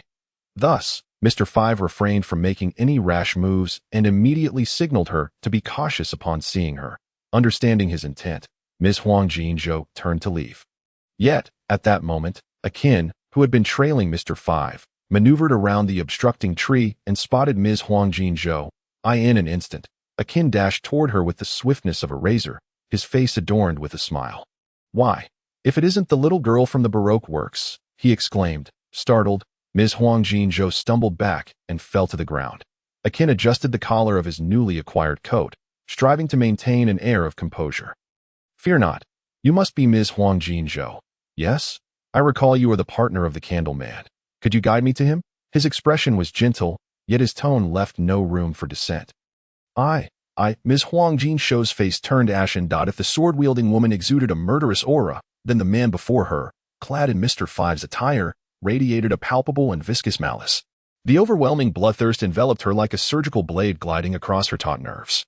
She was teetering on the brink of collapse. Alas, she was but a young girl. When faced with genuine terror, her faade crumbled instantly. Mr. 5 propelled himself forward with explosive speed, grasping Ms. Huangjin Zhou by the collar and flinging her away. "Get lost, you useless hindrance!" His roar snapped Ms. Huangjin Zhou back to her senses, and she silently dashed into the thicket once more, fleeing desperately. Little master, this chapter has more to offer. Please click the next page to continue reading. The subsequent events are even more thrilling. Though chastised by Mr. Five, she discerned the silver lining. He had saved her life. She had already hindered them too much today, for reasons unknown. She felt utterly powerless in the presence of those two formidable foes. Her only option was to swiftly return to the candlelit cabin constructed by Mr. Three in the woods, using the telephone bug within to contact the boss's secretary, Ms. All Sunday. She was the sole conduit for all assassins of the Baroque works to communicate directly with the boss. Only in doing so could she honor the sacrifices of her two companions who had fought so valiantly for her. Akin regarded Mr. Five, who stood in his path, and smiled. You possess a modicum of bravery. But alas, your strength is woefully inadequate. How dare you underestimate me? Mr. Five bellowed, his legs coiling with power as he leaped into the air, his body unfurling with a sudden grace. Bathed in sunlight, Mr. Five appeared to sprout a pair of pure, fervent angelic wings from his back. Ha! Panty rocket. With remarkable speed, Mr. Five thrust his hands into the sides of his thing, yanking it free and launching it toward Akin. Boom. The thong detonated after reaching a certain distance from Akin, unleashing a shockwave and a heat wave that spread an astonishing 80 meters. Such explosive intensity posed no threat to Akin. His physique was robust and powerful, every muscle imbued with vitality and formidable strength. Even the colossal sea monsters would seem like mere children in comparison to him. Moreover, when faced with such a degree of explosion, he could withstand an entire day of Mr. Five's bombardment without losing more than 2/3 of his health. However, while the physical damage was negligible, the psychological impact was profound, as this was an explosion instigated by a thong. Akin's veins bulged with fury. The acrid scent of smoke in the air seemed to carry a hint of humiliation, igniting his rage to its zenith. Very well, Mr. Five, that how dare you employ such a filthy bomb? This shall be your swan song. Panty bomber. The words emerged from his clenched teeth. With that, Akin vanished from sight. In the space left behind, a violent sonic boom echoed, followed by a rapid movement that compressed the air, forming a sonic barrier. Bang! In the next moment, Mr. Five's eyes widened in horror, bulging to an unnatural degree. He attempted to utter something, but as he opened his mouth, a torrent of blood gushed forth, a horrifying volume that defied belief. Lowering his gaze, he found a gaping wound in his chest. Akin, with his upper body leaning forward, had driven his fist through Mr. Five's ribcage. He then placed his left hand on Mr. Five's shoulder and slowly withdrew his right hand. Blood spurted forth like a fountain, soaking the ground beneath them. In disbelief, Mr. Five moved his lips. This is absurdly fast. Though his words were silent, he had lost his lungs, and blood had clogged his throat, rapidly draining his strength and temperature. Merely moving his lips was a feat of endurance. With a thud, as Akin withdrew his hand, Mr. Five's lifeless body collapsed to the ground, stirring up a cloud of dust. Next, it shall be your turn, little color-themed girl. Akin's gaze shifted toward the direction where Ms. Huangjin Zhou had vanished, and with a powerful push of his foot, he once again sliced through the air with breathtaking speed, disappearing from sight, in a certain part of the dense forest, the candlelit cabin. Ms. Huangjin Zhou exerted every ounce of her strength to return to this makeshift base, her brush with death offering her no sense of relief. After all, it was a price paid with her companions' lives. Moreover, she had not yet escaped danger. The sword-wielding woman remained on the island, accompanied by an even more terrifying man in pursuit of her. It was highly likely they were allies. Thus, Ms. Huangjin Zhou must urgently contact the boss. If she delayed, and the sword-wielding woman and the fearsome man converged, even the boss might struggle to ensure their survival. Bloop, bloop, bloop. The telephone bug rang for what felt like an eternity before being answered. Moses, is this Ms. All Sunday? The head of the telephone bug wriggled, transforming into the visage of a sophisticated, mature woman, her voice sultry and languorous, with a captivating low timbre. You must be Ms. Huangjin Zhou? Why did Mr. Three not reach out to me? He is the one responsible for the telephone bug, is he not? The telephone bug is under the purview of Ms. Three, who is tasked with contacting Ms. All Sunday, also known as Nika Robin. As for Ms. Golden Week, Nika Robin has a vague recollection of her, though she did not pay much attention, and thus could not recall her immediately. Ms. Golden Week was left with no choice but to first declare her identity, and then hurriedly report the unexpected developments that occurred in the little garden to Crocodile. There was a prolonged silence on the other end of the telephone bug. After organizing the information relayed by Ms. Golden Week, Nico Robin remarked, "It must be the recently infamous demon, Akin, along with his first mate, the slasher, Freyra, but I have never heard of these two individuals before. Their initial bounty was rather meager, merely that of two insignificant fish. However, they have recently undertaken numerous exploits, resulting in Akin's bounty skyrocketing to 360 million. Hiss. Ms. Golden Week felt as though all the air had been sucked from her lungs, plunging her into a state of suffocation. 360 million. What an outrageous bounty. Is this truly a newcomer to the Grand Line? This must be an old pirate donning a new guise. It is nothing short of miraculous that she managed to escape from such a terrifying figure. Ah, but then again, you did not truly escape from me. As if reading her thoughts, a voice emanated from outside. And upon glancing up, Ms. Golden Week saw Akin climbing through the window. Ms. Golden Week's face drained of color, her body stiffened, and her hands rose in surrender, palms cradling the telephone bug. She appeared to be devoid of her soul. Her gaze vacant.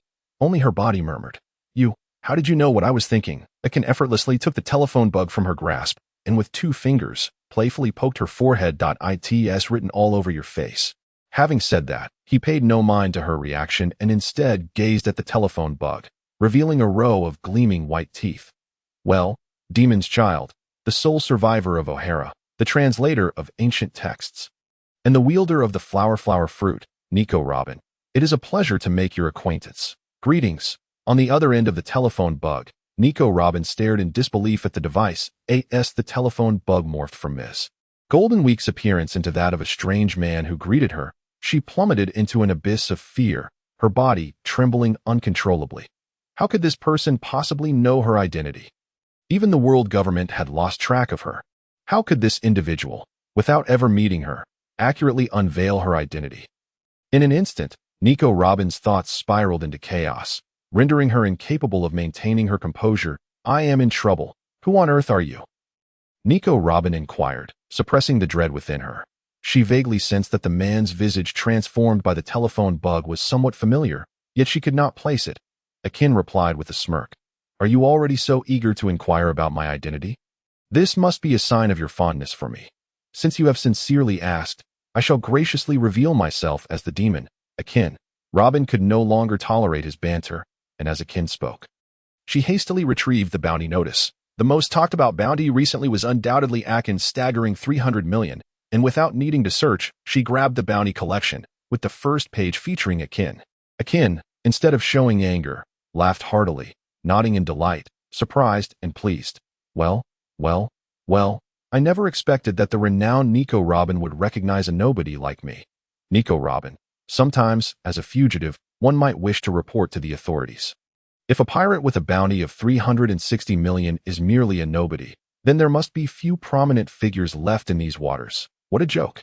Akin, upon sailing to the little garden, remained unaware that his bounty had soared to 360 million. Hearing this revelation from Crocodile immediately made him realize his bounty must have increased.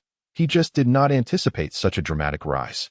Nico Robin, uninterested in discussing bounty matters, refrained from responding and instead asked, "What is your true intention?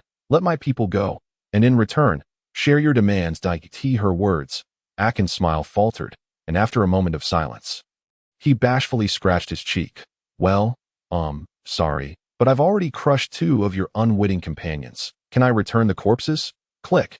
On the other end of the telephone bug, Nico Robin could not contain her rage and crumpled the bounty notice in her hand. To call while having killed someone is an outright provocation. Provocation aside, given that Robin herself was merely utilizing the Baroque works, the fate of those assassins was of no concern to her.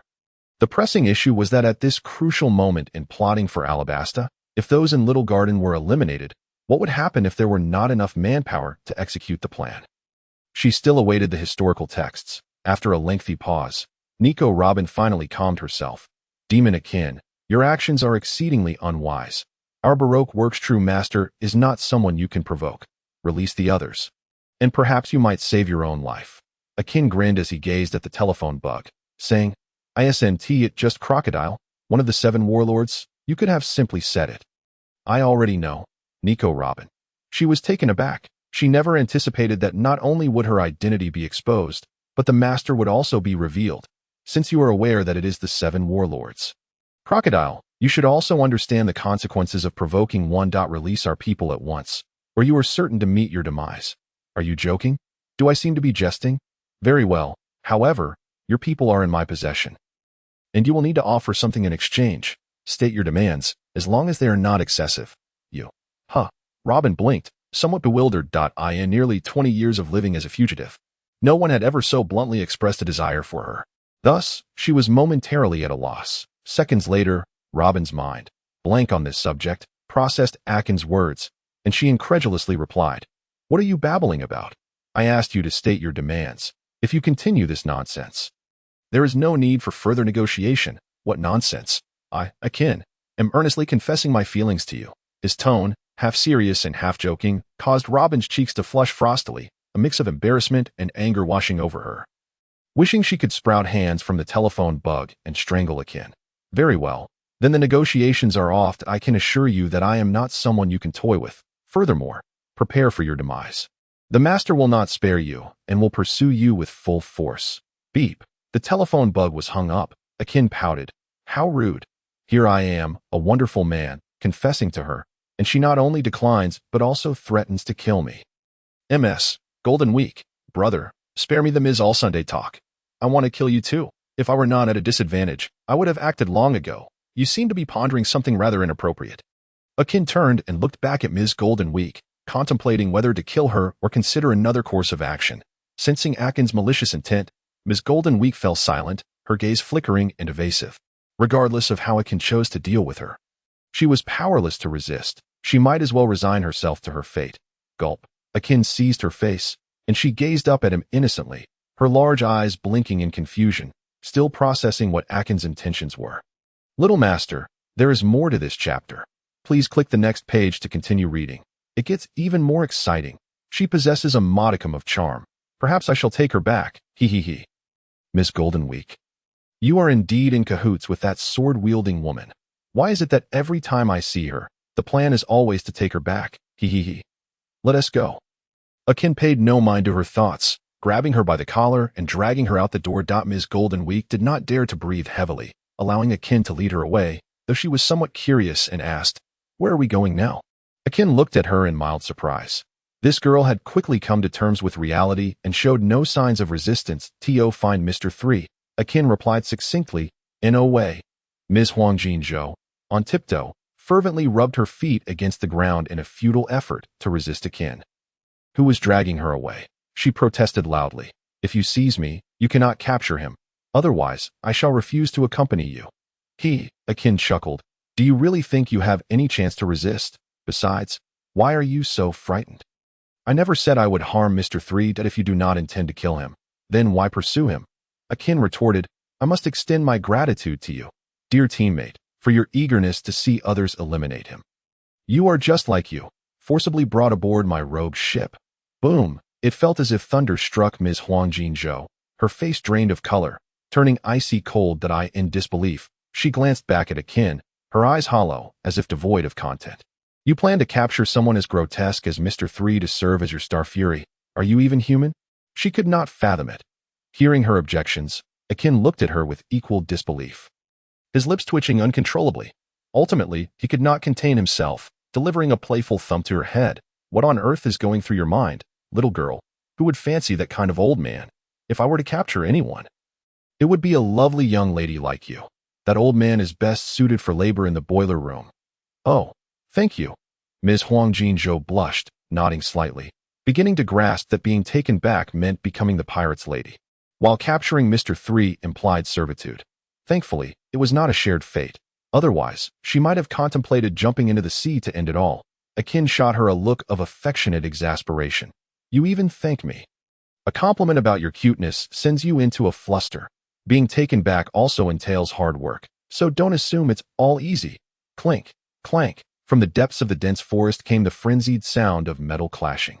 Freyra brandished the Kingwon, tirelessly striking at a hollow candle sphere. The sparks flying even scorched the grass beneath her feet, leaving a thin layer of charred black.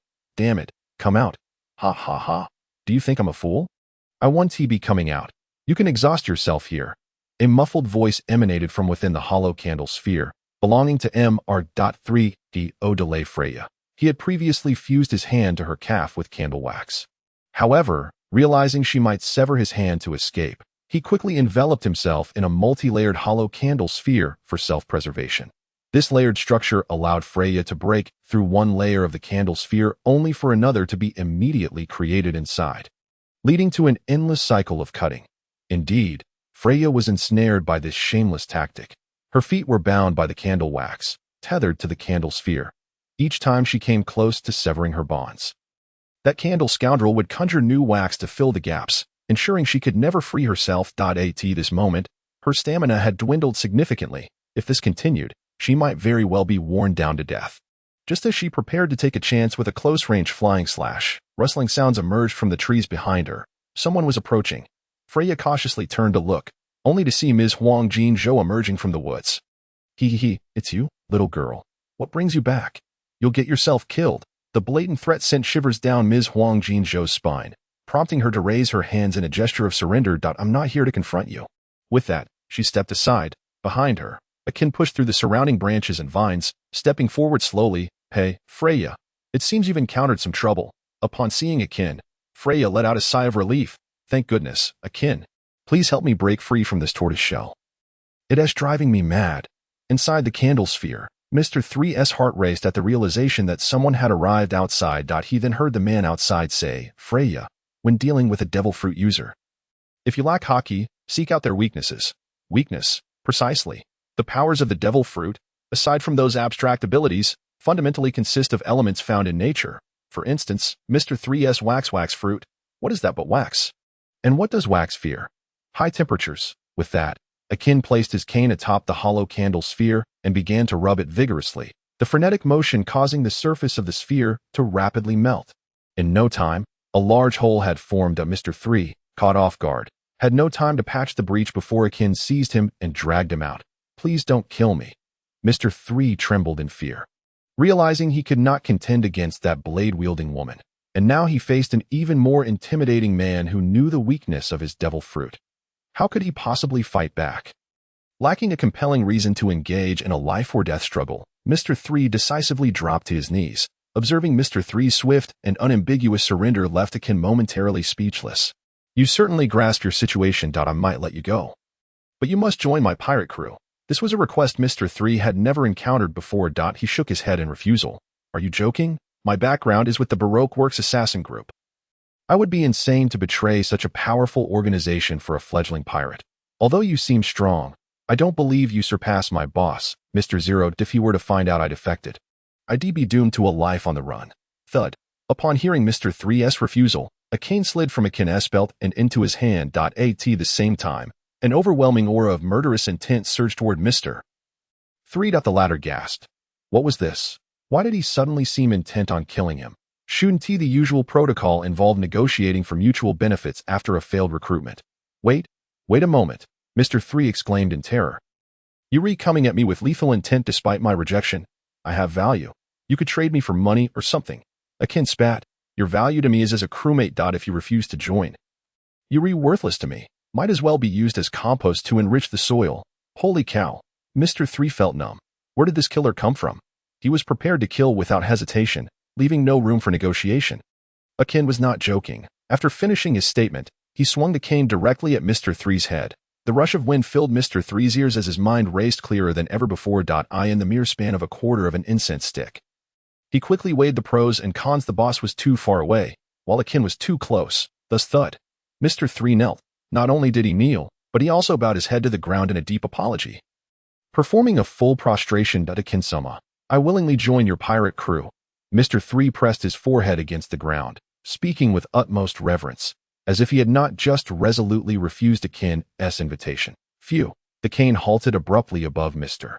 3's head. Through the contact of the iron ball at the cane's end with his scalp, he felt the chilling touch of metal. Gulp. Mr. 3 swallowed hard, nearly having his skull crushed. The swiftness of Akin's earlier strike had been beyond his comprehension. Akin's voice resonated from above. Otherwise, you might as well die. Akin, do not favor forcing others. Ms. Huang Jinzhou couldn't help but twitch at the corner of her mouth, thinking, You don't like to force others? Then what am I doing here?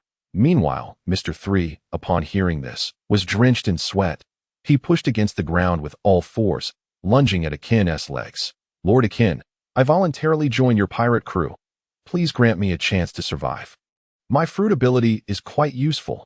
You see, I can accomplish anything. With that, Mr. 3 conjured a vast amount of wax from his right hand. This wax transformed into an array of weapons and items. Capable of being molded with absolute precision and upon solidification, possessed a hardness akin to iron. In terms of practicality, the wax fruit is indeed extraordinarily impressive. Fearing that Akin might not fully appreciate the value of his fruit, Mr. Point 3 gritted his teeth and, with a determined stomp, unveiled his ultimate skill. Observing wax flow from his arm to the ground, he sculpted a female wax figure from the bottom up. Its features were exquisite, and its form was gracefully alluring. From any distance, it appeared indistinguishable from a living person.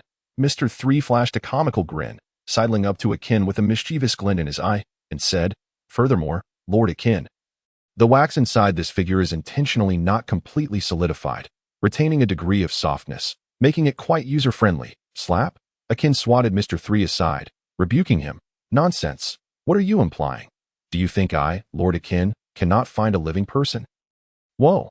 Mr. 3 covered his cheek, kneeling on the ground in a pitiful manner. Beside him, Freyra glared at him with an unfriendly expression, evidently displeased with his attempt to use the wax figure to entice Akin. Just as the atmosphere grew tense, Akin finally spoke. "Then let it stay. Although I have no need for it, the ocean's solitude can be unbearable, and my incompetent subordinates could certainly make use of your wax figure as a madam." "Whoa, thank you, Lord Akin," Mr. 3 exclaimed, overwhelmed with joy, having narrowly escaped death, though it felt peculiar to have his remarkably useful ability relegated to that of a madam aboard the ship. Surviving was a victory in itself. The rest mattered little. Thus, through his unique charisma, Akin successfully persuaded the two societal misfits from the Baroque works to mend their ways and integrate into his pirate crew. With the addition of Mr. 3 and Ms. Golden Week, Akin naturally acquired the coordinates of alabasta, a permanent pointer that recorded the magnetic forces of alabasta. Akin handed this device to the ship's somewhat incompetent navigator, who, upon receiving the permanent pointer, beamed with uncontainable delight. Finally, they would no longer have to navigate as if blind. A day later, a multitude of beast bones were collected on the shore, with Golden Gear overseeing the selection of high-quality bones. Utilizing his fruit abilities, he disassembled and reassembled them into a new ship's skeletal framework, then constructed the hull using wood from the original vessel. After approximately 10 hours of labor, a brand new skeletal giant ship was completed, capable of accommodating 300 individuals. Moreover, dozens of new style cannons, all of naval specifications meticulously memorized by Golden Gear, were mounted on either side of the ship, far surpassing the accuracy and power of the standard artillery found at sea. Additionally, a refrigerated compartment was specifically constructed in the lower hold, capable of storing enough provisions for 300 people to feast for an entire month. The ship's stern also featured a designated area for cultivating fruits and vegetables to ensure a balanced diet and prevent various maritime ailments. However, most of the cultivated fruits were lemons. In response, Golden Gear confidently stated that he drank lemon tea daily, and were it not for Akin's request, he would have used all the space for lemon cultivation. "All right, Captain, it's time to give this new ship a fitting name. This vessel has taken on a resemblance to the ship of Theseus. Aside from a few military components, it bears little connection to the original ship. Therefore, it would be inappropriate to continue using the name Shameful Battleship."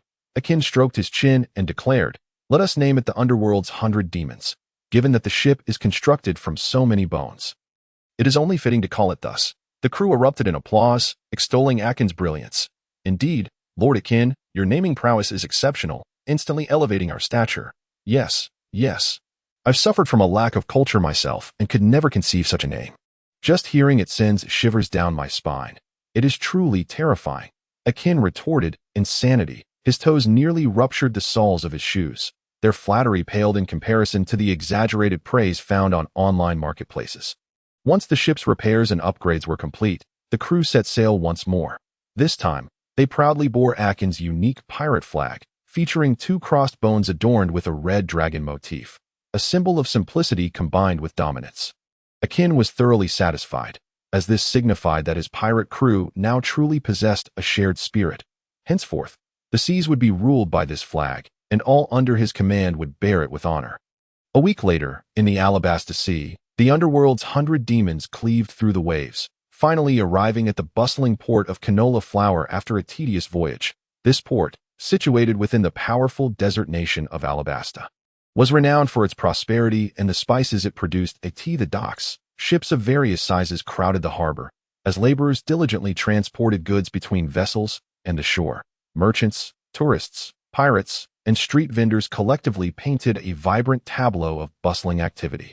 Isn't it quite prosperous here? Has that sand crocodile truly taken control of this place? Freyra inquired, leaning over the railing with keen interest. In response, Akin scoffed. Technically, the sand crocodile had not yet dominated this area.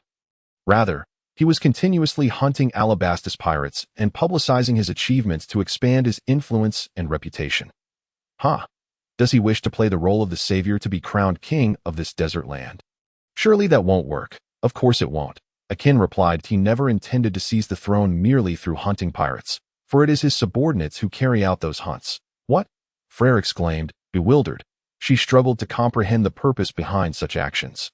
At that moment, Bartolomeo, Golden Gear, and others gathered around, curiosity etched on their faces. Akin began to elaborate, swaying his head in a manner reminiscent of an ancient storyteller. The sand crocodile's objective is to utilize a forbidden substance known as dancing powder to create artificial rain, with the side effect being that regions downwind would suffer drought. Consequently, Alabasta has endured 3 years of arid conditions. Following this, the sand crocodile can conveniently attribute the lack of rain to King Cobra, inciting the populace to form a rebellion against the crown. That he even has his subordinate Mr. 2 masquerade as the king, wreaking havoc and tarnishing the king's image. Meanwhile, he sends his own men to impersonate thieves, robbing people, only to swoop in as a hero to save them, thus crafting his own heroic narrative. This series of maneuvers effectively diminishes the king's stature while elevating his own. Frog's interest peaked. Journalist Cupelian scribbled furiously, sensing a monumental story brewing. He wrote. He inquired, so, Lord Akin, is the sand crocodile, also known as the warlord crocodile, seeking to usurp the throne? Yes and no, Akin replied, initially nodding before shaking his head. His true ambition is to ascend to the throne and, by extension, acquire the ancient weapon, Pluton. Gasp. The crowd collectively inhaled sharply, realizing the gravity of the situation. What a cunning scheme, to sow chaos in the nation, compelling his subordinates to act as pirates, thereby spawning a rebel organization. Amidst the chaos of the rebels clashing with the king's forces, the sand crocodile could seamlessly seize the throne, fulfilling his ultimate goal, acquiring the ancient weapon. Pluton. Cupelian's quill threatened to fracture under the weight of his excitement. Does Pluton truly exist within Alabasta? Well, not exactly. Alabasta merely holds clues regarding its whereabouts. That is more than sufficient. Cupelian meticulously chronicled the news in his notebook, pondering how to disseminate it. Suddenly, Akin reached out and grasped his collar. The intelligence concerning the underworld king could not yet be made public. Do you understand? Feeling the weight of Akin's grave gaze, Cupelian was drenched in cold sweat, bewildered as to why the information could not be released. It was only when he followed Akin's line of sight to the bustling port that he regained his composure. Indeed, should the information be recklessly divulged, countless pirates would swarm like sharks sensing blood. At that moment, Alabasta would descend into a living hell. I understand now, Lord Akin. I will accurately report the intentions of the sand crocodile's usurpation, while concealing the details regarding the underworld king. Excellent. Akin released his grip on Cupelian's collar. That moment, the ghost ship of the underworld had already docked. The fearsome, grotesque skeletal vessel captured the attention of everyone in the port, especially the ominous pirate flag, which caused the crowd to distance themselves from the ship. They feared that if the occupants were ruthless individuals, they might come ashore to wreak havoc. Yet, it seemed they were overthinking it. Akin had no time to concern himself with the onlookers. He left the Golden Gear and a dozen subordinates to watch the ship. He also bore some responsibility for keeping an eye on the newly joined Mr. 3 and Ms. Golden Week. The rest dispersed to conduct their activities. While termed as activities, it also encompassed the tasks of gathering intelligence and covertly eradicating the influence of Baroque works. Meanwhile, Akin led Freyra, Cupelian, and Bartolomeo towards the dreamlike city of Rainland in Alabasta. Rainland is located in the northwestern oasis of the Alabasta Kingdom, north of Yuba, and is renowned for its abundance of gambling establishments. Most importantly, it serves as the headquarters of Baroque works that to reach Rainland. They first needed to rent a few swift-running ducks. These large, speckled ducks, native to Sainton Island, are the fastest animals in the Alabasta Kingdom. Their ability to adapt to the desert environment and their remarkable speed make them a popular mode of transportation. Near the canola flower port, many rental establishments for swift-running ducks abound. Visitors, whether tourists, merchants, or pirates, inevitably rent a few swift-running ducks, making them the preferred choice for travel or sightseeing. The rhythmic patter of the ducks' webbed feet across the scorching sands kicked up clouds of dust. Thanks to their incredible speed, the ducks had barely begun to feel the heat of the sand before they swiftly darted away. The distance from Rainland to Canola Flower Port is considerable. Even riding the swift-running ducks would take 1 or 2 days, with the need to cross the St. Dora River along the way. Boom! Just as Akin and his companions spent most of the day crossing the St. Dora River and found a rocky outcrop to rest. A sudden explosion resonated ahead. A thick plume of smoke and flames shot into the sky. Akin was momentarily taken aback by the familiar scene. Could it be that Ace and Smoker's devil fruit abilities were the cause? However, according to the original timeline, Ace should have arrived in Alabasta around the same time as Monkey D. Luffy. Given that Luffy was likely still in the Drum Kingdom at this point, the situation hinted at a probable butterfly effect. Well, one way or another, we'll find out what transpired by going closer. Perhaps it isn't Ace at all. After all, the flame fruit isn't something that even dogs would consume. The sea is rife with those who can wield fire. Like Akin himself, who can play with flames. With his strength, he could generate speed-surpassing sound with a mere swing of his arm, forcefully creating high-temperature flames through friction. Alternatively, he could simply rely on brute force, using vigorous motions to repeatedly rub against other objects, igniting them in the process. There were countless methods to manipulate fire at his disposal. Who could possibly be fighting ahead? I sense an overwhelming threat. The closer they approached the battlefield, the graver Freyra's expression became.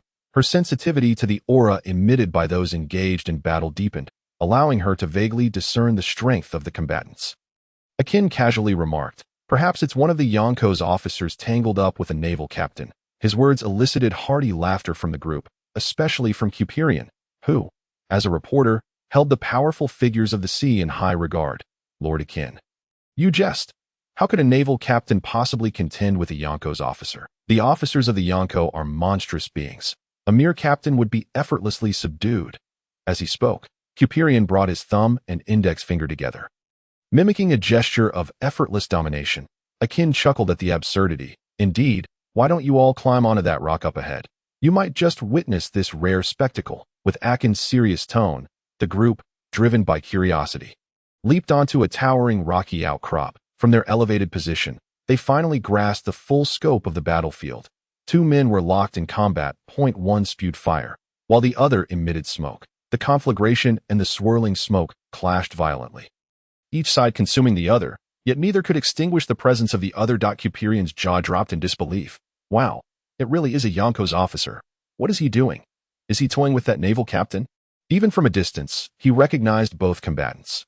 The naval captain was none other than Smoker, whom they had fought against in Logtown. As for the fire-wielding man, after Akin's explanation, he understood that he was none other than Ace. The 2nd Division commander of the Whitebeard Pirates. Bartolomeo's eyes sparkled as he gazed at Akin. As expected of Senior Akin. You can foresee the future. Even before witnessing the battlefield, you already knew their identities. He had long wanted to express this sentiment. During their time aboard the ship, when Akin narrated Crocodile's plans, Bartolomeo had felt that Akin possessed some prophetic ability. After all, how could someone so new to the scene comprehend the entirety of Crocodile's scheme before it even unfolded? It was utterly illogical. Now, Akin displayed this supposed prophetic ability once more, guessing the identities of the combatants without having seen them. Thus, Bartolomeo had ample reason to speculate that Akin possessed the power of foresight. Truly, Akin was his idol. Meanwhile, on the battlefield, Ace raised one arm, transforming his forearm into a jet of flames, producing a thick pillar of fire. The scorching heat melted the sand beneath him into liquid, while Smoker remained undaunted, transforming his entire being into smoke. He expelled vast amounts of smoke to counter the searing flames. Naval officer, We bear no grudge against each other. Why do you persistently pursue me? Humph. The Navy's duty is to capture pirates, regardless of any personal vendettas. You shan't escape my grasp. Ace remarked, it's been a while since I've encountered someone this naively obstinate, even more so than when I first set sail. Unafraid of anything. This made Ace reminisce fondly, and he found himself harboring a slight appreciation for Smoker. After all, the man was merely fulfilling his duty as a Navy officer, while I bear you no ill will. I must warn you. Others are approaching. If this continues, it matters not to me, but you might find yourself drained of stamina, which could lead to complications, Ace cautioned Smoker, possessing observation hockey. He sensed Akin and his group on a rocky outcrop not far away. However, Smoker remained oblivious, glancing around in confusion. What are you talking about? I see no one. Ace pointed towards the rocks. Smoker turned to look, and upon seeing them, his expression darkened further. It dawned on him that Ace's awareness likely stemmed from the very observation hockey ability he lacked. The disparity between them was significant. Smoker understood that if this engagement continued, he would inevitably exhaust himself. He promptly withdrew the smoke, choosing to conserve his energy. However, he still held on to his sea stone weapon. The jit, indicating he was not yet ready to concede. Ace chuckled derisively. He recognized Smoker's reluctance to let him go, yet he was also aware that he could not overpower Ace, resulting in a conflicted and indecisive stance. Since we're not fighting anymore, I'll take my leave. Having spoken, Ace transformed half of his body into flames and departed at an astonishing speed. What a monstrous individual. Smoker exhaled a sigh of relief. Not foolish enough to pursue Ace with cries of battle. The disparity was simply too vast. Moments ago, the clash of flames and smoke appeared evenly matched, yet in the brief span of time that followed, his stamina plummeted dramatically. Had he continued for just a few more minutes, he would have collapsed. Thus, Ace's departure brought him a sense of respite. Colonel Smoker, are you all right? Dashki rushed over, clutching her sword. Given the nature of the conflict between the two Logia users, she could not intervene and had to retreat with a dozen or so Marines to avoid adding to Smoker's troubles. Smoker waved his hand dismissively, saying, I am fine. However, we must not let our guard down. The area is still unsafe. Dashki was startled. Fire Fist Ace hasn't left after all? No, it is another group. Smoker gazed towards the distant rocky expanse, murmuring, it seems they have noticed us. Let us go greet our Navy friends. Akin, meeting Smoker's gaze, leaped down from the rocky terrain, approaching him with a buoyant stride. Well, Smoker, what a coincidence to encounter you in the desert. Ghost man Akin. Both Smoker and Dashki exclaimed in surprise. The latter drew her sword, gripping the hilt firmly as she faced Akin and his entourage. Itsu. This time, you want to escape. Don't speak as if you won the last time. We left openly while you were the defeated. Shameless. Had it not been for Colonel Smoker falling for your trap and ending up in the sea, none of you would have escaped. Even Smoker felt a flush of embarrassment at that remark.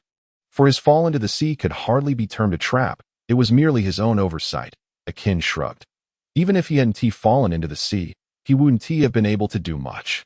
Besides, battle is a matter of life and death. You accuse us pirates of being shameless. I find your naivety laughable. How could you let yourself be caught off guard? Enough. Smoker, cigar clenched between his teeth, stepped forward, exhaling a cloud of smoke that we lost last time. So I followed your trail to Alabasta. Fortune smiled upon me, and I encountered you within a day. Huh, you came specifically to find me. Indeed, upon hearing this, Akin's expression shifted to one of incredulity. Shouldn't you have been chasing after Monkey D. Luffy in the original timeline? Now you're here pursuing me instead. That it seemed the setbacks he faced in Low Town had made him eager to reclaim his honor. One could only say Smoker had quite the knack for opportunism. In the original timeline, he was bound to Luffy. Now he was inadvertently tied to Akin as well. Truly, he was not the main character. Since we have crossed paths, you might as well surrender. Ghost man Akin, Smoker bellowed. Suddenly, his form erupted, transforming into a thick mist that spread over a vast area, enveloping Akin. There is no ocean here. Smoker's confident voice resonated from the all-encompassing fog. Stop wasting time with your banter. If you want to fight, then do so swiftly. Until you witness the disparity, you will remain oblivious. Humph, arrogant pirate. Smoker scoffed and ceased his chatter, his arm emerging from the mist as he thrust his jutty towards Akin's throat with lightning speed. In a flash, Akin raised his hand, striking the side of the jutty with the back of his right hand, deflecting its trajectory. Then, With a clenched left fist, he unleashed a punch that exploded forth like a flea's leap. The fist roared through the air, directly piercing Smoker's throat. With a gasp, Smoker disintegrated into a cloud of smoke, a hollow space swirling where his throat had been. What a rapid punch, Smoker thought, shaken, had he been a moment slower in elemental transformation. His neck, jaw, and upper chest would have been obliterated. In a state of alarm, Smoker instinctively sought to retreat, aiming to create distance and seek another opportunity to attack. However, Akin was not inclined to let him linger. The moment he sensed Smoker's intent to withdraw, he lunged forward. "Are you an idiot? Knowing I am a Logia user, and yet trying to seize me with your bare hands?" Smoker scoffed inwardly. Not evading Akin's punch, he assumed it would be like before, that the punch would pass harmlessly through his smoke form, grasping at air instead. Yet this time, an unexpected turn of events occurred. Akin's hand firmly grasped his physical body. As Akin seized Smoker by the collar, Smoker found his elemental form unable to disperse. This was Haki. Smoker was taken aback. Encountering this unforeseen ability in the first half of the Grand Line left him flustered. This exceeded his expectations. Simultaneously, he could not fathom where this fledgling Akin had learned Haki. It seemed utterly illogical. Wasn't he it just last time in Lowtown that he couldn't utilize Haki? "You read quite knowledgeable, Colonel Smoker," Akin chuckled sinisterly, finding it unsurprising that Smoker was aware of Haki's existence. After all, he was a man of integrity, originally destined for a promising future within the Navy. But his unwavering principles had offended his superiors, leading to his relegation to Lowtown. Yet Akin was unconcerned with Smoker's righteousness. He merely viewed him as an obstacle that at most, he might spare him a life out of respect for his integrity. But a thorough beating was inevitable. Otherwise, he would be a constant source of annoyance. "Brace yourself," Akin grinned maliciously, then raised his fist, a sheen of dark Haki coating it, glinting with a metallic luster. "Wait, calm down." Feeling the pressure and power emanating from that fist, Smoker's heart raced wildly. That punch would surely be painful. Bang! No further words were exchanged, only raw violence. The Haki-empowered fist met Smoker's face with a bone-crushing impact, distorting his features to in that instant. Flashes of his life experiences surged before his eyes. With a tremendous roar, a massive sand wave erupted in the desert, leaving Smoker lying at the bottom of a crater. His cheekbone and brow shattered, blood gushing forth. Boom! Boom! Boom! Akin continued to unleash his ferocious power.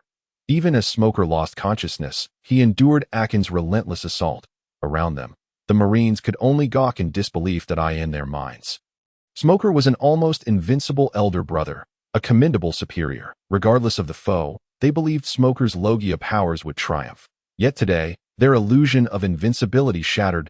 Smoker's Logia abilities were rendered ineffective under the might of that terrifying man. Swiftly succumbing to a savage barrage that left him buried in the sand, Dashki looked upon Smoker, battered beyond recognition, her eyes betraying an unmistakable fear. Crack. Forcing herself to suppress the rising terror, Dashki bit down hard on her lip. Compelling herself to regain composure, a trickle of blood flowed from the corner of her mouth. She steadied herself. "Release Colonel Smoker," Dashki shouted as she charged forward, her right hand gripping the hilt of her sword. After a brief moment of gathering strength, she drew her blade in a flash of silvery light. Yet immediately thereafter, Dashki was sent sprawling backward, a torrent of warm blood spraying from her chest to her abdomen. A gruesome gash visible through the tattered fabric of her clothing. She had narrowly avoided suffering a grievous wound. Ha ha ha. What an idiot, charging headlong into my barrier and getting caught by your own strike. How amusing. Corporal Dashki. The surrounding Marines rushed in to assess her injuries. Damn it, such severe wounds. She needs treatment immediately. Upon observing Dashki's injuries, several Marines quickly comprehended the severity of her condition. However, the unfortunate reality was that the enemy had yet to be dealt with. Akin cast a cold glance at the visibly terrified sailors, letting out a disdainful snort. This served as a warning. Once your colonel regains consciousness, inform him that should he dare pursue us again, his life will be forfeit. With that, he lost all interest in wasting time with these feeble Marines and delivered a swift kick. The cerulean slash cut through the sandy terrain, unleashing a ferocious shockwave that sent the barely stronger than average sailors tumbling. Their insides jostled violently. They immediately began to spurt blood uncontrollably. Having dispatched the Marines, Akin bent down to retrieve Smoker's Haki-infused weapon, the Seastone Jit, that lay abandoned on the ground. This item was quite remarkable. It was destined to be mine. Previously, during the hurried events in Lobe Town, he had forgotten to seize Smoker's weapon, but this time he would not let the opportunity slip away. Next, he approached Dasky, picking up her sword. Shiyu, and activated his haki, twisting it with ease until it resembled a braided rope.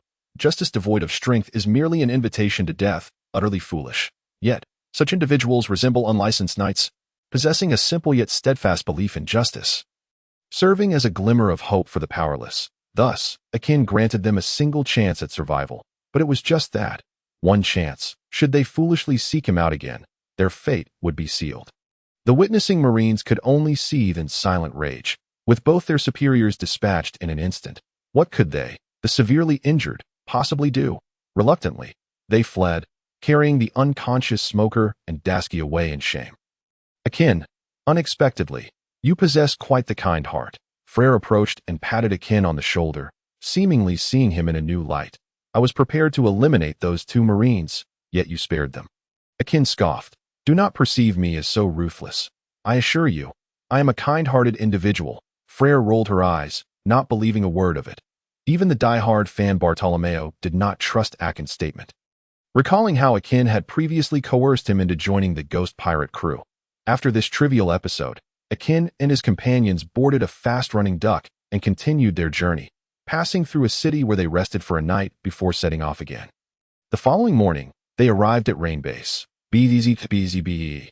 Inside the lounge of the Rain Dinner Casino, where Crocodile resided, the phone bug rang incessantly until it was finally answered by a slender, wheat-colored arm that cradled it. The phone bug transformed in her palm into the face of a bespectacled man with a three-pronged hairstyle and thick lips, Mr. 3, who had been missing in action from the small garden for quite some time. The owner of the wheat-colored arm was none other than Nico Robin, the vice president of Baroque Works. With an expressionless face that betrayed no emotion, Robin spoke in a lightly mocking tone. Ah. Is this not the long-lost Mr. 3?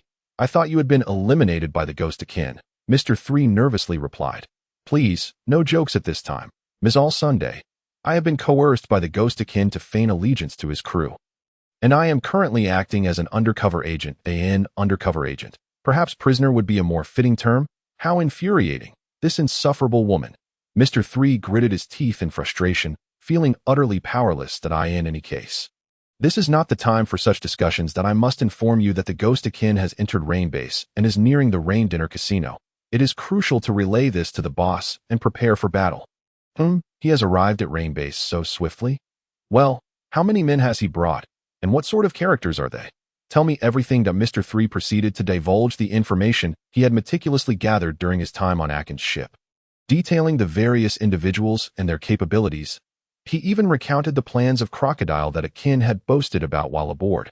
Robin nodded, calmly stating, Well done. That I will relay this information to the boss.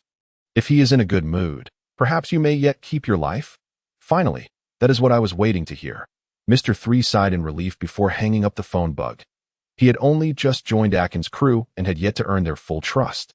So he could not afford to act independently for too long, lest he attract suspicion. All right. Now that you've finished, return the phone bug promptly. The stout, burly owner of a desert-themed eatery extended his hand towards Mr. 3. Mr. 3 had borrowed the phone bug. Given his current circumstances, he could not afford to use it covertly under Akin's watchful gaze, so he had to sneak out to find a place to borrow it. Honestly, why the urgency? Mr. 3 grumbled as he returned the phone bug to the owner, fumbling through his pockets to scrape together the 100 berries required as a borrowing fee. Even a mosquito's leg counts as meat. The owner rubbed the bills together, confirming their authenticity before nodding in agreement. Well then, I must say, young man, how is it that a grown man like you needs to scrimp and save for a mere 100 berries when out in the world? If you're short, just borrow a little from your companions behind you. Mind your own business. Mr. 3 snapped back angrily, only to suddenly freeze. What companions? The owner looked at him with pity and pointed behind him. You poor fellow. You truly are blind to your surroundings. Haven't you noticed the figure standing behind you for quite some time?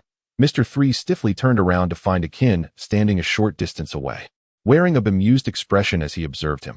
Behind Akin stood Freyra, Bartolomeo, and Cupilion, all wearing displeased expressions, especially Freyra, who had one arm draped over Ms. Marianu, who appeared terrified and was desperately shrinking away, not daring to make a sound.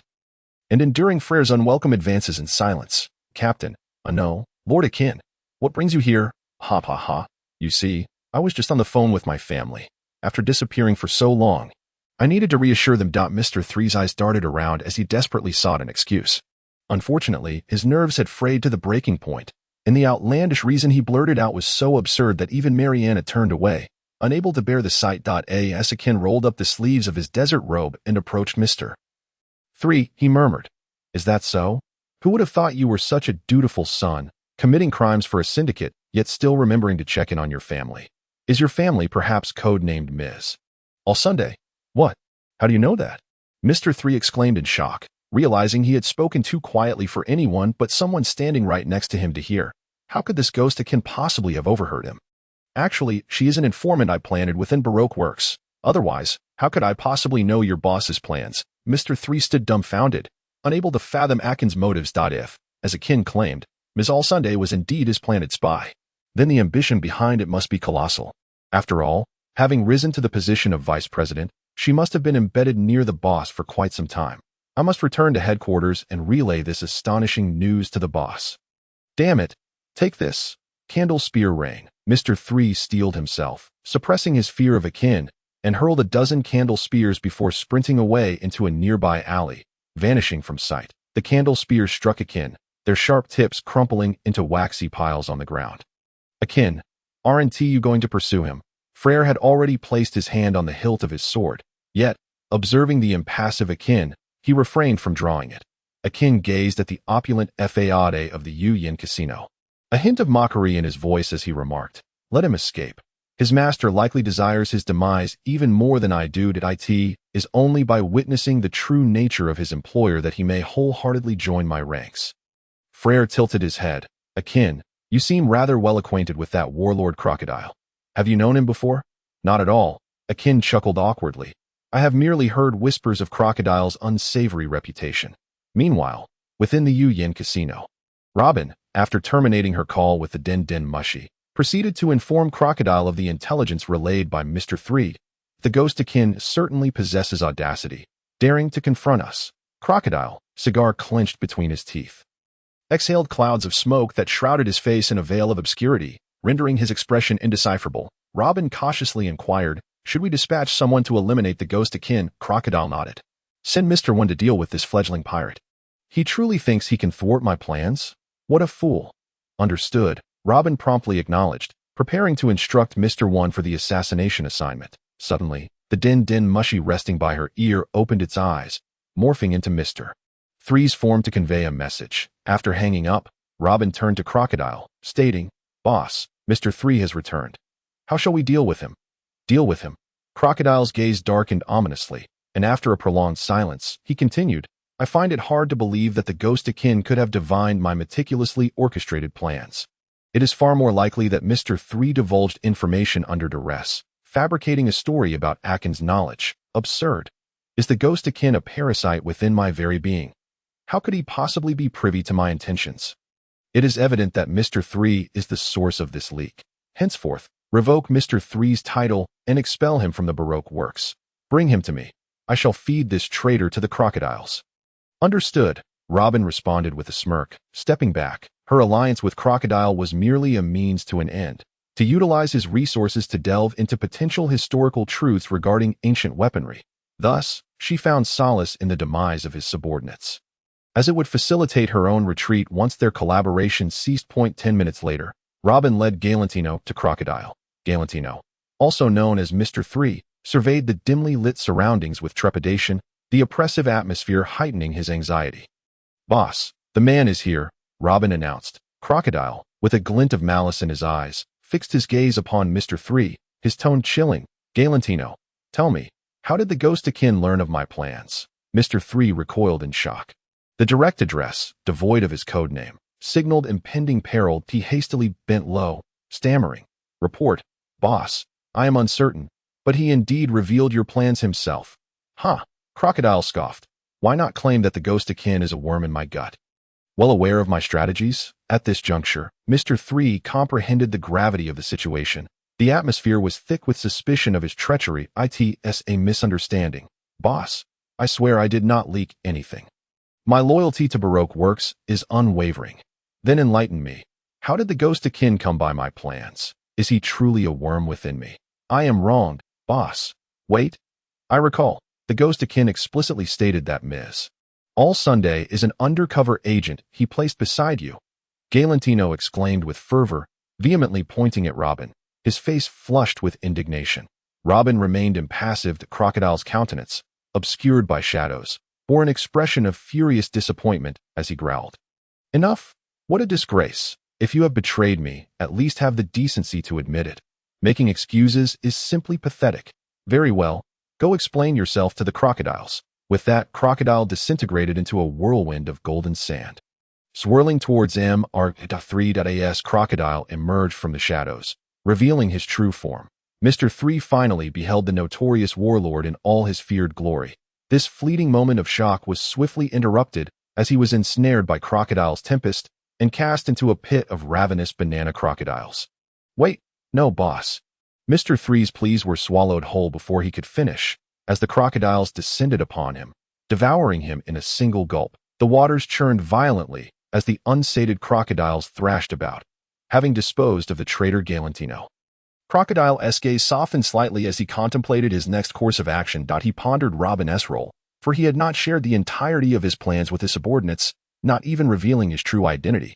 Thus, Galantino's claims of Robin's betrayal held a degree of plausibility. Yet, just as he was mulling over this, the cacophony of chaos erupted from the casino's main hall. What is happening? Crocodile frowned in displeasure. Robin hastened to investigate, soon returning with news of a group that had invaded the casino, wreaking havoc and vandalizing the premises without a care for Baroque Works' reputation. Fury ignited within Crocodile. His patience was wearing thin with the incessant disturbances. Those insufferable fools, immediately summon the crew and have these ruffians turned into mincemeat. My crocodiles have yet to feast. Time shifted slightly backward. At the entrance of the Yu Casino, Akin, accompanied by Freyra and others, approached. The doorman rushed over eagerly. You seem unfamiliar. Is this your first visit to our Yu Casino? Allow me to escort you inside. The doorman, a lad of 17 or 18, regarded Akin with eager anticipation. Akin, however, remained unmoved, replying coldly, We are not here to gamble. If you wish to avoid a grim fate, I suggest you leave immediately. Once we commence, there will be no escape. The doorman's expression shifted dramatically, having worked here for several months. He had never encountered anyone bold enough to stir trouble at the Yu Casino. Sir, this is the territory of Baroque Works. Causing a scene here will bring you grave misfortune. The doorman, feeling pity, suspected Akin's group intended to rob the place, and thus offered a cautionary warning to avert their wrath. Silence. Are you teaching me how to conduct myself? Akin's demeanor darkened, his imposing presence bearing down upon the doorman. I said to leave, unless you wish to join the slaughter. Startled, the doorman fell back in fear, and nearby casino enforcers quickly converged upon the scene. Hey, do you not know where you are? Dare to cause trouble here, and you shall find death. A dozen burly enforcers gathered, their towering forms casting shadows that darkened the space, their menacing glares exuding an overwhelming sense of intimidation. The surrounding crowd hastily retreated from the entrance, keen to avoid being caught up in the chaos. Observing the crowd's fear, the leading enforcer flexed his arms, his muscular chest rippling with pride. Listen well, kid. The master behind this establishment is no ordinary figure. You cannot simply create a ruckus here. Kneel and bow twice, and we shall let this matter pass. Otherwise, you shall face dire consequences. As soon as his words left his lips, he was met with a powerful punch from Akin. Quite literally knocked back. Akin's fist drove into his mouth, rendering his teeth and tongue a bloody mess within his shattered oral cavity. The burly man, tears glistening in his eyes, gazed at Akin in terror. Attempting to speak but only managing incoherent sounds, his voice stifled by Akin's fist, unable to articulate a single word. The other burly men, witnessing this scene, were filled with both shock and fury. How dare he treat my brother like this? Let us finish him off. First, sever that fist of his and see if he can still act so arrogantly. Indeed, we must bring him to his knees. The group of men began to jeer, rolling up their sleeves in preparation for a fight, with a few particularly underhanded ones drawing daggers. Then, almost like a stealthy assault, they lunged at Akin from various angles. However, such a vicious ambush failed to pierce Akin's skin. All the daggers were thwarted by his flesh, leaving nothing but deep indentations on the surface, without a trace of harm. The burly men, undeterred, intensified their efforts, and the blades began to warp under the strain. In the next moment, a deafening crack echoed as dozens of metal shards exploded. The faces of the attacking men turned ashen as they beheld their shattered daggers, reduced to mere stumps near the handles. The ambush had backfired, with their weapons breaking against Akin's impenetrable skin. "This is impossible. Are you even human?" Akin casually tousled his hair, retrieving his cherished double-barreled flintlock from the sharkskin holster on his leg, methodically loading it with ammunition. "Whether or not I am human is debatable, but what comes next will surely render you incapable of being human." The burly men felt a chill run down their spines, turning on their heels to flee. "Heavens, he has a gun. Let us retreat. You have no escape." Bang! Akin fired 3 shots in quick succession, the bullets accurately piercing the skulls of several men, splattering gore across the ground. A few others had already reached the alley's mouth, on the verge of escaping, only to crash into an invisible barrier. Bartolomeo, fingers interlaced, chuckled maliciously. "Ha ha ha. A bunch of fools, provoking Senior Akin and thinking they could run." Akin, while reloading, casually praised, "Well done. This chapter is not yet complete. Please turn to the next page to continue enjoying the thrilling content. May I serve Senior Akin with unwavering dedication until my last breath." Bartolomeo was instantly brought to tears, overwhelmed by the mere acknowledgement from the divine, nearly causing his veins to burst with excitement, the airflow from his nose causing his ring to jingle. After finishing his reload, Akin raised his weapon once more. A double-barreled flintlock is the ideal choice for dealing with such ordinary thugs. Bang, bang, bang, bang, bang. Akin fired repeatedly, and in less than a minute, every thug had been systematically executed. Such a tremendous uproar naturally attracted the attention of the Rain Banquet Casino staff, who fired the flintlock. The casino's senior supervisor, Pan Loudy, emerged with a cigar in his mouth, brandishing a rapid-fire flintlock with a menacing demeanor. Flanked by 20 or 30 of his hired muscle, upon exiting, he was met with the sight of his men sprawled across the ground, many with headshots, killed instantly, while at the center of this bloody scene stood Akin, gripping his double-barreled flintlock. Upon witnessing this, Pan Loudy's veins bulged with rage as he spat out the cigar he had been chewing, snarling, "Did you kill my men?" Akin lifted his flintlock and shot directly at Pan Loudy's head, the bullet racing toward him. Pan Loudy's pupils dilated, and he rolled away just in time to evade the projectile, though one of his subordinates failed to react, resulting in their head bursting into a spray of blood, killing them instantly. Akin's voice then drifted through the air, still wondering who killed them. "Didn't he see clearly? Would you like me to fire again? You bastard, you're seeking death." Pan Loudy's face turned a deep shade of red-black, contorted in rage, his expression grotesque. "No one has ever dared to humiliate him like this. Break his limbs. I want him transformed into a human insect and tortured for 10 days and nights until he dies a slow death." Pan Loudy shouted uncontrollably. The nearby thugs were filled with dread, goosebumps rising on their skin as a cold shiver ran up their spines. They understood that Pan Loudy would genuinely follow through on his threats. After all, this man had climbed the ranks to senior supervisor from a lowly gambler, known for his brutal methods in the other casinos of the Rain District. Even those with some background would avoid provoking someone like Pan Loudy. Yet, before the thugs could react to his words, Pan Loudy was reduced to a dozen pieces of organic matter. In the next moment, 2 skeletal hands emerged from the barrier, slamming down upon him with the force of swatting a fly, crushing him into a pulp, blood and flesh scattering everywhere. Those closest were inadvertently showered in the remnants. One thug, bewildered, touched his hair, only to find his hands smeared with the indistinguishable organic matter. "Boss?" he called uncertainly, looking at the goo in his hand. Unfortunately, his boss could not respond. The latecomers were left pale and terrified, retreating in panic. Bartolomeo, fingers interlaced, transformed the barrier into a net-like formation, blocking the entrance to the casino. "Ha ha ha. You pathetic fools dared to provoke Senior Akin. There's no way you'll leave here alive today." Beside him, Freyra sheathed his sword, correcting him earnestly. "Bartolomeo, to be precise, we were the ones who instigated them." Right. What Senior Freyra says is correct. These damned fools dared to openly defy our provocation. Clearly, they are seeking death." The crowd exclaimed. "Damn, did you just take all the good lines for yourself?" "Brothers, These bastards are determined to end us. Let us fight back. Yes, exactly. Let us fight, with death as our only option. Since we can't escape, let us battle them. Kill.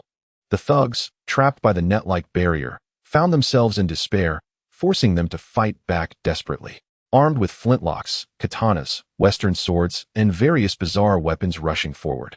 Bang! Akin stepped forward, delivering a kick squarely to the chest of the leading thug, caving in his ribcage. The thug vomited a copious amount of blood and internal organs. His chest now a gaping hole from which more entrails spilled forth. His body flew backward, crashing into a large group of men. Akin had no interest in wasting time on such small fry. He turned to Bartolomeo and asked, "Bartolomeo, have you ever considered developing your barrier fruit into the strongest spear?" Bartolomeo, perplexed, shook his head. "I'm quite confident in my ability to create the strongest shield." "But how do you envision the strongest spear, Senior Akin?" Akin made a slashing gesture. "Since your barrier is so sturdy, wouldn't it be invincible if shaped like a blade?" Hiss. Bartolomeo drew in a breath. Excitement coursing through him, his entire being flushed with enthusiasm. Just imagining it, he could foresee an unstoppable, invincible form. "Senior Akin, truly, you are remarkable, coming up with such an unprecedented direction for the development of your fruitability." "Akin, come on. Even a slight shift in thinking could lead to this. It only highlights the urgent need for compulsory education in the pirate world. Far too many abilities remain undeveloped. Moreover, the people in the pirate world are easily swayed by those around them, lacking independent thought. This indirectly reflects the low average intelligence of the populace, who have yet to awaken their awareness." Akin quietly resolved to establish his own faction and promote education, lest the unfortunate commoners of the pirate world be brainwashed by Nika during future awakenings. People must strive for self-improvement. Relying on Nika or waiting for a savior after 800 years is absurd. What if Nika fails to reincarnate? Such a mindset is unacceptable. That I in just a fleeting moment of reflection. He returned to reality, finding Bartolomeo had already retracted the barrier, transforming it into an enormous sword, a centimeter thick, 100 meters long, and 2 millimeters in thickness. Holy moly. Do not speak of others. Even Akin was taken aback. The magnificent sword nurtured by the screen emanated such a sharp aura that merely gazing upon it felt as though one's eyes might be severed. Truth be told, Bartholomeo's comprehension truly is remarkable. Akin merely suggested that it could be fashioned into a weapon for attack, yet he independently conceived the idea of crafting the sword to a mere 2 millimeters in thickness to enhance its sharpness. It was as if Bartholomew had become a child with a newfound toy, deftly maneuvering the 2-millimeter sword with a few swipes. The 100-meter-long blade carved deep, slender trenches into the earth and within the sword's reach. Dozens of henchmen were effortlessly cleaved into fragments, utterly defenseless. Even the very structure of the Rain Banquet Casino was cleaved into thirds by this supreme sword. Gulping, Freyra could not help but swallow at the sight of such astounding destruction. Are the abilities of the devil fruits truly so unreasonable? For the first time, she questioned her own swordsmanship. After practicing for over a decade, she found herself outmatched by someone who had merely consumed a devil fruit. Truly, one fruit swallowed brings the realization that one's fate is determined by oneself, not by the heavens. In that moment, Freyra could not help but entertain the thought of consuming a devil fruit to augment her power. I am invincible. I am invincible. Ha ha ha ha. All of you insignificant beings, perish before me. I shall clear all obstacles for my senior Akin. Bartholomew's eyes glowed red with exhilaration. A certain brutal persona awakened deep within him, and he began to revel in the thrill of slaughter. After dispatching the henchmen at the entrance, he charged into the casino, wildly slashing in every direction, throwing the interior into chaos. Suddenly, with a clang, the supreme sword struck a solid object, and Bartholomew ceased his maniacal laughter, gazing at the obstruction. To his surprise, it was a living person. Bartholomew exclaimed, "Who possesses such a grotesque physique that even my invincible sword can be halted?" The individual who withstood the supreme sword was a bald man, tall and muscular. A scar traversed from beneath his hairline to his cheekbone on the right side of his face, his brows thin and connected, and his lips thick. Clad in a monk-like attire, his garment bore serpentine patterns on either side of his chest, with a character embroidered upon it. I am Mr. One of the Baroque works. I kindly ask you to grant me some leniency and cease this at once. Mr. Point One stated gravely as he wiped the blood from his arm. Even he lacked the confidence to confront Akin and his companions. It merely appeared as though Bartholomew's assault had been thwarted. In truth, it had not been. The sword forged by the barrier was far too sharp. Even as a blade man who had consumed the cut fruit, he found his defenses breached in an instant. The barrier sword swiftly overpowered his arm's blade, cutting into flesh and proceeding toward bone that a blade man. Every inch of his skin, muscle, and bone could transform into a blade, effectively rendering his entire body as formidable as steel. Yet, in that moment, this steel physique was pierced. Alarmed, adrenaline surged through him.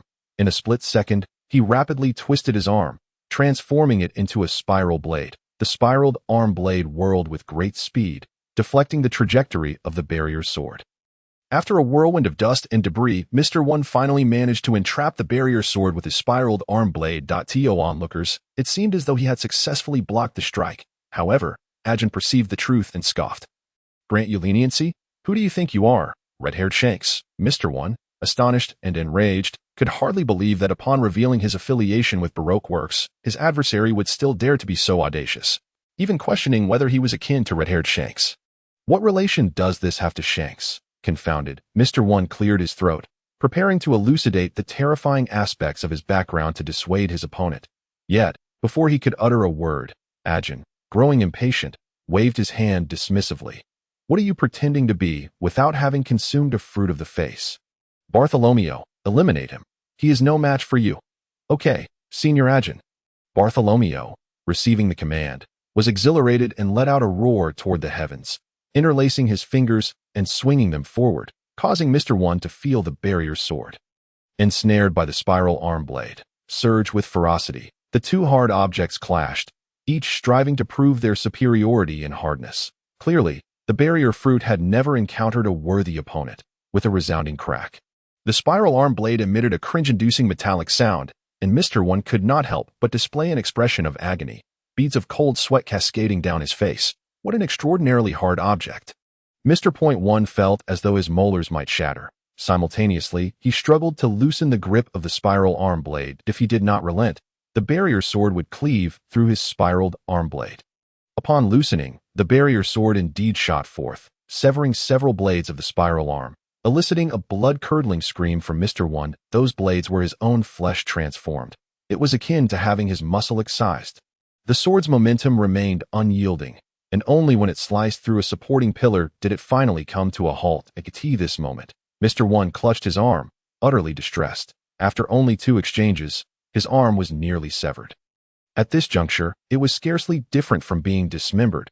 The arm that had been struck by the barrier sword was left with merely a layer of skin and a few centimeters of muscle connecting it. Any sudden movement could result in its immediate detachment, but it was not over yet.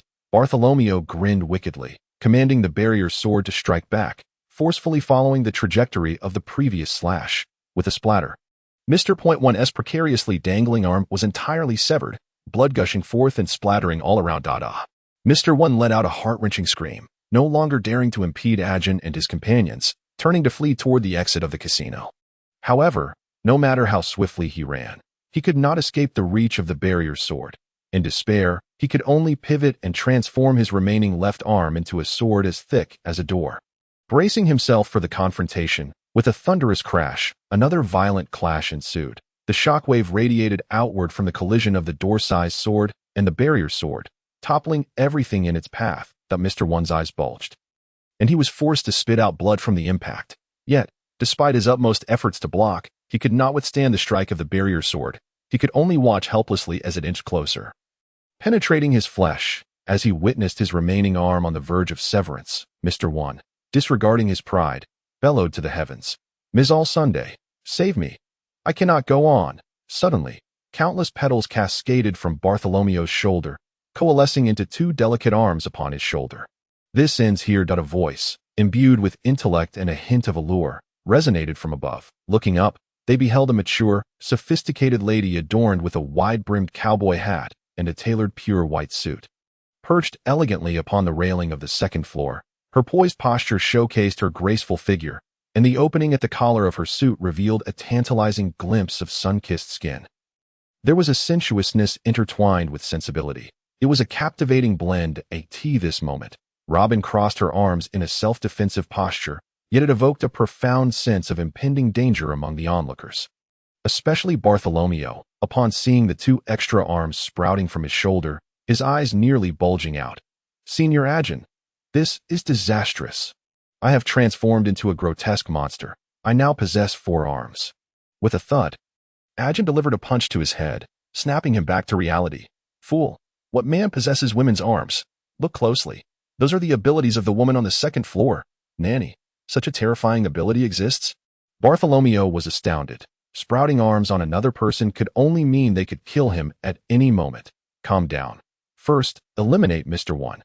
Then we shall concern ourselves with everything else. Yes, the vastness of the heavens and the earth pales in comparison to the command of Senior Akin.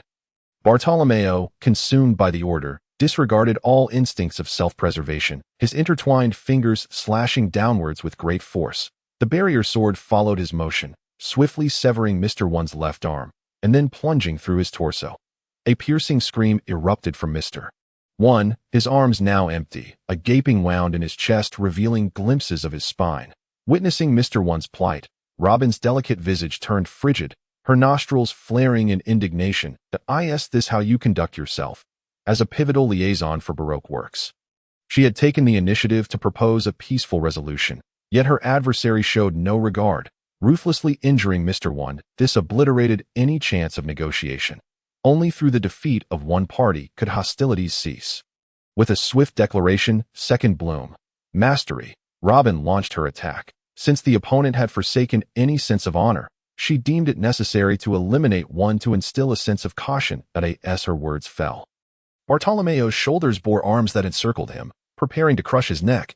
Just as the arms closed in, Akin flashed behind Bartolomew, grasping Robin's petal-like wrist with such force that a pained gasp escaped her lips. Do not even think about stopping me. Gripped by Akin, Robin, though in pain, remained composed, effortlessly dissipating the arms from Bartolomew's shoulders. In an instant, the petals drifted down, sprouting from Akin's shoulder, and launched towards his carotid artery. With her nail sharpness and the proximity of the attack, Robin was confident she could pierce the artery and deliver a fatal blow. However, the outcome was far from her intentions. The feeble thrust felt akin to stabbing a colossal sea creature's hide. She could not even cause a dent, and instead, her fingers nearly broke upon impact. Realizing the vast disparity in their strengths, Robin promptly stood and made her way toward the casino's hidden passage in search of Crocodile's aid. Yet, in the next moment, she froze. Akin had somehow teleported behind her, the hardened sea prism stone weapon pressing against her lower back. Do not move. I believe you do not wish for your identity to be revealed. Miss Nika. Robin? With the weapon against her, Robin felt her body weaken, involuntarily leaning against Akin. How do you know my identity? She had been perplexed. She had never encountered Akin, yet he effortlessly unveiled her identity over the transponder snail. Of course, Akin could not disclose that he possessed a god's-eye view of her identity. He casually lifted a strand of Robin's hair with his idle left hand, inhaling deeply. Tell me, sister, do you not know how to disguise yourself? With a pretty face like yours, it bears a striking resemblance to your bounty poster. That's so obvious, Robin retorted. The features are too pronounced, Akin continued, leaning closer to her ear. You cannot escape now. Instead of collaborating with Crocodile, why not consider joining forces with me? On my ship, you may explore the true history at your leisure. Robin scoffed. Do you possess the strength for that? Moreover, I cannot betray my allies.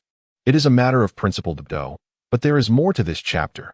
Dear reader, please turn the page to continue, for the tale grows ever more thrilling. How fortuitous. I have a reporter aboard my ship.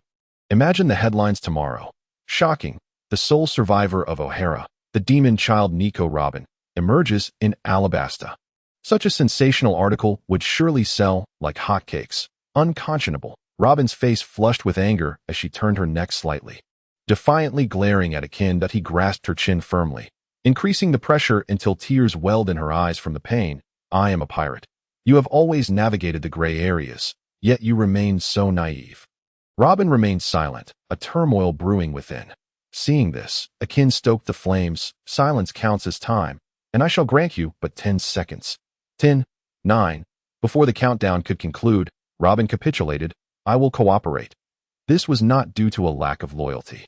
Her initial alliance with Crocodile was merely a means to glimpse the stone tablet inscribed with the true history. Now, faced with the threat of exposure, she had no choice but to abandon Crocodile. A wise decision. Akin withdrew the weapon from Robin's back and gently pinched her earlobe, whispering, "Do not even think about escaping. There truly is a reporter on my ship. Look." Akin cast his gaze towards the hall below, and Robin followed, spotting a dapper seagull fervently snapping photographs, the flash incessantly blinking. "See, you do not wish for your whereabouts to be revealed, do you, Miss Robin?" Robin felt defeated, cornered with no retreat. To escape Akin's grasp might lead to a deadly confrontation. She could not afford to take that risk. "That I will not flee. But if you wish for me to interpret the true history for some nefarious purpose, that is a line I will not cross." "No, no, no. You seem to misunderstand," Akin interrupted, waving his hand dismissively. "I have no interest in the true history. I merely desire you." "Goodness, that seems even more terrifying than having me interpret the true history." Robin instinctively stepped back from Akin, her heart sinking. "Enough dawdling. Take me to Crocodile." Akin's large hand struck her rear end with a resounding slap. Smack. Robin, both embarrassed and enraged, covered her backside and shot a disgruntled look at Akin.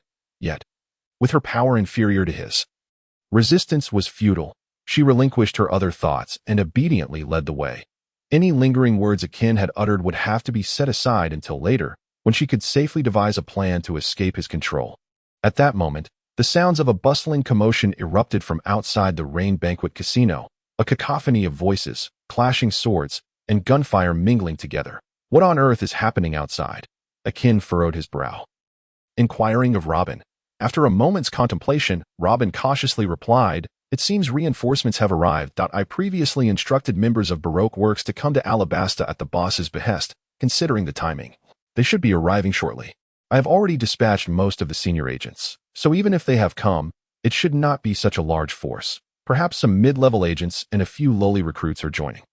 The composition of the Baroque Work Society extends far beyond mere prefixes such as Mr. and Miss, encompassing a multitude of intermediate agents, over 200 elite mercenaries known as billionaires, and more than 1,000 ordinary foot soldiers referred to as millionaires. Should all these individuals converge outside the Rain Banquet Casino, it would indeed result in a cacophony akin to what is presently witnessed. Robin has surmised this possibility, hence, she refrains from speaking. She currently walks a precarious tightrope, with Akin unwilling to let her go, while Crocodile is equally relentless in pursuing her for her betrayal. At this juncture, her only hope lies in Akin's ability to vanquish Crocodile. After all, the former exhibits a formidable presence that rivals Crocodile's.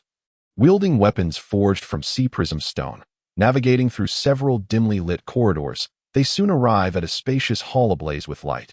Crocodile is seated upon an opulent throne, gazing down imperiously at the imposing figure of Akin, who strides with the confidence of a dragon. "Akin, the demon," he begins. "Our first encounter has certainly proven to be a considerable inconvenience." Crocodile, with a cigar clenched between his teeth, exhales a plume of smoke, casually acknowledging Akin. Yet, within his mind, he has already sentenced Akin to death. The audacious rogue has eliminated several of his elite agents, including the promising Mr. One, who is likely bleeding out as we speak. Such a grave loss intensifies the coldness in Crocodile's gaze directed at Akin. As they size each other up, Akin concludes that Crocodile appears somewhat weakened. After all, who would don such heavy attire in the desert unless they were attempting to conceal something? One might mistakenly assume he hails from the kingdom of Drum.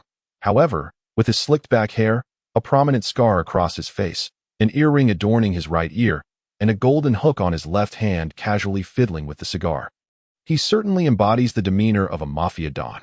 Akin stands firmly, his robust arms crossed, the attire of Mr. Five doing little to disguise the impressive musculature beneath. Months of training and advancement have transformed him entirely. Merely standing there exudes an aura akin to confronting a humanoid sea king, causing even Crocodile to tense up. "I have come to Alabasta with a singular purpose, to take Nicole Robin away. Thus, old sand, you may abandon your plans of usurpation and historical interpretation," he declares. Crocodile's forehead immediately bulges with veins, his facial muscles twitching as if they were turning to sand, swirling about him. "How dare you? Demon, when did anyone ever speak to me in such a manner? You have no regard for my stature." He discards his cigar, slamming his hand on the table, his fury directed at Akin. The swirling sands around him tremble, poised to engulf Akin in a tempest at his slightest command. Akin can't help but laugh. "With your meager strength, How dare you challenge Whitebeard? Have you even grasped the concept of conqueror's haki? I wager you have no inkling of what it entails, yet you presume to confront Whitebeard. I would not be surprised if he cleaved you in two. A barrage of sarcastic retorts leaves Crocodile momentarily speechless. His expression contorted in disbelief. You seek death. Enraged, he sweeps his hand, summoning countless grains of sand to coalesce into a crescent shape aimed at Akin. The desert blade, forged from swirling sands, possesses a power akin to that of a flying slash, capable of cleaving the very earth asunder. Yet Akin remains unfazed, gripping the sides of his long coat and tearing it apart, exposing his muscular torso as he stands defiantly before the oncoming strike like a sumo wrestler. The desert blade collides violently with Akin's flesh, but rather than the anticipated scene of him being bisected, Akin seizes the weapon, his formidable strength and resilience rendering the attack ineffective. Sparks fly as the blade's sharp edge scrapes against his powerful chest. Yet it cannot breach his skin. Little master, there is more to this chapter. Please click the next page to continue reading. The excitement is yet to unfold. Nanny, Crocodile nearly chokes on his own saliva. Caught off guard. Is this even human? The desert blade, which could cleave the earth, has been halted by this demon. Diamond form. Iron smash. In that moment, Akin exerts tremendous force with both arms, causing the crescent desert blade to buckle under the sheer power. Disintegrating into a swirling storm of sand, Akin exhales deeply, resembling a demon emerged from a hellish desert, his eyes blazing with intensity as they lock onto Crocodile. The latter feels an icy grip of fear as he instinctively retreats to widen their distance. Pressing his palm to the ground, erosion cycle, with a thunderous crash, the surrounding stone floor fractures, the moisture swiftly absorbed by Crocodile, transforming the once solid ground into a sea of sand in mere moments. This is the terrifying potential of a Logia fruit user. Even in an adverse environment, he can create one that suits his needs. With a vast supply of sand at his disposal, Crocodile stands taller. Bolstered by his newfound strength, what an unreasonable Logia fruit. Akin clicks his tongue, realizing that maneuvering on this terrain could prove treacherous, as Crocodile might conjure quicksand traps. The powerful dictate the rules. Insolent boy. Allow me to demonstrate the consequences of provoking a Logia fruit wielder. Desert greatsword. Crocodile bellows, suddenly transforming his right hand into sand, extending it into the ground beneath Akin, crafting an enhanced sand blade that lunges toward him with tremendous speed. The blade's tip grazes Akin's face as it zips past, a mere heartbeat away from impact. Yet, even with such swiftness and surprise, Crocodile underestimates Akin's reflexes, which have become so instinctive that his body reacts before his mind even deliberates. In that fleeting moment, Akin smiles, a cold, disdainful arc gracing his lips, his eyes glinting with contempt for Crocodile. Akin's teeth glimmer with a metallic sheen as he opens his mouth wide, ferociously biting down on the desert greatsword. The collision reverberates, akin to a meteor striking the earth, unleashing a violent shockwave. The surrounding air ripples as sand is cast aside in waves. Armament haki. How could you possibly wield armament haki? Crocodile exclaims.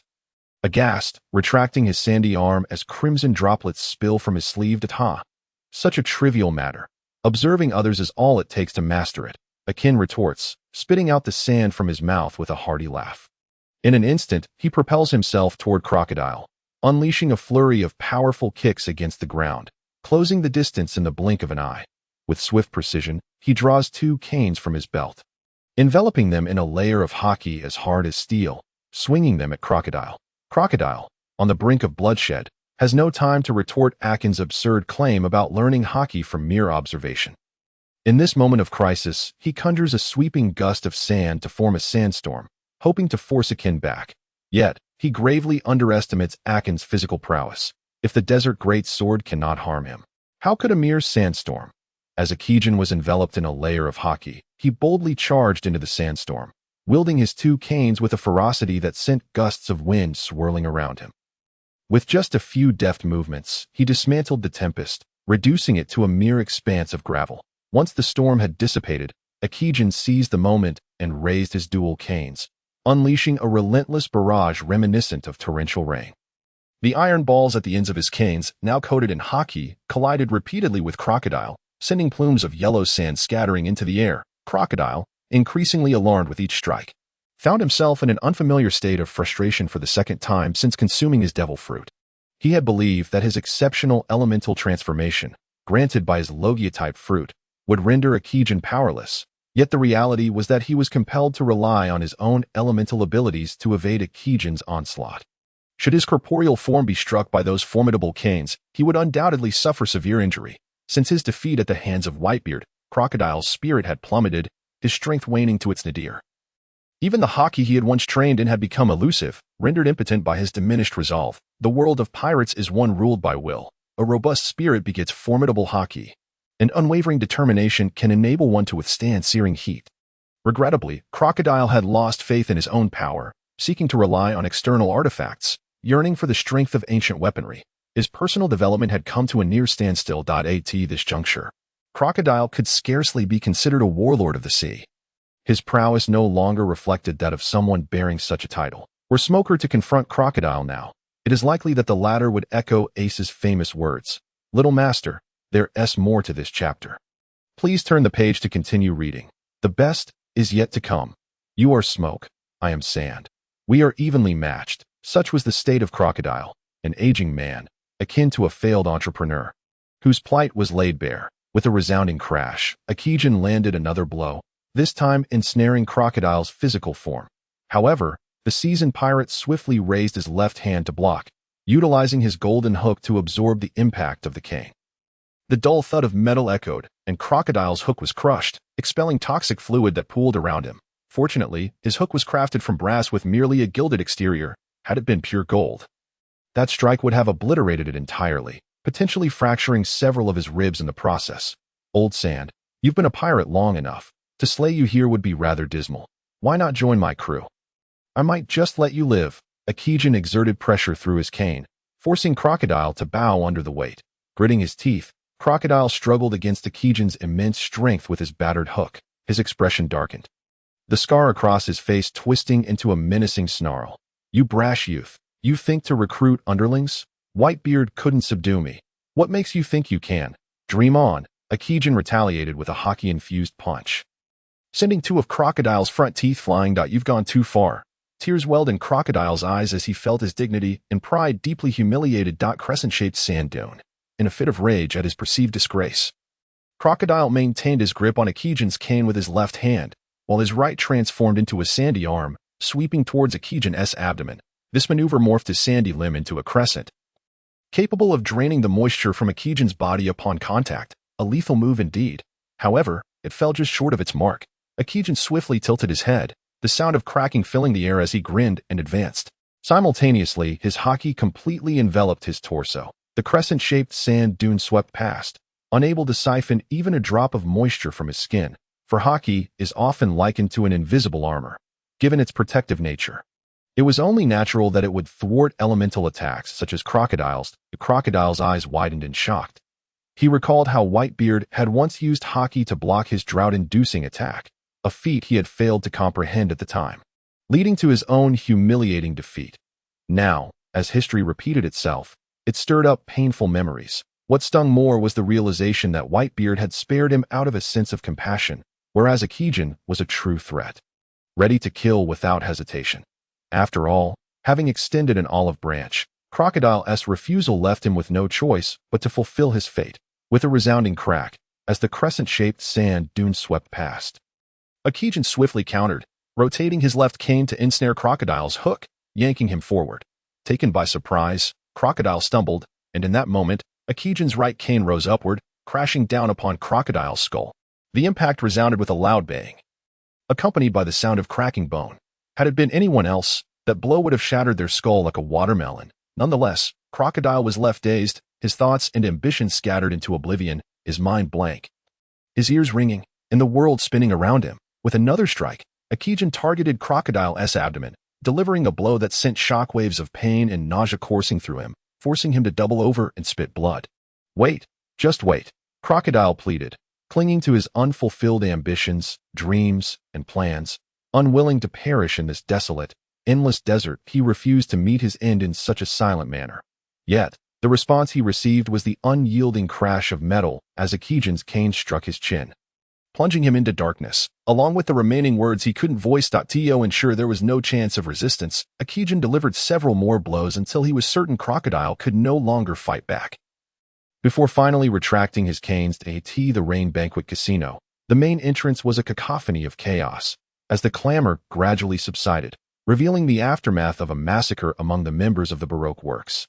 Only a little over 1,000 remained standing, while nearly 1,000 lay lifeless on the ground. The street was choked with bodies, and Freyra, wielding the sword Sarayu, stood atop the heap like a demon from the depths of hell. With a flick of his wrist, he sent a spray of thick blood arcing to the ground. Whoever dares to make a move, step forward and try. His icy glare pierced through the crowd, striking fear into the hearts of all present. Many of the Baroque Works lesser members began to retreat quietly, none daring to approach the woman brandishing a blade at the entrance. We've killed at least 500 or 600 by now, if not 800. This exaggerated figure bore no semblance of falsehood. It was all a grim testament to the bodies amassed from Baroque Works ranks. The street had become so densely littered with corpses that there was scarcely a place to step. Run, run for your lives. That woman is not human. Quick, flee. There are too many of us. The higher-ups can't possibly hold us accountable. The rabble scurried in all directions, transforming the street into a scene of utter chaos. The senior agents were seething with rage. Transgender fist, gorgeous swan dance. With a fierce cry, Mr. Tu Bon Clay, who had traveled great distances to arrive at the Rain Banquet Casino, dispatched an escaping subordinate with a kick. Bellowing, "No one is allowed to escape. Stand your ground, or I'll kick you to death."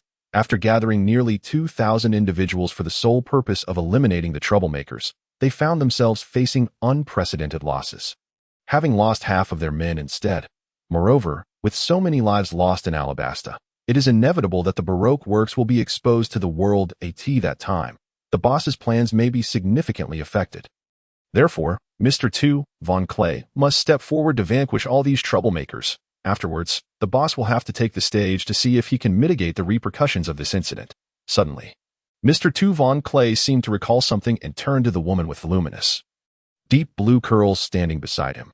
"Hey, Miss Shuang Shouji, why hasn't Mr. One emerged from the casino yet? Those ruckus makers have already come out. What is he doing in there?" Ms. Shuang Shouji, however, was drenched in cold sweat, her eyes wide with fear as she gazed into the casino's interior, murmuring, "Listen, Mr. Tu. Mr. One would never let an enemy slip away during a mission as his partner. I know him all too well. Given this situation, it's likely that he..." Her words trailed off, but Von Clay had already understood. Within Baroque Works, the closer a member's code name is to 0, the stronger they are. Now, with Mr. One, the second strongest after the boss, having lost contact, it meant that the strength of the troublemakers surpassed that of everyone present. Otherwise, Mr. One would not have left without sending any signals. "Hey, ha ha ha. You got it right. That bald head has become a dead bald head. Ha ha ha." Just as the two of them stared at the casino with grim expressions, a raucous laughter echoed from above. Looking up, they saw a green-feathered man with a nose ring standing on the rooftop of a 2-story building. From his movements, it appeared he was unbuckling his pants. Suddenly, a thick stream of orange-yellow liquid cascaded down from above, drenching Mr. Tu and Ms. Shuang Shouji completely. Splash! Mr. Tu Von Clay extended his tongue to catch a trickle, tasting it for a moment before erupting in fury. "Damn you, cockatoo! How dare you urinate down on us?" Bartolomeo, after shaking himself dry, pulled up his pants and disdainfully remarked, "You ungrateful freak. You saw me urinating and still stuck out your tongue to lick it. If you want some, just say it directly instead of beating around the bush. Ah, I will kick you into a new species, you vile scoundrel." Mr. Tu howled, spinning and leaping, his legs moving with the grace of a swan's neck, ready to leap onto the rooftop to confront the urinating scoundrel. However, a figure faster than him shot in front of Mr. Tu Von Clay. It was Ms. Shuang Shouji. "That I will kill you, you damn cockatoo." She was nearly driven mad, drenched in urine, the foul stench invading her nostrils and penetrating her lungs, igniting her fury like an enraged porcupine, her body sprouting countless thorns. Superhuman type, thorn fruit, spike person, the two leapt onto the rooftop with ease. Mr. Tu Von Clay unleashed his hybrid martial arts against Bartolomeo's groin, while Ms. Shuang Shouji, bristling with spikes, curled into a ball and rolled forward at high speed. Bang! Bang! the sound of two massive collisions erupted, sending up a cloud of dust on the second-floor rooftop, and both figures were sent flying. Ugh. Von Clay crashed into a building, a jarring pain coursing through him, struggling to push away the debris pinning him down. He looked towards Bartolomeo, who was still pointing and laughing madly, tears streaming from his eyes. What is happening? Why did my attack have no effect at all? Bartolomeo casually patted his backside, making a pig-nosed face and taunting. Are you an idiot? How could an attack aimed at a barrier affect me? Barrier. Von Clay wiped the warm blood trickling down his face, and upon closer inspection, he indeed spotted a translucent barrier a few meters in front of Bartolomeo. This damn glass. It requires careful observation even in a stationary state. In high-speed movement, how could one possibly detect this translucent barrier? What a cunning trick. You're also a fruit user. With a crash. Ms. Shuangshoshi stood up, shaking off the debris that had trapped her, her anger still simmering. You got it right again. Bartolomeo chuckled mockingly, then blew on his nose ring, provocatively stating, so what if you know? I can proudly inform you that my barrier is invincible. I refuse to believe anything is invincible. Even steel, I can pierce through. Ms. Shuangshoji screamed in near madness, charging forward like a furious lioness, her head sprouting numerous spikes. Wait, Ms. Shuangshoji. Calm down. Seeing her recklessly charge at the cockatoo, who wore a grin, Von Clay felt a chill run down his spine as a bad premonition seized his mind. But it was already too late. Senior Akin's secret deadly technique, barrier great sword. With a whoosh, the translucent barrier twisted rapidly, quickly forming an ultra-sharp sword blade 100 meters long, 2 centimeters wide, and 2 millimeters thin. Bartolomeo grasped the hilt with both hands and viciously swung it down at Ms. Shuangshoji. With its extensive reach and razor-thin edge, this strike was destined to claim Ms. Shuangshoji's life, cleaving her in two. Thud. How could this be possible? Ms. Shuangshoshi's severed body fell to the ground, her eyes wide open, still glaring at Bartolomeo, refusing to close. With only Mr. Tu Von Clay left, his spirit shattered. His hair standing on end, he turned and fled.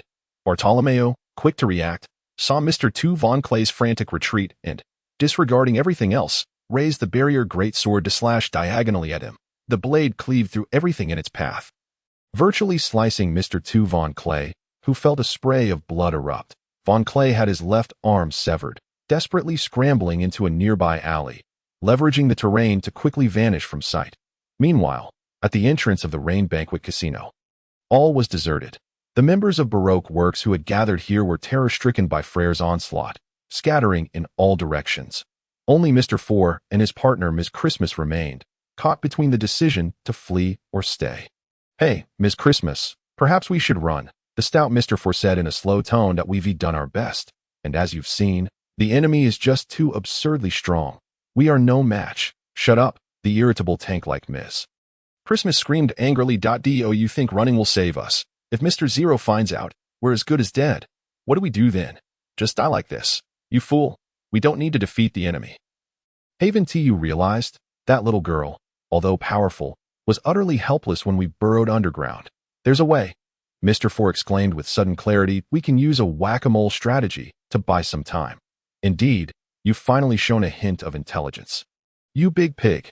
Although Mr. 1's fate remains uncertain, all we need to do is hold out until Ms. All Sunday arrives to support us. This daunting task, though challenging, was worth a try. The two quickly agreed.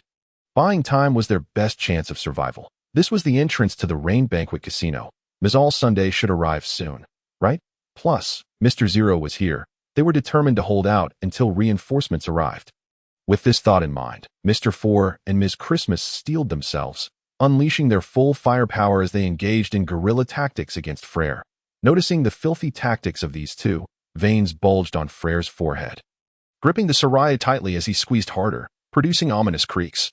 You two filthy rats think you can buy time until reinforcements arrive? You foul girl, do you wish to provoke us? There is no need for your bluster. I am fully aware that you are powerless against us. However, we can strike at you whenever we please. Ha ha ha. The sharp, piercing laughter of Ms. Christmas echoed from the myriad holes around us, assaulting our eardrums to in the intermittent pauses of her laughter. A sausage dog poked its head out from one of the holes, its nose dragging a trail of mucus, after a couple of scratches. It could no longer resist and let out a mighty sneeze. Along with the sneeze came a heavy baseball. Flare, sensing the rapidly approaching baseball, immediately propelled herself off the ground multiple times, swiftly moving a significant distance away. Just as the baseball flew past her, seemingly destined to miss, Mr. Force suddenly emerged from the front hole, swinging a bat with fierce intent at the baseball. He sent it sailing towards Flare, with a mere thought. Flare deduced that the baseball was certainly no ordinary object. Otherwise, that rotund fool would not have risked emerging from his hiding place to strike it towards her .1 sword style, sparrow feather slash. Whoosh, a late green wave of cutting energy erupted from her blade, meeting the baseball head-on, and cleaving it in two. The severed baseball instantly radiated a searing light, followed by a thunderous explosion that sent plumes of dust swirling into the air. It was evident that this baseball was a specially made explosive, far more potent than a typical bomb. Flare's mind raced with conclusions. Simultaneously, her gaze shifted to the peculiar sausage dog. How could a mere dog expel such strange baseballs? Had the Baroque works grown so extravagant as to freely bestow precious devil fruits upon a mere canine? The reasons behind this were of no concern to Flare. She was solely focused on flushing out those 3 bothersome sewer rats and delivering them 100 slashes. Bang, bang, bang. Suddenly, 3 consecutive explosions erupted. The sausage dog darted from 3 different holes, unleashing 3 high-speed baseballs aimed at Flare. This sausage dog was not a dog at all. It was a sausage cannon, having consumed the Inu no Mi, capable of sneezing out baseball projectiles. Although Flare could not comprehend its anatomy, she recognized it as nothing more than a tool, utterly useless beyond its ability to fire baseballs, choosing to evade the incoming projectiles. Flare deftly utilized her shave technique. As the baseballs missed their target, Mr. Four, indeed listening to the sound, emerged from the trajectory of the baseballs, raising his bat to strike them back. You truly are a fool. At that moment, Flare's voice rang out unexpectedly beside Mr. Four, nearly causing him to lose control of his bowels in fright. In a panic, he turned around and was met with Flare, now less than a meter away, her blade already swinging towards him. Clang! In a flash, Mr. Four hastily rotated his bat, positioning it to block her strike. The clash of the King Wawan and the bat produced erratic sparks, scattering in all directions. Breathless with relief, Mr. Four exhaled sharply. Crack! Just as he was about to fully release his breath, the bat emitted a sharp cracking sound. Startled, he looked up to see a gash forming in the bat.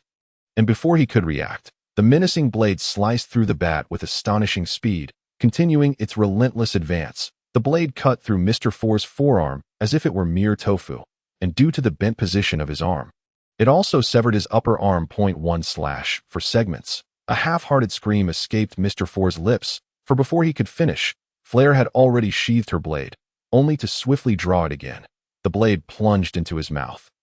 Slicing upward, it cleaved through Mr. Four's face, creating a gaping wound that penetrated a full 4 centimeters, severing his skull. Mr. Four fell back into the hole, tears streaming down his face from the pain, yet he dared not wail. Scrambling like a drenched dog deeper into the earth. However, Flare would not grant him the opportunity to escape. She quickly assessed Mr. Four's crawling direction, determining the general confines of the tunnel.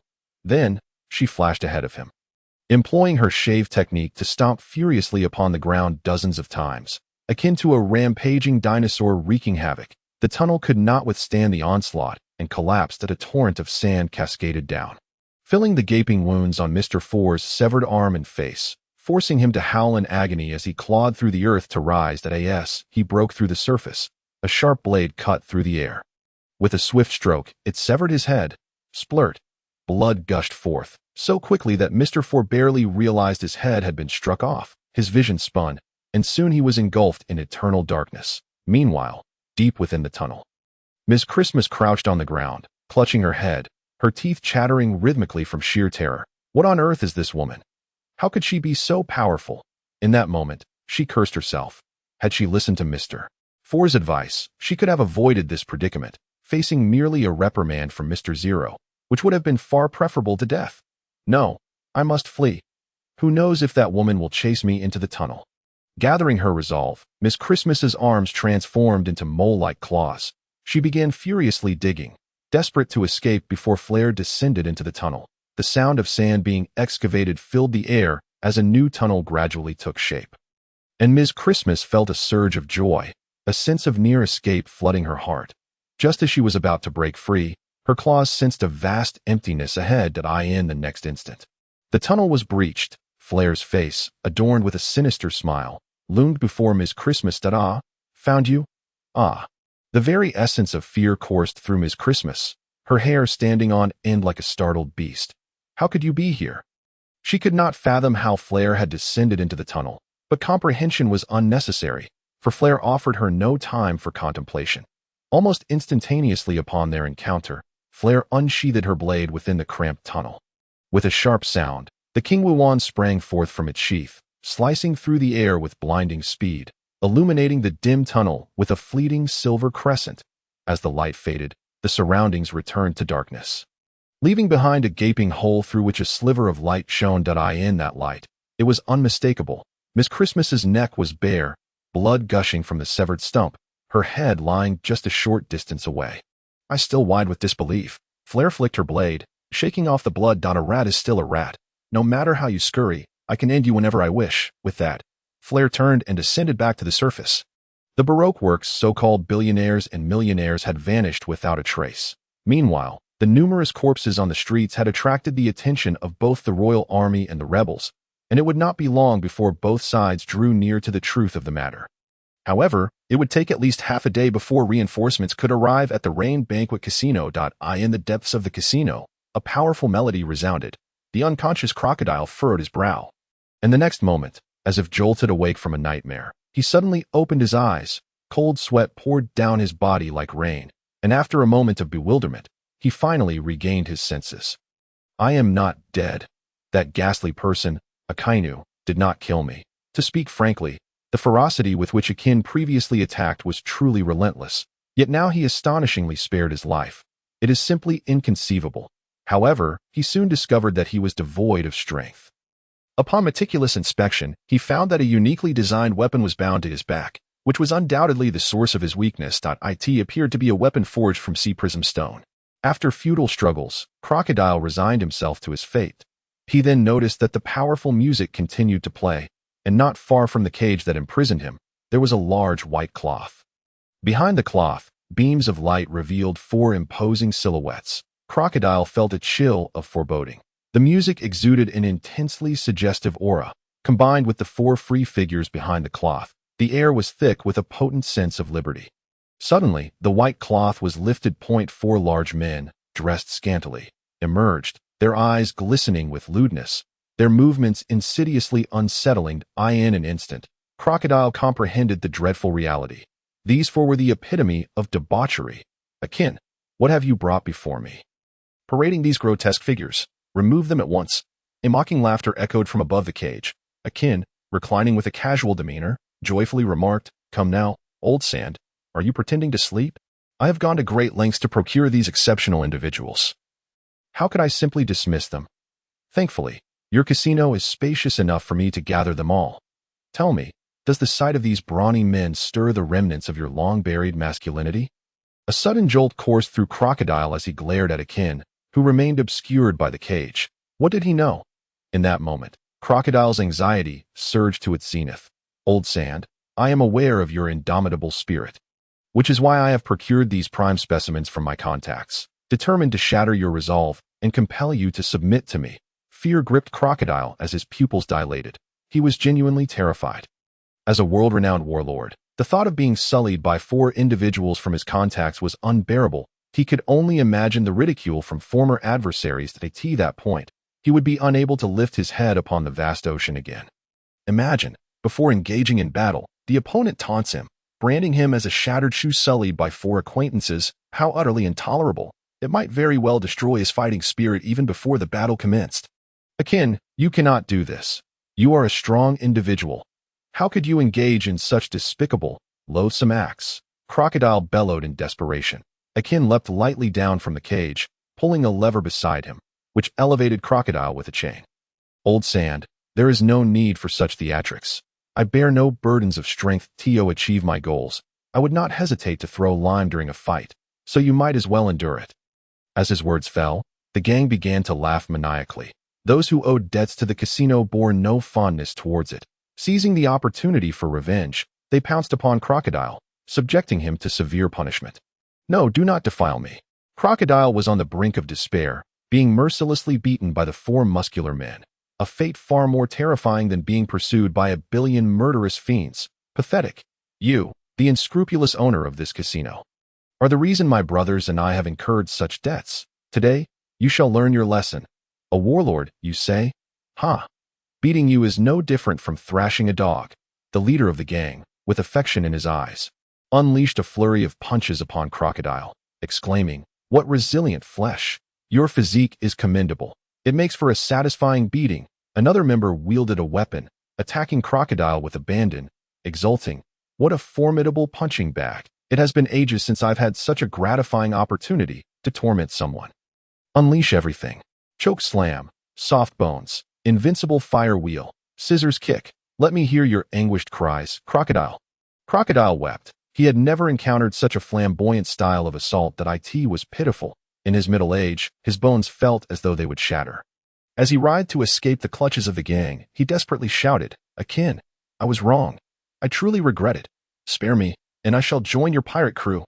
Poor Crocodile, who had traversed the seas for half his life, had always maintained an unyielding demeanor. Even in defeat to Whitebeard, he had managed a dignified exit. Yet today, he faced such tremendous humiliation. This Akin was no mere human. He was a demon clad in human skin. Old sand, while one may indulge in excrement, one must not speak recklessly. Have you genuinely decided to join my pirate crew? Let me be clear. I, Akin, do not take kindly to coercion. Crocodile felt a surge of rage. How could he claim to dislike coercion while releasing these heartless fiends? Yet he dared not voice his thoughts. The four thugs continued their relentless assault, and he feared Akin's wrath would truly unleash these tormentors upon him. No coercion, no coercion.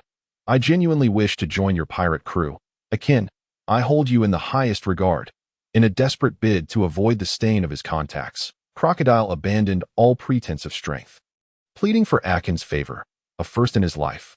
Excellent. Old Sand, I can see your potential at a glance. Though you are in your 40s, this age is ripe for pursuing ambition. I am pleased to welcome you aboard. However, Akin's tone shifted abruptly, becoming stern. But, should you feign loyalty and betray me in any way, I will personally summon the likes of Chickenhead 44 and Chickenhead 88 to torment you for 2.5 years before ending your life. Without any chance for mercy. Do you comprehend? Crocodile shivered, cold sweat trickling down his brow. Was this not excessively brutal? He had initially contemplated deceiving Akin for an opportunity to escape. Yet, with those words, doubt crept in. The only way to evade Akin was to flee as soon as he could, never to cross paths again. But as long as he aspired to navigate the seas, such a meeting was inevitable. Given Akin's shamelessness, Crocodile had every reason to believe that if they met again, Akin would capture him once more and subject him to torment before executing him. That so? Have you made your decision? Akin inquired, his brow furrowing with impatience. This wretched sand crocodile was actually hesitating. Hesitation implied he harbored thoughts of insincerity. How untrustworthy. Akin pondered, contemplating whether to eliminate this sand crocodile to prevent further complications. Crocodile found himself in an internal struggle, unable to provide a definitive answer. Akin, losing patience, waved dismissively. Chickenhead 4, administer punishment to this warlord, and rectify his misguided thoughts.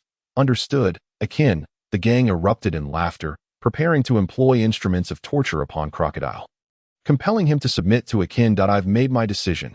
I've made my decision. Akin, I truly wish to join. Crocodile cried out in terror, yet this time Akin seemed to ignore him, turning his back and sitting cross-legged.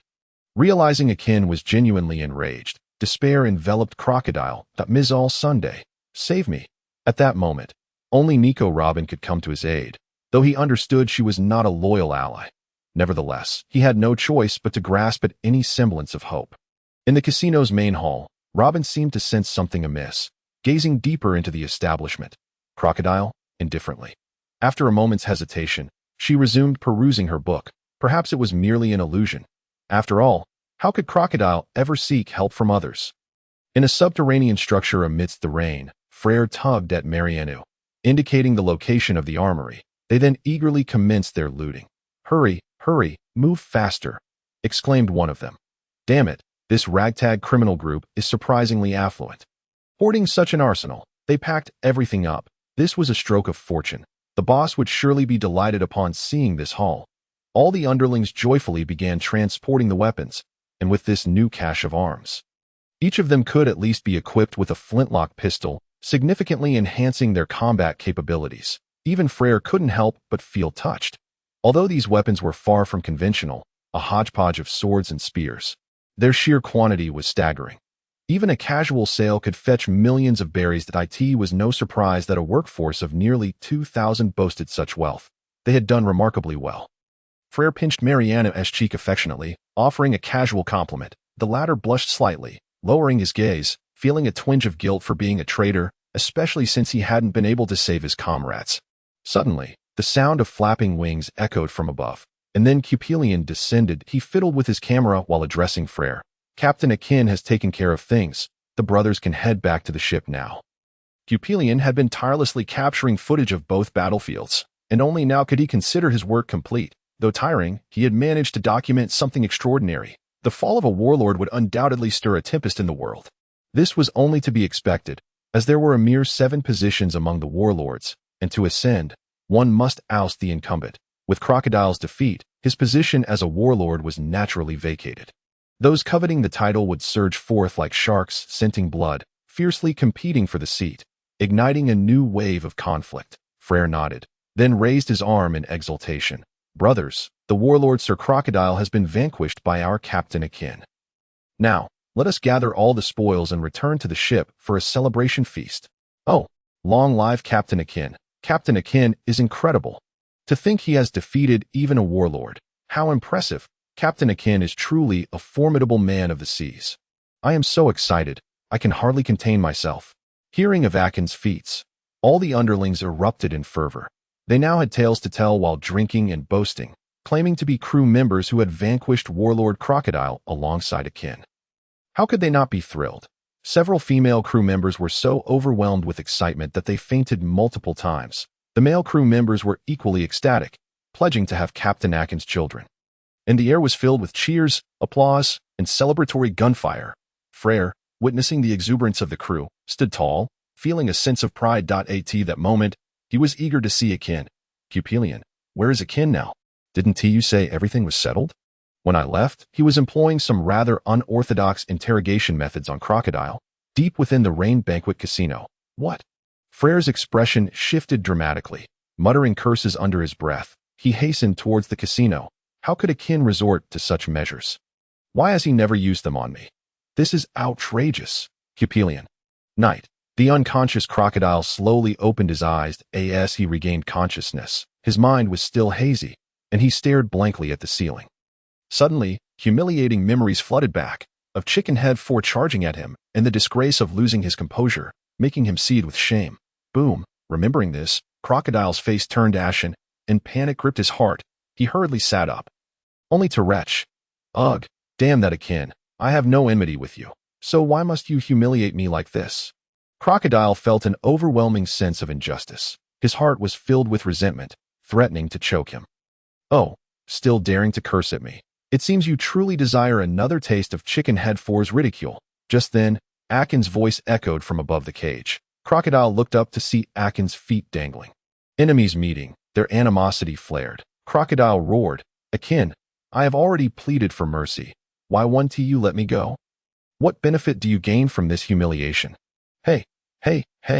Akin quickly denied, I stand by my words. While one may indulge in folly, one must not speak carelessly. If I had truly sent you to Chicken Head 4, your steel valve would be screaming in agony, and you wouldn't dare to shout back at me. Huh? Crocodile was taken aback. He hadn't been sent to Chicken Head 4? He quickly stood and took a few steps, discovering he could move freely, with no pain in his backside. After all that commotion, he was still intact.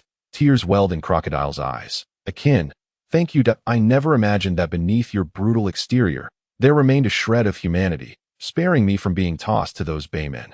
Boo-hoo-hoo. Akin's expression darkened. Such dog-like words. I, Akin, am ever a beacon of humanity. What do you mean, a shred of humanity?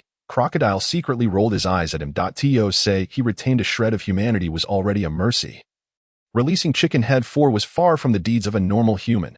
Having traversed the seas for so many years, Crocodile had never encountered such perverse methods of torment. However, he refrained from voicing this thought. Having narrowly escaped Akin's wrath, he dared not tempt fate again. He settled cross-legged and spoke earnestly. I am willing to join your pirate crew, but I must clarify one point. My dream is to become the Pirate King. Anyone who obstructs me on this path will be eliminated, which means, Akin, you must always be stronger than me. Otherwise, I shall usurp your position. Akin nodded. Having dreams is commendable. What is the title of Pirate King to me? My ambition is to become the king of the world, to rule over all, to overthrow the celestial dragons, enslave them, even sell them. All of this is necessary. Apologies, but I have no interest in the title of Pirate King. Wow, this young man. Crocodile stared, dumbfounded, at Akin. Who else could utter such words about the celestial dragons? Merely these audacious remarks could summon a marine admiral to capture you. A rebel. No wonder you devised a plan to have chicken head for torment others. Your mind is truly unhinged. Crocodile felt as though his dream of becoming Pirate King paled in comparison, yet upon further reflection, the thought of overthrowing the celestial dragons was thrilling. He chuckled to himself.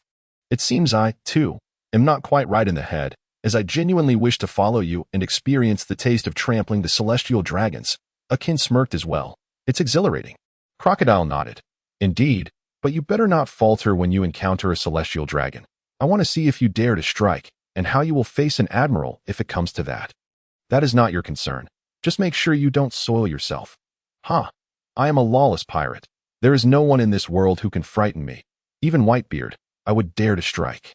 Akin replied, almost believing it, though he couldn't help but recall who had fainted at the hands of Chicken Head for just moments ago. With that, Crocodile extended his hand toward Akin. Unlock my shackles. Since I have pledged to join your crew, I shall not go back on my word. As Akin released his shackles, he remarked, even if you did go back on your word, it wouldn't matter. You cannot defeat me, Crocodile retorted. This man speaks in a truly irksome manner. With the shackles unbound and the 10 hands of the sea stone weapon released, Crocodile finally regained his freedom. The swirling sands around him instilled a profound sense of security. The first step he took upon emerging from his prison was towards the bound figure of Chicken Head 4, who had been restrained by Akin. Given Crocodile's formidable combat prowess, Akin had refrained from allowing Chicken Head 4 to truly tarnish his dignity. It was merely a scare tactic. Thus, the unfortunate Chicken Head 4 became nothing more than a tool. Once he had lost his utility, he was promptly bound by Akin and left for Crocodile to deal with.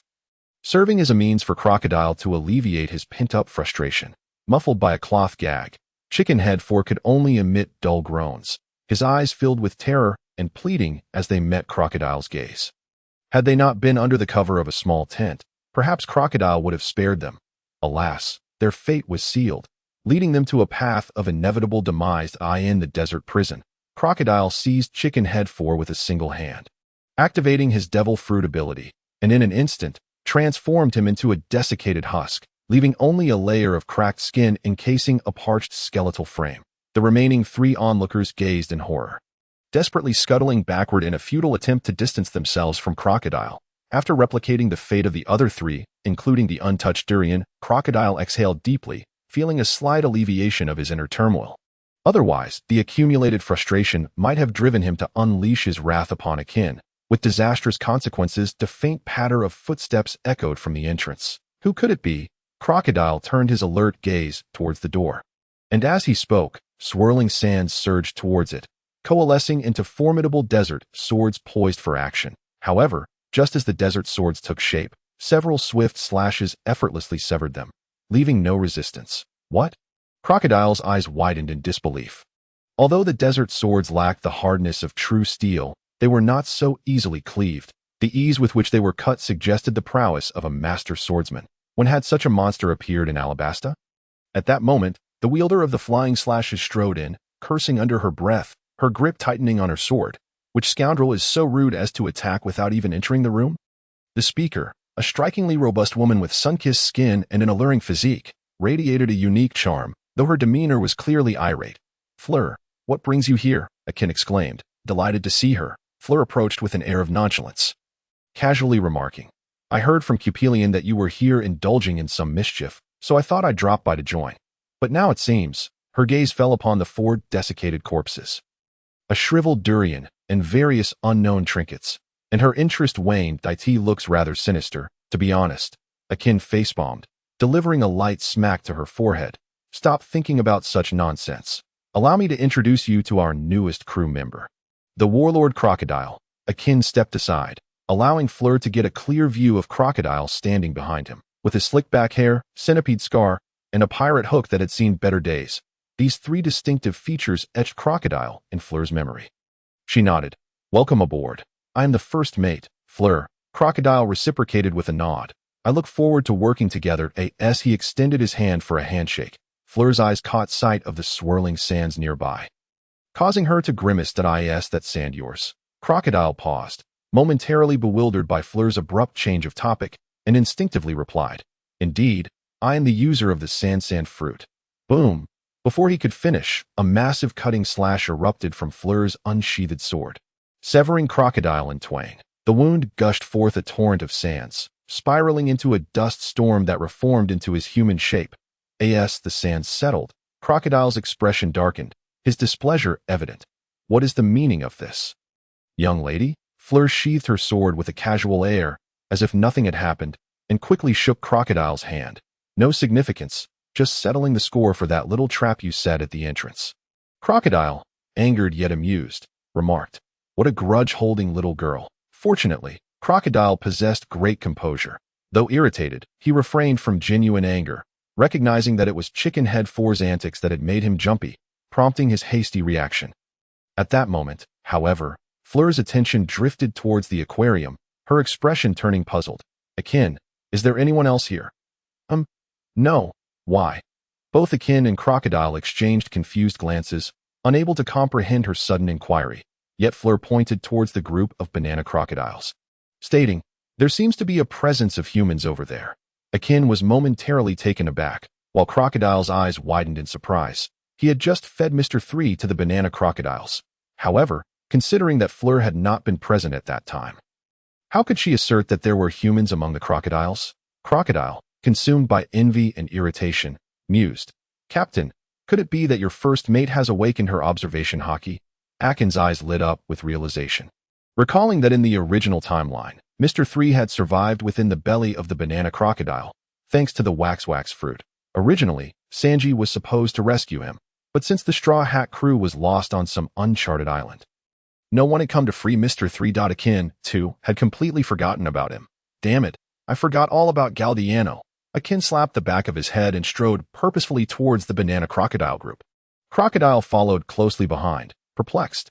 I merely mentioned your first mate's potential awakening of observation haki. How did that lead you to conclude that Galdiano is in the crocodile's belly? No one was there to clarify his confusion. Akin reached the banana crocodile group and inquired of Fleur. Fleur, where do you sense the presence? Fleur shook her head.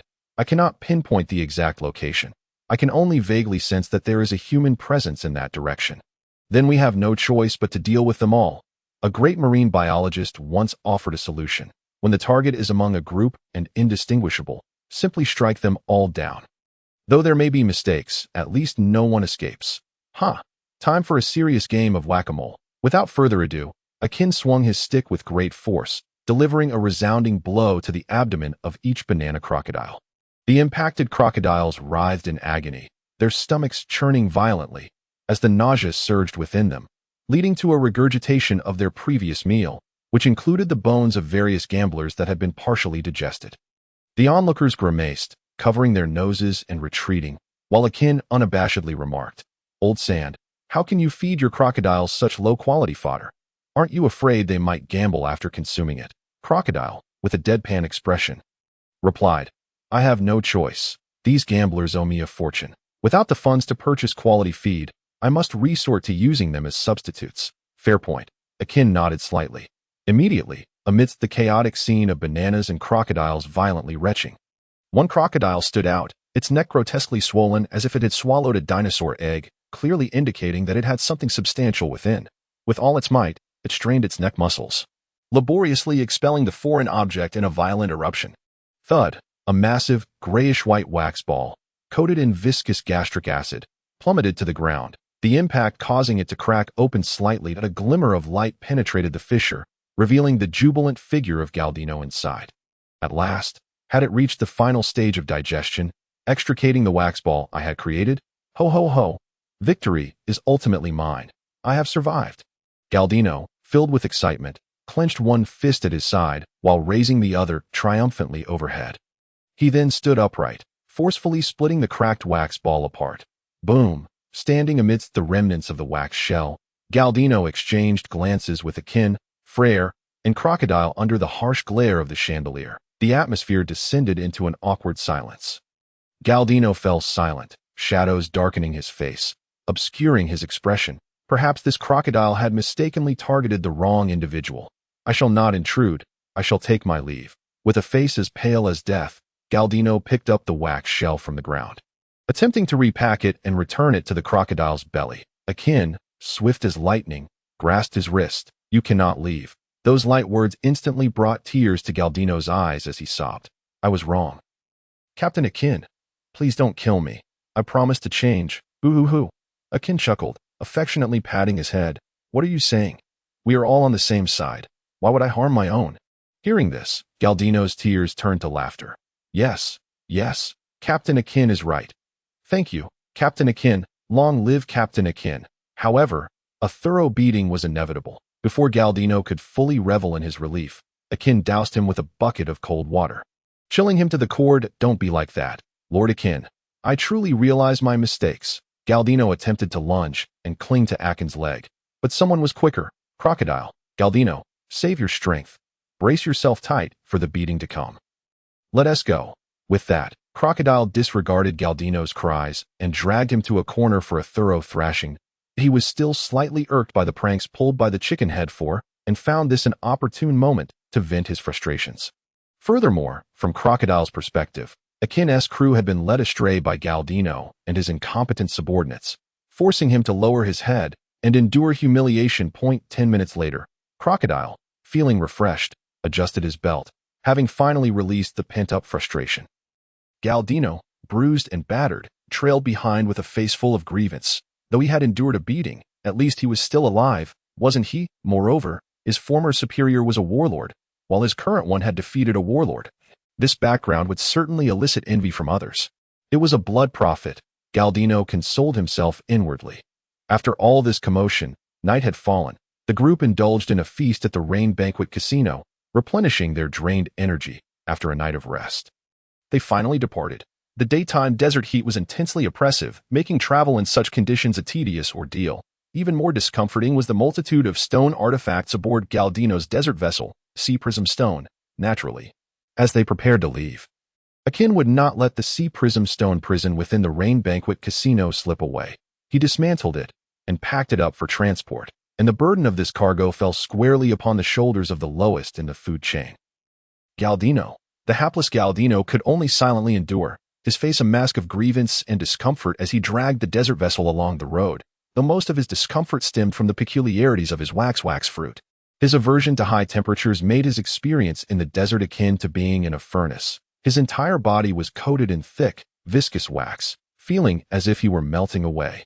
After half a day's journey, Akin and the others finally reached their destination, the underground royal tomb of Alabasta, which also housed the chamber containing the historical texts. Akin had little interest in this artifact. His ambition was to govern through his own strength.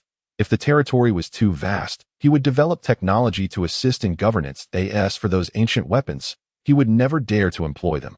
Who could say if they were merely toys belonging to Nika? One wrong move, and he might find himself betraying his own cause. However, Akin's disinterest was not shared by two others, Crocodile and Nico Robin. Denying them the chance to peruse the historical texts might well lead to their dissatisfaction. Upon entering the royal tomb, they were greeted by a spacious courtyard. The coveted historical texts lay beneath this very courtyard. Robin, unable to contain her excitement, hurried to the stone slabs, fervently searching for the mechanism to access the underground chamber. Yet, it seemed as if no such mechanism existed. Despite her relentless efforts, she could not find it. How peculiar. There must be a mechanism. Observing Robin's fruitless search, Akin couldn't help but facepalm in disbelief. Do the minds of those in the pirate world have some sort of limitation? With their fruit abilities, why do they not take the unconventional path? He turned to Crocodile beside him. Old Sand, it's your turn to this. Crocodile, with a dark expression, stepped forward. Really now? At least leave me some semblance of dignity. Do you truly see me as your subordinate? Old sand. You must get used to it. That a mere phrase left Crocodile feeling even more vexed. Setting aside his grievances, Crocodile calmed himself, using his fruit ability to cover his right hand with sand and pressing it against the ground.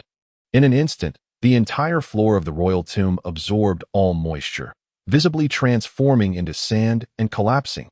Boom! The group, along with the collapsing sandy floor, descended into the chamber below.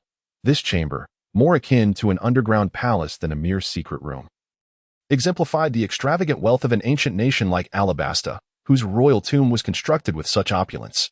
Curse that feudalism. They truly are wealthy. Akin silently cursed, drawing the attention of Crocodile and the others. To the natives, the existence of a royal family was perfectly normal. They could not fathom Akin's inexplicable disdain for royalty. No worries, just a bit of playful cursing. Akin deflected with a chuckle, striding forward with purpose and exclaiming, "That must be the historical texts, grand and magnificent. No less, truly a masterpiece crafted by the giants." Little did he know, this remark would leave Robin utterly astounded. She stared wide-eyed in disbelief. How do you know this was made by the giants? Most people were unaware of what the historical texts even were. Some powerful individuals who knew of their existence had only a vague understanding, at best aware that the texts contained the coordinates of the final island. Laugh tale that as for who created the historical texts and their content, they likely had no clue. Akin showed no inclination to conceal the truth, stating plainly, "What's there to hide? It's merely about Joy Boy and his trivial matters." By the way, you should know who Joy Boy is, right? Who is Joy Boy? Robin asked, somewhat puzzled. As the sole survivor of O'Hara, Robin was surprisingly oblivious to Joy Boy's identity. However, Akin quickly remembered that Robin would learn about the historical texts concerning the apologies 2 years later on Fishman Island, where she would only discover Joy Boy's name by asking the ruler of Fishman Island. You'll find out in due time.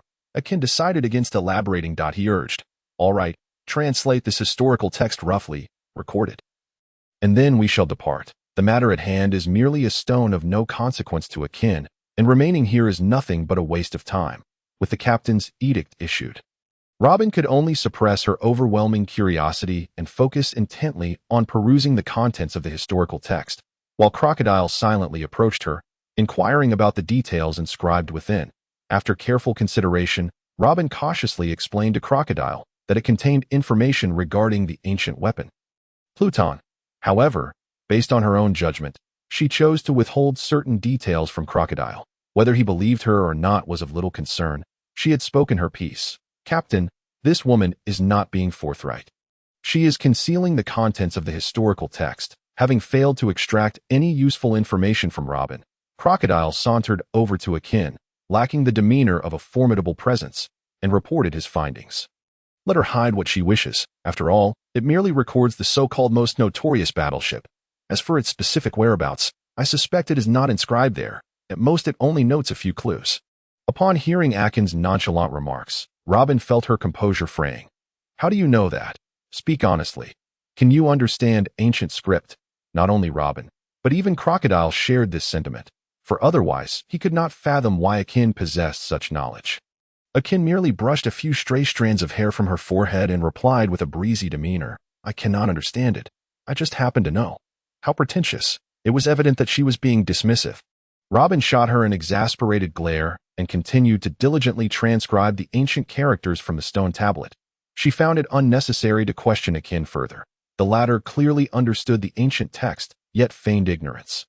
If she truly did not know, how could she accurately state that the inscriptions detailed the most notorious battleship? Surely, such records would not exist elsewhere, for they are not common knowledge. While Robin diligently copied the ancient writing, Akin addressed Crocodile, saying, "Old sand, to overthrow this world and initiate a new order will require some time. I need you to remain in Alabasta." Remain in Alabasta? What is there worth staying for? Were it not for Pluton, I would not even desire to set foot in this godforsaken place. Although the environment was indeed harsh, Alabasta was not without merit. At the very least, it boasted extensive territory and a large populace. Upon reflecting on this, Crocodile grasped her intent. "You wish for me to covertly control the ruler of Alabasta, subtly replace him, and then use Alabasta as a resource to amass troops for rebellion? Such talk is absurd. What do you mean by amassing troops for rebellion? It is the celestial dragons who are barbaric and merciless, leaving the people no choice but to rise in revolt. Are you from the flower country? Your words are quite flowery, Crocodile remarked with a sidelong glance at Akin. You mean to incite rebellion, don't you? No matter. Rebelling against the celestial dragons sounds thrilling. I am in. Excellent. With Crocodile's agreement, Akin raised an eyebrow. Knowing that engaging in full-scale conflict with the Marines and the world government would require sufficient manpower from the lower ranks. Moreover, once they seized this territory, they would need to maintain control, necessitating personnel at every turn. Alabasta, with its vast land and populous nature, was a natural reserve base. Moreover, after defeating Green Bull and acquiring the forest fruit, they could gradually improve the desert environment, making it even more suitable for troop sustenance. However, Akin suddenly recalled the Straw Hat crew, who had yet to set foot in Alabasta, causing her brow to furrow.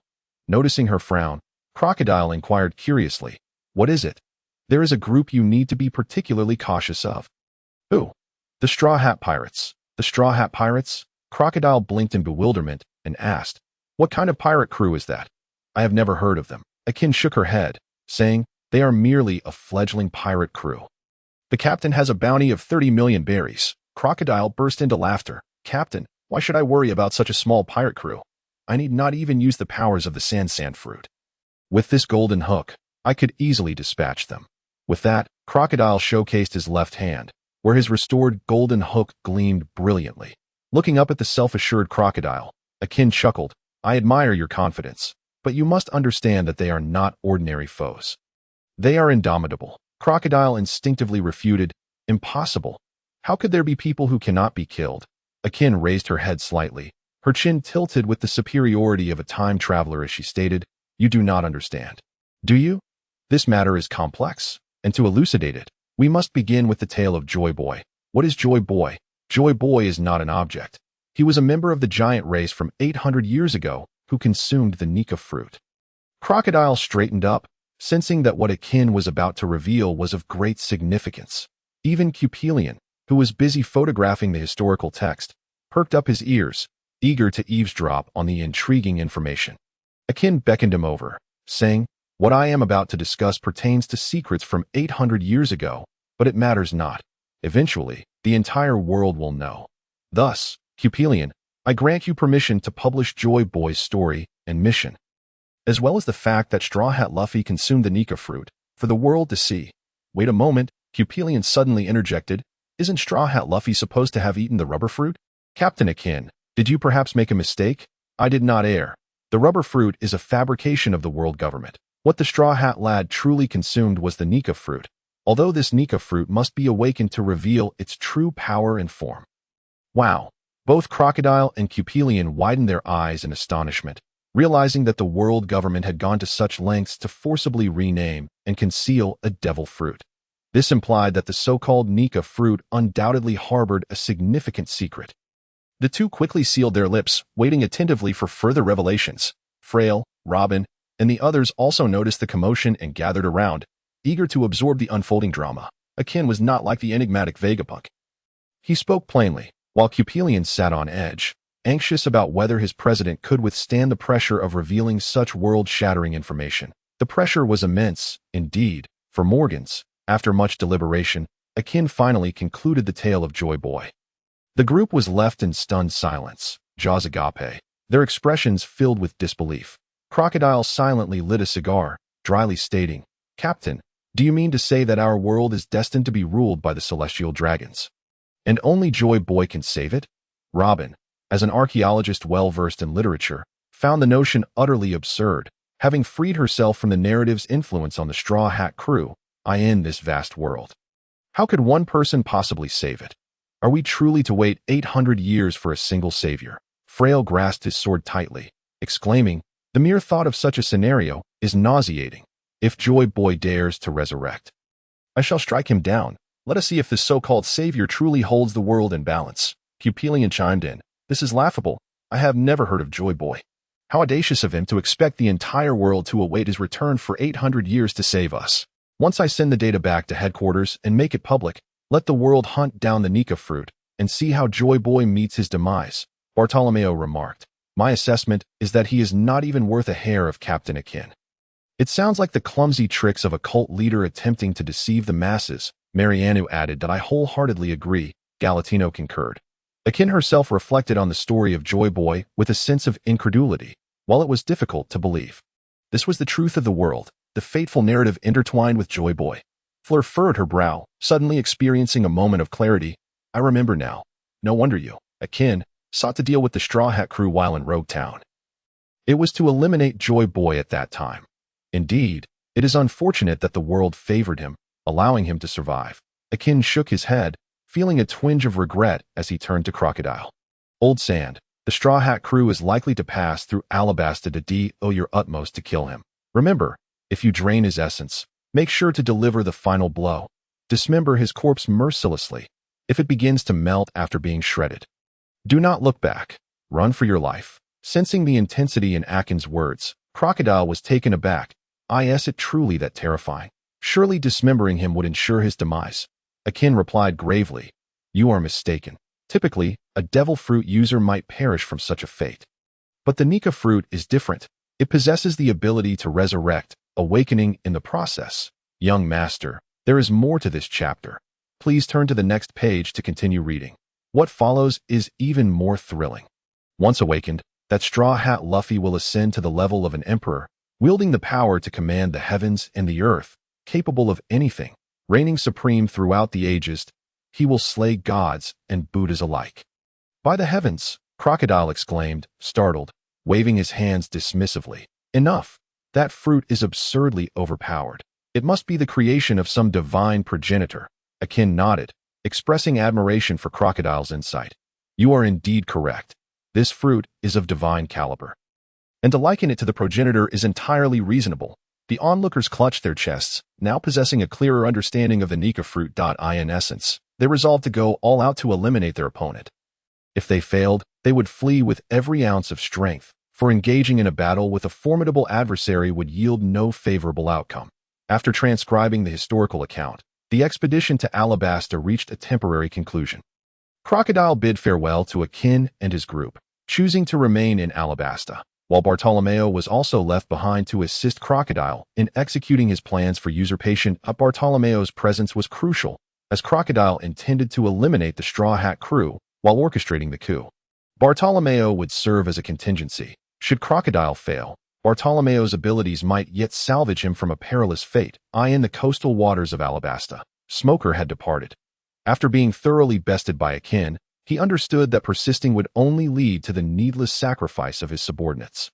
To capture Akin, he realized he needed to enhance his own strength, and additionally, there was a pressing matter he needed to clarify with the Naval High Command, the Celestial Dragon's practice of annihilating a nation every 3 years. Initially, he believed this was merely Akin's fanciful rambling. However, having been defeated on 2 occasions, with the opportunity to kill him yet refraining from doing so, he began to question. Such restraint was not characteristic of a ruthless pirate. Akin had claimed it was because he was a good Navy officer. Smoker, a good officer indeed, did not require validation from a pirate. Thus, he recalled Akin's words, those of a slightly chaotic yet principled pirate, which may not have been mere fabrications. At the very least, Akin had no reason to concoct a tale to deceive him. The phone bug continued to ring. Smoker, with 2 cigars clenched between his teeth, exhaled clouds of smoke, venting his frustration. Still not connected? He glanced back to see Tashigi, hands cradling a phone bug, attempting to reach the Naval High Command. Yet, half an hour had passed, and still, no one answered. Tashigi frowned, expressing her distress. Where on earth has Admiral Sengoku gone? Why hasn't he answered yet? Smoker replied nonchalantly. Patience is essential, an admiral. It's only natural for him to be busy. Keep trying. Yes, the phone bug continued its persistent ringing. Approximately 10 minutes later, it finally connected to the admiral's office, revealing a stern man with braids and frog-eyed glasses. Hello? Who is this? Sengoku initiated the conversation. Smoker straightened his attire, addressing him with gravity. Admiral Sengoku. Good day. I am Colonel Smoker, stationed in Rogue Town. Sengoku quickly recalled Smoker's profile, acknowledging the audacious young man who had previously clashed with his superior and was subsequently assigned to Rogue Town for training. Smoker, what brings you directly to me, bypassing your direct superior? Have you faced unfair treatment in Rogue Town? Sengoku chuckled, teasing him as one would an old acquaintance. However, Smoker was evidently not in the mood for jesting. He stated bluntly, Admiral Sengoku, I wish to inquire about something. Noticing the seriousness in Smoker's tone, Sengoku's demeanor shifted, his hands clasped beneath his chin. Please, proceed with your question. That I wish to know whether the celestial dragons have indeed been engaging in their triannual acts of annihilation against nations for their own amusement. Bang! On the other end, Sengoku stood abruptly, knocking over the furniture before him, his expression dark and menacing as he glared at Smoker. Answer me, Smoker. Why do you ask such a question? Upon witnessing Sengoku's unprecedented intensity, Smoker's heart sank, and his disappointment in the Navy reached its zenith. It appeared to be true. Admiral Sengoku. Sengoku was momentarily rendered speechless by the disappointment evident in Smoker's voice. He was unsure how to console the young man, whose heart brimmed with pure righteousness. Listen to me, Smoker. Every organization harbors a dark side. You must learn to adapt to this world, and let the celestial dragons run rampant while we, the Navy, aid and abet their tyranny? Absurd. What are you saying? You were demoted for your unwavering adherence to your sense of justice, for clashing with your superior. I arranged for your assignment to Rogue Town to safeguard you, yet here you are, still failing to learn your lesson. What lesson should I learn? Smoker's emotions erupted at the mention of his demotion and the discovery of the Navy's dark underbelly. Did I tell you, Admiral Sengoku, there is nothing wrong with me holding on to my sense of justice. Even if I were to be stationed in Rogue Town for 10,000 years, my actions would remain righteous. But your words only serve to confirm your complicity in shielding the celestial dragon's misdeeds.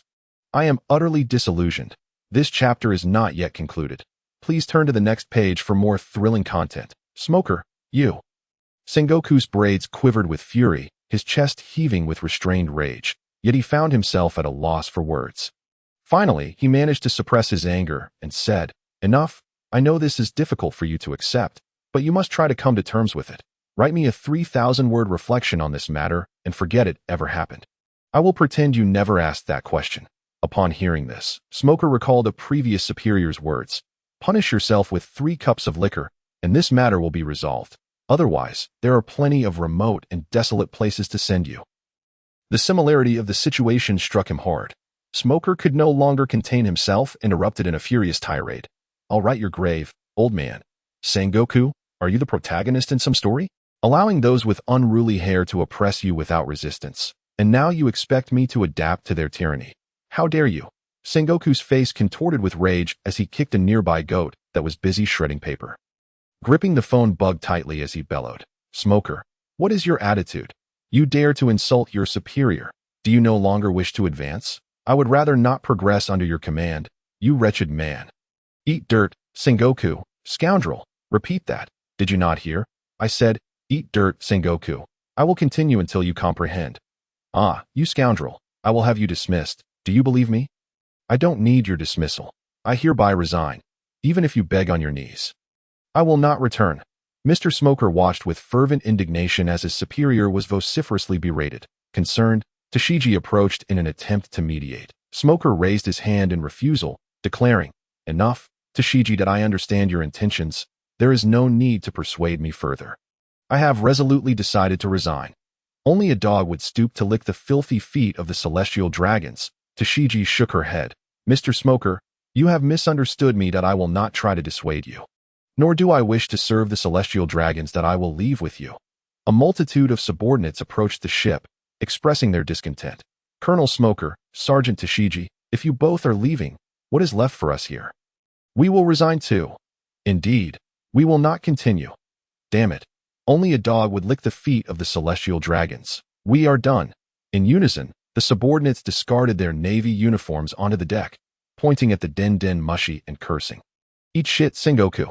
Sengoku, enraged, smashed the den mushi, his chest heaving, his skin flushed with emotion. Smoker, how dare you speak to me in such a manner?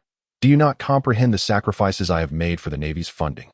Enduring humiliation before the celestial dragons? Can others achieve what I have? Such ignorance. Utterly ignorant. On the other hand, Smoker was equally incensed. That I am utterly disappointed. He pounded the deck and repeatedly struck his chest.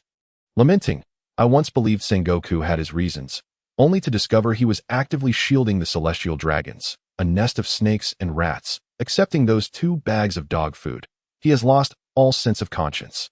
The surrounding Marines exchanged glances, their outrage palpable, expressing disdain for Sengoku's actions. "Do not be upset, Mr. Smoker. It is not worth it for such a hypocritical charlatan. Regardless, we will no longer serve the celestial dragons. It is a timely escape, a chance to accumulate virtue." Tashigi patted Smoker's back, helping him to regain his composure lest he be consumed by anger. That moment, the den mushy rang again. Tashigi and Smoker exchanged puzzled looks, wondering who would be calling them now. Smack. Smoker picked up the den mushy, and a cheerful voice emanated. "Hello, is this Smoker's ship?" as he beheld the image of a purple-haired figure wearing sunglasses. Smoker felt a sense of familiarity, as if he had encountered this person before, accompanied by an unsettling ache in his body, like a muscle memory from prior encounters. "This is Smoker speaking. May I ask who you are?" he inquired cautiously. The voice on the other end erupted in laughter, shaking the eardrums of those nearby. "Have you forgotten me, Smoker? I was your special instructor at the rookie camp, putting you through 2.5 days of grueling training." "You are Instructor Zephyr?" Smoker exclaimed in surprise. "Correct. You finally remember this, old man. Not that I ever forgot you. Your training was so intense that it haunts my dreams." Smoker gritted his teeth in response. "Huh. If you were not so fragile, you would not have suffered shattered bones after just 2 days of training. Any other Logia user would have learned to evade my strikes. Yet you, my boy, remain hopelessly oblivious." Embarrassed, Smoker's face flushed, and he could only manage a forced smile, uttering, "You are right." This elicited laughter from his subordinates, their shoulders shaking with mirth. "By the way, what brings you to contact me?" To deflect Zephyr from unveiling any more of his embarrassing history, Smoker hurriedly changed the subject. Zephyr's teasing demeanor vanished, replaced by a serious expression. "Smoker, I have heard you are preparing to leave the Navy. Is that true?" Smoker was taken aback, incredulously responding, "I just submitted my resignation. How did you find out?" "I have my channels," Zephyr succinctly explained, continuing. "The issues within the Navy's upper echelons have persisted for quite some time.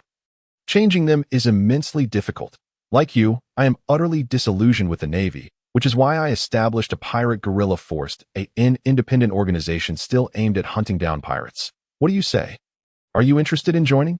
"Count me in," Smoker replied without hesitation. "Do not be too quick to refuse. My organization is quite—" Zephyr blinked in astonishment, having prepared numerous arguments to persuade Smoker, but not anticipating such an immediate acceptance.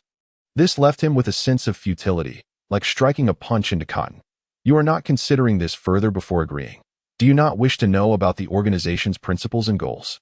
"Not necessary. The sole aim of eradicating pirates suffices." "Is that so? No wonder youth is so impetuous. Then, welcome aboard, Smoker." Departing from Alabasta, the ship Akin set sail once more towards the next island. Aboard, the atmosphere was vibrant, filled with the clinking of glasses, grilled sea king meat, simmering seafood stew, an array of exotic fruits, and frothy beer combined to create a celebratory feast aboard the ship, named the Underworld's 100 Demons.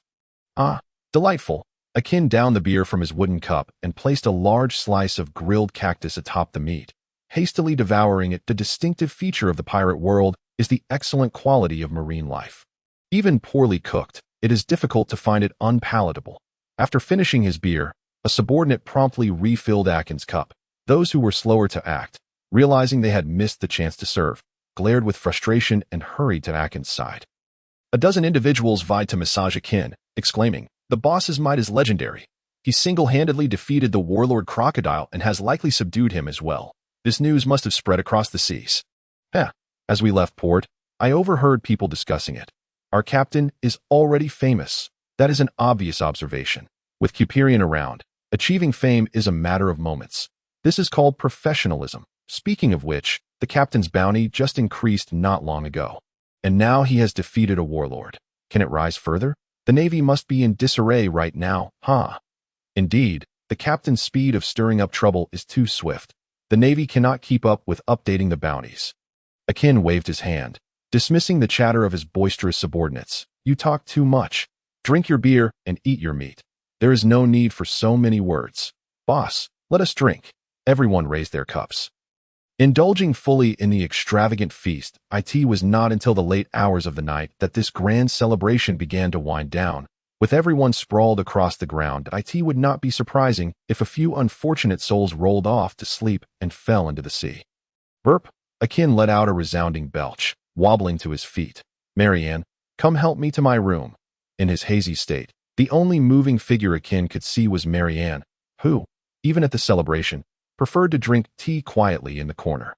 She was a refreshing presence among pirates. One could only wonder what kind of enchantment Baroque works had cast upon her to persuade such a quietly introverted girl to become an assassin for them. "Yes, Lord Akin." Upon hearing Akin's command, Marianne timidly approached, taking his arm to guide him into the room. The sensation of her soft arms against his was tantalizing. Once inside, Marianne struggled to assist Akin onto the bed. Her expression impassive as she appeared aloof, yet her heart raced as if it might leap from her throat, recalling Fleur's ominous words, "I will take you back to the mountains." Would he suddenly succumb to primal instincts? Marianne squatted at the edge of the bed, gently prodding Akin's well-defined pectorals with her index finger, strong and powerful, a resilience imbued with a touch of elasticity. After just 2 prods, she instinctively withdrew her hand as if struck by an electric shock. The sensation felt less like touching human muscle, hard and firm, and more akin to poking a rubber tire of a heavy-duty truck. Such delicate fingers nearly felt as though they would fracture against the hardness of the tire. What a robust physique! One could only imagine the chaos that might ensue were something to truly happen. Would it not be a matter of being utterly overwhelmed? Yet, if he were not so fearsome in appearance, possessing such strength might not be a bad thing after all. Lost in her reverie, Marianne found herself drifting into daydreams, her cheeks blooming with a rosy hue as her mind conjured vivid scenes reminiscent of a captivating storybook. Suddenly, a loud snore shattered her thoughts. Upon opening her eyes, she discovered Akin deep in slumber, impervious even to her playful punches against his sturdy chest. How infuriating. "Sleep on, then," she muttered under her breath, before wrapping herself in a blanket and succumbing to sleep at the edge of the bed. The next morning, Akin awoke feeling refreshed and invigorated. His formidable physique had already metabolized the alcohol, and despite having only a few hours of sleep, he felt revitalized. There was no trace of a hangover. Only a vibrant energy akin to the rising sun. Sensing the presence of another being nearby, Akin turned to find Marianne nestled beside him. Her sleeping posture was anything but demure, entangling him like an octopus. Had he not possessed such robust strength, he might have suffocated under her embrace. With a casual tug, he freed himself from Marianne's grasp and stepped out of the cabin. On the deck, a multitude of burly men sprawled in various positions, while Freyra sat perched atop the lookout tower. Her capacity for alcohol even surpassed Akin's. Last night, during their drinking contest, it was Akin who succumbed first. Though when it came to recovery speed, he still held the advantage that moment. Freyra's cheeks carried a faint flush, while Akin appeared as though nothing had transpired. Hearing the door creak open, Freyra glanced down and, with a sly grin, leapt down from the lookout tower to Akin's side, elbowing him playfully. "Hey, Akin, how was it? Quite the experience, I presume." "Marianne is simply adorable. I'm quite envious. If only you weren't the captain." "She might have been delivered to my quarters last night." Akin delivered a light smack to her head. "Coveting the captain's woman is a grave offense. You shall come to my quarters tonight to receive your punishment." Freyra feigned annoyance, rubbing her forehead, and inadvertently glanced at Marianne, sprawled across the room in a rather unladylike manner. What a waste. Nothing even happened. "Akin, you just got drunk and passed out." Ignoring Freyra's remarks, Akin moved to the railing, shedding his clothing and stretching his body. "I'm going for a swim. Care to join?" "Never mind. We're all hungover. I'll stay up here and keep watch." "Very well. I shall dive alone. If anything arises, shout out to me from the surface." "All right then," Freyra casually agreed, then leapt back to the lookout, retrieving the notes on hockey that Crocodile had entrusted to Akin before their departure from Alabasta. Crocodile, once a master of hockey himself, had documented his training methods in a notebook, often revisiting it. However, due to the overwhelming power of his sand fruit, he seldom prioritized hockey, as he could drain his opponent's strength upon contact. He only learned hockey to counter those who wielded it, enabling him to neutralize their abilities before delivering a decisive blow. Yet, after a devastating defeat at the hands of Whitebeard, he suffered a crushing blow to his confidence and lost his connection to hockey. After being subdued by Akin, it seemed he began to regain his hockey prowess slowly. At Akin's behest, he recorded his insights on hockey, which Freyra now eagerly studied. Freyra, possessing an innate warrior's intuition and sensitivity to energy, experienced accelerated growth under Akin's influence. Consequently, during their escapade at the Rain Banquet Casino, signs of her observation Haki awakening became apparent. With the acquisition of the Haki training notes, Freyra was now voraciously exploring the powers of observation Haki, gradually unlocking its potential. With a splash, Akin plunged into the icy embrace of the sea, the shock of the cold water invigorating him. Already alert, he felt as if he had ingested a potent mint. His mind clearing instantly, the notion of underwater training struck him as brilliant. After all, if the protagonist Luffy could grow stronger with each battle, then could being overwhelmed by the sea be deemed a defeat? Akin believed it could be. Unlike Luffy, who squandered his godlike advantages, Akin was determined to exploit his protagonist status to its fullest extent. Thus, he began to harness the forces of nature for his training. In the world of pirates, most marine creatures were colossal and ferocious, as inherently combative beings. They possessed an acute sense of danger and could instinctively gauge the strength of their adversaries, allowing them to evade threats.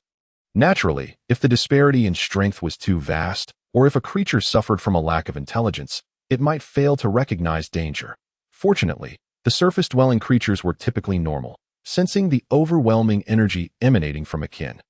The more intelligent marine life wisely chose to steer clear, allowing him to dive deeper without interruption. 100 meters, 200 meters, 300 meters, Akin continued his descent, reaching depths of 1,000, 2,000, 3,000 meters. At 3,000 meters, he approached his limit, his body contorted by the crushing water pressure, his lungs gradually expelling air. This moment, Akin hit the threshold of his underwater endurance.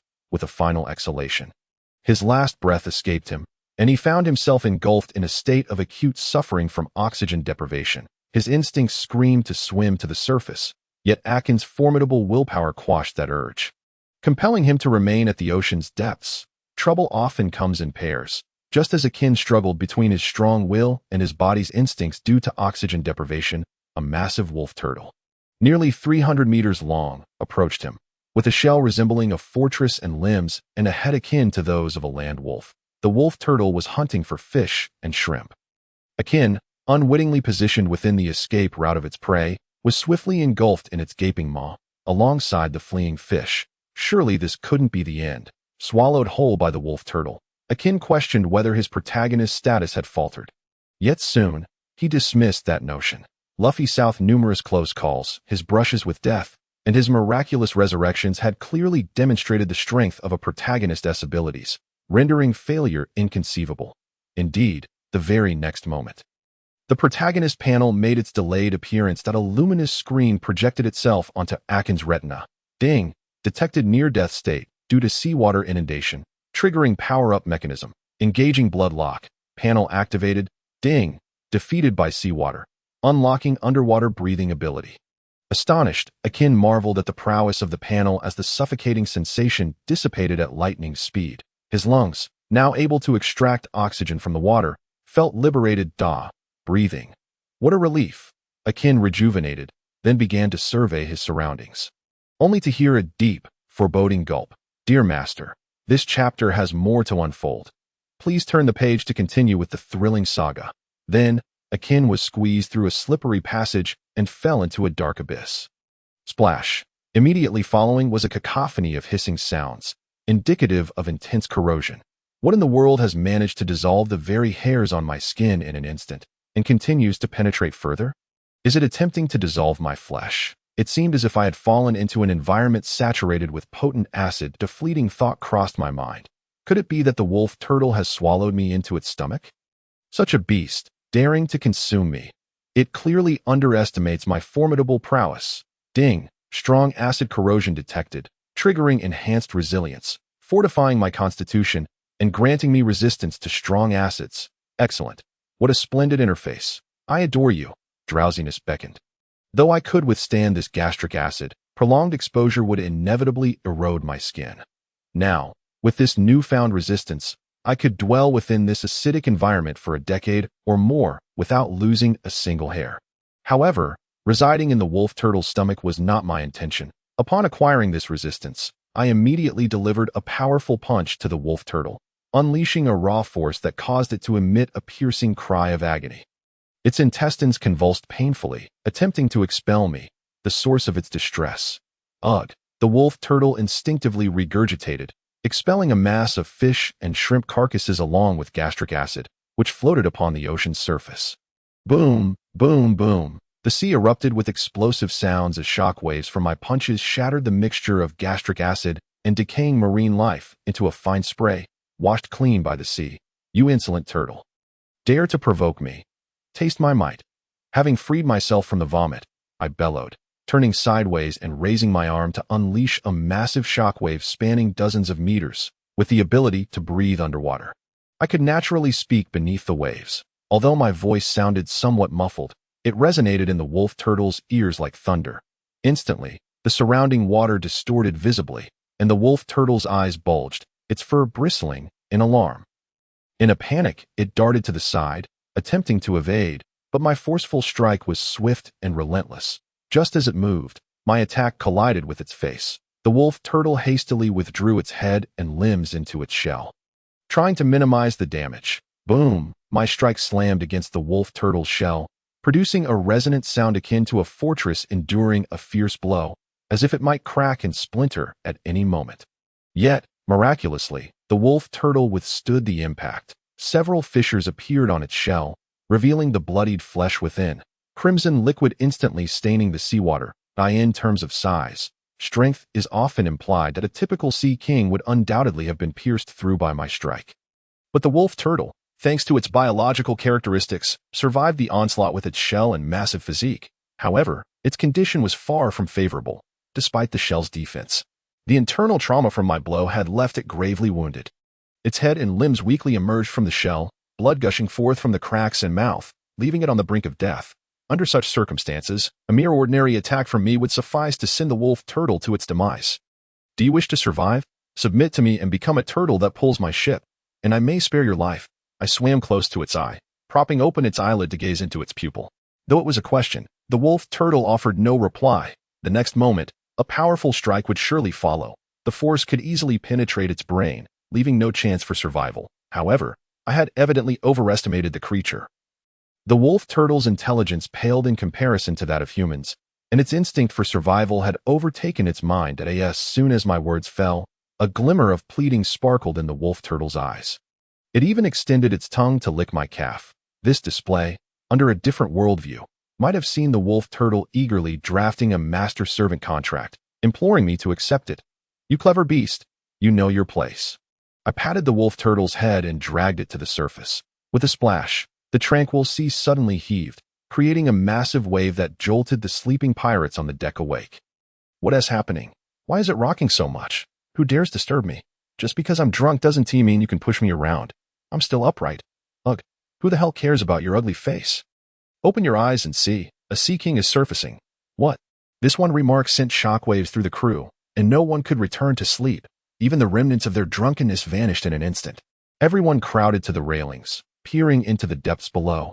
Just then, the wave had reached an exaggerated arc, revealing an immense shadow beneath the water. It must be several hundred meters in size. Such a colossal form was beyond their capacity to contend with. And all faces turned pale as they shouted, "Hurry! Aim the cannons at that monstrosity." Those who make a living at sea always tread a precarious path, their lives hanging by a thread, never knowing whether there will be a next meal. Yet, no one would sit idly by. Thus, after the initial shock and fear, the ragtag band of pirates steeled themselves against their terror and maneuvered the cannons into position, tilting them downward at a 45-degree angle. They aimed at the shadow lurking beneath the surface. Wait a moment, that moment. Freyra leaped onto the railing, surveying the ocean's expanse. This sea king's aura feels off, incredibly weak, almost as if it were on the brink of death. Is that true, Captain? Please don't jest. The destructive power of sea kings is formidable. Indeed, if it bites the ship, we're done for. Freyra glared. Do you doubt my words? Believe, believe, believe. The crew, sensing the intensity of Freyra's gaze, fell silent, craning their necks to witness the unfolding scene. As the wave finally reached its peak, it crashed down, sending torrents of water cascading, resembling a sudden downpour. The crew wiped the seawater splattered across their faces. and then gazed in astonishment at the surface. The colossal wolf with a turtle shell floated upon the water, its immense form rivaling that of a small island. The only consolation was that this gigantic wolf turtle indeed appeared as Freyra described. Weak and on the verge of death, its eyelids drooping, pupils dilating. Goodness, Captain, you're incredible. This hybrid of wolf and turtle seems to be on the brink of demise. The crew was both terrified and exhilarated. They gathered on the deck, pointing at the wolf turtle and shouting. For once the danger signal was lifted, pirates tend to become boastful. Freyra observed the feeble wolf turtle, puzzled. It appeared to have suffered some tremendous shockwave damage, with cracks threatening to shatter its shell completely. Perhaps it had battled another sea king. As she pondered, a figure slowly climbed up from the wolf turtle's back. Stepping onto its shell, it was none other than Lord Akin.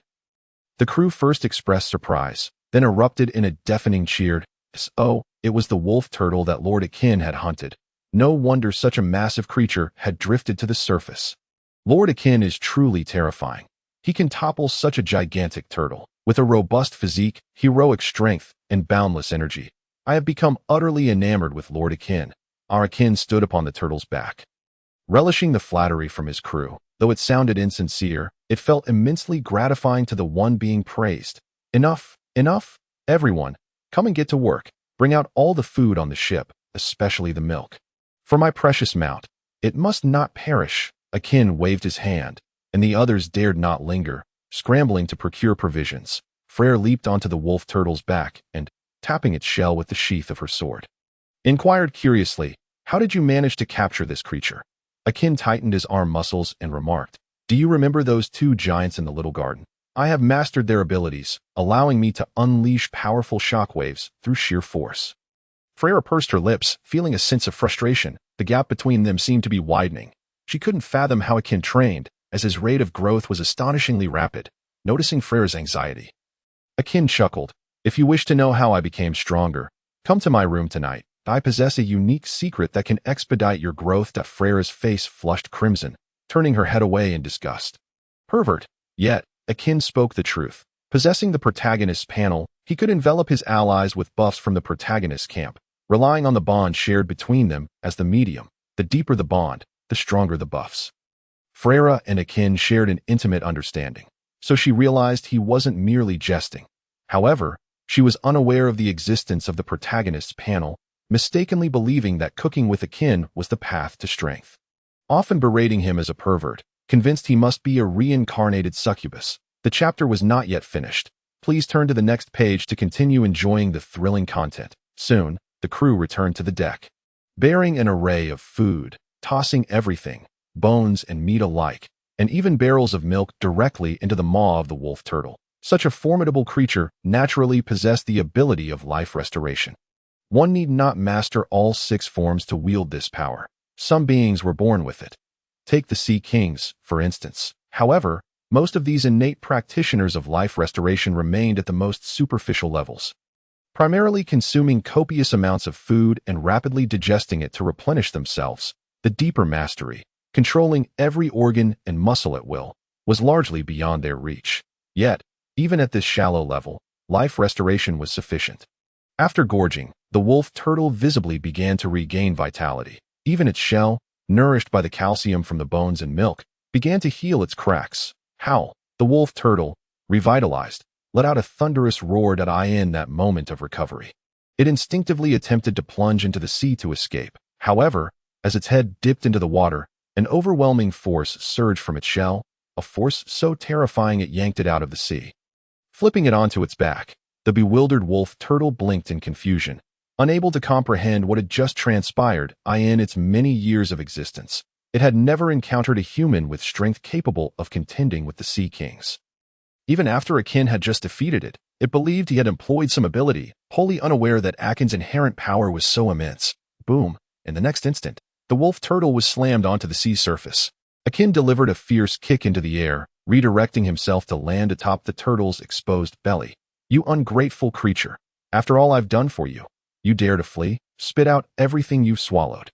Thud, thud, thud. Akin unleashed a flurry of punches, his fists creating afterimages, striking the turtle's belly relentlessly like a machine gun. Gurgle. The wolf turtle, in utter discomfort, found remnants of undigested food rising to its throat, desperate not to waste its meal. It clamped its paws over its mouth and forcefully swallowed back the regurgitated matter. "You foul beast," so defiant, not wishing to vomit. Seeing this, Akin's fury escalated. His arms raised in preparation to deliver a final blow to end the wolf turtle's wicked life. Upon witnessing Akin's intent, the wolf turtle's eyes bulged, wider than the bottom of the Statue of Liberty. Howl, howl, howl. A rapid series of wolfish sounds erupted from its mouth, accompanied by copious saliva, in a frantic plea. "What are you babbling about?" Akin, bewildered, raised his colossal fist to strike again. Fortunately, Freyra intervened. The wolf turtle seemed to be pleading for mercy, suggesting its willingness to submit and promising not to betray again. "Huh?" Akin stared at Freyra in astonishment. "You can understand what this wolf turtle is saying?" Freyra nodded, then shook her head. "I can't comprehend it, but my observation haki seems to grasp its intent." Akin inhaled sharply. Incredulous at her abilities, this girl was defying martial ethics, awakening special powers before even mastering observation haki. Truly the chosen one, yet perhaps she was genuinely the chosen one, basking in the protagonist's aura at this moment. If that were the case, he decided to spare the wolf turtle's life. Akin approached the turtle's head, lifting his leg to stomp down several times. "Remember this, if you dare to run again and I catch you, I will stew you into turtle jelly. Understand?" "Howl, howl, howl." "Understood." The wolf turtle nodded vigorously, its tongue extending to lick Akin's shoe in a sycophantic gesture. "Ugh, you wretched creature, now go and pull the ship." Akin kicked the turtle's tongue away, sending it to the bow of the ship, instructing his subordinates to secure the ship's hull to the turtle's shell, thereby using it to tow the ghost ship of the underworld, with the wolf turtle pulling. The speed of their journey surged. "What incredible speed!" Akin exclaimed, standing at the ship's bow, feeling the wind rush against him. Despite the wolf turtle's immense size, its swimming speed was remarkable, allowing the ghost ship of the underworld to reach a velocity of 60 knots. This was akin to traveling on a highway over the ocean, undeniably swift. If the turtle wasn't concerned about the ship's integrity, it could easily multiply that speed several times over. At this rate, they would reach the next island in just 2 days, Freyra remarked as she approached Akin. Initially worried about the wolf turtle consuming their provisions, she realized there was no need for concern now. Akin, sensing her thoughts, smiled. "Even if the food runs out, it matters not, for I can now catch sea kings underwater." This reminder brought Freyra back to Akin's recent underwater training. The wolf turtle typically dwelled in depths of 2,000 to 3,000 meters, a terrifying abyss far beyond human limits. That Akin had not been crushed by the water pressure was nothing short of miraculous, especially without a deep-sea suit. Such extraordinary physical prowess was astonishing. And Freyra silently rejoiced that she had kept Marianne close. Otherwise, with Akin's monstrous growth rate, she would soon find herself outmatched. Yet, Marianne, being of ordinary constitution, might not withstand such a burden. It seemed wise to find an opportunity to teach her some skills. Speaking of which, Akin, are you truly still human? Who among humans can breathe underwater? Or is it possible you have fishman ancestry that has now awakened? Akin laughed boisterously. Ha ha ha. Who's to say? With his current panel abilities, in some respects, he had surpassed the protagonist's aura of Monkey D. Luffy. Thus, once he learned the skills of the fishman, it would be easy for others to believe he had fishman blood. Meanwhile, at the port of Alabasta, the Straw Hat crew, under Vivi's guidance, arrived in this desert kingdom. Under Crocodile's deliberate machinations, the battle between the rebel army and the royal forces erupted prematurely. At this moment, Alabasta was engulfed in chaos, with the royal forces retreating steadily as the rebels pressed forward, directly invading the capital. Just as it seemed the rebels were on the verge of victory, their leader, Kosh, unexpectedly met his demise. Everyone believed that Kusha had perished on the battlefield. However, unbeknownst to all, it was Crocodile who had stealthily struck while Kusha was engaged in combat. Eliminating him entirely, he could not allow the rebellious army to directly slay the king and usurp his rightful throne. Thus, he acted preemptively, dispatching Kusha. Without their leader, the insurgents floundered like headless flies, and the previously favorable tide of battle was swiftly reversed. The royal forces decimated the rebel army. Just as defeat loomed, the valiant pirate hero of Alabasta, Crocodile, made his grand entrance. He led the rebels through the harrowing chaos of battle, carving a bloody path. Under his astute leadership, the insurgents regrouped, and after several days of fierce combat, they successfully seized the capital. The new leader, Crocodile, was hailed by the people and crowned king. Upon his ascension, he immediately imprisoned the former king, Cobra, under the pretext of using forbidden dance powder. This was the current state of affairs following the Straw Hat Pirates' arrival in Alabasta.